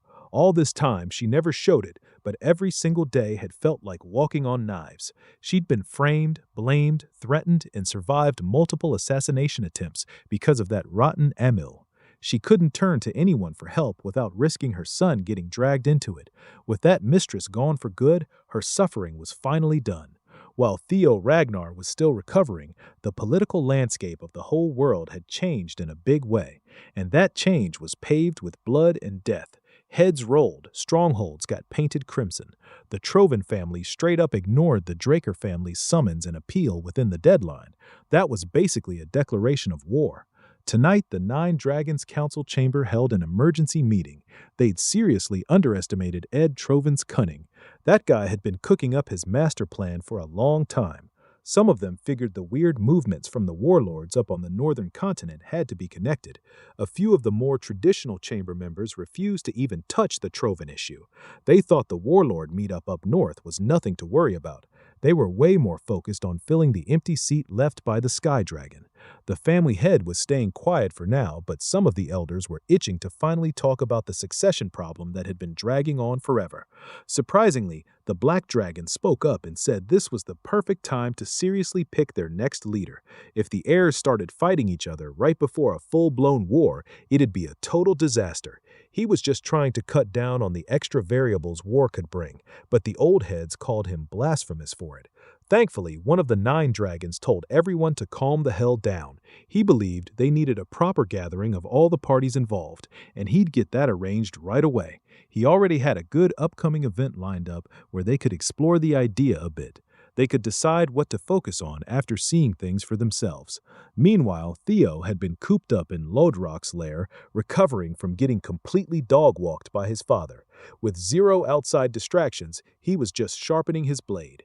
The scars from the Patriarch's wrath were still fresh and visible, but honestly, he was in the best shape of his life. His movements were crisp, quick, and precise as hell. He wiped out a whole neat formation of candlesticks without breaking a sweat. Physically, he was as sharp as his relic blade. Mentally, though, he was struggling. Those same voices that drove his grandfather mad kept forcing their way into his head. They filled it with dark thoughts about killing everyone and taking everything. The voices kept pushing him to follow his basest desires and just cut down whoever stood in his way. After that schizophrenic workout, this dude had the nerve to flex his perfect physique. Dude was built like a dragon-slaying supermodel. Once he put his sword down, a familiar voice asked if the voices were weighing on him. Guardian Dragon Lodrok popped out and started musing about the lingering grudge of the Mad Dragon Emperor. Knowing he could trust his dragon mommy, Theo admitted the voices had still been bothering him even though quite a bit of time had passed since he got the half-sword. That lingering grudge was stubborn as hell with its interference.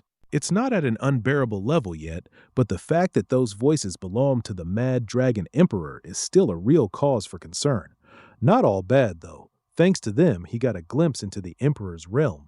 Lodrok totally gets what he's going through. She could never forget that man's name, even if she tried.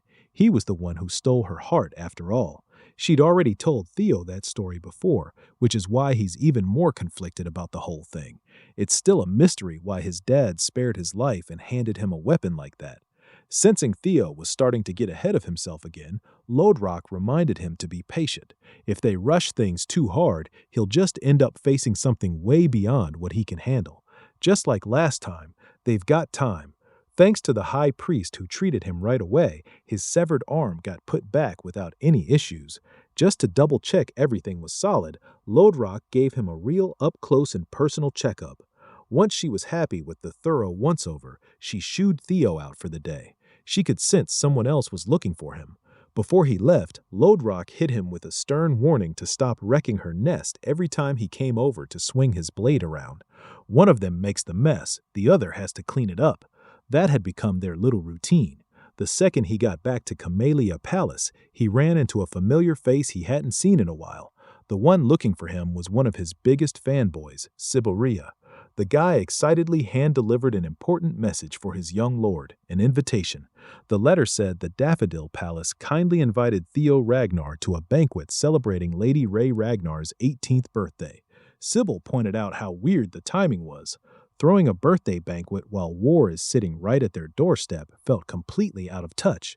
From the murmurs going around, it was going to be a pretty grand affair, too. Theo saw it differently, though. The event had to be grand precisely because things were so chaotic right now. Trovan's betrayal had thrown the family's internal balance into total chaos. Instead of Axion, who'd been groomed by the Sky Dragon, Theo had locked down the spot as the sixth successor. To make things even messier, one of the 9 dragons had pulled some treasonous moves and left a power vacuum in the chamber. This upcoming banquet wasn't some simple happy birthday party full of merriment. It was a performance to show the outside powers that the Ragnar clan was still standing strong and completely unbothered. It was also a perfect stage for the successors and their backers to size each other up. Sybil was straight up amazed at his young lord's read on the situation. He got hyped hearing that his idol was about to take center stage in something this important. If those old heads were so eager to see what Theo was made of, he'd gladly put on a show for them. The Daffodil Palace looked coldly beautiful this time of year. Inside the massive place was a huge banquet hall packed with every affluent family that had any connection to the Ragnars. The nobles were sipping expensive wine, eating fancy food, and mingling with their peers. The moment the new heir walked in, everyone stopped mid-sip, mid-chew, and mid-gossip. All eyes locked onto the newly minted succession candidate. Young Lord Theo Ragnar commanded the room's attention with his dark winter gear and sharp gaze. The drip was simply immaculate. He scanned the banquet hall and made damn sure everyone was paying attention. Of course, everyone already knew the birthday celebration was just a pretext. All these nobles had shown up to get a look at the new heir in line for the throne. Naturally, Theo wanted to leave a strong impression, and the man walking in right after him might make that a whole lot easier. Theo heard light, confident footsteps approaching from behind. A man spoke up about him and caused quite the stir.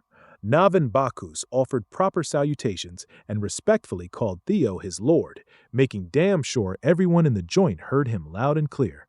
Theo lit right up at the sight of his buddy. He almost didn't recognize the rascal. Even on his sham wedding day, the guy hadn't bothered shaving his beard, yet here he was, clean-shaven. The nosy nobles started whispering among themselves. They'd all heard about the Bakus family purge and how the sole survivor had risen as the new family head. Even though the Bakus clan had collapsed, they were still one of the 6 pillars. Hearing the new family head address the 6th successor as Lord created exactly the stir Theo had been hoping for. All it took was a well-timed entrance and a few carefully chosen words to set the whole mood. Just as Theo was about to share the next step with Navin, a man built like an absolute tank snuck up behind him without getting noticed. Theo and Navin's instincts kicked in hard the second they sensed a mortal threat. The big guy dialed down the intensity of his sheer presence and properly introduced himself. With a smile, he casually dropped that he was the 5th successor. Theo got thrown off his game a little. The beast had approached sooner than he'd expected. This was the commander of the Black Iron Cavalry and Theo's direct competition, Thoril Ragnar. The guy towered over Theo's frame and magnanimously offered his hand for a shake. At last, 2 of the latest successors had met. Every noble in the room held their breath. The former leading heir versus the newly risen successor, who was going to come out on top when all was said and done. With a disarming and charming smile, Thoril told Theo there was no need to be so guarded. He'd just come to meet the rising star everyone had been talking about. He even laughed and said he was relieved that childish Axion had gotten slimed and a more fitting candidate had received the patriarch's blessing. His words sounded casual and believable, but Theo stayed cautious. In the Ragnar family, where only the strong are respected, only a fool would wholeheartedly welcome a rival with pure joy. With utmost caution, Theo took Thoril's hand for a respectful shake. He offered some polite platitude about what an honor it was to meet the famed commander of the Black Iron Cavalry, and made sure to mention that he himself was part of the White Dragon Squad. Thoril looked amused by the kid's subtle way of drawing a line between them. Then he tightened his death grip and ramped his aura up, wrapping Theo in a suffocating force. He demonstrated the gap between them by making the family's youngest hotshot drop to one knee, framing it as a proper display of etiquette for everyone watching. Thoril told the kneeling Theo to be at ease and call him Big Brother from now on. This was how a real Ragnar heir moved, devious and unfathomably strong. But when it came to a contest of strength, Theo wasn't about to just lie down like a loser. Much to Thoril's surprise, Little Bro actually had the juice to push back against that smothering aura. Back on his feet and putting up a decent fight, Theo gladly referred to Thoril as brother. On the other side of the banquet hall, the Lakey siblings had just arrived, and Hocus was already complaining about having to wear a suit to a formal gathering. His sister was trying her hardest to rehabilitate their family name, known for being a bunch of barbarians, and he was not making it easy. While Hocus was melting in pure discomfort, another familiar face walked into the grand hall. Remington Narcio, the Silver Lion, strolled in to greet his old comrades. The pretty boy of the West had made quite a name for himself over the past few months. People are saying he's giving the Ascendant Dragon a real run for his money. Remington hasn't changed one bit, still the same humble knight. He'd made the whole trip up north just to catch up with Lord Theo and check in on how the white armored dragon cavalry was doing. Imagine how awkward he felt when the birthday girl herself happened to overhear him. The Silver Lion looked like a guilty little kitty while he profusely apologized to Lady Ray. She just laughed it off. Ray already knew what this gathering was really for. Suddenly, they felt the aura showdown kicking off right in the heart of the party. Two distinct powers clashed in the middle of the massive event space. The Hounds of the North immediately clocked that Theo had to be involved somehow. Nobody was better at causing a scene than that guy. On the surface, Theo and Thorol were just sizing each other up with a polite handshake, but no one dared get too close. Their auras swirled around and fought for supremacy while the guests kept a safe distance. Eventually, Thorol pulled his hand away and laughed. He jokingly admitted he was no match for his little bro and surrendered. Matching the casual vibe, Theo insisted he'd only won because Big Brother let him. Thorol mused that too much modesty could come off as a bit insulting to an opponent, but his surrender just now was completely sincere. He figured if they'd faced each other at the same age, it would have been a one-sided beatdown. Theo recognized the high praise coming from the most decorated young genius in the clan's recent history. Seeing such an interesting, magnificent little brother genuinely filled Thorol with joy. He turned to the nobles who'd been cautiously watching from a distance and urged everyone to raise a glass to the newly rising star of Ragnar. With the merriment back in full swing, Thorol asked his little bro if the debut he'd set up for the new successor was satisfactory. Theo gave his thanks. He quickly picked up that Thorol wasn't just strong, he was shrewd as hell. All the praise and that laid-back attitude were just a front. By showing off his martial prowess, he solidified his own position. By openly acknowledging the newly minted rival, he won over the crowd. Because of that, the atmosphere Theo had been trying to build with Navin got completely overshadowed by a bigger stunt. Thorol had easily shifted the public's opinion over to his side. The guy might look like a roided-up bodybuilder with a friendly exterior, but he was a ruthless opponent who could see the race to the throne from every angle. After that little pissing contest with his big brother, Theo got surrounded by his batchmates. They shared wine and laughed the night away. Unbeknownst to him, a whole bunch of eligible noblewomen had just bumped him straight to the top of their bachelor lists. While everyone was having a good time and socializing, there was a boomer seething up on the balcony. The elder dragon had been planning to use the half-breed's foul behavior as an excuse to kick him out of the place. If that clueless fool Thorol hadn't interrupted, he could have made the whole party about his old ass and his agenda. He couldn't stand the fact that a mere bastard was running around stirring up the hierarchy and the family's affairs whenever he felt like it. Since he couldn't go after the big fish, he started looking for something smaller to mess with. This fossil was just bored. He spotted Captain Evelyn Narvel having fun and drinking with her peers, and the elder dragon's hateful gaze lingered on her. He figured it was up to him to decide who should even be allowed in this place. Tonight, Evelyn had ditched her usual armor and put on an absolutely stunning dress that really accentuated her beauty. Her comrades were showering her with compliments. They almost never got to see their captain out of uniform, after all. She wasn't exactly used to being called cute, so every cell in her body was screaming at her to ditch the dress and put the armor back on. Tonight was supposed to be about celebrating and unwinding, yet some bastard had the gall to throw a full glass of wine right on Evelyn's head, soaking her dress and staining her skin. The second she heard that hateful voice, deep-seated trauma came roaring back. The elder dragon strutted closer like he owned the damn palace. Evelyn shivered and subconsciously flinched in fear. The old bastard asked where she got the balls to crawl out of her hole and start interacting with nobility. Evelyn's comrade bravely spoke up for her captain. Even if this guy was one of the 9 dragons, that kind of inhumane treatment was completely unacceptable. Evelyn held Aaron back before she did something she'd regret. For her own sake, they couldn't mess with one of the highest-ranking douchebags in the clan. Evelyn was trying her hardest to keep her anger and fear under control. It was written all over her wine-soaked face. This was Erin's first time seeing the captain look so terrified. She couldn't help wondering what the hell had happened between her and the elder. The elder dragon towered over the ladies and reminded Evelyn of his old warning, never appear in front of him again. His hateful eyes caught a shiny glint hidden under an ornate scarf. Without hesitation, he grabbed her prosthetic arm and yanked it to pieces. With zero remorse, the elder casually destroyed the gift the young lord had thoughtfully given her, then tossed the shattered metal aside like pure trash. The freak called it a toy pinned onto a useless hunk of meat. In his mind, trash should live like trash, crushed on the floor. He gave Evelyn one last warning to get the hell out of this place before he tore her to shreds.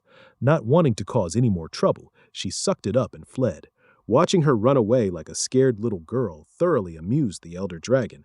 He joked that the stench was finally starting to fade. Aaron threatened to report the whole unjust mess to the office of the law, and the old fart just looked at her like she was crazy. If she really wanted to snitch, she could go right ahead. She'd quickly learn what Ragnar's survival of the fittest actually meant if she went down that road. Evelyn ran and ran like her life depended on it. Her past came flooding back, and she beat herself up for ever thinking she could just relax and have fun with her comrades. She'd worked so hard to overcome all the trauma from when she was just a powerless little girl. One interaction with that man undid everything. The man hailed as the Elder Dragon used to beat the living hell out of her just for daring to call him father. She never understood why she was being punished and hurt back then. She was only a kid. In the end, she was still that same scared and confused little girl. Nothing had changed. She was running so fast with tears blurring her vision that she didn't notice someone standing right in her path. The demon dragon was puzzled to see her bolting in the opposite direction from the banquet hall. The second she saw a familiar face, she finally stopped and just broke down.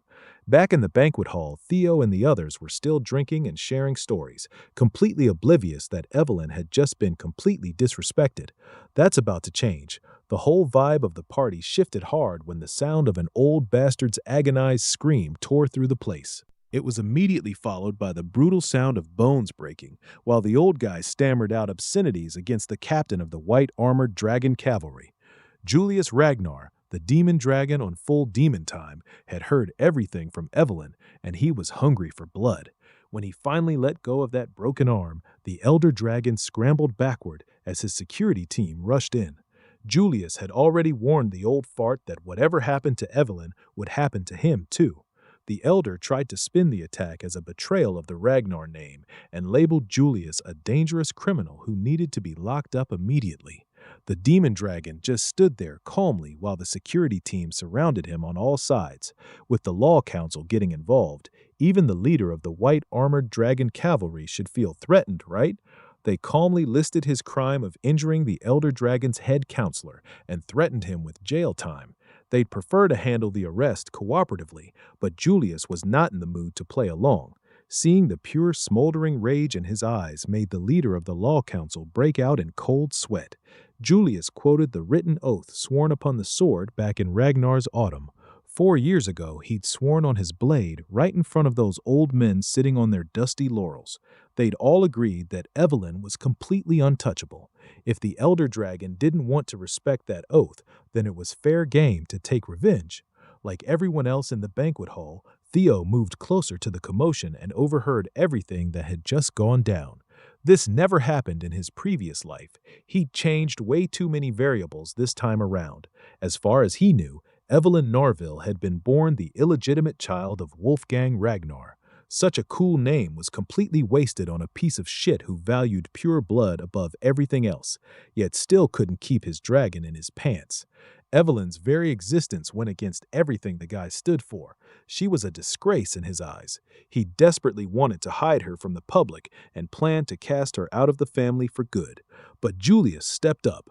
Seeing the kid's potential, he brought her into the white-armored dragon cavalry, and Wolfgang's shady plan fell apart.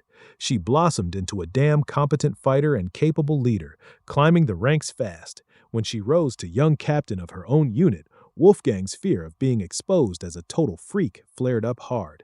Ignoring the possible consequences, he tried to kill his own daughter and make it look like an accident. He missed the kill shot and ended up severing her left arm clean off. She barely survived, but losing the limb made it impossible to hold the reins of her mount. Evelyn was forced into an early retirement and spent the rest of her days managing the fourth training hall, never touching noble business again. Meeting Theo Ragnar had redirected her life right back toward glory. You could say the whole chain of events leading to this mess was a direct result of Theo's actions after he regressed. If that was the case, it was only right that he step in and set things straight himself. It was going to be tough stopping the situation from getting even worse with the demon dragon's killing intent filling the air. Wolfgang turned to the nobles and tried to get them on his side. He called Julius out for showing contempt toward an elder who'd safeguarded Ragnar for decades. He accused the demon dragon of using the authority of the 9 dragons to threaten his own kin, behavior that was basically outright treason. Hearing the old fart cry about abuse of authority only pissed Julius off even more. The situation could have gone completely sideways if Theo hadn't stepped up to mediate. He reminded both sides that this day was supposed to be a joyful celebration of his dear friend's birthday, not the time to freak everyone the hell out. Julius respected and listened to the young lord, so he reined his temper back in. Wolfgang, on the other hand, looked annoyed that his rage bait had been shut down. Since 2 high-ranking members of the family clearly wanted to tear each other apart, Theo proposed they settle the beef the old-fashioned Ragnar way. Instead of killing each other on the dance floor of a birthday party, they should just do a proper duel trial. Wolfgang immediately shot the idea down. He claimed he was the clear victim here. No need for a trial when he hadn't done anything wrong. Theo stayed calm and centered, and urged the old fart to just accept it so the disturbance wouldn't blow up any bigger. He noticed the Lord of the Daffodil Palace had made her appearance, and she looked pissed that her daughter's event was getting ruined by 2 meatheads. Every step she took dropped the temperature hard and started freezing the floor. Neil Ragnar, also known as the Ice Dragon, was not someone you wanted as your opponent. As usual, Wolfgang tried to play the victim card, but Neil just told him to shut his ass up. She didn't want to hear excuses, and she cared nothing for petty squabbles. For her daughter's sake, she strongly urged both parties to follow Theo's suggestion. That was the final mercy her steadily dwindling patience would allow. The nobles quietly murmured among themselves. They all figured Wolfgang and his fellow elders would come out on top even in retirement. They were high-ranking inspectors after all. Wolfgang was thinking the exact same thing. He trusted his men to dog-walk whoever Julius sent out. The dual trial rules said the plaintiff and defendant had to face off in the final round, while the first 2 duels were fought by chosen representatives. Looking around the room, Julius only had a one-armed woman and a wretched bastard child in his corner. By Wolfgang's estimation, he wouldn't even have to lift a finger. His boys should win clean 2-0. He acted reluctant, but Wolfgang eventually agreed to a pure contest of the blade to decide who was right and wrong. While the guests filtered out of the banquet hall to watch the duel trial, they all started speculating on how it would go. Among the crowd, Thorol watched with an amused smile, sipping his wine. He'd honestly not expected his little bro to step up like that. Knowing the demon dragon's famously short temper, this whole thing had been about to spiral out of control. If Theo hadn't jumped in, the rage-baiting dragon would have crushed Julius using the corrupt legal system and ruined him politically. In that short moment, the young man had found a solution that diffused the ticking bomb on terms both sides could live with. Thorol could already tell whatever happened next was going to be an entertaining watch. Everyone gathered outside the Daffodil Palace and planted their asses down around a snow-plowed arena. From this moment, under the supervision of the Law Council, the dual trial would begin. To keep things fair, mana use was banned. Everything that happened inside the trial would be protected by Ragnar law. Both parties had to solemnly swear that any revenge after the fact, no matter the result, would be punished. Lingering resentment was off the table. Julius and Wolfgang verbally agreed to the terms while eyeing each other up. With the formalities out of the way, the first combatants were asked to step forward. Much to everyone's surprise, the rising star Theo Ragnar confidently drew his blade, letting it catch the bright moonlight. His peers knew Theo was a beast, but they were still worried for their boy. The other side's leadoff guy didn't look easy at all. Remington recognized Theo's opponent right away, the Elder Dragon's aide, Gale Sword Beta. Among the high-ranked inspectors, he was one of the best in pure skill and combat prowess. Before stepping into the arena, Wolfgang gave Beta an unsettling little pep talk. He gave his loyal aide the green light to go for a killing blow without holding back. Beta was reasonably reluctant to cut down a successor candidate for the patriarch position, but the old fart assured him that any accidents inside the ring would be fully covered by the dual trial rules, and if he couldn't snuff the life out of the young man, Wolfgang at least wanted an arm as a souvenir. While the other corner was making some shady coaching calls, Theo just stood calmly on his side of the arena. Julius had cooled down a lot and was stressing about dragging such a promising young man into his mess. Earlier, he'd apologized to Theo for his reckless actions and kept asking if this was really the right way. With total confidence, Theo just told him to trust the process. Through this duel, he planned to settle a long-standing grievance while hogging a little of the spotlight for himself. Once both combatants were in position, the Law Council referee blew the whistle. Beta decided to play it slow at first, settling into a stationary defensive stance. Theo, on the other hand, pushed the pace hard and came in with a flashy charge. Seeing the youngster rushing in, Beta matched the aggression. Their first collision looked roughly equal in strength. With mana banned, they could only rely on pure physicality. Sparks flew as the clash sent both of them flying in opposite directions. The second they regained their footing, both combatants flash-stepped in for round two. What followed was a blur of countless collisions that were almost impossible to follow with the naked eye. All the audience could really see was the flash of steel crashing against steel. Beta might have an unfortunate name, but he was a damn competent swordsman. He was practically neck and neck with Theo's raw strength. The Elder Dragon's aide was more surprised that he couldn't find a single opening to exploit. Even though they were still just exchanging probing blows, it was hard to believe a youngster could keep up with a veteran like this. Theo was clearly successor caliber, but with age comes experience. One of the tricks Beta had up his sleeve was using the terrain. He kicked up loose dirt and stones to obscure the young lord's vision. A split second of distraction was all he needed for a fatal blow. Beta felt pretty proud of himself for leaning on his real combat experience. To show a little respect for a successor's dignity, he planned to send Theo off with as little pain as possible. Just a clean decapitation should do it. As his blade swept near the young lord's neck, Theo suddenly sped up and leaned backward with a taunting smile. He'd known Beta would underestimate his combat experience, so he'd left a deliberate gap, and the dumbass took the bait. While Beta's arm was overextended from the missed killing strike, Theo was free to retaliate. At the last second, Beta used every cell in his body to get the hell out of the way. And he noticed something concerning. The young lord deliberately held back his attack for some reason. But why the hell would the rising star pull back on such an easy kill? If it were up to Theo, he'd have finished the job right then and there. Unfortunately, the voices in his head picked the absolute worst time to come back. They kept pushing him to murder the ones who'd mocked and abandoned him. Thoughts of random bloodshed flooded his mind. His vision and thoughts got all clouded by that hunger for violence. Beta noticed the weird behavior but didn't want to jump in again. He'd already gotten burned by a fake opening once, and he was worried this was just another deliberate bait. If that was the case, he felt pretty damn offended that some young buck would underestimate him this hard. An experienced inspector never falls for the same trick twice. With full confidence, Beta charged forward, ready to kill. Theo raised his blade and blocked the strike like it was nothing. He spoke out loud to the voices in his head and shut them up with pure willpower. If it's murder they want, he can handle the bloodshed without all that annoying chirping. Suddenly, Theo kicked it up a notch. He countered with a crazy barrage of chaotic slashes that straight up severed one of Beta's arms. One arm down and freaking out, Beta felt the pain and pressure while trying his hardest not to lose any more body parts. Using his remaining arm, he brute-forced his way out of getting cornered by this unhinged Theo. The young lord made Beta's last stand look like a complete joke, sending the fool flying off the arena. The people sitting on the other side would have been turned into collateral damage if the ice dragon hadn't stepped in to shield the nobles. Feeling the force behind that attack, she quietly praised the young man's insane talent and power.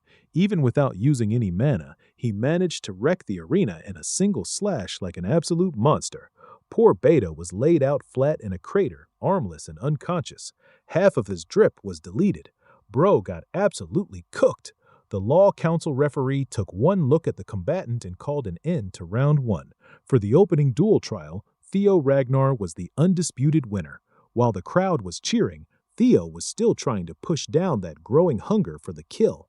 Thankfully, he got enough control back over those crazy urges in time. The level of grudges he felt today felt different than usual. It was this strange sensation, like something bigger was guiding him toward God knows what.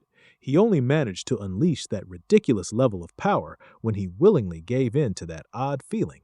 Trusting the grudges of the past is definitely a slippery slope. The danger is real, but if he can keep it under control, it'll be a huge boost to his combat power. Hell, he could become twice as strong with the flip of a switch. After they cleared out the debris and patched up the ruined arena, the second round kicked off. Both fighters were told to step up. Surprisingly, Theo walked over to the corner and said they'd be doing consecutive battles. The referee accepted him as the defense's representative for round two. That didn't sit well with Wolfgang at all. He thought the decision was straight up arrogant, so he sent out his most trusted fighter, the Sword of Mystics and former Dragon Gate swordmaster, Paige Grayson. The Lanka siblings were absolutely hyped seeing this old man carrying an absurdly huge sword without using any mana. Sitting next to them, Remington's anxiety was through the roof, but the lanky siblings told him to chill out. The Silver Lion pointed out that unlike the first round, where the other side sent a high-ranking inspector just to save face, Paige Grayson was a well-known elder himself. Those with any common sense could tell Wolfgang's corner was dead set on killing Lord Theo no matter what. With that in mind, it's pretty hard to imagine Theo losing when the aftermath of his last fight was still fresh in everyone's minds. As soon as the referee blew the whistle to start the second round, Theo politely raised his hand. Instead of wasting time clashing swords with another old man, he just waved the white flag and forfeited. Everyone was shocked by that decision, especially Old Man Page. Theo humbly explained that a mid-ranked inspector like him couldn't possibly match an established elder. Even without fighting, he could see the gap between them. The Sword of Mystics was rightfully pissed that he got denied a fair fight. Mr. Law Council referee was also caught off guard as he announced the winner of round two. The audience actually applauded Theo's clever business move. He basically took a thorny variable out of the equation for free. Remember, the plaintiff and defendant still have to face off in the duel trial's third and final round.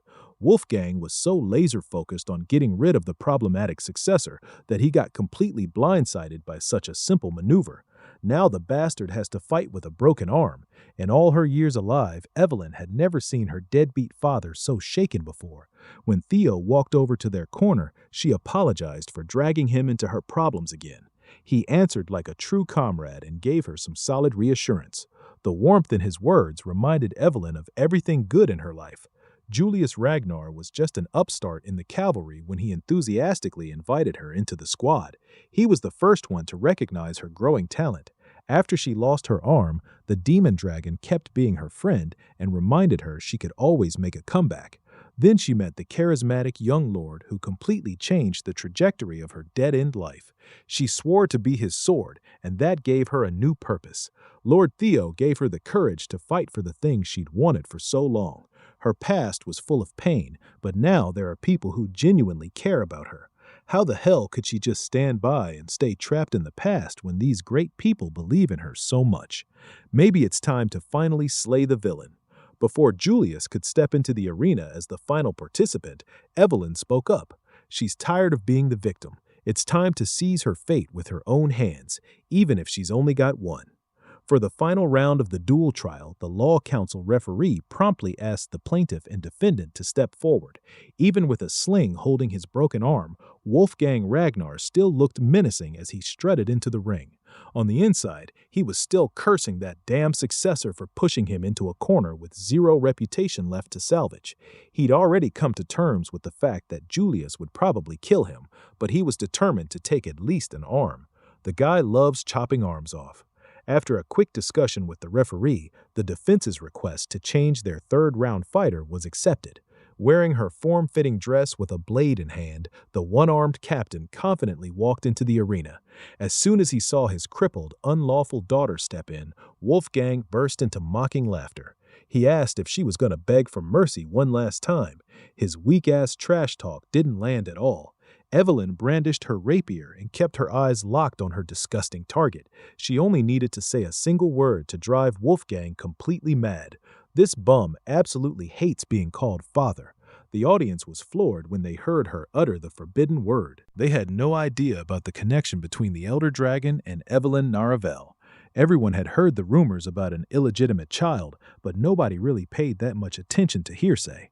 Desperate and panicked, Wolfgang tried to paint Evelyn as some crazy person spouting nonsense. If she'd known she could get this kind of reaction out of him, she would have done it a lot sooner. She mercilessly aired out all the abuse she suffered at the hands of this son of a biscuit. She told everyone how he nearly beat her to death once when she was just a little girl, and even tried to end her again when she climbed the ranks of the white-armored dragon cavalry just to protect his precious image. Enraged, Wolfgang's true colors finally came out. He claimed that as an esteemed elder of House Ragnar, he was well within his rights to clean up his history. The bastard got rage-baited so hard that he basically confessed to his own lowly crimes. The nobles watching felt bad for Evelyn and straight up disgusted with the old fart. Who would have thought the high and mighty elder, always fussing about bloodlines, was guilty of spreading his seed outside the family? Those who already knew about Wolfgang's shameful habits just stayed quiet. They'd warned him this day would come if he wasn't careful. The old fart knew he was completely tarnished at this point. Julius and Theo just watched the drama unfold from the sidelines. The demon dragon still wanted to take the final fight himself to spare Evelyn the grief, but the young lord was adamant about letting her sort this problem out on her own. As soon as the whistle blew, Evelyn went straight for an aggressive offense. With her severed arm and Wolfgang's broken limb, the fight was pretty even. Since she had way more experience dealing with the handicap, Evelyn controlled the tempo while the old fart focused on defense. When she felt the timing was right, she finally unveiled her new weapon. Being a veteran of plenty of battlefields, Julius immediately sensed the change in her stance and the whole atmosphere. She was using the Wind Thunder God technique, Duhart. With pure technique alone, she literally kicked up a storm. The old heads watching vaguely recognized the Sword of Windstorm. As far as they knew, that was supposed to be a lost art. How the hell could Evelyn deploy and master something like that? The Wind Thunder God technique definitely lived up to its name. Standing right in the center, she moved like the eye of the storm. She was effectively blocking Wolfgang's sword while constantly pressing him back. It's not every day you see someone so young going toe-to-toe with a top swordsman like Wolfgang. Theo was watching all of this with pure delight. Since the duel trial bans mana, pure swordsmanship finally gets to shine. With the difference in magical power taken out of the equation, a refined technique like hers could really stand out. Above all, Wolfgang is a fraud who got carried by his solid foundation of pure blood lineage. Without that crutch, he's a mediocre swordsman at best. Feeling completely suffocated by Evelyn's aggression, the elder dragon brute forced his way out of getting cornered. Even though he's a bum, he still served as one of the family's top fighters for a long time. The guy can swing a sword like a caveman. After creating an opening, he charged at Evelyn with overwhelming force. Once he got past her initial showing, his confidence came back and he started talking trash again. He swore he'd beat her until she begged for mercy and came to her senses. Evelyn had heard enough of his hateful crap. She finally had the strength to fight back. Since the old fart wanted a contest of strength, she'd gladly beat him at his own game. When she was young, she used to see her horrible father as her entire world. She used to fear him more than anything. But now that she's got good people by her side, people she can trust, people who believe in her wholeheartedly, those useless thoughts are gone. She's no longer the little girl who clung to a horrible parent. She's a grown woman in full control of her life. She's got the strength to finally cut down the bastard who made her life hell. The weak child who got abused and scorned is now a warrior who can take down the monster that shared her blood. The nobles watching this cathartic beatdown were genuinely moved by Evelyn Noreville's resolve. The bout ended and she was pronounced the winner of the final round of the duel trial. She finally got her revenge by severing one of the scumbag's arms. Even after getting beaten fair and square, Wolfgang still refused to accept defeat. He tried to come after her with full force, but ice restraints locked him down. Thankfully, Lady Neil, the ice dragon, sprang into action fast. She chewed him out for disgracing the name of the 9 dragons and acting completely out of line. When the referee called her name, reality finally hit Evelyn. According to the dual trial agreement, the verdict was not guilty. As she walked back to her corner, she felt the weight of the world lift right off her shoulders. Evelyn Narville is finally free. Julius and Theo welcomed their comrade with pride. At last, she can flourish without that constant fear holding her back. She credited the win to her lord and the cavalry's captain. Over on the other side, Wolfgang's lackeys rushed into the arena to drag their loser boss out for medical attention. They recovered his sword, and he definitely didn't appreciate seeing failure reflected on the blade. He shoved his lackey aside, grabbed the sword, and menacingly marched toward Evelyn's corner. Wolfgang roared her name like a slur and called her a wretched girl while swinging his weapon like a total madman. It was obvious this piece of garbage wanted to cleave her down once and for all. This time, Julius stepped in before he could even get close. The demon dragon grabbed him with his only remaining hand and made him sit his ass down like a good boy. Wolfgang was so clouded by rage that he must have forgotten he got off easy with just a severed arm. Julius stared the old bum down and asked if he really wanted to lose the other one too. If he wanted to look like a mannequin that badly, the demon dragon would gladly make it happen. The tension in the arena was through the roof. Things could have turned even bloodier if it weren't for an urgent interruption. A messenger burst in to announce that the Troven family had started their invasion. Everyone needed to get back to their posts immediately. Julius clicked his tongue. The timing couldn't have been worse. He really wanted to do some serious damage, but that would have to wait. It took a lot of willpower to turn around and let go. He called on his trusted aides. They were officially at war now, and the white-armored dragon cavalry would be on the front lines. Wolfgang, like the dumbass he is, still couldn't take the hint. He kept yapping about how the duel wasn't over yet. Nobody was listening to him anymore. The ice dragon had to threaten him with cold violence just to shut his trap. She gave him one final warning. If he ever brought shame on the 9 dragons again, her ice blades would gladly turn him into a refrigerated pincushion. He tried to argue and pull rank, claiming that touching him would be disrespect to the entire Elder Council. Lady Neil just told him to take a good look at the council. Everyone had already turned their backs on their disgraced leader. They washed their hands of any involvement in Wolfgang's shameful actions.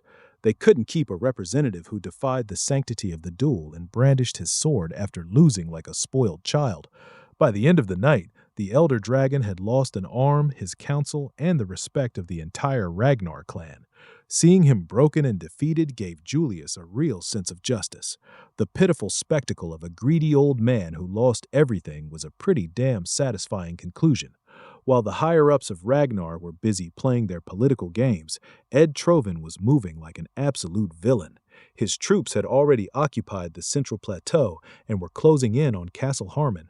According to the reports, the Ragnar forces, both the Lord's cavalry and the private troops of the 6 Pillars, were gearing up to meet them at the central plateau. Ed Troven laughed to himself. Those dumb old dragons were moving exactly like he expected. It's about time they realized this war is just one piece of a far greater plan, and that one piece is real. While they focus all their forces on the plateau, Troven will freely devour the real prize. All the pieces are in place for his wicked takeover. On the other side of the map, the Bacchus family territory seemed oddly quiet. One of the 6 Pillars had gone through a drastic change after the Sarah's Guild debacle. The guards manning the walls couldn't help but gossip about the new head of the house. Since taking over, Lord Navin had done nothing but lock himself away and drink all day. In times this turbulent, his own people were starting to doubt whether he even deserved to be called family head. One of the more experienced guards insisted that with the whole family locked up, all that's left of this territory are debts.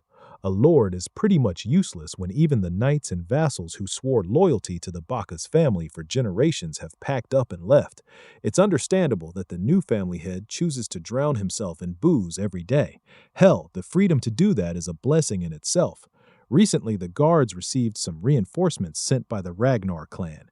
These troops were supposed to fix the manpower problem, but they turned out to be useless freeloaders. Just like the family head, all they do is drink the days away. The captain of the Ragnar reinforcements just happened to be Sybil Drea, along with Iod Neuron and a bunch of other Theo fanboys. They were supposed to be the night watch, but every single night they're just drunkenly passed out in the streets. Their deployment is basically the main family's way of saying get lost. One of the guards stationed on the wall heard all this distressing info and seemed a little too pleased about it.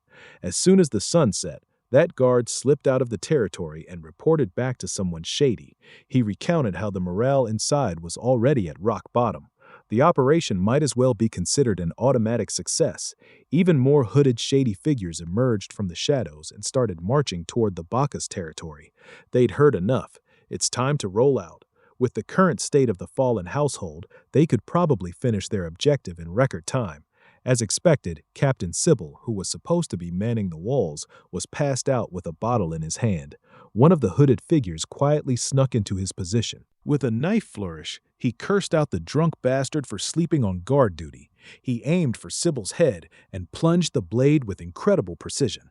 Back at the White Armored Dragon Cavalry HQ, Julius had just heard an unreasonable request.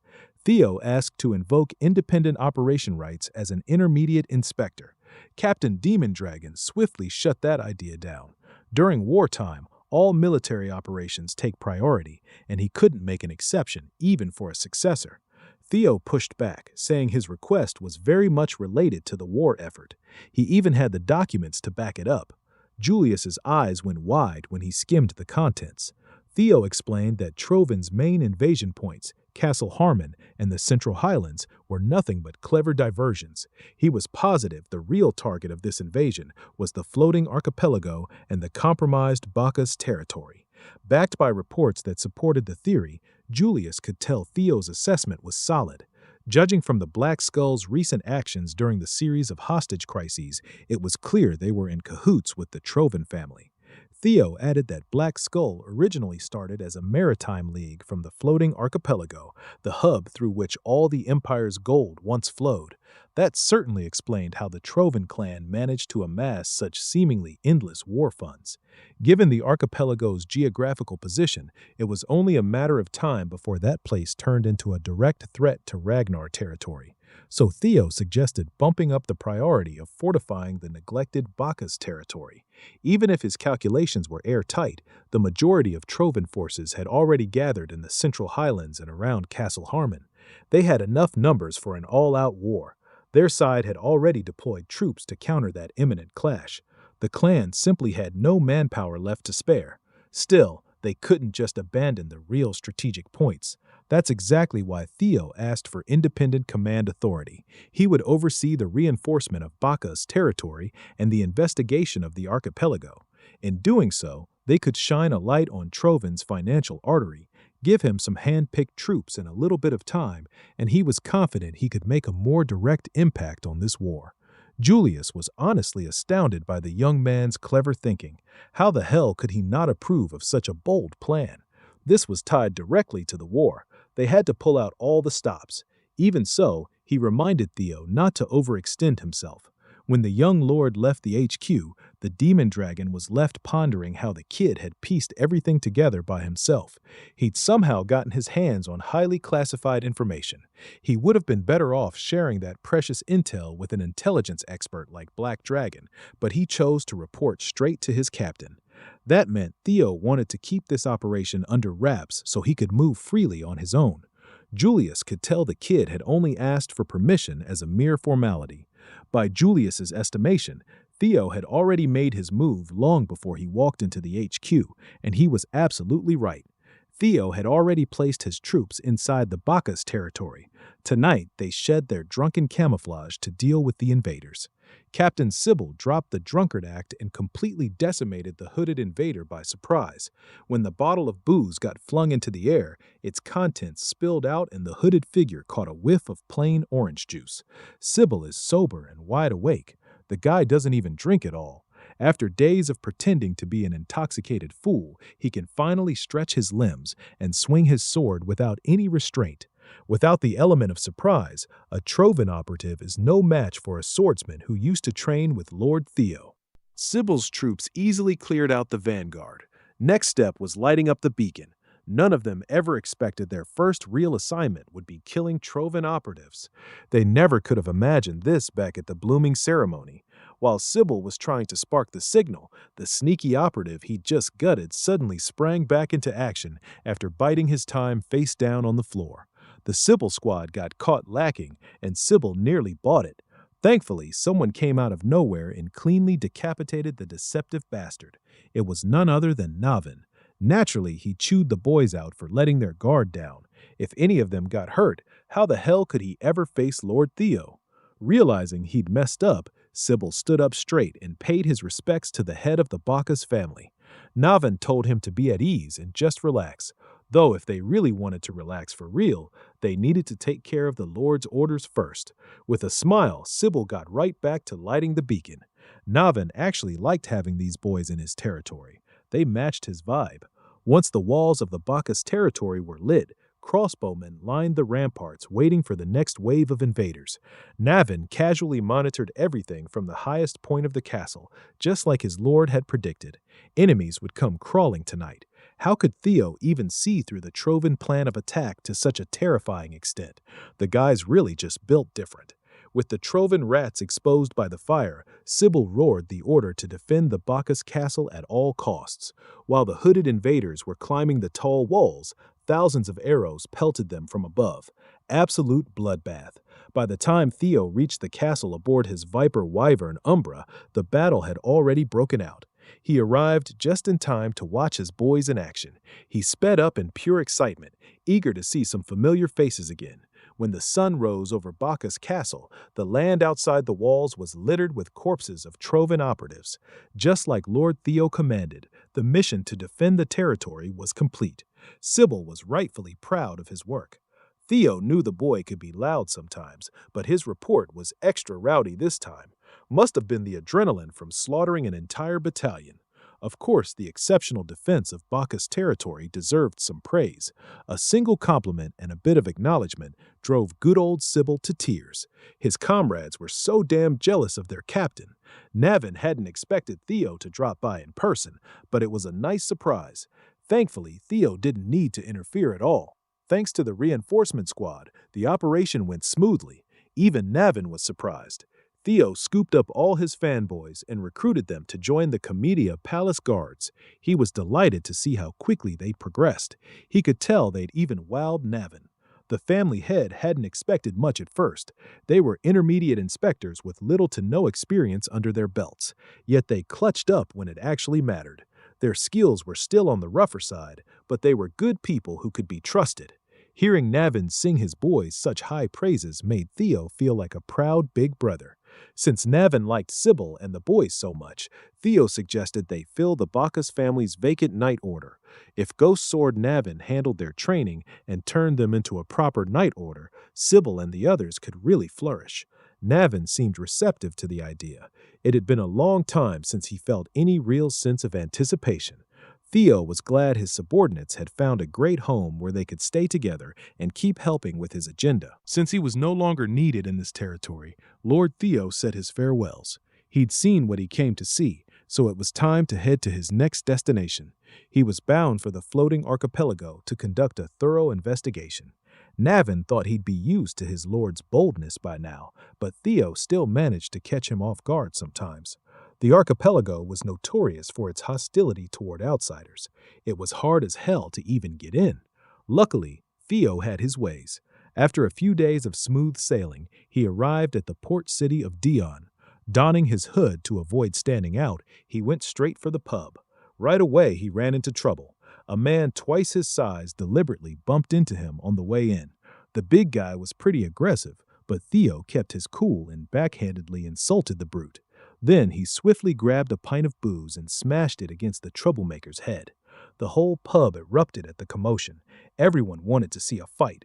Judging by how the pub service just kept going undeterred even with a fight happening right at the doorstep, trouble seemed pretty commonplace around here. On the other side of the door at the end of the pub hallway was a neatly maintained office.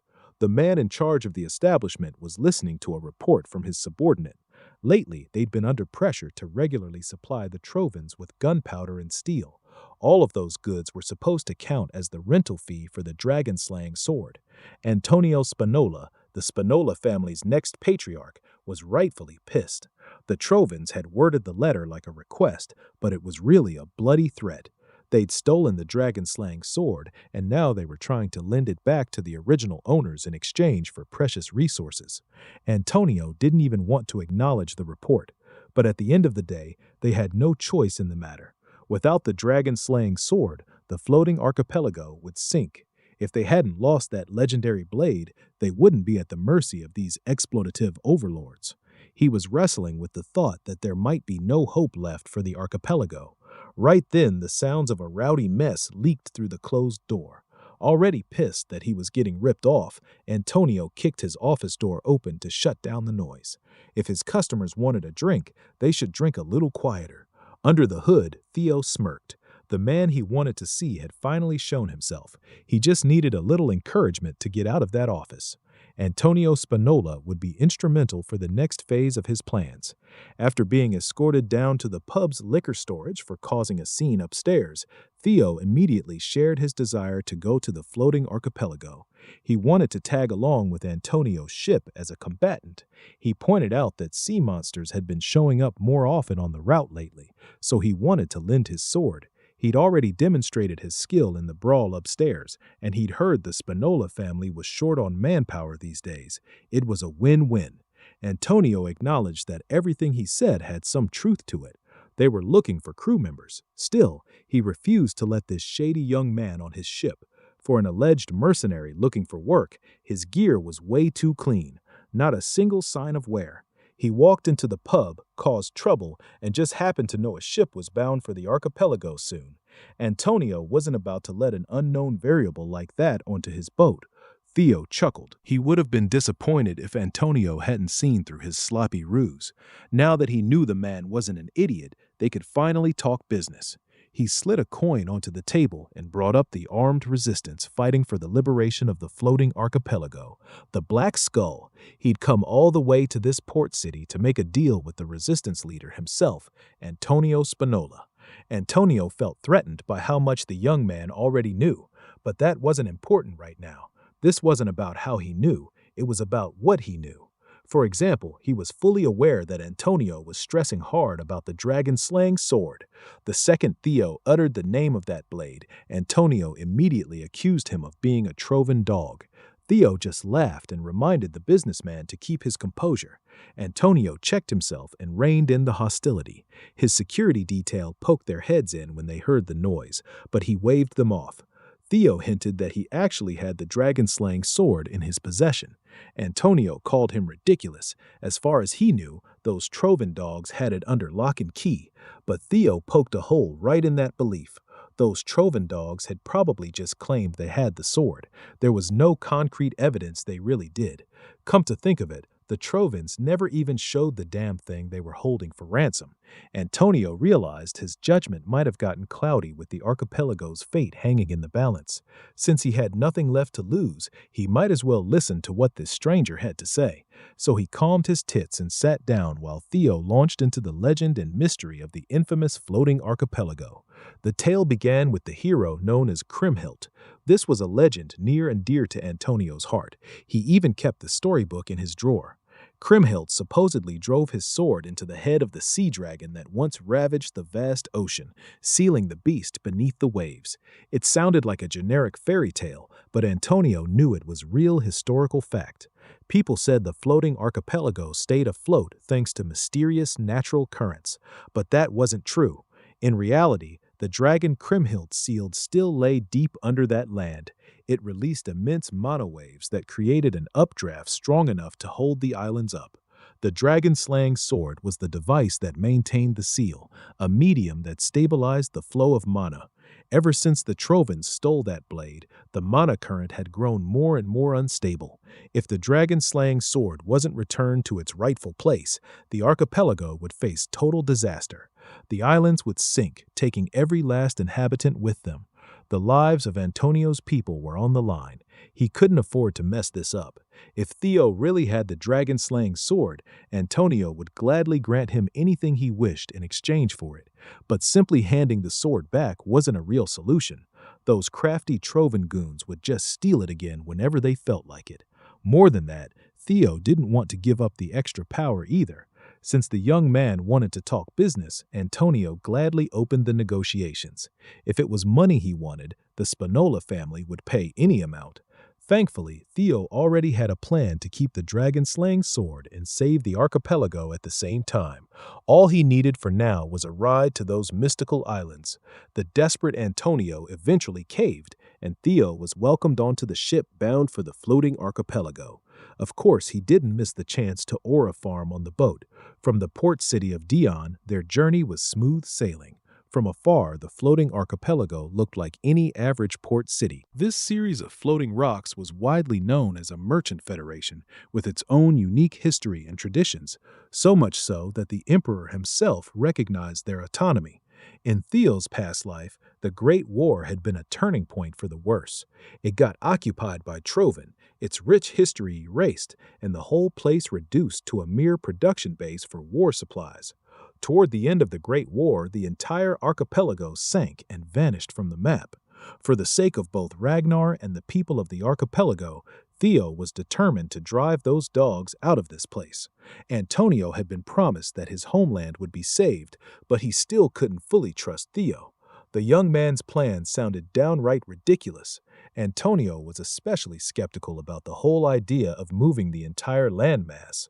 Theo confidently assured the nervous businessman that it was a feasible solution. After all, the sea dragon sealed at the bottom of the archipelago was another guardian of an ancient dragon's relic. Prior to sailing off, Theo had consulted his guardians about the dragon-slaying sword. They immediately confirmed it was an ancient dragon's relic. That only stumped him even more as to why it was incompatible with the Ragnar's. He couldn't even touch the thing without feeling that painful rejection. The lesser Drake wasn't privy to the specifics, but he could tell that the guardian of this blade had abandoned its duty and escaped the relic altogether. There was precedent for that. Mr. Griffin over here had tried and failed the same stunt. Curious, Theo asked his guardians if they could escape their relics if they paid the price. They all claimed that escaping and continuing to live was only possible because it had been pulled off by that one particular guy. It wasn't something a regular guardian could do. That sea dragon had enough power to keep an entire archipelago afloat with just residual mana. That's when the genius idea of subduing the beast entered Theo's mind. If he could pull it off, he'd have the power to move the landmass on his own. Theoretically, he wasn't wrong, but the process would require resealing the sea dragon first. It may have lost most of its power when it escaped the relic, but it was still one of the most powerful guardians in existence. Griffin mocked that Theo didn't even have a way to get to the bottom of the ocean. But he was wrong. Theo already had a plan for situations like this. From how to reach the seafloor to how he was going to reseal the beast, he had everything mapped out. He told Antonio that the key to this absurd operation was the colossal statue on one of the islands. It held a power that even the natives didn't know about. Theo had already shown Antonio the sword, yet the man still wasn't fully convinced this would work. You couldn't really fault the guy for second-guessing the young lord. The fate of his home and his people was on the line. Either way, they'd see what happened once they reached their destination. Just as expected, Theo's system pinged him with a new subquest. Return belonged to its rightful place. He had to find the location, subdue the guardian, and prove his worth as its master. By nightfall, they had docked at one of the many ports. Under Antonio's leadership, the Black Skull revolutionaries gathered. They received their assignment: guide Theo to the Kriemhild statue. After that, they were to stay the hell out of the way while the young man did his thing. As everyone knew, all the heads of the major families had already been bought by Trovan. Security around the statue had been heightened, so they'd be using the infiltration route into the floating archipelago. Every Black Skull member growled with resolve. Antonio gave Theo one last good luck while the guys scanned the Black Skull lineup. Theo immediately spotted the odd man out. Just like he figured, that huge-ass statue was locked down by guards on every side. Those corrupt families weren't messing around when it came to security at the historical site. What those hard-working guards didn't know was that the Black Skull agents had already slipped in through their secret route. Theo followed his guides through the tunnel and was right next to the target in no time. The waterfall nearby did a great job drowning out any noise, so they could move around pretty freely from here. Theo pulled the dragon-slaying sword out of his subspace and instantly felt that electrifying rejection hit him. He thanked the Black Skull agents for getting him this far, but told them he'd handle the rest solo. Watching him yank the legendary blade out of thin air left the Black Skull people wide-eyed as hell and buzzing with excitement. Theo noticed the negative reaction getting stronger the closer he got to the statue. All he had to do was climb that winding sea dragon carving and get this over with. With his solid footwork and agility, he scaled the stone statue no problem. The Black Skull agents still couldn't believe the blade they'd been busting their asses to find was now in some random stranger's hands. The ones who believed in the revolution suddenly felt like there might actually be hope for the floating archipelago again. Unfortunately, the odd man out finally got sick of watching and jumped into action by killing his fellow Black Skull agents.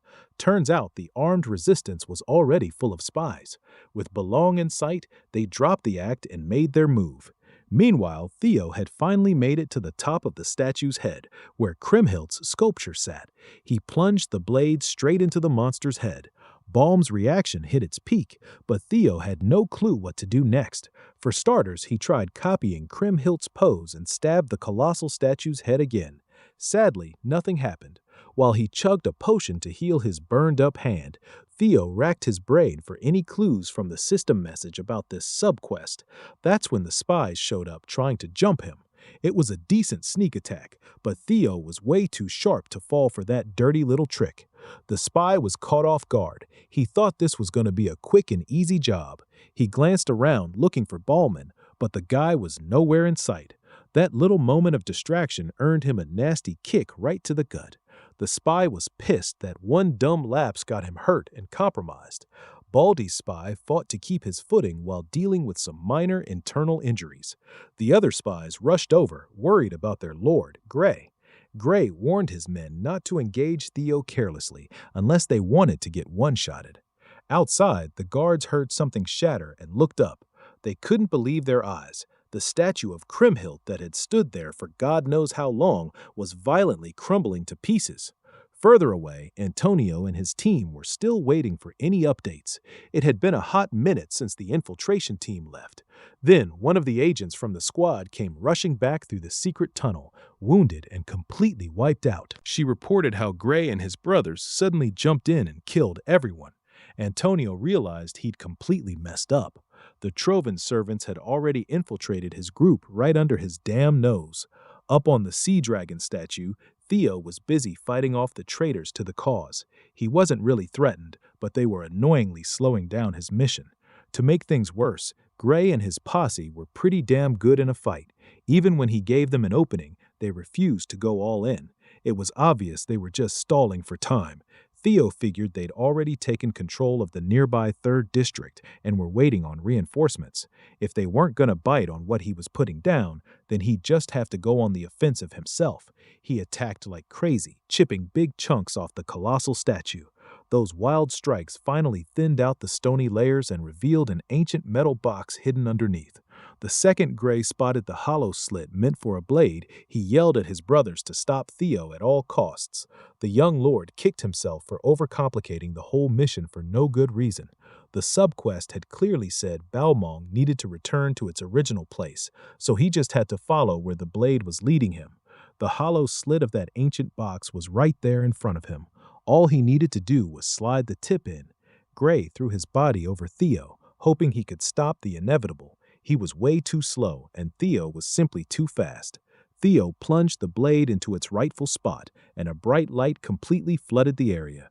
The impact was strong enough to blast the Trovan dogs away.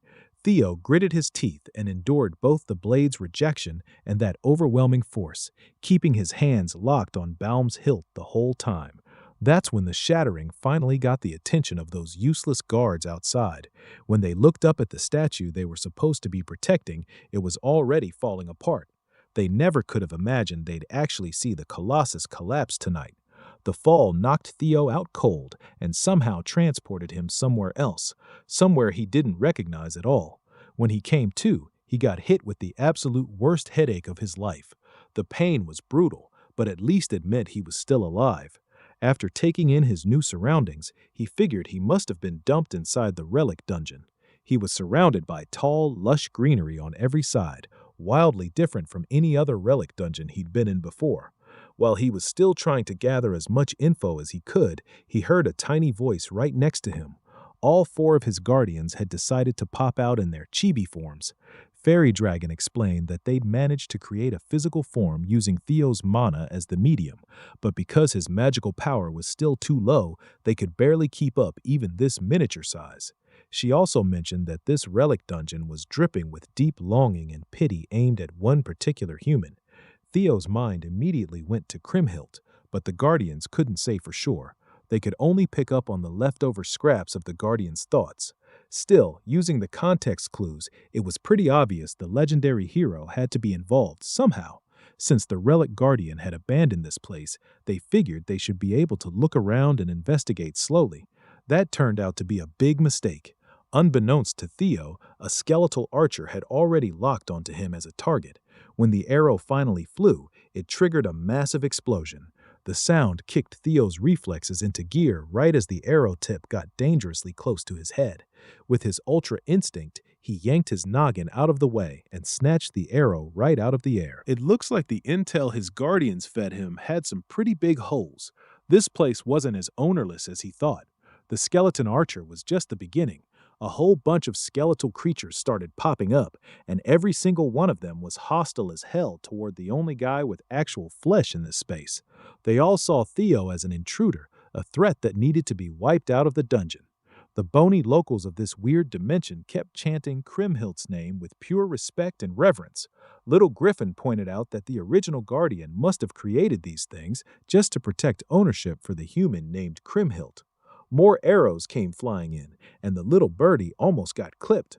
Theo casually deflected the incoming shot and redirected it straight into a skeleton swordsman's skull, crushing it.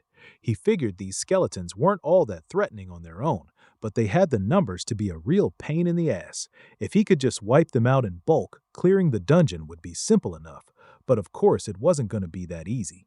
Fairy Dragon could tell these weren't ordinary skeletons. They were undying soldiers that wouldn't stop until they finished their duty. They were dragon fangs. Theo drew his blade with a grin and welcomed the challenge. He shot up into the treetops, forcing the skeletons to chase after him. After burning a bunch of energy trying to cut down as many of those regenerating dragon fangs as he could, he finally decided to back off. Since he was struggling pretty hard, Little Griffin reluctantly tossed him a piece of advice and reminded Theo that this Kriemhild guy was just a human like him. If he could get that man to give up ownership of the dungeon, the whole mess would be over in a few seconds. Theo snapped when he heard that useless suggestion. If that dude was still alive after who knows how many eons, he sure as hell wasn't human anymore. Little Griffin sulked and immediately regretted giving valuable advice to an idiot. While Theo was trying to figure a way out of this mess, a system message popped up. To focus on reading it, he forcibly clamped Little Griffin's beak shut. It said the dungeon was the final gift the Leviathan left behind for the hero Kriemhild. Now Theo had to take ownership of that gift from its current landlord. Reading between the lines, Theo had to admit his annoying little bird might actually be right. Thankfully, the dragon fangs weren't fast enough to catch him no matter how well they coordinated. Using vines to stay constantly on the move, he thought about how the hell he was supposed to wrestle ownership from a dead man. To process as many variables as possible, he activated hatchling synchronization. His vision went full superhuman, letting him take in everything around him at an insane level. If his hunch was right, he was still missing one crucial piece of info to beat this dungeon. Through hatchling synchronization, he spotted a lone dragonfang hanging back away from the aggressive pack.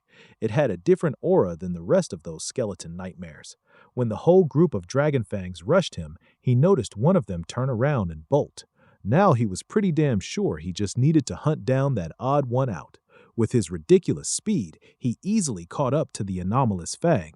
He launched his fastest attack, the lightning dragon flash technique, and closed the gap in the blink of an eye. His black lightning formed a cage around the lone dragon fang, leaving it nowhere to run. The cage sparked a massive lightning explosion that pulverized everything inside its range. Lightning Needle wasn't just fast, it was insanely destructive. Taking out that oddball dragon fang triggered a system notification. He had to gather 206 pieces of Kriemhildt's remains, and after all that work, he'd only gotten one. The number was ridiculously high, but at least he finally had a clear goal. This particular dragon fang dropped Kriemhildt's third cervical bone.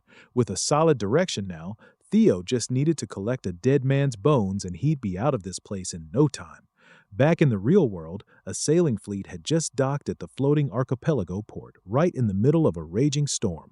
Porters rushed toward the ship while an attendant walked up to the only man who stepped off. The guy casually mentioned that the fog should work in his favor. The porters who boarded the newly arrived ship were completely floored by what they saw. The entire deck was soaked in blood. The whole crew had been massacred without a single bit of mercy. The man had heard that those foolish floating archipelago spies he'd sent to infiltrate Black Skull let the dragon-slaying sword slip away. Honestly, it didn't really matter if the weaklings failed or who was holding Belong now. The entire archipelago was already in Trovin's grasp.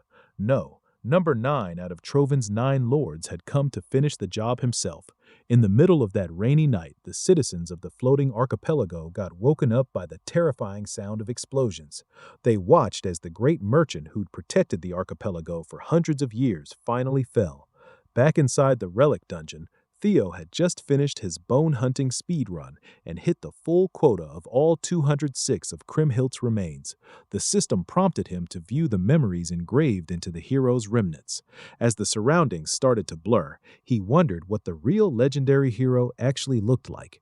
Suddenly, Theo's consciousness got yanked into a snapshot of Kriemhildt's life. At this point, a kid would regularly trek across an island, all excited to visit her friend Levi. She'd cross the tropical island to reach a giant cavern, bringing food with her. The dragon-slaying sword was just lying around in that nondescript cave. The child excitedly tapped Belong, trying to wake Levi up. Slumbering inside the ancient relic was its guardian, the Leviathan, Levi for short. Levi was kind of a hot-tempered beast. He kept telling the young human that she had to address him by his full title, Leviathan, guardian of the primordial dragon's relic. Even the Ragnars wouldn't dare call him something as casual as Levi. The kid didn't care about his rough edges. His whole title was too damn hard to pronounce, and Levi worked just fine. Eventually, the guardian gave up and accepted that the child was never going to learn how to show proper respect to his name. Talking to a foolish kid made his jaw ache. To save energy, he'd often shrink down into his miniature form so they could break bread together. They'd hang out until the sun went down while she yapped about her day-to-day life. Levi had gotten used to her constant rambling, but he still had to sit there and listen in exchange for the bread. Time passed, and he actually started finding comfort in listening to her colorful, animated stories every single day. He watched her grow up over the years and heard every story she had to share. Stuck inside the dragon-slaying sword, the only thing keeping him engaged was the girl's daily visits. Through all those years, Levi kept up his aloof attitude, but it was pretty obvious he was just a big tsundere. The second he heard footsteps entering the cave, he'd quietly start looking forward to whatever story the girl was going to share this time. That hidden anticipation got completely shattered when he caught a whiff of fresh blood. Upon suffering a fatal wound, it took everything she had left to run toward her friend for help. The bastard who cut her up was right on her heels. She cried that a bunch of strange people had suddenly shown up and attacked her village, killing everyone without any mercy. Before she could get any closer to Levi, one of the soldiers grabbed her by the hair and stabbed her without a second thought. The soldier twisted the blade deeper into her body, treating the girl like nothing more than a savage. They were operating under the Emperor's orders. This was their twisted idea of compassion towards some rural backwater island, and since the chance was right there, the guy decided he wanted to have some disgusting fun with her too.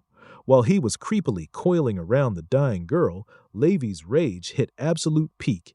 The guardian of the ancient relics finally snapped and broke free of his restraints. Blinded by pure wrath, he completely pulverized the cave that had been his home for years. Kriemhildt's village had already been fully taken over by the Empire's dogs. They were threatening the citizens with death by fire if anyone refused to cooperate. This whole inhumane invasion would have kept going if a towering beast hadn't come flying in for revenge. Levi roared and unleashed an attack that wiped out every single Empire soldier in the area. Sitting right on top of Leviathan's head was a person. Thankfully, Kriemhild had survived that horrible encounter with the Empire's disgusting dog. That day, she unlocked the strength to actually carry the dragon-slaying sword. The moment the remaining soldiers spotted her up on the dragon's head, they focused everything on trying to snipe the girl. No matter how hard they tried, they were no match for a force of nature like that. While the Empire dogs fell one after another, the villagers stayed protected by barrier spells. When it was all over, the Empire's forces had been completely wiped out, and the village had burned to the ground.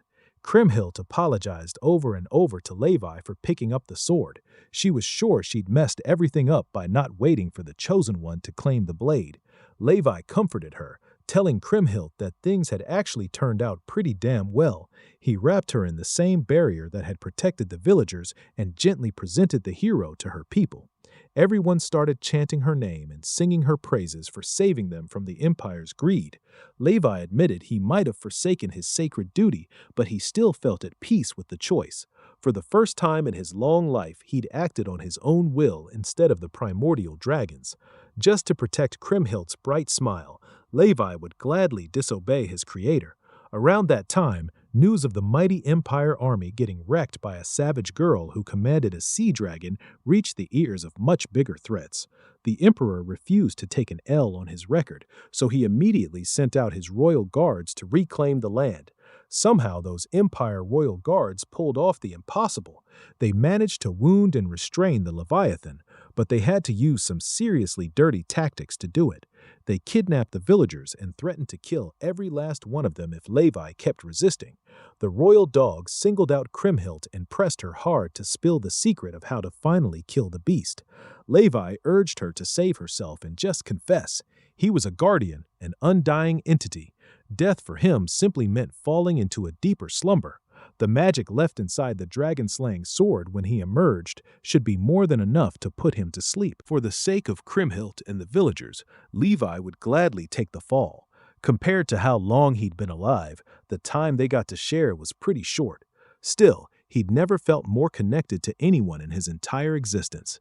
Kriemhild climbed up onto her best friend's head and gripped Balong. Using water to force her limbs to move, Levi made the hero do something truly cruel. He figured that the second he escaped his original fate, this ending was pretty much destined to happen. Levi told her never to feel guilty for protecting her people. This was the last time he'd ever be able to help her. Those last few years had been the best of his long life, but they had to end in the most heartbreaking way possible. The sea dragon killed himself just to spare the hero and her people from the Empire's wrath. The royal guards just stood there watching as the beast fell without them having to lift a single finger. The man in charge of this twisted operation laughed his ass off at the dramatic ending. His laughter died instantly when a massive storm started brewing right over their heads. As one final act of defiance, Levi unleashed a tidal wave big enough to swallow the entire army. They screamed and begged for mercy as they drowned. The terrifying waves carefully coiled away from the villagers, sparing them from a cold death. The land they were standing on got ripped right off the seafloor and raised up to the surface. Theo finally had the full picture of how the floating archipelago was formed. Turns out Kriemhild wasn't the valiant hero the tall tales made her out to be. She was just a victim of pure cruelty, an unfortunate girl who somehow formed an unlikely bond and friendship with a relic guardian. Still stuck in the vision of the past, the image of Kriemhild walked up to Theo and called him the chosen one Levi had been waiting for. Even in the afterlife, Kriemhild still felt guilty for stopping Levi from fulfilling his sacred duty. Now she finally had the chance to fix that. She relinquished ownership of the dragon-slaying sword and gifted the relic to Theo. She hoped he could make that stubborn beast happy.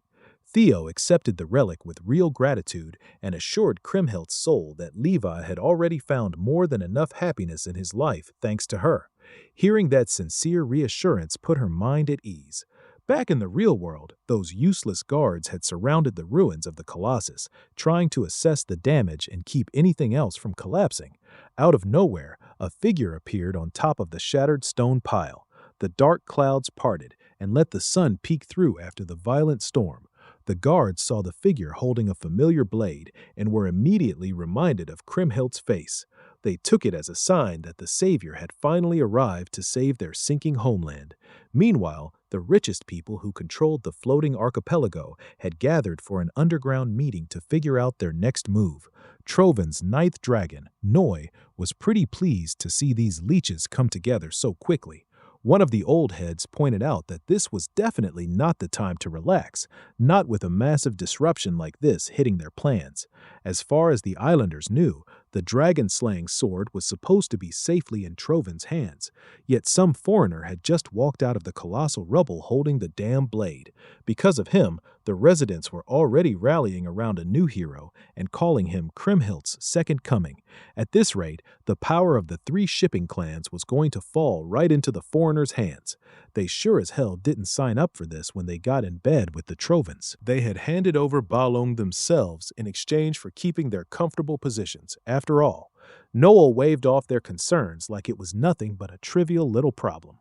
Honestly, just hearing all this noise was already pissing him off. One of the moguls actually dared to push back against Noel, offended that a Troven representative was looking down on the three shipping clans. Big mistake. Noel raised his hand and turned the fool into a fine mist of blood and guts. He didn't come here to coddle a bunch of greedy pigs. The civilians didn't matter either. They were just insects that could be crushed whenever he felt like it. Frankly, Noel was disgusted by these business moguls. They were the kind of traders who'd sell out their own homeland for personal gain. If they'd simply followed orders to the letter, none of this mess would have happened in the first place. Now that their grip on the sinking archipelago was slipping, they were panicking hard. One of the moguls bravely called out Noel's hypocrisy. Everyone knew how much the traitorous Troven family relied on the archipelago's resources. The ninth dragon got right up in the old man's face, intimidating the hell out of him for stating the obvious. Noel boiled everyone's directive down to the simplest terms. Shut up and follow orders. If they wanted to live, the three clans had better work together and get that dragon-slaying sword back. With the utmost respect, one of Noel's soldiers asked if it was really a smart move to entrust such an important job to these incompetent merchant clans. Noel recognized the concern. He'd much rather handle it personally, but the current situation wouldn't let him make a move yet. He'd just gotten word that one of Ragnar's 9 dragons, the Hegemony Dragon, was already on the way to this very archipelago. Dealing with a threat like that was the absolute highest priority. Back outside, almost every citizen of the archipelago had gathered just to catch a glimpse of their new hero. They were chanting Kriemhildt's name with pure admiration, exactly like their ancestors used to. Theo knew Kriemhild had been treated like a deity over the years, but he didn't expect this level of full-blown fanaticism. Maybe he was the only one left who actually knew the real Kriemhild. She wasn't a god or some perfect hero. She was just a kind, ordinary girl who got shoved into a cruel destiny. On top of that, the dragon-slaying sword was originally an artifact of the primordial dragon meant to be wielded by a Ragnar. From somewhere in the crowd, one of the disgruntled citizens yelled out a request. Everyone knew the Troven scoundrels showing up was what started the slow sinking of their land. To make things even worse, people were being barred from leaving. All they were asking was for the hero's second coming to save the floating archipelago. Deciding to play along with the misunderstanding and set the mood a bit, Theo raised the legendary blade and addressed the people. He solemnly swore he would save them and their home. His sword would bring salvation. After sneaking out of the rowdy district, Theo got welcomed by a pretty odd fellow. With a bunch of priestesses backing him up, the guy introduced himself as Marty, the priest overseeing Kriemhildt's temple. From here on out, they would serve Theo wholeheartedly. Following Marty's lead, Theo made the short pilgrimage to the temple. The crowd followed them all the way to the bridge that connected to the sacred ground. Marty dismissed everyone else and continued walking with Theo alone. He explained that Theo's arrival had been prophesied a long time ago. The temple had been carefully maintained for generations just for this very day. As they walked through the halls of the sacred ground, Marty introduced a necklace that Kriemhild herself had worn hundreds of years ago. The system tagged the necklace as a magical enchanted accessory and a gate connection key. It was going to be an essential item for reaching the sea dragon still slumbering down in the depths. Seeing how the priest was giving him the full VIP hero treatment, Theo decided it was time to come clean about his little lie. Marty just smiled and assured him he was already well aware of Lord Theo Ragnar's true identity. That one really caught Theo off guard. The priest explained that he knew all about Belong's origin as a primordial dragon artifact. He was fully aware that a relic like that would only awaken in the hands of a Ragnar. And yet, even knowing every bit of that, Marty still kept calling him the reincarnation of Kriemhild. Digging a little deeper, Marty said that the people who'd guarded this place for generations knew the hero's real story. They knew the sorrow of having no choice but to harm a friend. Since Theo had been acknowledged by their reluctant savior, the temple had decided he deserved the proper treatment and respect that came with it.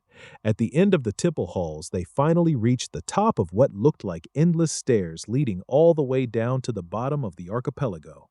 Marty told Theo to throw the necklace below, and a gate leading to the sea dragon would open. Carrying the artifact would also let him move freely underwater. The priest put all his hopes in Theo's hands, and the Ragnar Lord promised he'd deliver. Outside the temple, the citizens had huddled together to pray for their salvation. They pleaded for Kriemhild's well-being and for the archipelago's safety. That solemn vigil got interrupted by a sudden threat of aggression.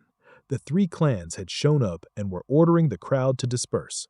They announced that they'd conducted an investigation and concluded the man falsely claiming to be the hero was actually a terrorist. This three-clan coalition was dead set on pinning the crime of stealing the dragon-slaying sword on the so-called terrorist. Citizens were strongly urged to clear out immediately. Umberto Spanola, head of the Spanola family shipping clan, reaffirmed that his judgment was correct. Sure, Antonio might share the same last name as this bug, but the two of them couldn't be more different. Umberto knew this would probably damage his reputation, but his life was on the line if he failed to recover the blade. Reputation and prestige could go to hell. He sure as hell didn't want to die at the hands of that cruel Noel. Even if he had to kill every single person here, he'd gladly trade their lives for his own. So he ordered his kill squad to cut down anyone who didn't comply. While a full-blown slaughterfest was kicking off upstairs, Theo was carefully making his way down into the depths. After what felt like forever, he finally felt water touch his foot. He'd reached the end of the descent. This quiet, tranquil space had to be the place where the gate needed to be unlocked.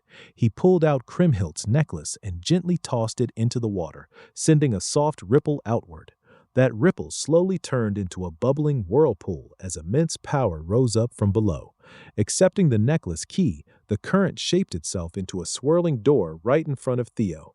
Without hesitation, he jumped straight into the water, letting his body relax as he entered a completely unfamiliar place. In an instant, he found himself drifting at the bottom of the sea. All kinds of sea life swam around him. Somewhere down below, something vicious and hungry was waiting. Theo scanned the area with Belong in hand. He knew he was close to the slumbering guardian. He just didn't know which direction to search first. Unfortunately, reaching his objective wasn't going to be smooth sailing this time. Theo suddenly sensed killing intent circling him. Something had locked onto him as prey. Something big. When he finally caught a glimpse of what that something was, he was completely gobsmacked. An entire army of starving sea serpents had surrounded him from every direction. All of them were staring at him like he was the last slice of pizza in the box. As the sea serpent army swam in slow circles, steadily cutting off any possible escape route, Theo Ragnar just smiled. No matter how menacing they looked in their own backyard, these sea serpents had nothing on the goat. Up on the surface, the Spanola Patriarch had officially dropped the hammer, ordering a full wipeout of anyone who dared stand in their way. The crowd rightfully banded together to defend themselves. They tried reasoning with the armed guards, but their pleas fell on completely deaf ears. It wasn't until the feisty priest Marty stepped in with a commanding shout that the armed forces finally stopped. He was pissed that these knuckleheads were accusing the temple and the civilians of being terrorists with absolutely zero evidence. Marty firmly declared that the man he had escorted was clearly the reincarnation of Kriemhild. He swore it on the honor of every priest who had come before him across multiple generations. If anything, the ones who needed to explain themselves were the three clans and their hired thugs. Marty then exposed the shameless Spinola patriarch for bringing Trovan mercenaries into the archipelago's religious sanctuary. The second the people heard that the same group who stole the dragon-slaying sword was now trying to cause chaos all over again, the crowd lost it. Their rage turned a tense confrontation into a full-blown brawl. Their anger and frustration were completely justified. The devout temple believers formed a human barricade, putting their own bodies on the line to protect their hero. Umberto thought he could just bulldoze straight through the masses without much trouble. He completely underestimated their faith. Even some of the people on his own side tried to talk him down, saying he was being way too cringe and that they should just retreat and plan their next move more carefully. Since his local soldiers refused to raise weapons against their fellow archipelago citizens, Umberto simply handed the dirty work over to the Trovan mercenary corps mixed into the formation. Those goons had zero problem spilling innocent blood as long as they got paid. They were quick, vicious, and ran like an efficient death squad.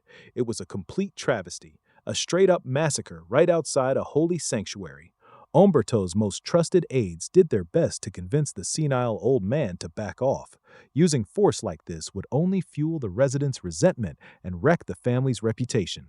The cruel patriarch just argued that he was doing what needed to be done, and everyone else needed to keep up. Reputation meant jack shit when you were 6 feet under. Once the floating archipelago turned into nothing but a Trovan slop factory, the three clans would have to adapt and become perfect hunting dogs.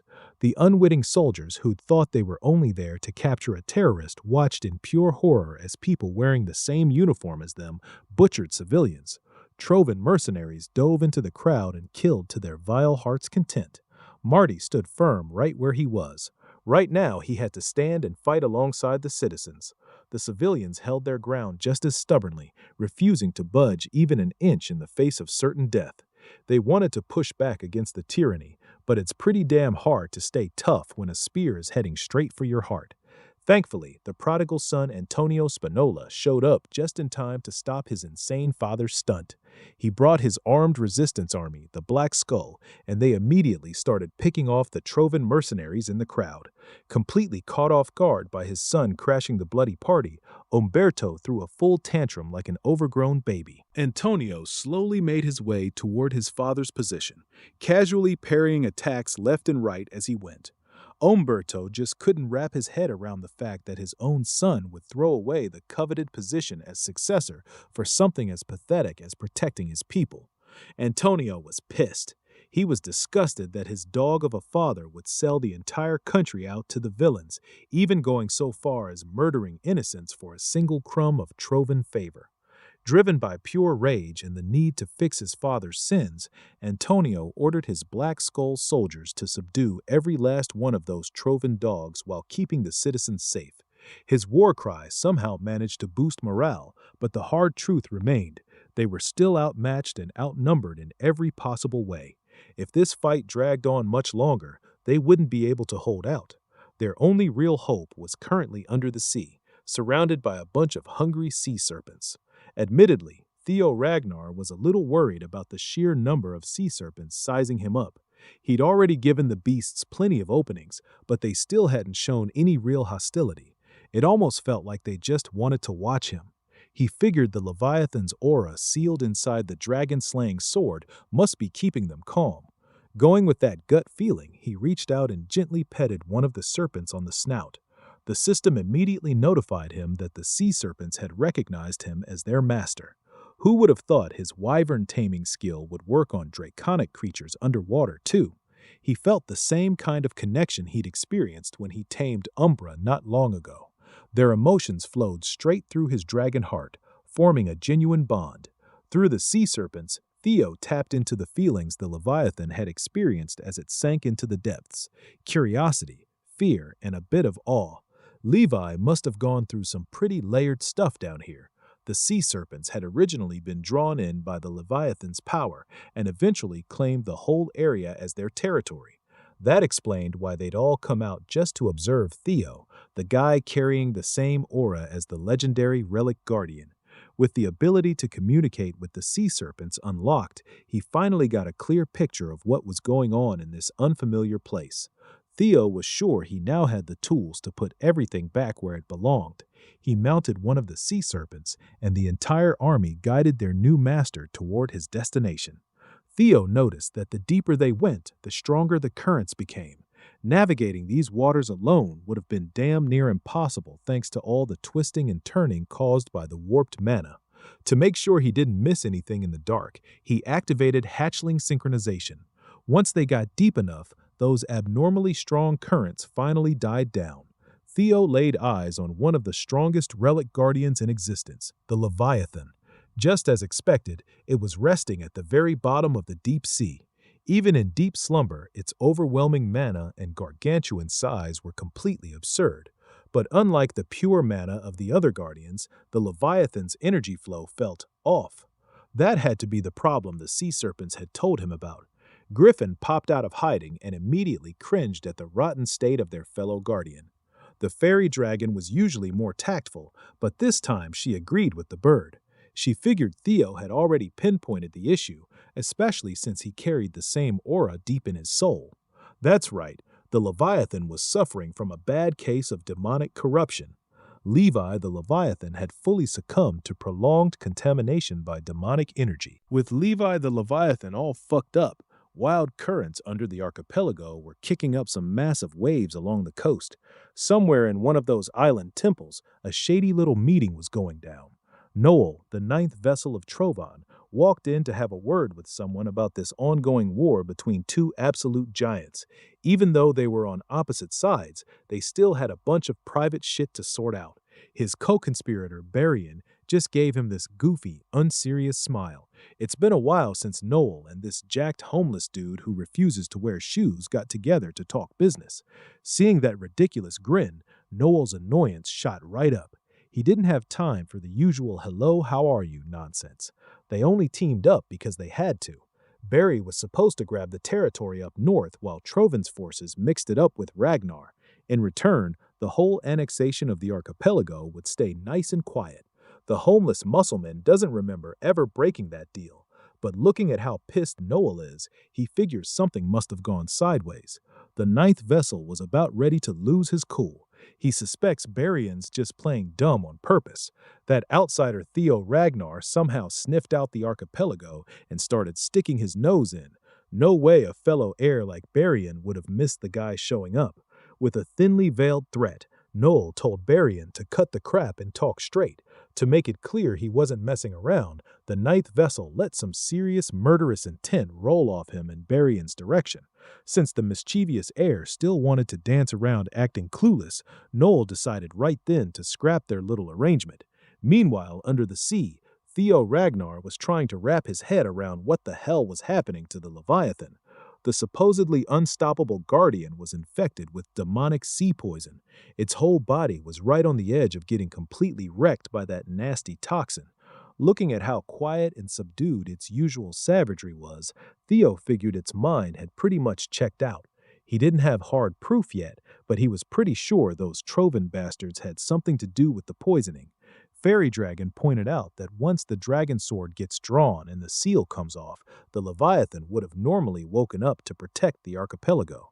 She was more curious about how a bunch of mortals managed to poison a relic guardian with this demonic sea crap in the first place. Had to be some messed up technique. Either way, the Leviathan was seconds away from going completely berserk. With its logic and reasoning tainted by that demonic stuff, it was about to cause a ton of damage. Lucky for Theo, he still hadn't been noticed. The smart move would have been to stay back and figure out a plan. But the chosen one had a different idea, something a lot more straightforward. He drew Belmong and charged straight in. He wanted to hit it while the beast still couldn't sense him. He fired up hatchling synchronization to lock onto the exact spot where the poison first started spreading. Thanks to his boosted perception, he found it right on top of the Guardian's head. The toxin had already taken over underneath and shut down control of its brain. If he could just smash the source of the Guardian's suffering, maybe they could still save the situation and stop the contamination.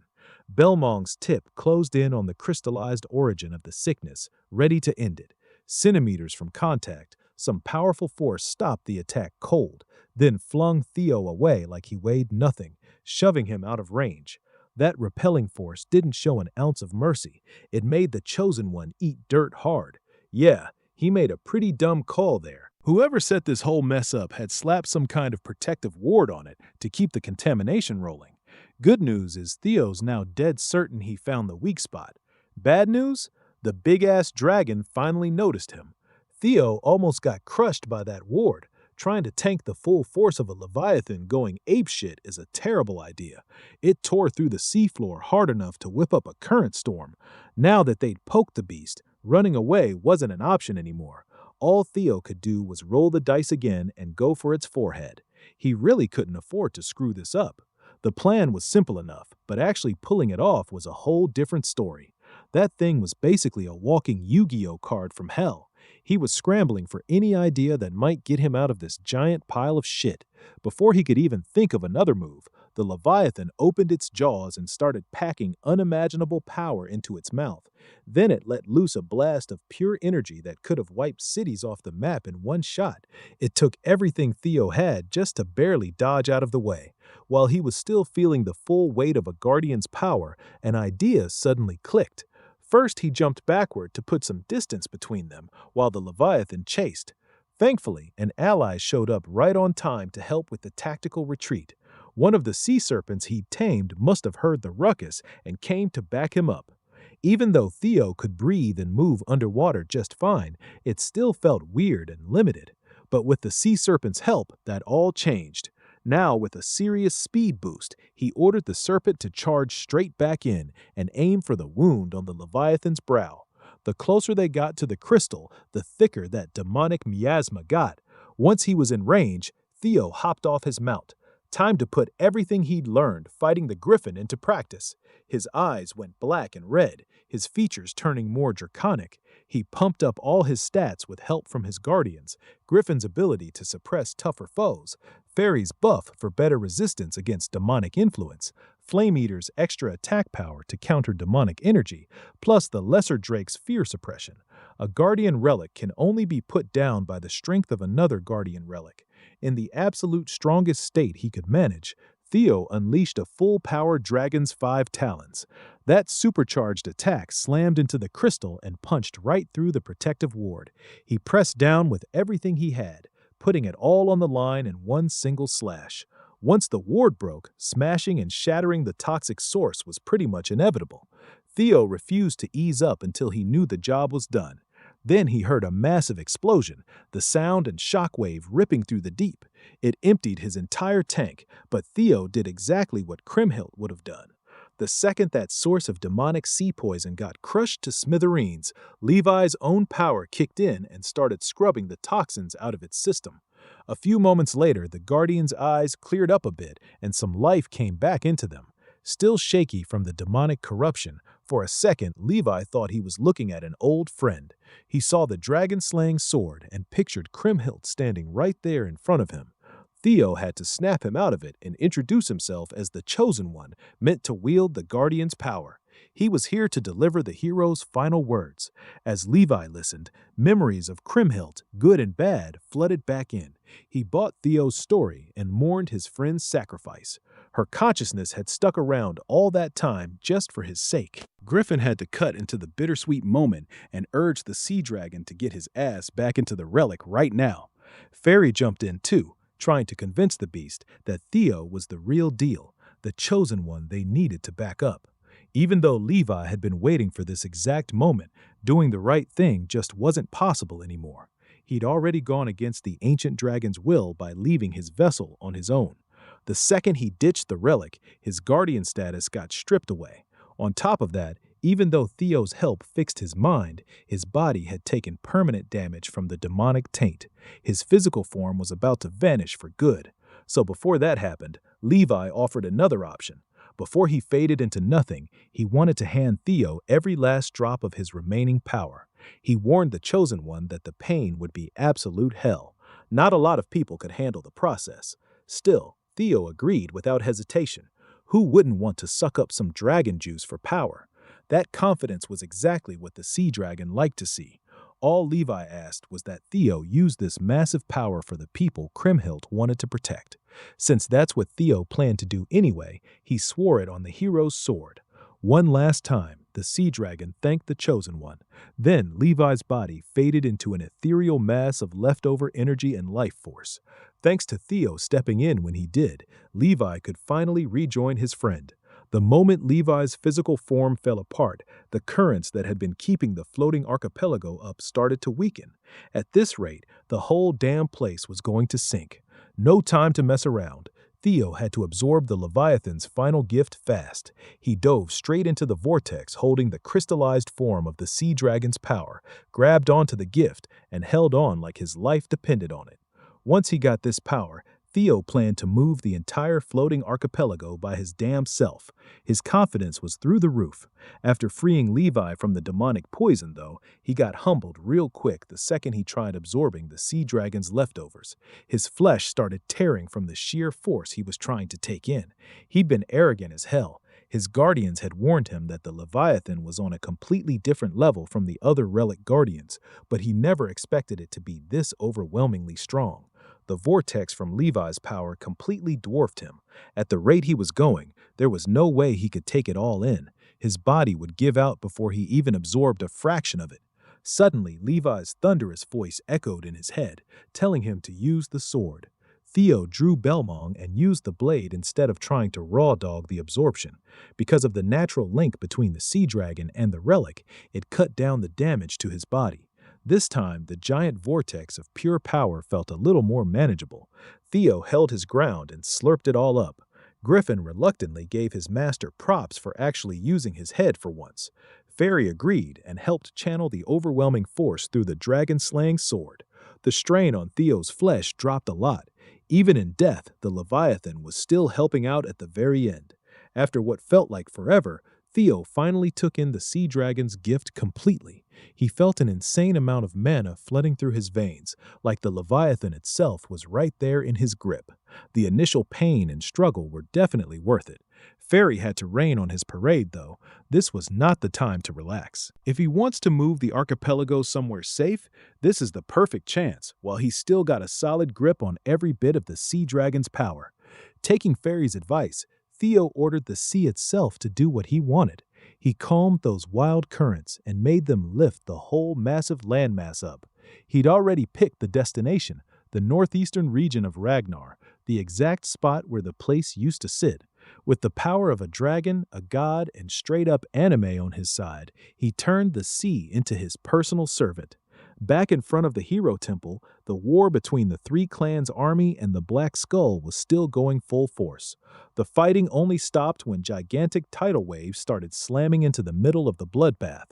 The regular people caught in the crossfire looked up and prayed to their hero, scared shitless that their homeland was about to sink into nothing. Didn't matter which side they were on. Everyone on the archipelago felt the exact same fear. Finally, one of the soldiers realized the coastline wasn't sinking at all. It was actually moving. With those tidal waves helping out, the entire landmass was slowly drifting away from the spot it had sat for their whole lives. Mountains, cities, everything was getting hauled off toward the northeastern region. As the archipelago shifted, the rundown temple where Noel and Barian were meeting started falling apart. The ninth vessel felt the ground moving under his feet and got completely confused. He figured the outsider must have finally absorbed the power of the dragon-slaying sword. Barry kept that mischievous grin on his face and apologized for cutting their little chat short. This really wasn't the time to be hanging around. Noel refused to let it go, still pissed about Barian's obvious lack of commitment. The heir just shrugged it off, saying even he hadn't seen Theo Ragnar's moves coming. Still, the plan was almost wrapped up. He spun Theo, unlocking the sword as a good thing, a convenient thing. Now that Belmong was free, all they had to do was kill the guy and take the blade back. Basically, Barian wanted to use Noel to wipe out a rising political rival. He wanted to blow his nose without getting snot on his hands. The homeless muscle guy ignored Noel's constant bitching and told him to quit wasting time and get to work already. Besides, this could end up being a huge win for the Trovans. Back on the front lines, Antonio Spinola immediately knew the island's movement was Theo's doing. The little bastard had actually pulled it off and kept his promise. Antonio ordered his men to stop fighting right then and there. Now that the real danger of the archipelago sinking was gone, everyone could be safe and there was no point spilling more blood. That reasonable order got taken advantage of real quick. A blade came swinging from behind, trying to sneakily take the Black Skull's head off. Luckily, the hero's successor showed up just in time to save Antonio's ass one more time. As for the soldier who tried to kill the guy ending the war, Theo didn't feel an ounce of sympathy. He sliced that bastard clean in half with his shiny new sword. The believers started cheering that Kriemhild had come back to stand with them after sealing the sea dragon and saving their homeland. Antonio checked if everything was handled, if the archipelago and his people were actually safe now. The second Theo confirmed it, the weight on Antonio's shoulders finally lifted. Antonio wholeheartedly thanked the unlikely savior, then shamelessly asked for one more favor. Theo didn't even wait to hear the full request. He already knew what Antonio wanted. Looking around the battlefield, corpses of civilians and badly wounded survivors were everywhere. It was pretty obvious what had gone down in this supposedly sacred place. The Black Skull and the regular people had gone all out to protect the archipelago and their hero. Only fair that Theo pay them back. The second the three clans' army saw him coming their way, they seriously thought about just tossing their weapons and running for it.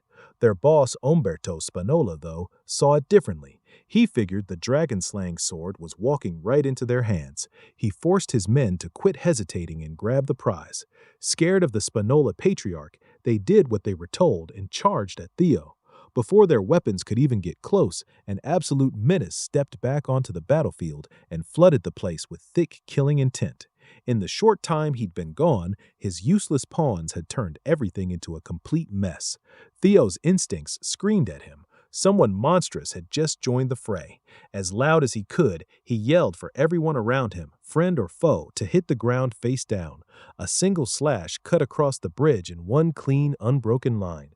The people who got hit never even saw it coming. Time basically froze. First, the bridge railings got sliced clean off at the base. Next went the tops of every soldier's head who didn't listen to Theo's warning. At least they got to keep half their brains. The already bloody battlefield got painted an even deeper, thicker red. In a split second, the entire three clans coalition was wiped out. The only ones behind Theo who survived were the people who trusted his warning. Nobles and soldiers got massacred in the most helpless way possible. The guy responsible was, of course, Noel, the ninth vessel of Trovan. He cursed those wormy pirate bastards for failing to take out one single brat and letting the whole situation spiral. One of the victims was Umberto Spinola. Just like everyone else, he died with his head sliced open. At least he got to keep the mustache. Antonio hated his father with a passion, but seeing the old man's body like that still hit him hard with dread. Theo had to snap him out of it. The Black Skull leader needed to pull himself together and get the citizens out of there. The floating archipelago was going to need him for the rebuild. Pushing his feelings aside for now, Antonio jumped into action.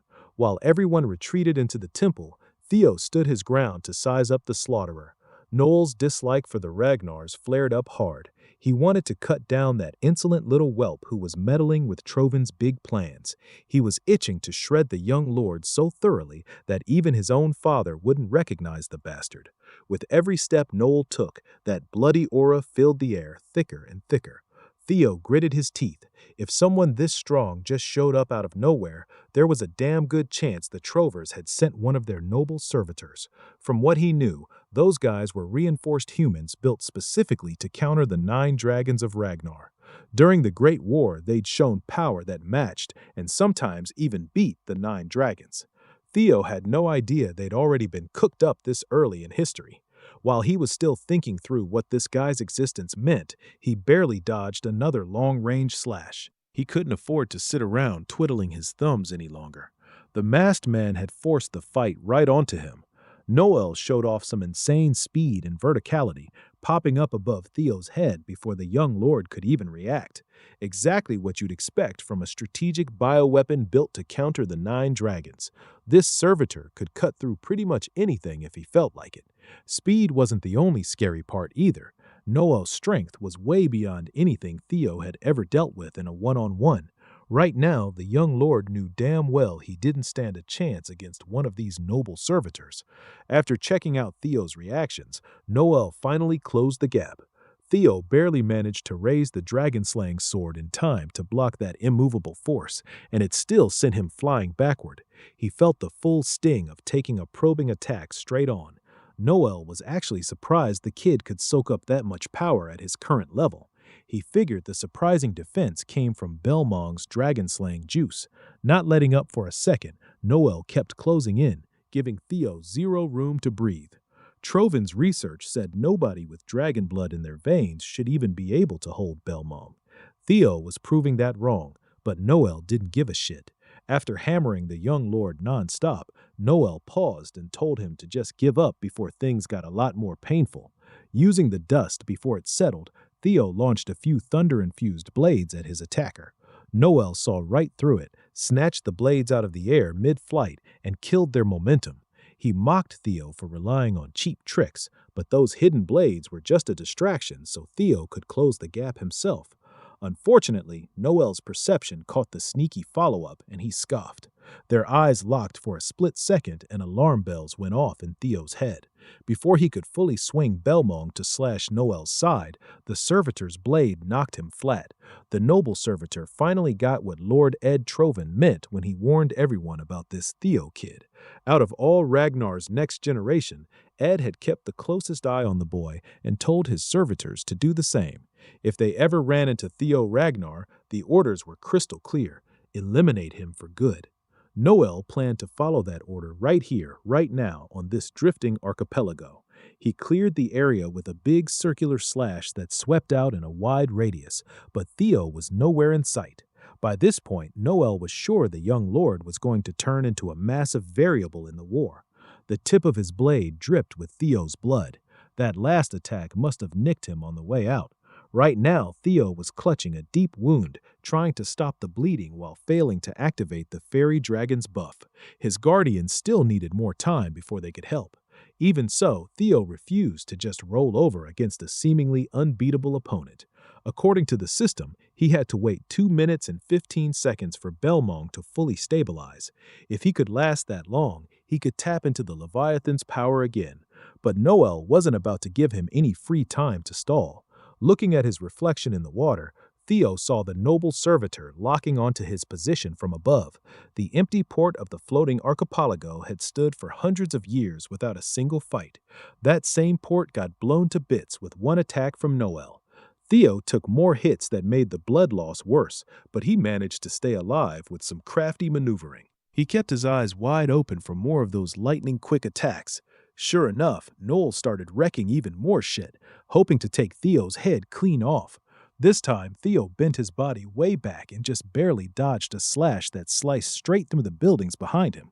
Staying sharp about his surroundings, he acrobatically dove into the cut-open building, grabbed a chair on his way through, and came out the other side. He chucked that chair at Noel as an annoying little distraction while rocketing backward to put some distance between them.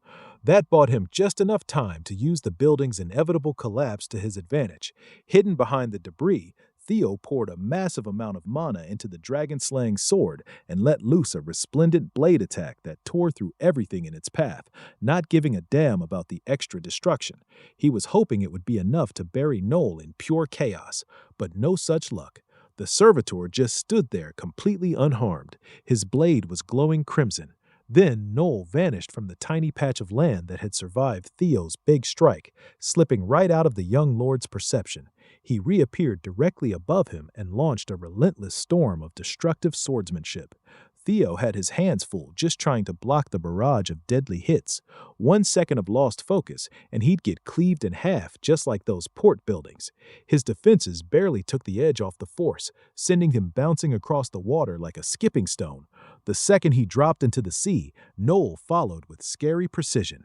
Using that crazy verticality, the servitor rained down a ton of aura blades that crisscrossed and covered a huge stretch of water, making them almost impossible to dodge. By this point, the port didn't look like a port at all, just debris floating everywhere and no sign of the young lord. A few moments after the attack stopped, Theo burst back up onto the surface without any new injuries. He'd somehow dodged all those crisscrossing aura blades underwater. Still, it took everything he had left to survive that vicious combo. He was completely gassed. The upside, those defensive moves had bought him almost 2 full minutes. According to the system, Belmong would stabilize in exactly 17 seconds.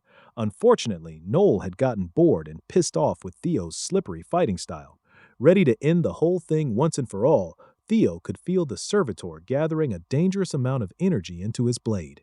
Theo couldn't go down now. He just needed a few more seconds of distraction to unlock his full power. The only idea he had was to dangle Belmong itself as bait. Since Noel was probably sent here to grab the sword in the first place, Theo yeeted Belmong away with everything he had, basically making the Trovan dog play fetch. Before the servitor could snatch it, Theo's newly contracted sea serpents caught the blade midair. Noel looked visibly pissed at the childish trick while Theo wore a big shit-eating grin. Behind him, the rest of the sea serpent pack surfaced. Every one of them was ready to ride or die for their new boss. In their mouths, concentrated water power started building up. Noel couldn't believe what he was seeing. He was miles stronger, yet this kid kept pulling new tricks out of his ass just to drag the fight out longer. Finally, the sea serpents unleashed their attack from a distance. Individually, those attacks shouldn't have been able to touch someone like Noel, but all together, they packed a real punch. The servitor had to put his full attention into blocking the combo. He was annoyed as hell that this brat thought a few fish could stop him from finishing the mission. He swung his blade with serious force and wiped out the sea serpent's combined attack completely. Theo had been running around this whole time, but now he came charging in hot with zero regard for defense. Noel couldn't figure out what the young lord was planning, but he welcomed the challenge with open arms and his aura fully unleashed, basically daring Theo to give it everything he had. Halfway through the clash, Theo's timer finally hit 0. The dragon-slaying sword Belmong had stabilized. Time seemed to freeze for a second, and he heard the Leviathan's voice in his head. Levi thanked the Chosen One and hoped the leftovers of his power would help keep Theo safe. For the first time since the fight started, Noel actually felt threatened. The young lord had unlocked the skill Nibelung embedded in the blade. He activated it on instinct, and Nibelung took the shape of a dragon that looked just like the raging Leviathan. That monstrous draconic construct tore straight through Noel and his blade, ripping them apart with the crushing pressure of the deep sea. It blasted Noel clean off his feet and sent him flying toward the open water. Theo's plan worked. He'd stalled long enough to unlock a brand new devastating weapon for his arsenal. Nibelung was a straight-up force of nature. The attack, packed with a guardian's will, tore Noel up, breaking bones and wounding him badly. He dropped into the sea, and the water itself seemed to shove him toward the bottom. Theo landed back on what was left of the port with Belmong in hand. As an artificially enhanced warrior, Noel was ridiculously durable. After tanking that direct hit, he still managed to cling to life and swim up against the vortex trying to drag him down. Once he got a breath of fresh air, he laughed mockingly at Theo for failing to finish him off with his big trump card. The servitor's mask was destroyed, showing a grotesque body and face full of the side effects from all that human experimentation. Luckily, Theo wasn't dumb enough to think one attack would put an enhanced monster down for good. No matter how messed up he looked, Noel was still a noble servitor who could go toe-to-toe with the 9 dragons. Those guys were famous for their toughness and staying power. Still, Theo felt pretty confident his new power could cut through whatever human enhancements were keeping this guy going. Using the sea as a conduit, he reshaped Nibelung into a giant hand right behind Noel. If he couldn't destroy the artificially enhanced body, he'd just sink the whole damn thing to the seafloor. Noel felt the currents crushing him from every direction, locking him in place as the hand closed in. To make sure he couldn't fight back, Theo put enough force into it to surround the entire archipelago. With one final roar, he ordered the massive body of water to swallow the noble servitor and bury him at the bottom of the damn sea. Unable to wiggle free from those crushing currents, Noel realized he was completely screwed.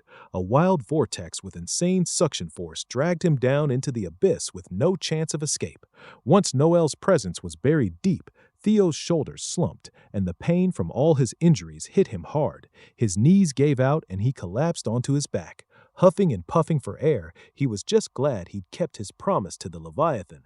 If that big-ass dragon asked him for one more thing right now, he might not even live long enough to do it. After wrapping up the fight with one of Trovin's 9 noble servitors, Theo recovered and got to work steering the entire archipelago to safety.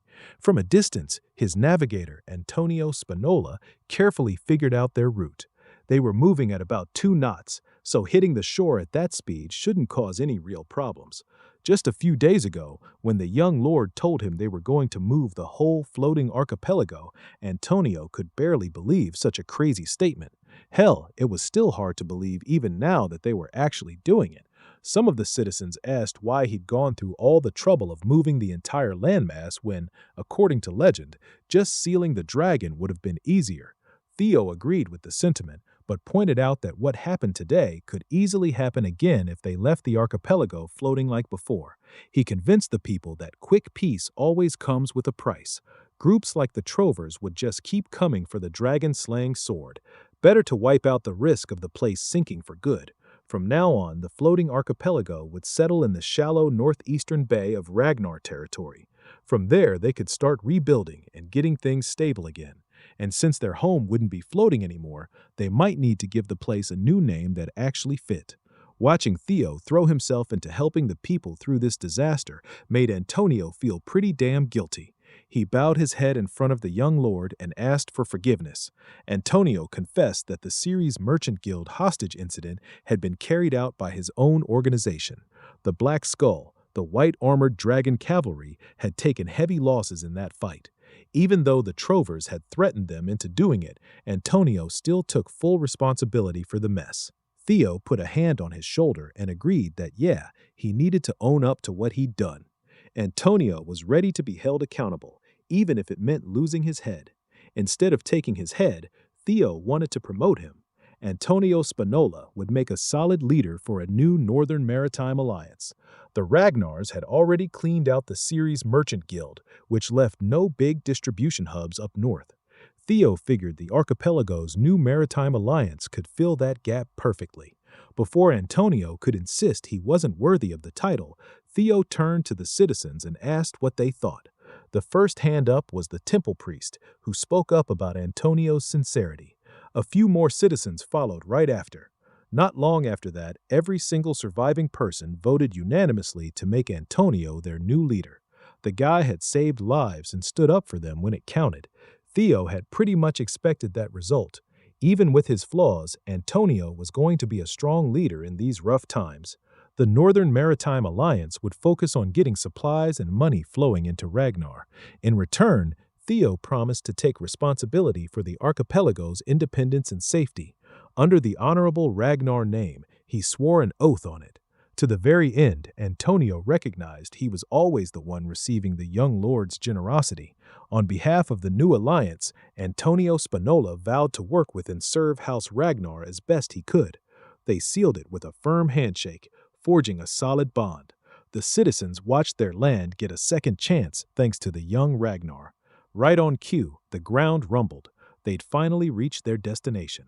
The archipelago slid into place seamlessly against the nearest island. While the people of the famous landmass were busy celebrating, the waves were still raging out in the middle of the sea.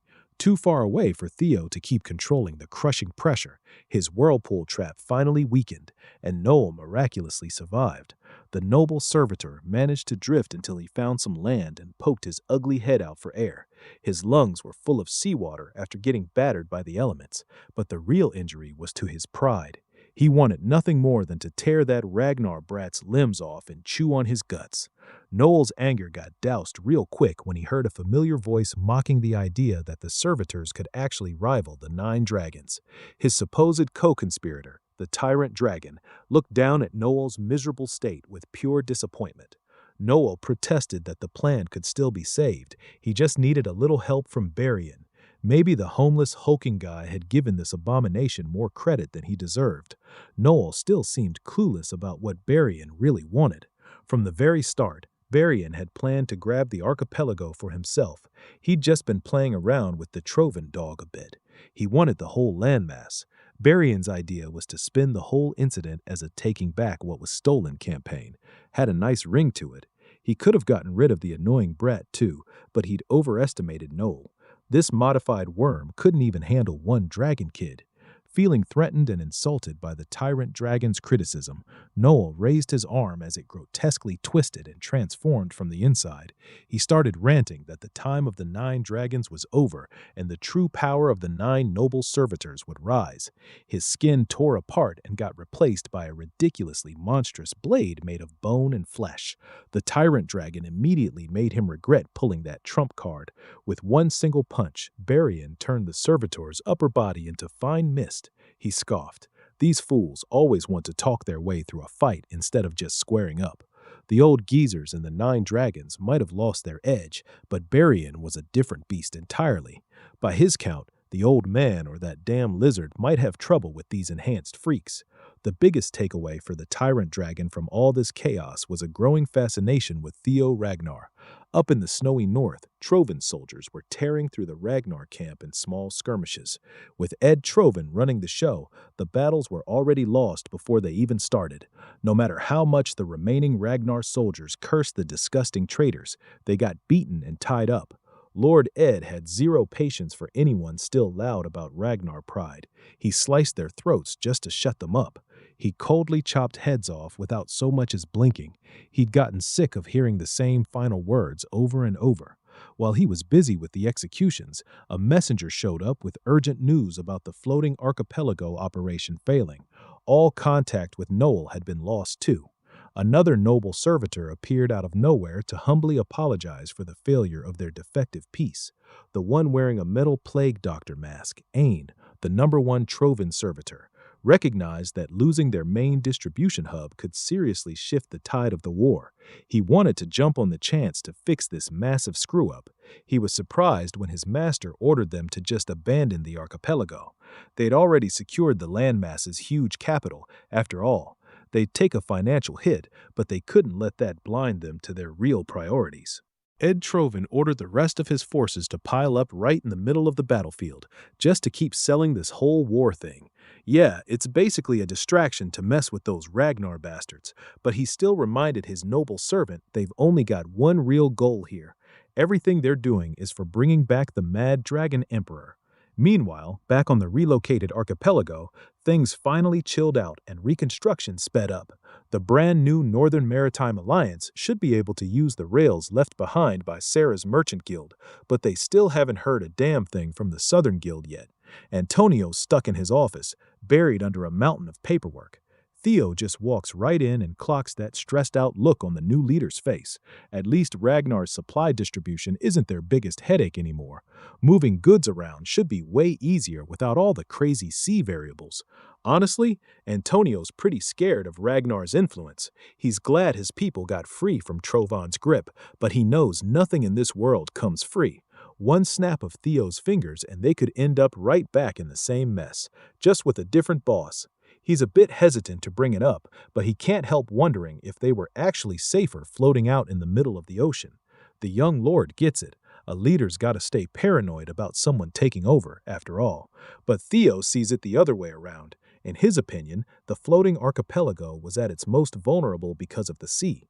Sure, being isolated meant nobody would mess with them, but it also made them soft and unable to defend themselves properly. The whole Trovan takeover proved they can't just keep relying on other people for national defense. Even if the new location has some risks, a nation needs its own way to protect itself. And hey, the fact that Antonio's worried about this is actually a good thing. Theo's got a few ideas to put his mind at ease, and it kinda ties into the white-armored dragon cavalry. Those guys ride airborne wyverns, and the archipelago's got similar creatures hanging around too. Antonio immediately gets it. He's talking about the sea serpents. But those things are famous for swarming and wrecking everything in sight. They've been nothing but a pain in the ass in constant emergencies. Speak of the devil, sea serpents show up at the docks. Civilians start evacuating, and the fighters get ready for a fight. Before Antonio can even spin around in his chair, Theo tells him to relax. No need to freak out. The young lord basically rolled out the welcome mat for his serpents. Antonio's rightfully skeptical. He spent his whole life knowing these monsters as destructive sea thugs. Theo just promises he'll teach the people how to tame the majestic creatures. Just like the white armored dragon cavalry, the archipelago could build its own unit of dragon riders. Sounds ridiculous, right? As far as the citizens are concerned, riding and fighting on dragons only happens in fairy tales. Theo finds that oddly perfect. Krimmelt, the archipelago's hero, was famous for riding and fighting with a sea serpent in those same stories. They could just call their new dragon riders the Krimmhilt Knight Order. Hell, one of the serpents already seems to have taken a real liking to Antonio. While Theo was just chilling and watching the citizens mess around with the sea serpents, a messenger rolled up to tell him some guest was waiting. He headed over to one of the warehouses near the docks and found a woman rifling through stacks of documents. She thought it was straight up absurd how much the young lord had pulled off in just a few days. Black Snow operative Cleve was already getting a headache. Supposedly, only the Null Snow rank folks in Black Snow were supposed to know about this top-secret archipelago situation. She spilled that her team had already been checking out the place, figuring it was the Troven's floating distribution hub and cash cow. So yeah, they knew losing the archipelago would screw the war long term, and they still did jack shit about it. Before Theo could dig deeper, another guy barged into the warehouse asking for Theo Ragnar. It was none other than Barry. The great 9 dragon lords wouldn't shut up about this kid, so he had pretty high expectations. But now that he's staring at the boy wonder in the flesh, all he sees is a pretty boy who doesn't even. Theo recognized the tyrant dragon right away, the one the Ragnars and Barry and everyone else called Dante Roll. He gave a polite salute, and Dante told him to relax. Sounded like Cleve had been expecting the guy, and the tyrant dragon half-assed an apology for being late. Cleve straight up chewed Lord Dante out for letting the archipelago situation get this bad without reporting a damn thing to Black Snow. Theo put it together pretty quick. Black Snow and the Tyrant Dragon had been running this supposed top-secret op together. Cleve was blaming Dante for putting the whole organization in a really shitty spot, and Dante did not like her attitude one bit. He dropped his suffocating aura across the whole warehouse, freezing Theo and Cleve in place. No apology, nothing. He just forced them down to their knees without even lifting a finger. The pressure got so bad the windows shattered. Theo already knew the Tyrant Dragon was strong, but this level was just ridiculous. He finally got why, in his past life, Ragnar never managed to free the floating archipelago. The guy might look like a muscular homeless bum, but that aura was the real deal, straight up overbearing. After putting Theo and Cleve through borderline torture, Dante reined the aura back in and just laughed, claimed he'd been hanging around and simply missed the timing to report the new intel. Said he'd been watching the Troven camp's movements the whole time. In Dante's book, the 9 dragons don't need to bother with small fry. He wanted to sit back, let the problem get nice and big, then swoop in and crush it all at once. Then this Ragnar kid showed up and cleaned up the mess for him. He gave Theo a friendly slap on the back that nearly knocked the young lord out cold. The Tyrant Dragon might be joking around and acting chill, but he's genuinely pissed right now. Dante Roll sits in the upper ranks even among the 9 dragons. The guy's only driven by one thing, wanting more power. That's the only reason he joined Ragnar in the first place. He'll use every scrap of authority he can get to climb higher. In Theo's past life, Dante had suspiciously massive financial power. Makes total sense now. He must have snatched the floating archipelago for himself back then. This man's definitely one of the trickier bastards among the 9 dragons. Best play along for now. So Theo put on the humble soldier act and apologized for getting in the Tyrant Dragon's way. Dante just laughed his ass off and told him no harm done. In his first real sit-down with the 6th heir candidate, Theo Ragnar, Dante was actually pretty impressed with the kid's personality. He stuck out his hand and gave Theo the official stamp of approval as a new heir candidate. The more Theo talked with this eccentric musclehead, the more confused he got about what the guy really wanted. Still, he shook the hand and tossed out a few more humble pleasantries. Dante ate that humility right up. Cleve interrupted their little moment to pass along Theo's new orders. Archipelago missions done. No more deployment needed. Every operative is supposed to haul ass to the central front line right now. Dante was all for it. Kid needs to get out there on the front lines, get bloody, and protect the home base. But before he left, Dante wanted to clear something up. The tyrant dragon tensed up and asked Cleve if the orders to interrogate him about the Archipelago scouting mission came straight from the Black Dragon himself. With barely hidden hostility, he called the boss of Black Snow that damn Robert Ragnar. Feeling like the pressure was about to crush her, Cleve confirmed it. Dante told her to pass a message along to that black rascal. If Robert wanted answers, the bastard should have come down here himself. Theo didn't waste any time. He headed north and linked up with his comrades in the war against Trovan. The main fight on the central plateau was raging hard across the Blade Mountain range. Soldiers from both sides were slamming blades together, while sky bombardments kept thundering overhead. Aboard his trusty Umbra, Theo threw on the white armored dragon cavalry uniform and jumped straight into the action. He tore across the battlefield, wrecking the Trovan vanguard. Shoulder to shoulder with his brothers and sisters in arms, he was cutting heads without a shred of mercy. Up in the sky, Captain Evelyn Naravel was calling the shots and keeping an eye on the big fear debuff.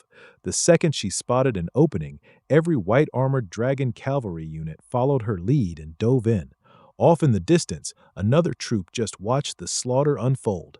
Black Iron Cavalry's commander, Thorol Ragnar, was grinning at how cleanly the flying units were carving things up. His vice commander yelled at him for making their own soldiers and horses feel like crap again. Thorol just laughed and said he was only teasing. He slowly pulled on his helmet and told the guy his men knew better than to get insecure. They were way better than those glorified birds in the sky anyway. The second that helm went on, the light-hearted Thorol disappeared. He barked for his troops' attention and gave them a simple order: crush anything that stood in their way. Once today's enemies were thoroughly wiped out, they could step into a better tomorrow. Led by the sharpest tip in the Empire, the Black Iron Cavalry charged with zero regard for human life. Lord Thorol showed exactly how effective he was in an all-out war. Every swing of his free-flowing spear dropped Trovan soldiers by the dozens. The battle maniac was actually smiling while he beheaded countless foes. With the aerial and ground cavalry of Ragnar working together, the day's fight wrapped up fast. They pushed the line forward, and by nightfall they were burning bodies in a pit. Cheers and celebrations were already rolling through the temporary camps. Thorol made a point of swinging by his little brother's tent to throw some praise his way. Theo took the commander's compliments with his usual humility. Standing face to face, the resemblance between them was almost creepy. Thorol told him to just call him Big Bro, and even invited the kid out for drinks next time. Theo and his comrades stayed respectful as Commander Thorol headed out of the tent. As soon as that battlefield monster finally left, Theo got hit with a full barrage of jeers and teasing from Selford for acting all buddy-buddy with the Black Iron Cavalry commander. His senior wouldn't let up until he spilled everything about what went down on the archipelago. Luckily, Aaron stepped in and gave Selford a solid smack upside the head. Senior Aaron was way more chill about Theo's situation. Dude just got thrown into the battlefield today. At least let him catch his breath for a second. Theo asked Aaron how the war was actually going. He barely knew anything since he'd only just gotten deployed. Aaron said the overall flow was in their favor, but a few things were bugging her.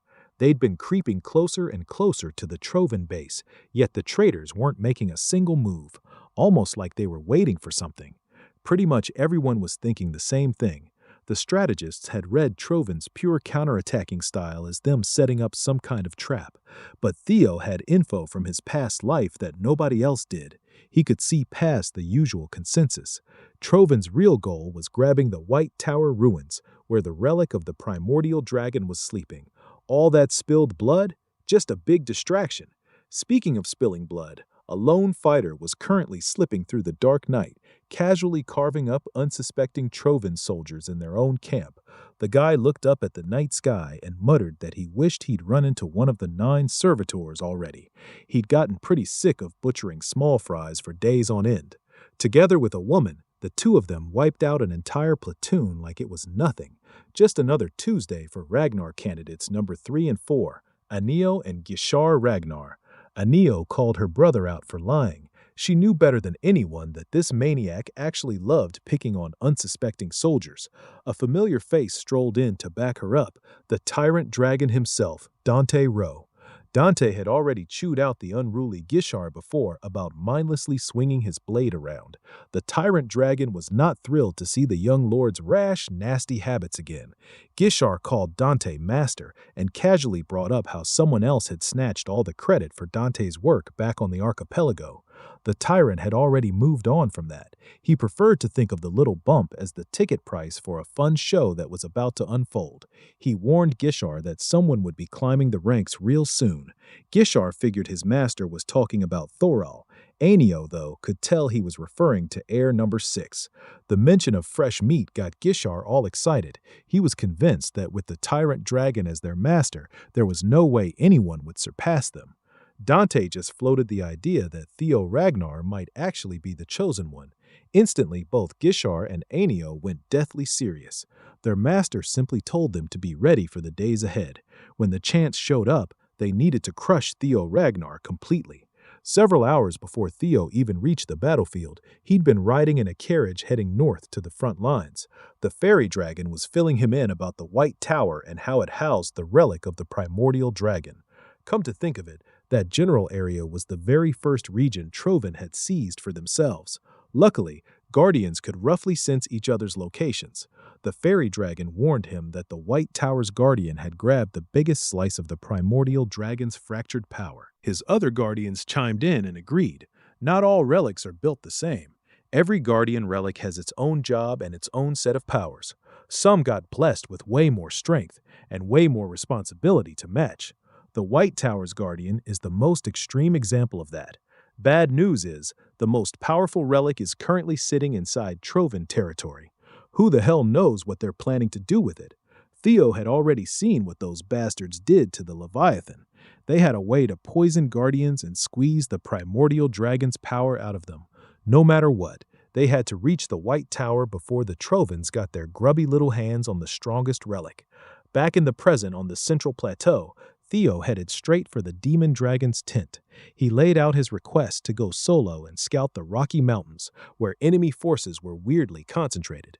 He couldn't exactly dump everything he knew from his past life, so Julius Ragnar shut the idea down immediately. The demon dragon wasn't about to let one of his best soldiers dip out of the front lines for some vague, independent mission. Even if Theo had just been made an heir candidate, that didn't mean he could just skip his responsibilities. Theo tried to argue that he was actually doing the opposite. He wanted to make up for being gone. Seeing the young lord getting all exasperated, Julius cracked an amused smile. He'd just been messing with the kid. Theo had proven time and time again that he could be trusted with this kind of thing.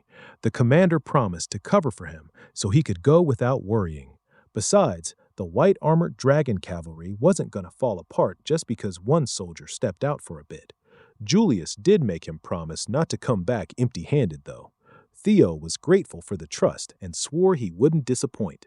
Without wasting another second, he hopped on Umbra and started sneaking toward the Trovan-infested White Tower.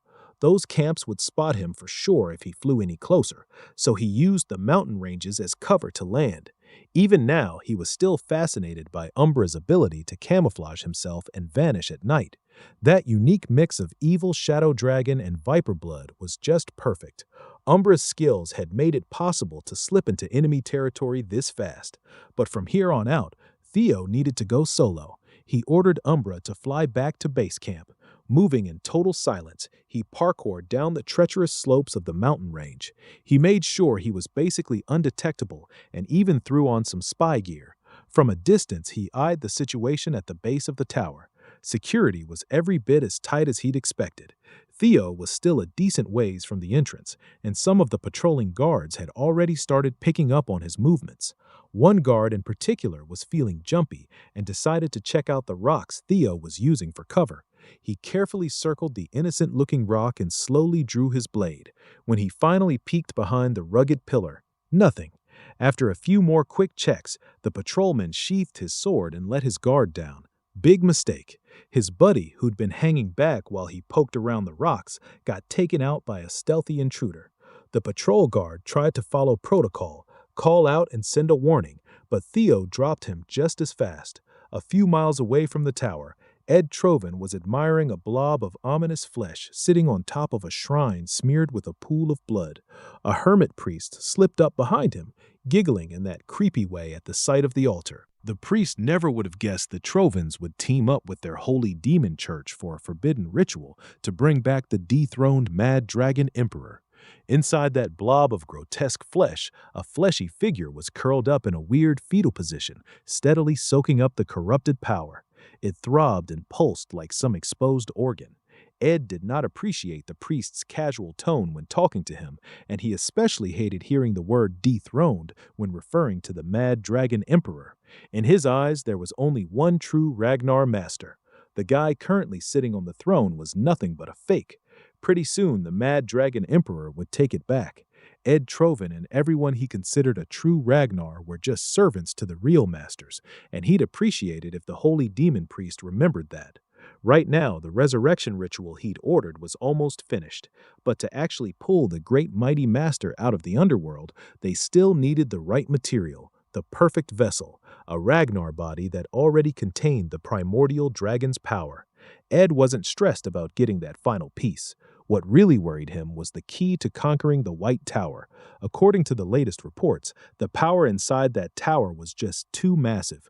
They'd been pumping it full of shadow demon toxin non-stop, but the resistance was still way too strong.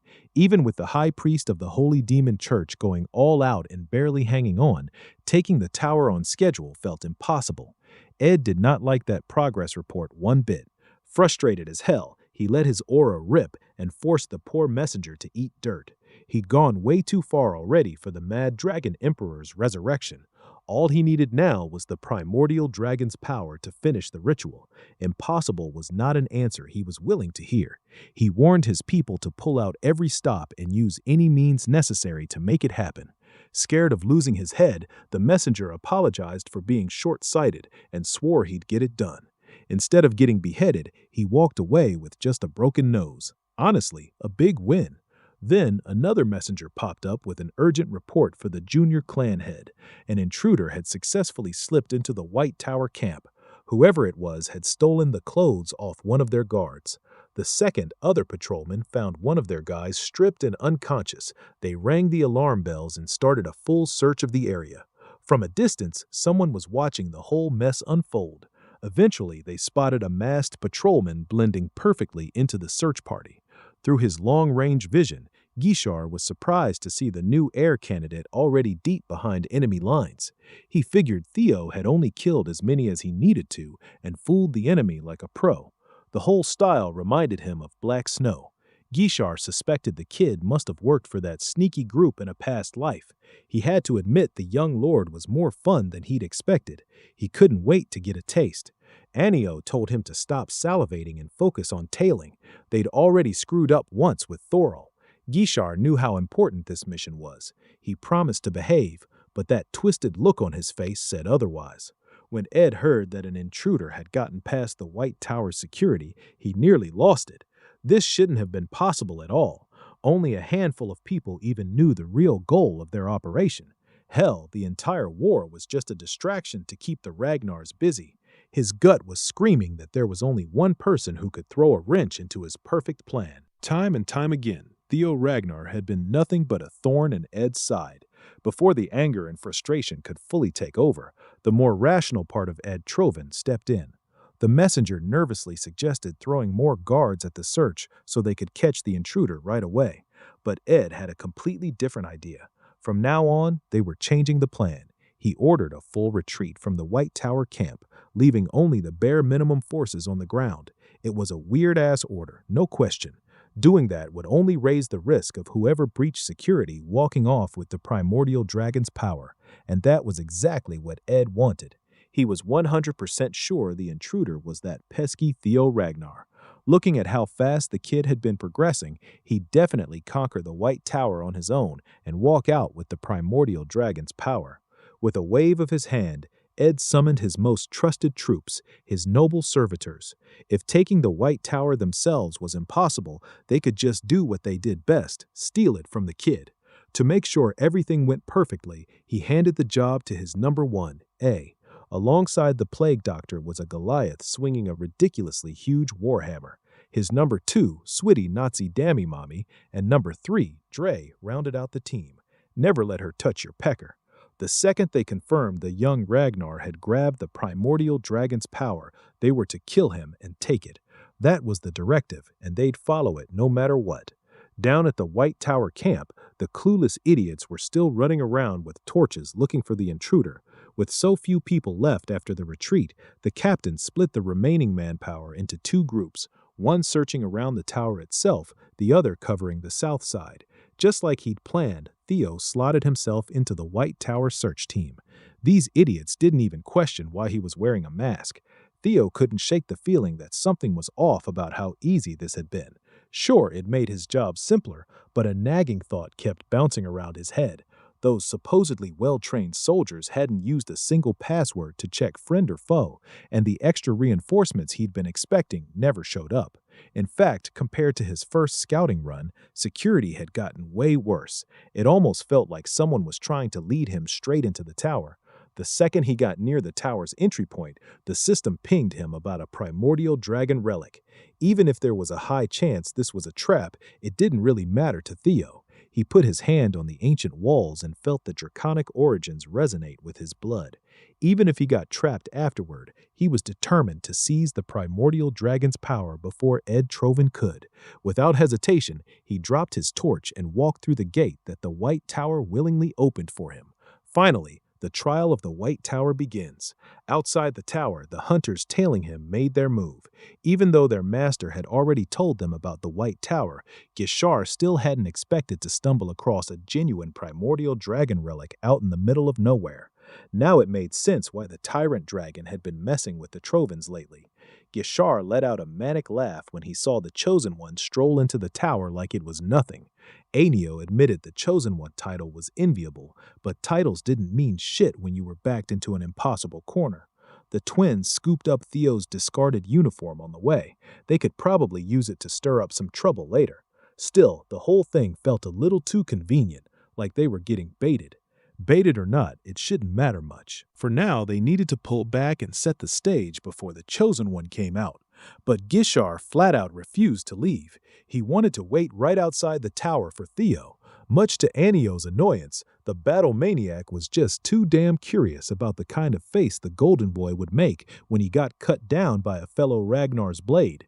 After stepping into the White Tower, the blinding light slowly faded. Theo's eyes adjusted, and he found himself standing inside a massive superstructure made of pure white materials, packed with countless pillars and rooms. Knowing the kind of threat this place could pose, he quickly drew the white moonlight blade. Since the Guardian here had inherited the biggest chunk of the primordial dragon's power, he was expecting something ferocious. Right on cue, a draconic figure with burning red eyes stepped out of one of the many doors. Theo tightened his grip on the blade, ready to go all out at any second. Imagine his surprise when the Guardian of the White Tower finally walked out, and it was just a tiny little guy with cute beady eyes. In tears, the little Guardian started grumbling about some weirdos trying to sneak into his domain and infect him with demon shadow toxin. Trying to stop them had been supremely annoying. Theo honestly thought he was getting pranked or something. Completely speechless, he just stared at the flailing lizard and wondered if he'd somehow walked into the wrong tower. He even summoned his other guardians to double-check if this was really the one they all feared. The fairy dragon told him to stop judging the little guardian by appearances. The griffin chimed in that Theo didn't have much room to talk when he looked like a pretty boy instead of some awe-inspiring chosen one. Seeing his guardians actually trembling with fear, Theo's worries eased up a bit. The little guy apologized for being distracted and properly introduced himself. His name was Keratosicus, Curato for short, the most loyal subordinate of the great primordial dragon and the majority inheritor of the master's power. He'd been protecting the gate of the Pantheon since ancient times. Theo had never even heard of the Gate of the Pantheon before. Curado casually explained that it was the place where the gods lived. The primordial dragon's relics were just fragments that shared his power. Back in the day, the master of all guardians had a ton of duties to handle. Guarding the gate that connected the Pantheon and the mortal world was one of them, and the one who inherited that duty was little Curado, the most loyal subordinate of the big boss and the upright vassal who preserved his power. Theo's knowledge of the gods was limited to whatever he'd read in the ancient texts. Hearing they were actually real was a pretty big shock. He wanted more info from Curado, but the cheerful lizard just stared at him with a dumb smile, looking completely spaced out, before slowly repeating his full name, Keratosicus. Theo repeated it back, and the little guy seemed to reboot. Weird little critter. Every guardian Theo had ever met just couldn't be normal. He asked Keratosicus if God really existed. Curado happily answered that yeah, they do. In fact, the Chosen One should already be familiar with them. After all, they'd been sending him messages only he could see. Every breakthrough he experienced, every trial he conquered, every reward he'd received so far, and every notification he'd ever gotten through the system. Those were all messages from God. Up in the Central Highlands, where the Ragnar executives had gathered to talk strategy, an important meeting was underway. The Black Dragon led the discussion and didn't bother with any pleasantries. Everyone already knew why they'd been called to the front lines, Robert Ragnar included. 7 of the 9 dragons were present for this little gathering. With Trovan's 9 servitors showing up, the war had dragged on way longer than expected. That's exactly why the 9 dragons had been pulled in to fight directly. The Black Dragon stressed how important it was to get everyone up to speed on the current state of the war. He'd take questions and suggestions after. Before Robert could even get started, the Tyrant Dragon raised his hand and said he had more important shit on his plate than just sitting around on the battlefield. He waved a finger and let one of his disciples in. Anio Ragnar stepped into the tent. She politely apologized for barging in so suddenly and dropped an urgent matter on the table. Anio held up a white-armored dragon cavalry uniform and claimed she'd witnessed Theo Ragnar's betrayal, and the uniform in her hands was the smoking gun evidence. As expected, the Elder Dragon jumped all over the chance to trash the heir candidate. He was the first to declare that tossing aside a Ragnar uniform was straight-up treason. The other dragons stayed a lot more reserved. The Demon Dragon was stuck in a tough spot, trying to figure out what the hell Theo had been thinking when he ditched the uniform. While the higher-ups were busy debating what to do, the guy they were talking about was currently having a full-blown existential crisis. If he was understanding Curado right, that blue message window that had been helping him this whole time was God's way of talking to him. The little guardian just shrugged and confirmed it without a doubt. Theo asked if every Chosen One could see the same thing, but Curado was sure he was a special case. When the little guardian tried to explain why, all Theo heard was this muffled screeching in his ears that nearly knocked him off balance. Curado scratched his head. Looks like the Chosen One wasn't supposed to hear that part yet. The powers above were filtering the info. Theo pushed for more clarity, and Curado's cute little smile twisted into something a lot more dubious. He'd been waiting a long time to finally do his duty. Suddenly, a massive stone door appeared right in front of Theo. According to the weird little guardian, if he wanted the truth about this world, he was going to have to work for it. One of Curado's sacred jobs was handing out the Trial of the Pantheon to the Chosen One. Theo had zero clue what this so-called Trial of the Pantheon even was, let alone what it involved. Curado explained that the trial would force him to dig deep into his soul and find his true self. Going to the other side would let him trace his past lives through his subconscious, and the subconscious wasn't something to mess with lightly. It was a whole other world inside yourself that most people never touched. Fail the trial or get too lost in that subconscious, and your mind would just shut off, forever trapped in the endless expanse of your own head. But if you passed, you'd be deemed worthy to face the truth and maybe even meet the gods.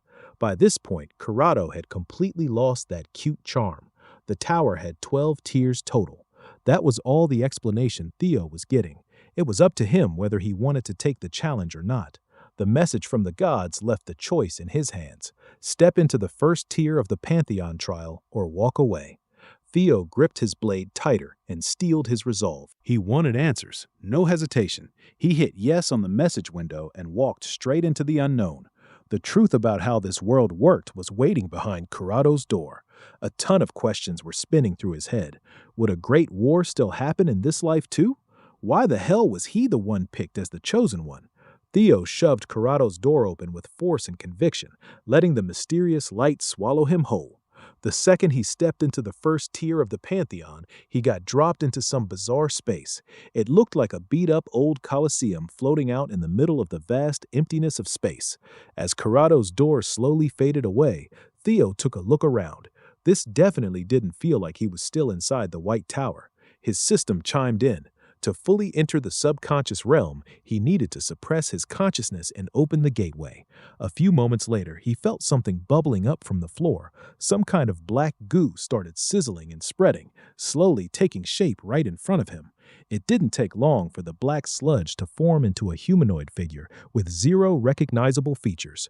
According to the system, this first trial was all about his consciousness. The humanoid blob didn't look all that dangerous, especially after how much Kurado had been hyping it up. That chill attitude lasted about 2 seconds before the thing suddenly lunged at him out of nowhere. It whipped a familiar throwing blade straight at his head. Theo barely dodged. The blade still nicked his cheek. He got into a proper fighting stance. Yeah, this thing was definitely hostile. His eyes went wide when he finally saw what form the black sludge had taken. The gatekeeper of the door to his own subconscious was none other than himself. The entity called I was right here. The system's job for him was simple: eliminate it. By every possible metric, I was Theo's perfect copy, down to the tiniest details. The chosen one and the manifestation of himself just stood there staring at each other. At first, Theo felt pretty unnerved about the idea of fighting himself, but on second thought, maybe this wasn't so bad. Instead of some random enemy he knew nothing about, he got to fight a foe he already knew inside and out. Solid justification, until he watched I go all out and start spreading that thunderous aura. Instant second thoughts, no wasted movement. I raised a hand and charged his throwing blades with thunder dragon breathing, launching a thunder stab with pure kill intent. Theo had never been on the receiving end of his own techniques before. He tracked the trajectory, used the white moonlight blade to deflect most of the barrage, and dodged the ones that were harder to parry. By the time he steadied himself, he was already at the edge of the Colosseum with basically no room left to work with. Before he could even recover his footing, another wave of thunder stab-enhanced blades tore through the air with nasty sharpness. Theo wasn't about to get dog-walked by the same move twice. This time he was ready. The second those blades entered his range, he unleashed a quintuple dragon's claw, shredding the ground and turning the throwing blades into scrap. The force of the attack wrecked the already dilapidated floating arena even more. Theo let out a breath of relief. That attack from I had been way stronger than he liked. He looked at his perfect copy and actually laughed a little. He'd been hoping the quintuple dragon's claw would handle both defense and offense in one go, but that was just wishful thinking. Alright, here's the same script but dialed into a more casual, chill, friendly vibe, with just a light sprinkle of swearing where it feels natural. If I was a perfect copy of Theo as a fighter, he figured he must have gotten a hell of a lot stronger after all. With that smooth, practiced precision, I fixed his stance so I could pounce again. Holding a copy of the white moonlight blade, his dead-ass, lifeless eyes locked right onto Theo. This time, he was the one to lash out with a supercharged quintuple dragon's claw. Theo answered with a dragon flash to knock those 5 claws aside, straight up equal strength clash. Their little probing hits were still crazy destructive, no joke. When all that wild energy finally scattered, Theo was shocked to see his copycat just vanish. I literally got the jump on him. Taking advantage of Theo's blind spot, he came in with an attack from above. It wasn't until the copycat had another quintuple dragon's claw loaded up that Theo even noticed the threat from the sky. The copycat was clever as hell and weaved 2 of those attacks together, letting the full power rip. Felt like a real dragon just mauling the crap out of him. 10 claws dropping right on Theo's head forced him to get creative fast. In the end, he leaned on that blistering speed of his to slip out of the lethal mess. Still took a solid beating though, clothes left in total tatters. After that, he just bum-rushed the stoic imposter. Their blades clashed hard, equal strength again, so neither of them budged an inch. Theo took the aggressor role, sparks flying with every swing. Whatever move he threw, I answered with the perfect counter. Perfect mirror match. Nobody had the edge, nobody slipped up. All they were really doing was wrecking the arena even worse. The copy of the white moonlight blade was surprisingly durable and strong, basically equal to the real one. Theo was starting to realize what a tricky bastard of an opponent he could be. Their sword paths, right down to the tiniest habits, were freakishly identical. I dodged most of his attacks with ease, like I already knew exactly what he was about to throw next. Hell, I even shut down the young lord's big techniques by hitting him with the same ones right back. Bit by bit, Theo was grinding hard, trying to figure out how the hell he could beat himself. By most metrics, this fight could have gone on forever. But unlike Theo, who was burning through his tank with every exchange, this copycat seemed to have infinite stamina. Knowing he'd lose the war of attrition, Theo realized something that might blow this whole farce wide open. While he was dodging another thunder-infused attack, his mind was working overtime, looking for a way to trounce his evil twin. I wasn't even giving him a second to think up a surefire plan. He already expected that relentless fighting style from himself. Since the copycat had a seemingly endless supply of mana, it just kept spamming big attacks over and over. The Colosseum was starting to look like a total disaster zone because of it. Instead of trying to match the enemy's unfair advantage, Theo switched to small, sneaky attacks. For the first time since the fight started, he caught the eye off guard with an oddly timed sword throw. The copycat was confused for a fraction of a second, but recovered quick and knocked the sword aside without much trouble.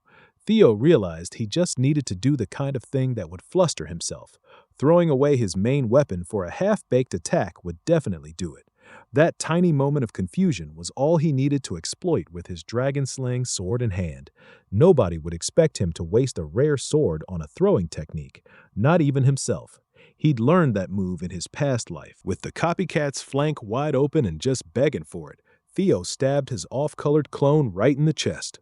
The body slowly started breaking down as that black sludge couldn't hold its shape anymore after taking a fatal hit. Theo had to admit it was a damn great match against his now past self. The system recognized his win against himself and cleared the first tier's trial. Not long after the weird black goo finally disappeared, another one of Curado's doors popped up out of the ground. The system prompted him to take on the second-tier challenge of the Pantheon, and the young lord just smiled with total confidence. Theo had always been the kind of guy who finishes what he starts. Without wasting another second, he pushed that door open to the next tier. Back in the Central Highlands, the Elder Dragon was still going on, enthusiastically yapping about slapping Theo Ragnar with a treason charge. The Demon Dragon questioned Anio Ragnar's statement. She was basically saying Theo deserted his post and defected to the Trovan forces. Heavy-ass accusation. She insisted she saw the whole thing with her own eyes. The young lord crossed into enemy territory on his own. The uniform she brought back should be proof enough of that egregious betrayal. Having known Theo back when he was just a cadet, the sword dragon flat out refused to buy the allegations. She traded some mental words with Julius for answers, and the demon dragon gloated that he was the only one who actually knew what Theo was up to. He was pretty proud to rub it in her face that the kid trusted him more than her. Still, he never expected things to spiral into this complicated mess. Last time he talked to the boy, he just reminded Theo not to come back empty-handed. With a confident smile, the kid promised he wouldn't disappoint. But before Theo headed out on his solo mission, he used sound telepathy to tell his commander something first. Theo shared that his candidates number 3 and 4, Gishar and Anio Ragnar, had been tailing him for a while. In fact, they were just outside the camp, watching his every move from afar. Julius was surprised to hear the notorious twins had gotten mixed up with Theo for some reason. By the young lord's estimate, the two had been sniffing his trail ever since he got back from the archipelago and joined the front lines. He figured they were trying to disqualify him from contention. Theo had already cooked up a way to turn the twins' plan against them. He planned to use this chance to figure out his competitor's weaknesses. For that to work, Julius had to play along and just do whatever the twins said. Seeing Anio Ragnar throw those grave accusations at Theo gave Julius a pretty good idea of what the boy had decided to do. Theo was truly an insolent little brat, but the commander loved the drama. Since the kid seemed confident he could play games with the big boys, Julius wasn't about to ruin the fun. Much to everyone's surprise, the demon dragon straight up agreed with Ennio Ragnar's allegations. Ennio thanked him for believing her story, but the tyrant dragon didn't like how little pushback the commander was giving. The black dragon could tell something was off when Julius took charge and proposed forming a pursuit unit to chase the alleged traitor down. Robert's spies had already confirmed Theo deserted his post after meeting with the demon dragon, which meant there was a strong chance this was all part of an act. Reading what Julius was putting down, the black dragon decided to jump in and see how the whole thing played out. From now on, Black Snow was tagging Theo Ragnar as a deserter. He even accepted that flimsy evidence to back up Ennio's claim. He committed his whole organization to quickly putting together an elite pursuit unit. Things have gotten pretty messy, and Theo is clearly pulling the strings, making the 9 dragons dance to his tune. Meanwhile, the supposed traitor was going through some otherworldly trials way beyond anything they could have imagined. When Theo stepped into the second tier of the pantheon, he had no clue what to expect. He sure as hell didn't see being dumped straight into the burning Rose Palace from his past life coming. Just like the last one, the second tier's trial was basically a trip into the subconscious, like being yanked back into the past. Theo's eyes narrowed when he heard that familiar grating voice. The scumbags who killed him were standing right there in front of him, calling him the imbecile of Ragnar. The system told him he had to overcome the trauma that had been screwing with his head for so long. Instead of losing his shit, Theo just smiled like he was amused as hell. Looks like whoever's running this Tier 2 trial made a mistake. These bastards didn't stir up any traumatic feelings. All they did was light up pure bloodlust in Theo. In his eyes, this whole trial felt like a funny joke. Sure, these guys used to haunt his dreams, but not anymore. Axion cursed at his weirdly chill reaction, thinking they could just chop Theo down whenever they felt like it. Before they could make complete fools of themselves, Theo zipped behind them, lightning fast. He casually raised his blade and hacked the first bastard clean in half. He'd already dealt with his corrupt instructor before.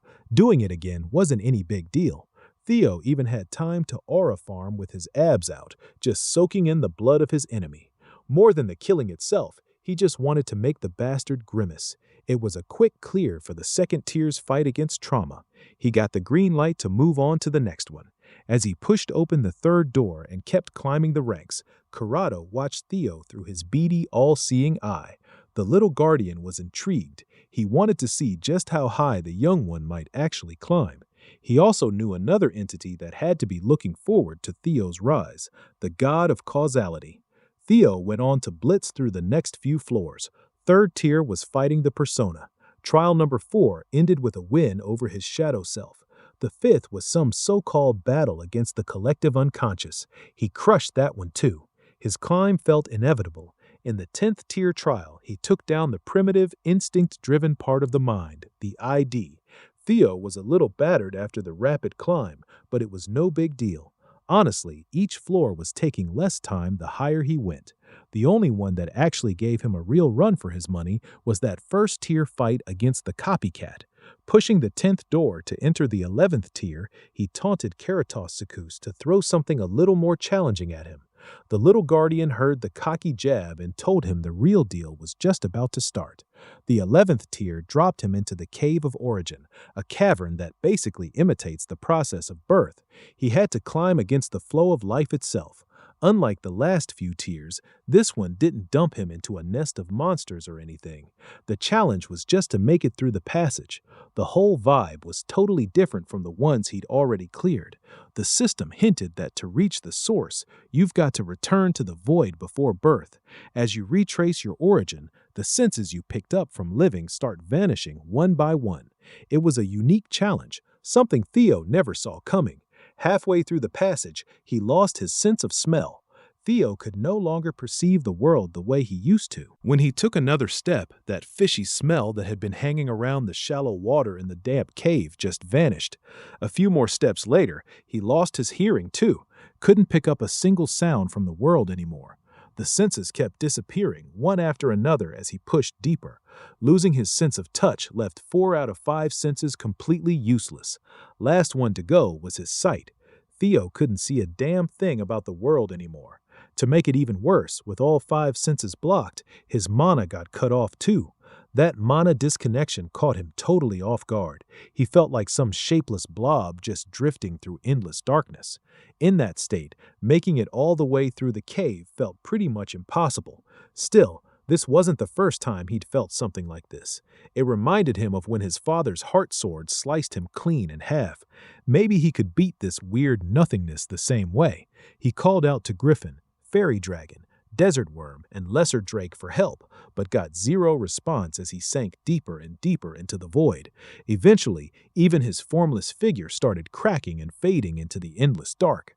The only thing that still felt real, his consciousness, was slipping and scattering at a scary speed after his senses were gone. Without his guardians, Theo had no clue what to do. The only way to find an answer was to dig deep inside himself. While he was fighting just to keep his existence from getting wiped out completely, his guardians were worried sick watching his body.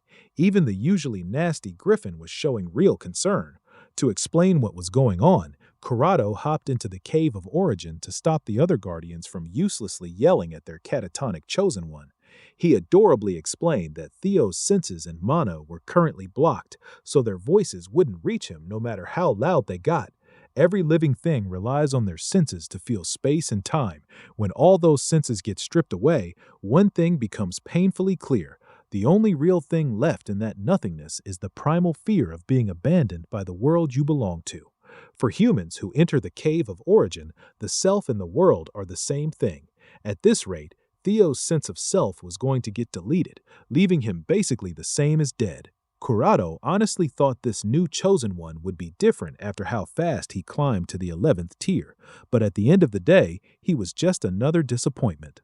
Right when he was about to leave Theo's lifeless body behind in the cave, the boy started opening his mouth, muttering the same word over and over, kill.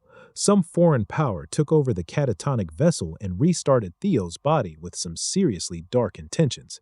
A thick, bloodthirsty aura exploded out of the boy as he demanded everyone's blood. Even Corrado was caught off guard.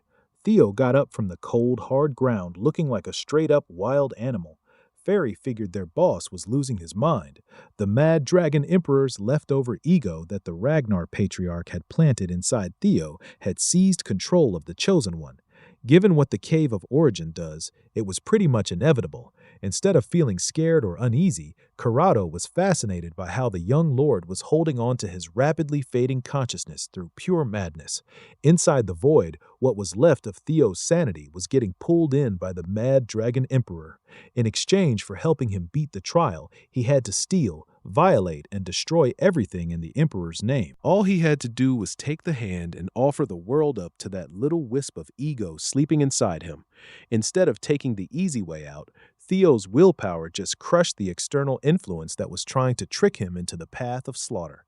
He forcefully smashed the Mad Dragon Emperor's will with a confident smirk. The old monster felt straight up cheated. Theo was only able to wake up thanks to the power the Emperor had already pumped into the boy.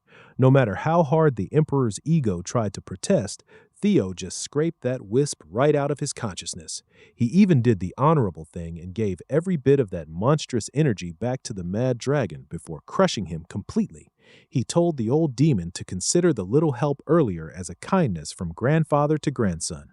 The Mad Dragon Emperor laughed like a maniac at his defiant grandson, but warned Theo he'd remember this betrayal. Theo beat the void. His senses and mana came back, and his self-awareness leveled up big time as it expanded. Theo got his sanity back and cleared the 11th tier of the Pantheon. He's not totally sure if waking up and pissing off the Mad Dragon Emperor is going to bite him in the ass later, but that's a problem for future Theo. The collective worried calls from his guardians snapped him out of his thoughts. All his adorable relic guardians were super happy to see him back on his feet.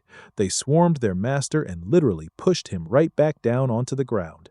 The Desert Worm and Lesser Drake were more honest with their feelings, while Griffin and Fairy Dragon pretended they weren't that upset. While Theo was wrestling the little critters off him, the door to the next trial lit up behind him. All he had to do was finish the walk through the Cave of Origin by following that bright light. Knowing he was finally out of the woods, Theo sat down and just soaked in the refreshing glow. Once he was ready, he stepped into the 12th tier of the Pantheon's trial. Much to his surprise, Theo woke up in a body he didn't recognize. He slid out of the soft bed and his feet hit the cold wooden floor. On the bed were plushies that weirdly looked like his relic guardians. Theo didn't recognize a single thing in the room. He felt this odd familiarity with the place, even though he'd never been there before. He found a mirror nearby and walked over to check himself out. He saw the face of the man from that strange dream he had last time. He had no idea why this guy kept showing up. After trying and failing to figure out what the hell was going on, the worst headache ever slammed into his brain. A few agonizing moments later, the system cleared him for the 12th trial. He also got the notification that the primordial dragon's relic, the White Tower, had been successfully conquered. As a reward, he'd unlocked entry to the 13th and final floor, the Pantheon itself. One second he was in that bizarre bedroom, the next he was staring at countless stars floating in the endless expanse of space. He subconsciously walked up an invisible set of stairs, heading straight for this ornate gate. Behind that giant doorway was the Pantheon of the gods. As a reward for conquering the White Tower, his mind gate had been strengthened. Before he could get any closer to the mysterious gate, a flirtatious voice gliding through the infinite space caught his attention. Ladbrok had been waiting for Theo. The avatar of the ancient dragon, his significant other under oath, was looking damn fine as usual. Her twins were healthy as always. Theo asked how the hell she managed to reach this place beyond normal space when she was supposed to be stuck in her nest. She explained that her real body hadn't left her lair at all. What Theo was seeing right now was just a manifestation of her leftover thoughts. With Theo's mind gate expanding, she could now wander outside through residual manifestation, using the young lord as a conduit. Theo's little software update also deepened his connection with Ladbrok, letting him talk to her anytime, anywhere. Strengthening his mind gate must have bumped his rank up quite a bit. Still, she never expected him to hit the peak of the Pantheon this fast. She, of all people, knew just how hard Theo had worked to reach these insane heights. He humbly said what he pulled off wasn't anything special. He was just doing his job as Ladbrok's significant other. She was impressed the boy could sweet-talk her without even batting an eye. Same bold guy as the day they met. Ladbrok touched the gate to the Pantheon with a complicated look on her face. She was certain that beyond this plane, Sigurd was waiting. Instead of opening to a bright light, the Pantheon's gate suddenly rumbled at her touch. The same black sludge Theo faced in the first tier started seeping out of the tiniest cracks. It happened fast. Ladbrok barely managed to pull back and throw up a barrier while yelling at the young Ragnar to stay close no matter what. In a matter of seconds, the black sludge coalesced and took the form of a creature beyond human comprehension. With its piercing, omnipotent eyes, the nameless sovereign had arrived. The eldritch beast grunted about injustice. It kept yapping about how it didn't deserve to be tormented and vowed to destroy everything in existence. Theo's alarm bells were going off hard. Nothing's more dangerous than the nameless sovereign, but something felt off here.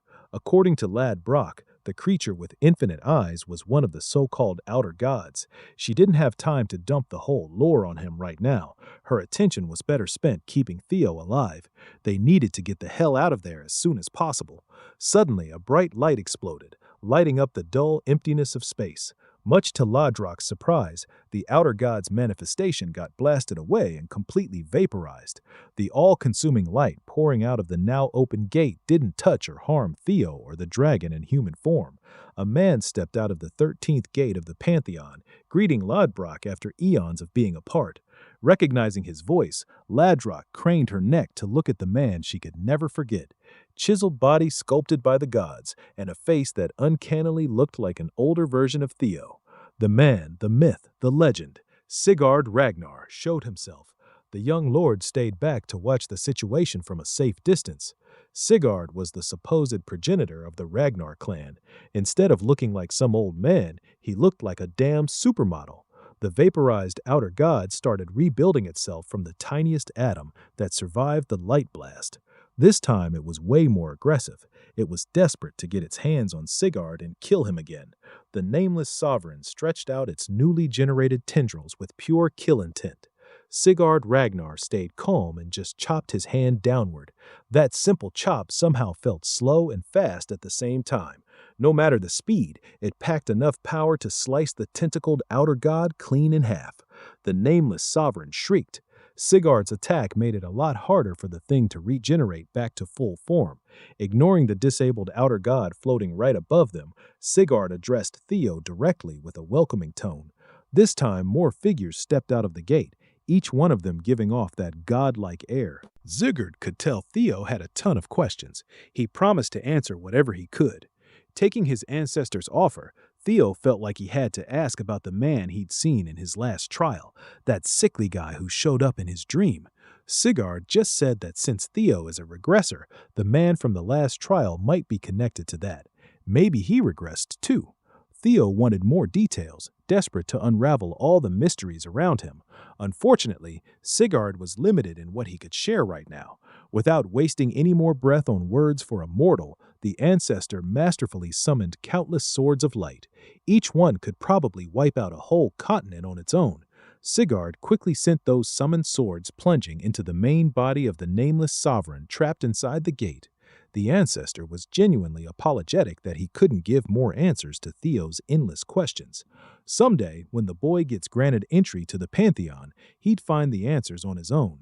Seeing Sigurd turn back toward the gate, Ladrock loudly protested. She wasn't about to let him leave her without telling her a damn thing again.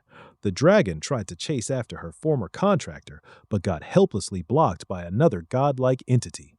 Ladrock recognized the impossible-looking being as the god of causality. Refusing to look her in the eyes, Sigurd apologized for having to leave Ladrock hanging for the second time in thousands of years. She simply couldn't enter the Pantheon yet. With Sigurd's back turned to Theo and Ledbrock, the gate of the Pantheon slowly started closing. She tried calling his name, but Sigurd had more important stuff to deal with. Before the gate completely blocked the view of the other side, the god of causality locked eyes on Theo. Those calculating eyes looked like they could see straight through his soul. Theo and Ledbrock were left hanging, totally unsatisfied by the lack of answers to their nagging questions. At least he'd finally completed scenario quest number 7. As far as Eldrock knew, the horrific monsters on the other side of the gate were from outside their world. Just like the nameless sovereigns, Sigurd and the other gods were holding them back for now, but those things were going to be Theo's opponents in the future too. The rules of the world didn't apply to them, yet they still relentlessly tried to destroy something so fragile. The only advice Ladrock could give the young lord was to spread his wings and get stronger. He had to do his best to protect the world he'd grown fond of. Unexpectedly, the system gave Theo an extra reward just for witnessing the Pantheon. He could now freely wield Nirvana as the proud new owner of the strongest primordial dragon's relic, the White Tower. On top of Nirvana, he unlocked the ability called Dragonization. Uncharacteristically, the system wished him a splendid journey ahead. It even started calling Theo the bearer of causality's blessing. After that wild ride through the 13 tiers of the Pantheon, he got transported back to the White Tower, where Curato was cheerfully waiting. Watching Theo mess around with his new power, the little guardian was amused. Theo didn't even notice at first that something was really different about his body. Draconic scales had formed a protective layer all over his frame. His hands had turned into big, bulging dragon claws. Intimidating horns stuck out on his forehead. Dragonization was in full effect now that he realized the massive change his body had gone through. Theo stretched his limbs to get a feel for the new form. Curato said that with all the primordial dragon relics he'd collected, his latent dragon blood talent had grown a lot stronger. From Theo's first impression, Dragonization clearly boosted his stamina and physical strength. It felt like being reborn. The most obvious thing was the huge change in his magic. In this dragon form, cultivating mana felt as natural as breathing. He deactivated Dragonization and found that flipping it on and off was pretty simple. He had full control. Theo also wanted to check out his other reward, the so-called Nirvana. He must be smelling like Teen Spirit or something.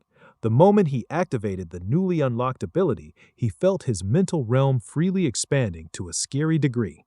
He'd never heard of an ability that could strengthen the mental realm before. It was weird as hell, to say the least. Using it felt like holding the entire space in the palm of his hand.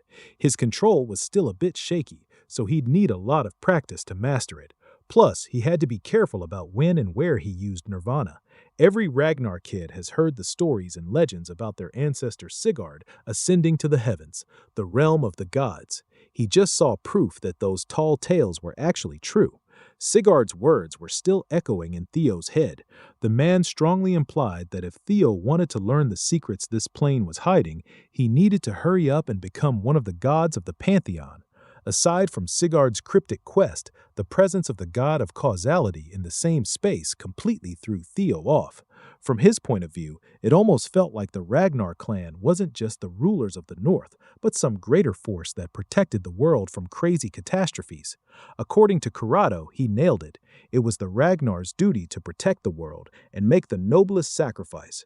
That meant the Chosen One was born with Ragnar blood so they could ascend as a deity and help fight the vicious outer gods alongside the god of causality. Taking a shot, Theo asked Corrado if any of these grand ideas were somehow connected to that mysterious man's foreign world from the 12th tier trial. The little guardian admitted he was fascinated by Theo's 12th trial, but he genuinely didn't know the answer. It would be up to Theo to figure that out himself. Even after seeing all those grandiose, godlike scenes in the 13th tier, Theo's mind kept drifting back to that foreign world. Now that the trial was done, Corrado hurriedly pushed the Chosen One to leave the tower.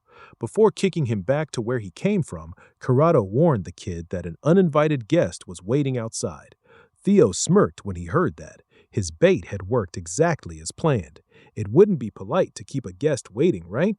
Cracking his knuckles, Theo got transported back to the material world. One of the White Tower's entrances exploded with light. Theo found himself at the base of the tower. White snow was falling straight onto his bare skin, but the cold didn't bother him one bit. He didn't even have to look for his guest. Gisher was the one who excitedly came up to him out in the open field. The maniac complained that little brothers should never make their older brothers wait this long. In a fair world, Gisher figured Theo should be the one waiting on him. Holding those oddly shaped double-headed sides in both hands with an aggressive stance, his intention was crystal clear. He kept emphasizing little bro, thinking it would piss the Chosen One off. Instead of getting annoyed, Theo slightly lowered his head and apologized for unintentionally being rude to big brother Gishar. Gishar kept up his edgy tough guy act, insisting that only a handful of people alive could match his name to his face. Theo wouldn't have recognized the guy if he hadn't run into Gishar once in his past life. He'd briefly caught a glimpse of this absolute freak at a friendly sparring arena for the influential heir candidates. Back then, Theo had been working as a spy, and every set of eyes in the place was glued to the spar on the main stage. That day, a lot of people learned that not all heir candidates were built the same. Gishar had been excited to hear a new heir candidate was climbing the ranks, but when he sparred with Axion, he didn't even need a sword to completely humiliate his little bro. Overpowering Axion Ragnar bare-handed was a pretty big deal back then, but history's taken a completely different path now. Theo kept that happy-go-lucky smile going while he casually chatted with Gishar. He even stumped the guy by thanking him for coming all the way out to such a remote place just to save him. Gishar was absolutely stunned. Theo's seemingly naive words made him laugh like a damn madman. Unlike that bastard Thorkel, it looked like this newbie still didn't know how the real world worked. After he finally got all the laughter out of his system, Gishar suddenly vanished in a flash. His speed and blade control were scary lethal. As the scythe inched closer to Theo's neck, his real intentions couldn't have been clearer. He was here to cut down the competition. Theo casually raised his white moonlight blade to protect his neck and dropped the innocent act. He asked Gishar if they really fell for the traces he'd left for the tailing twins to find. By Theo's estimation, Trovan forces would be storming the tower any second now. Those dogs would be foaming at the mouth to catch the White Tower's conqueror. Theo had already figured out that escaping that inevitable mess on his own would be borderline impossible. So he used the twins by leaving his uniform behind, knowing they'd try to rat him out, which should lead to a pursuit squad getting formed. Gishar had suspected how conveniently placed that uniform had been earlier. Even though his sister fell for the trick, he felt a little vindicated.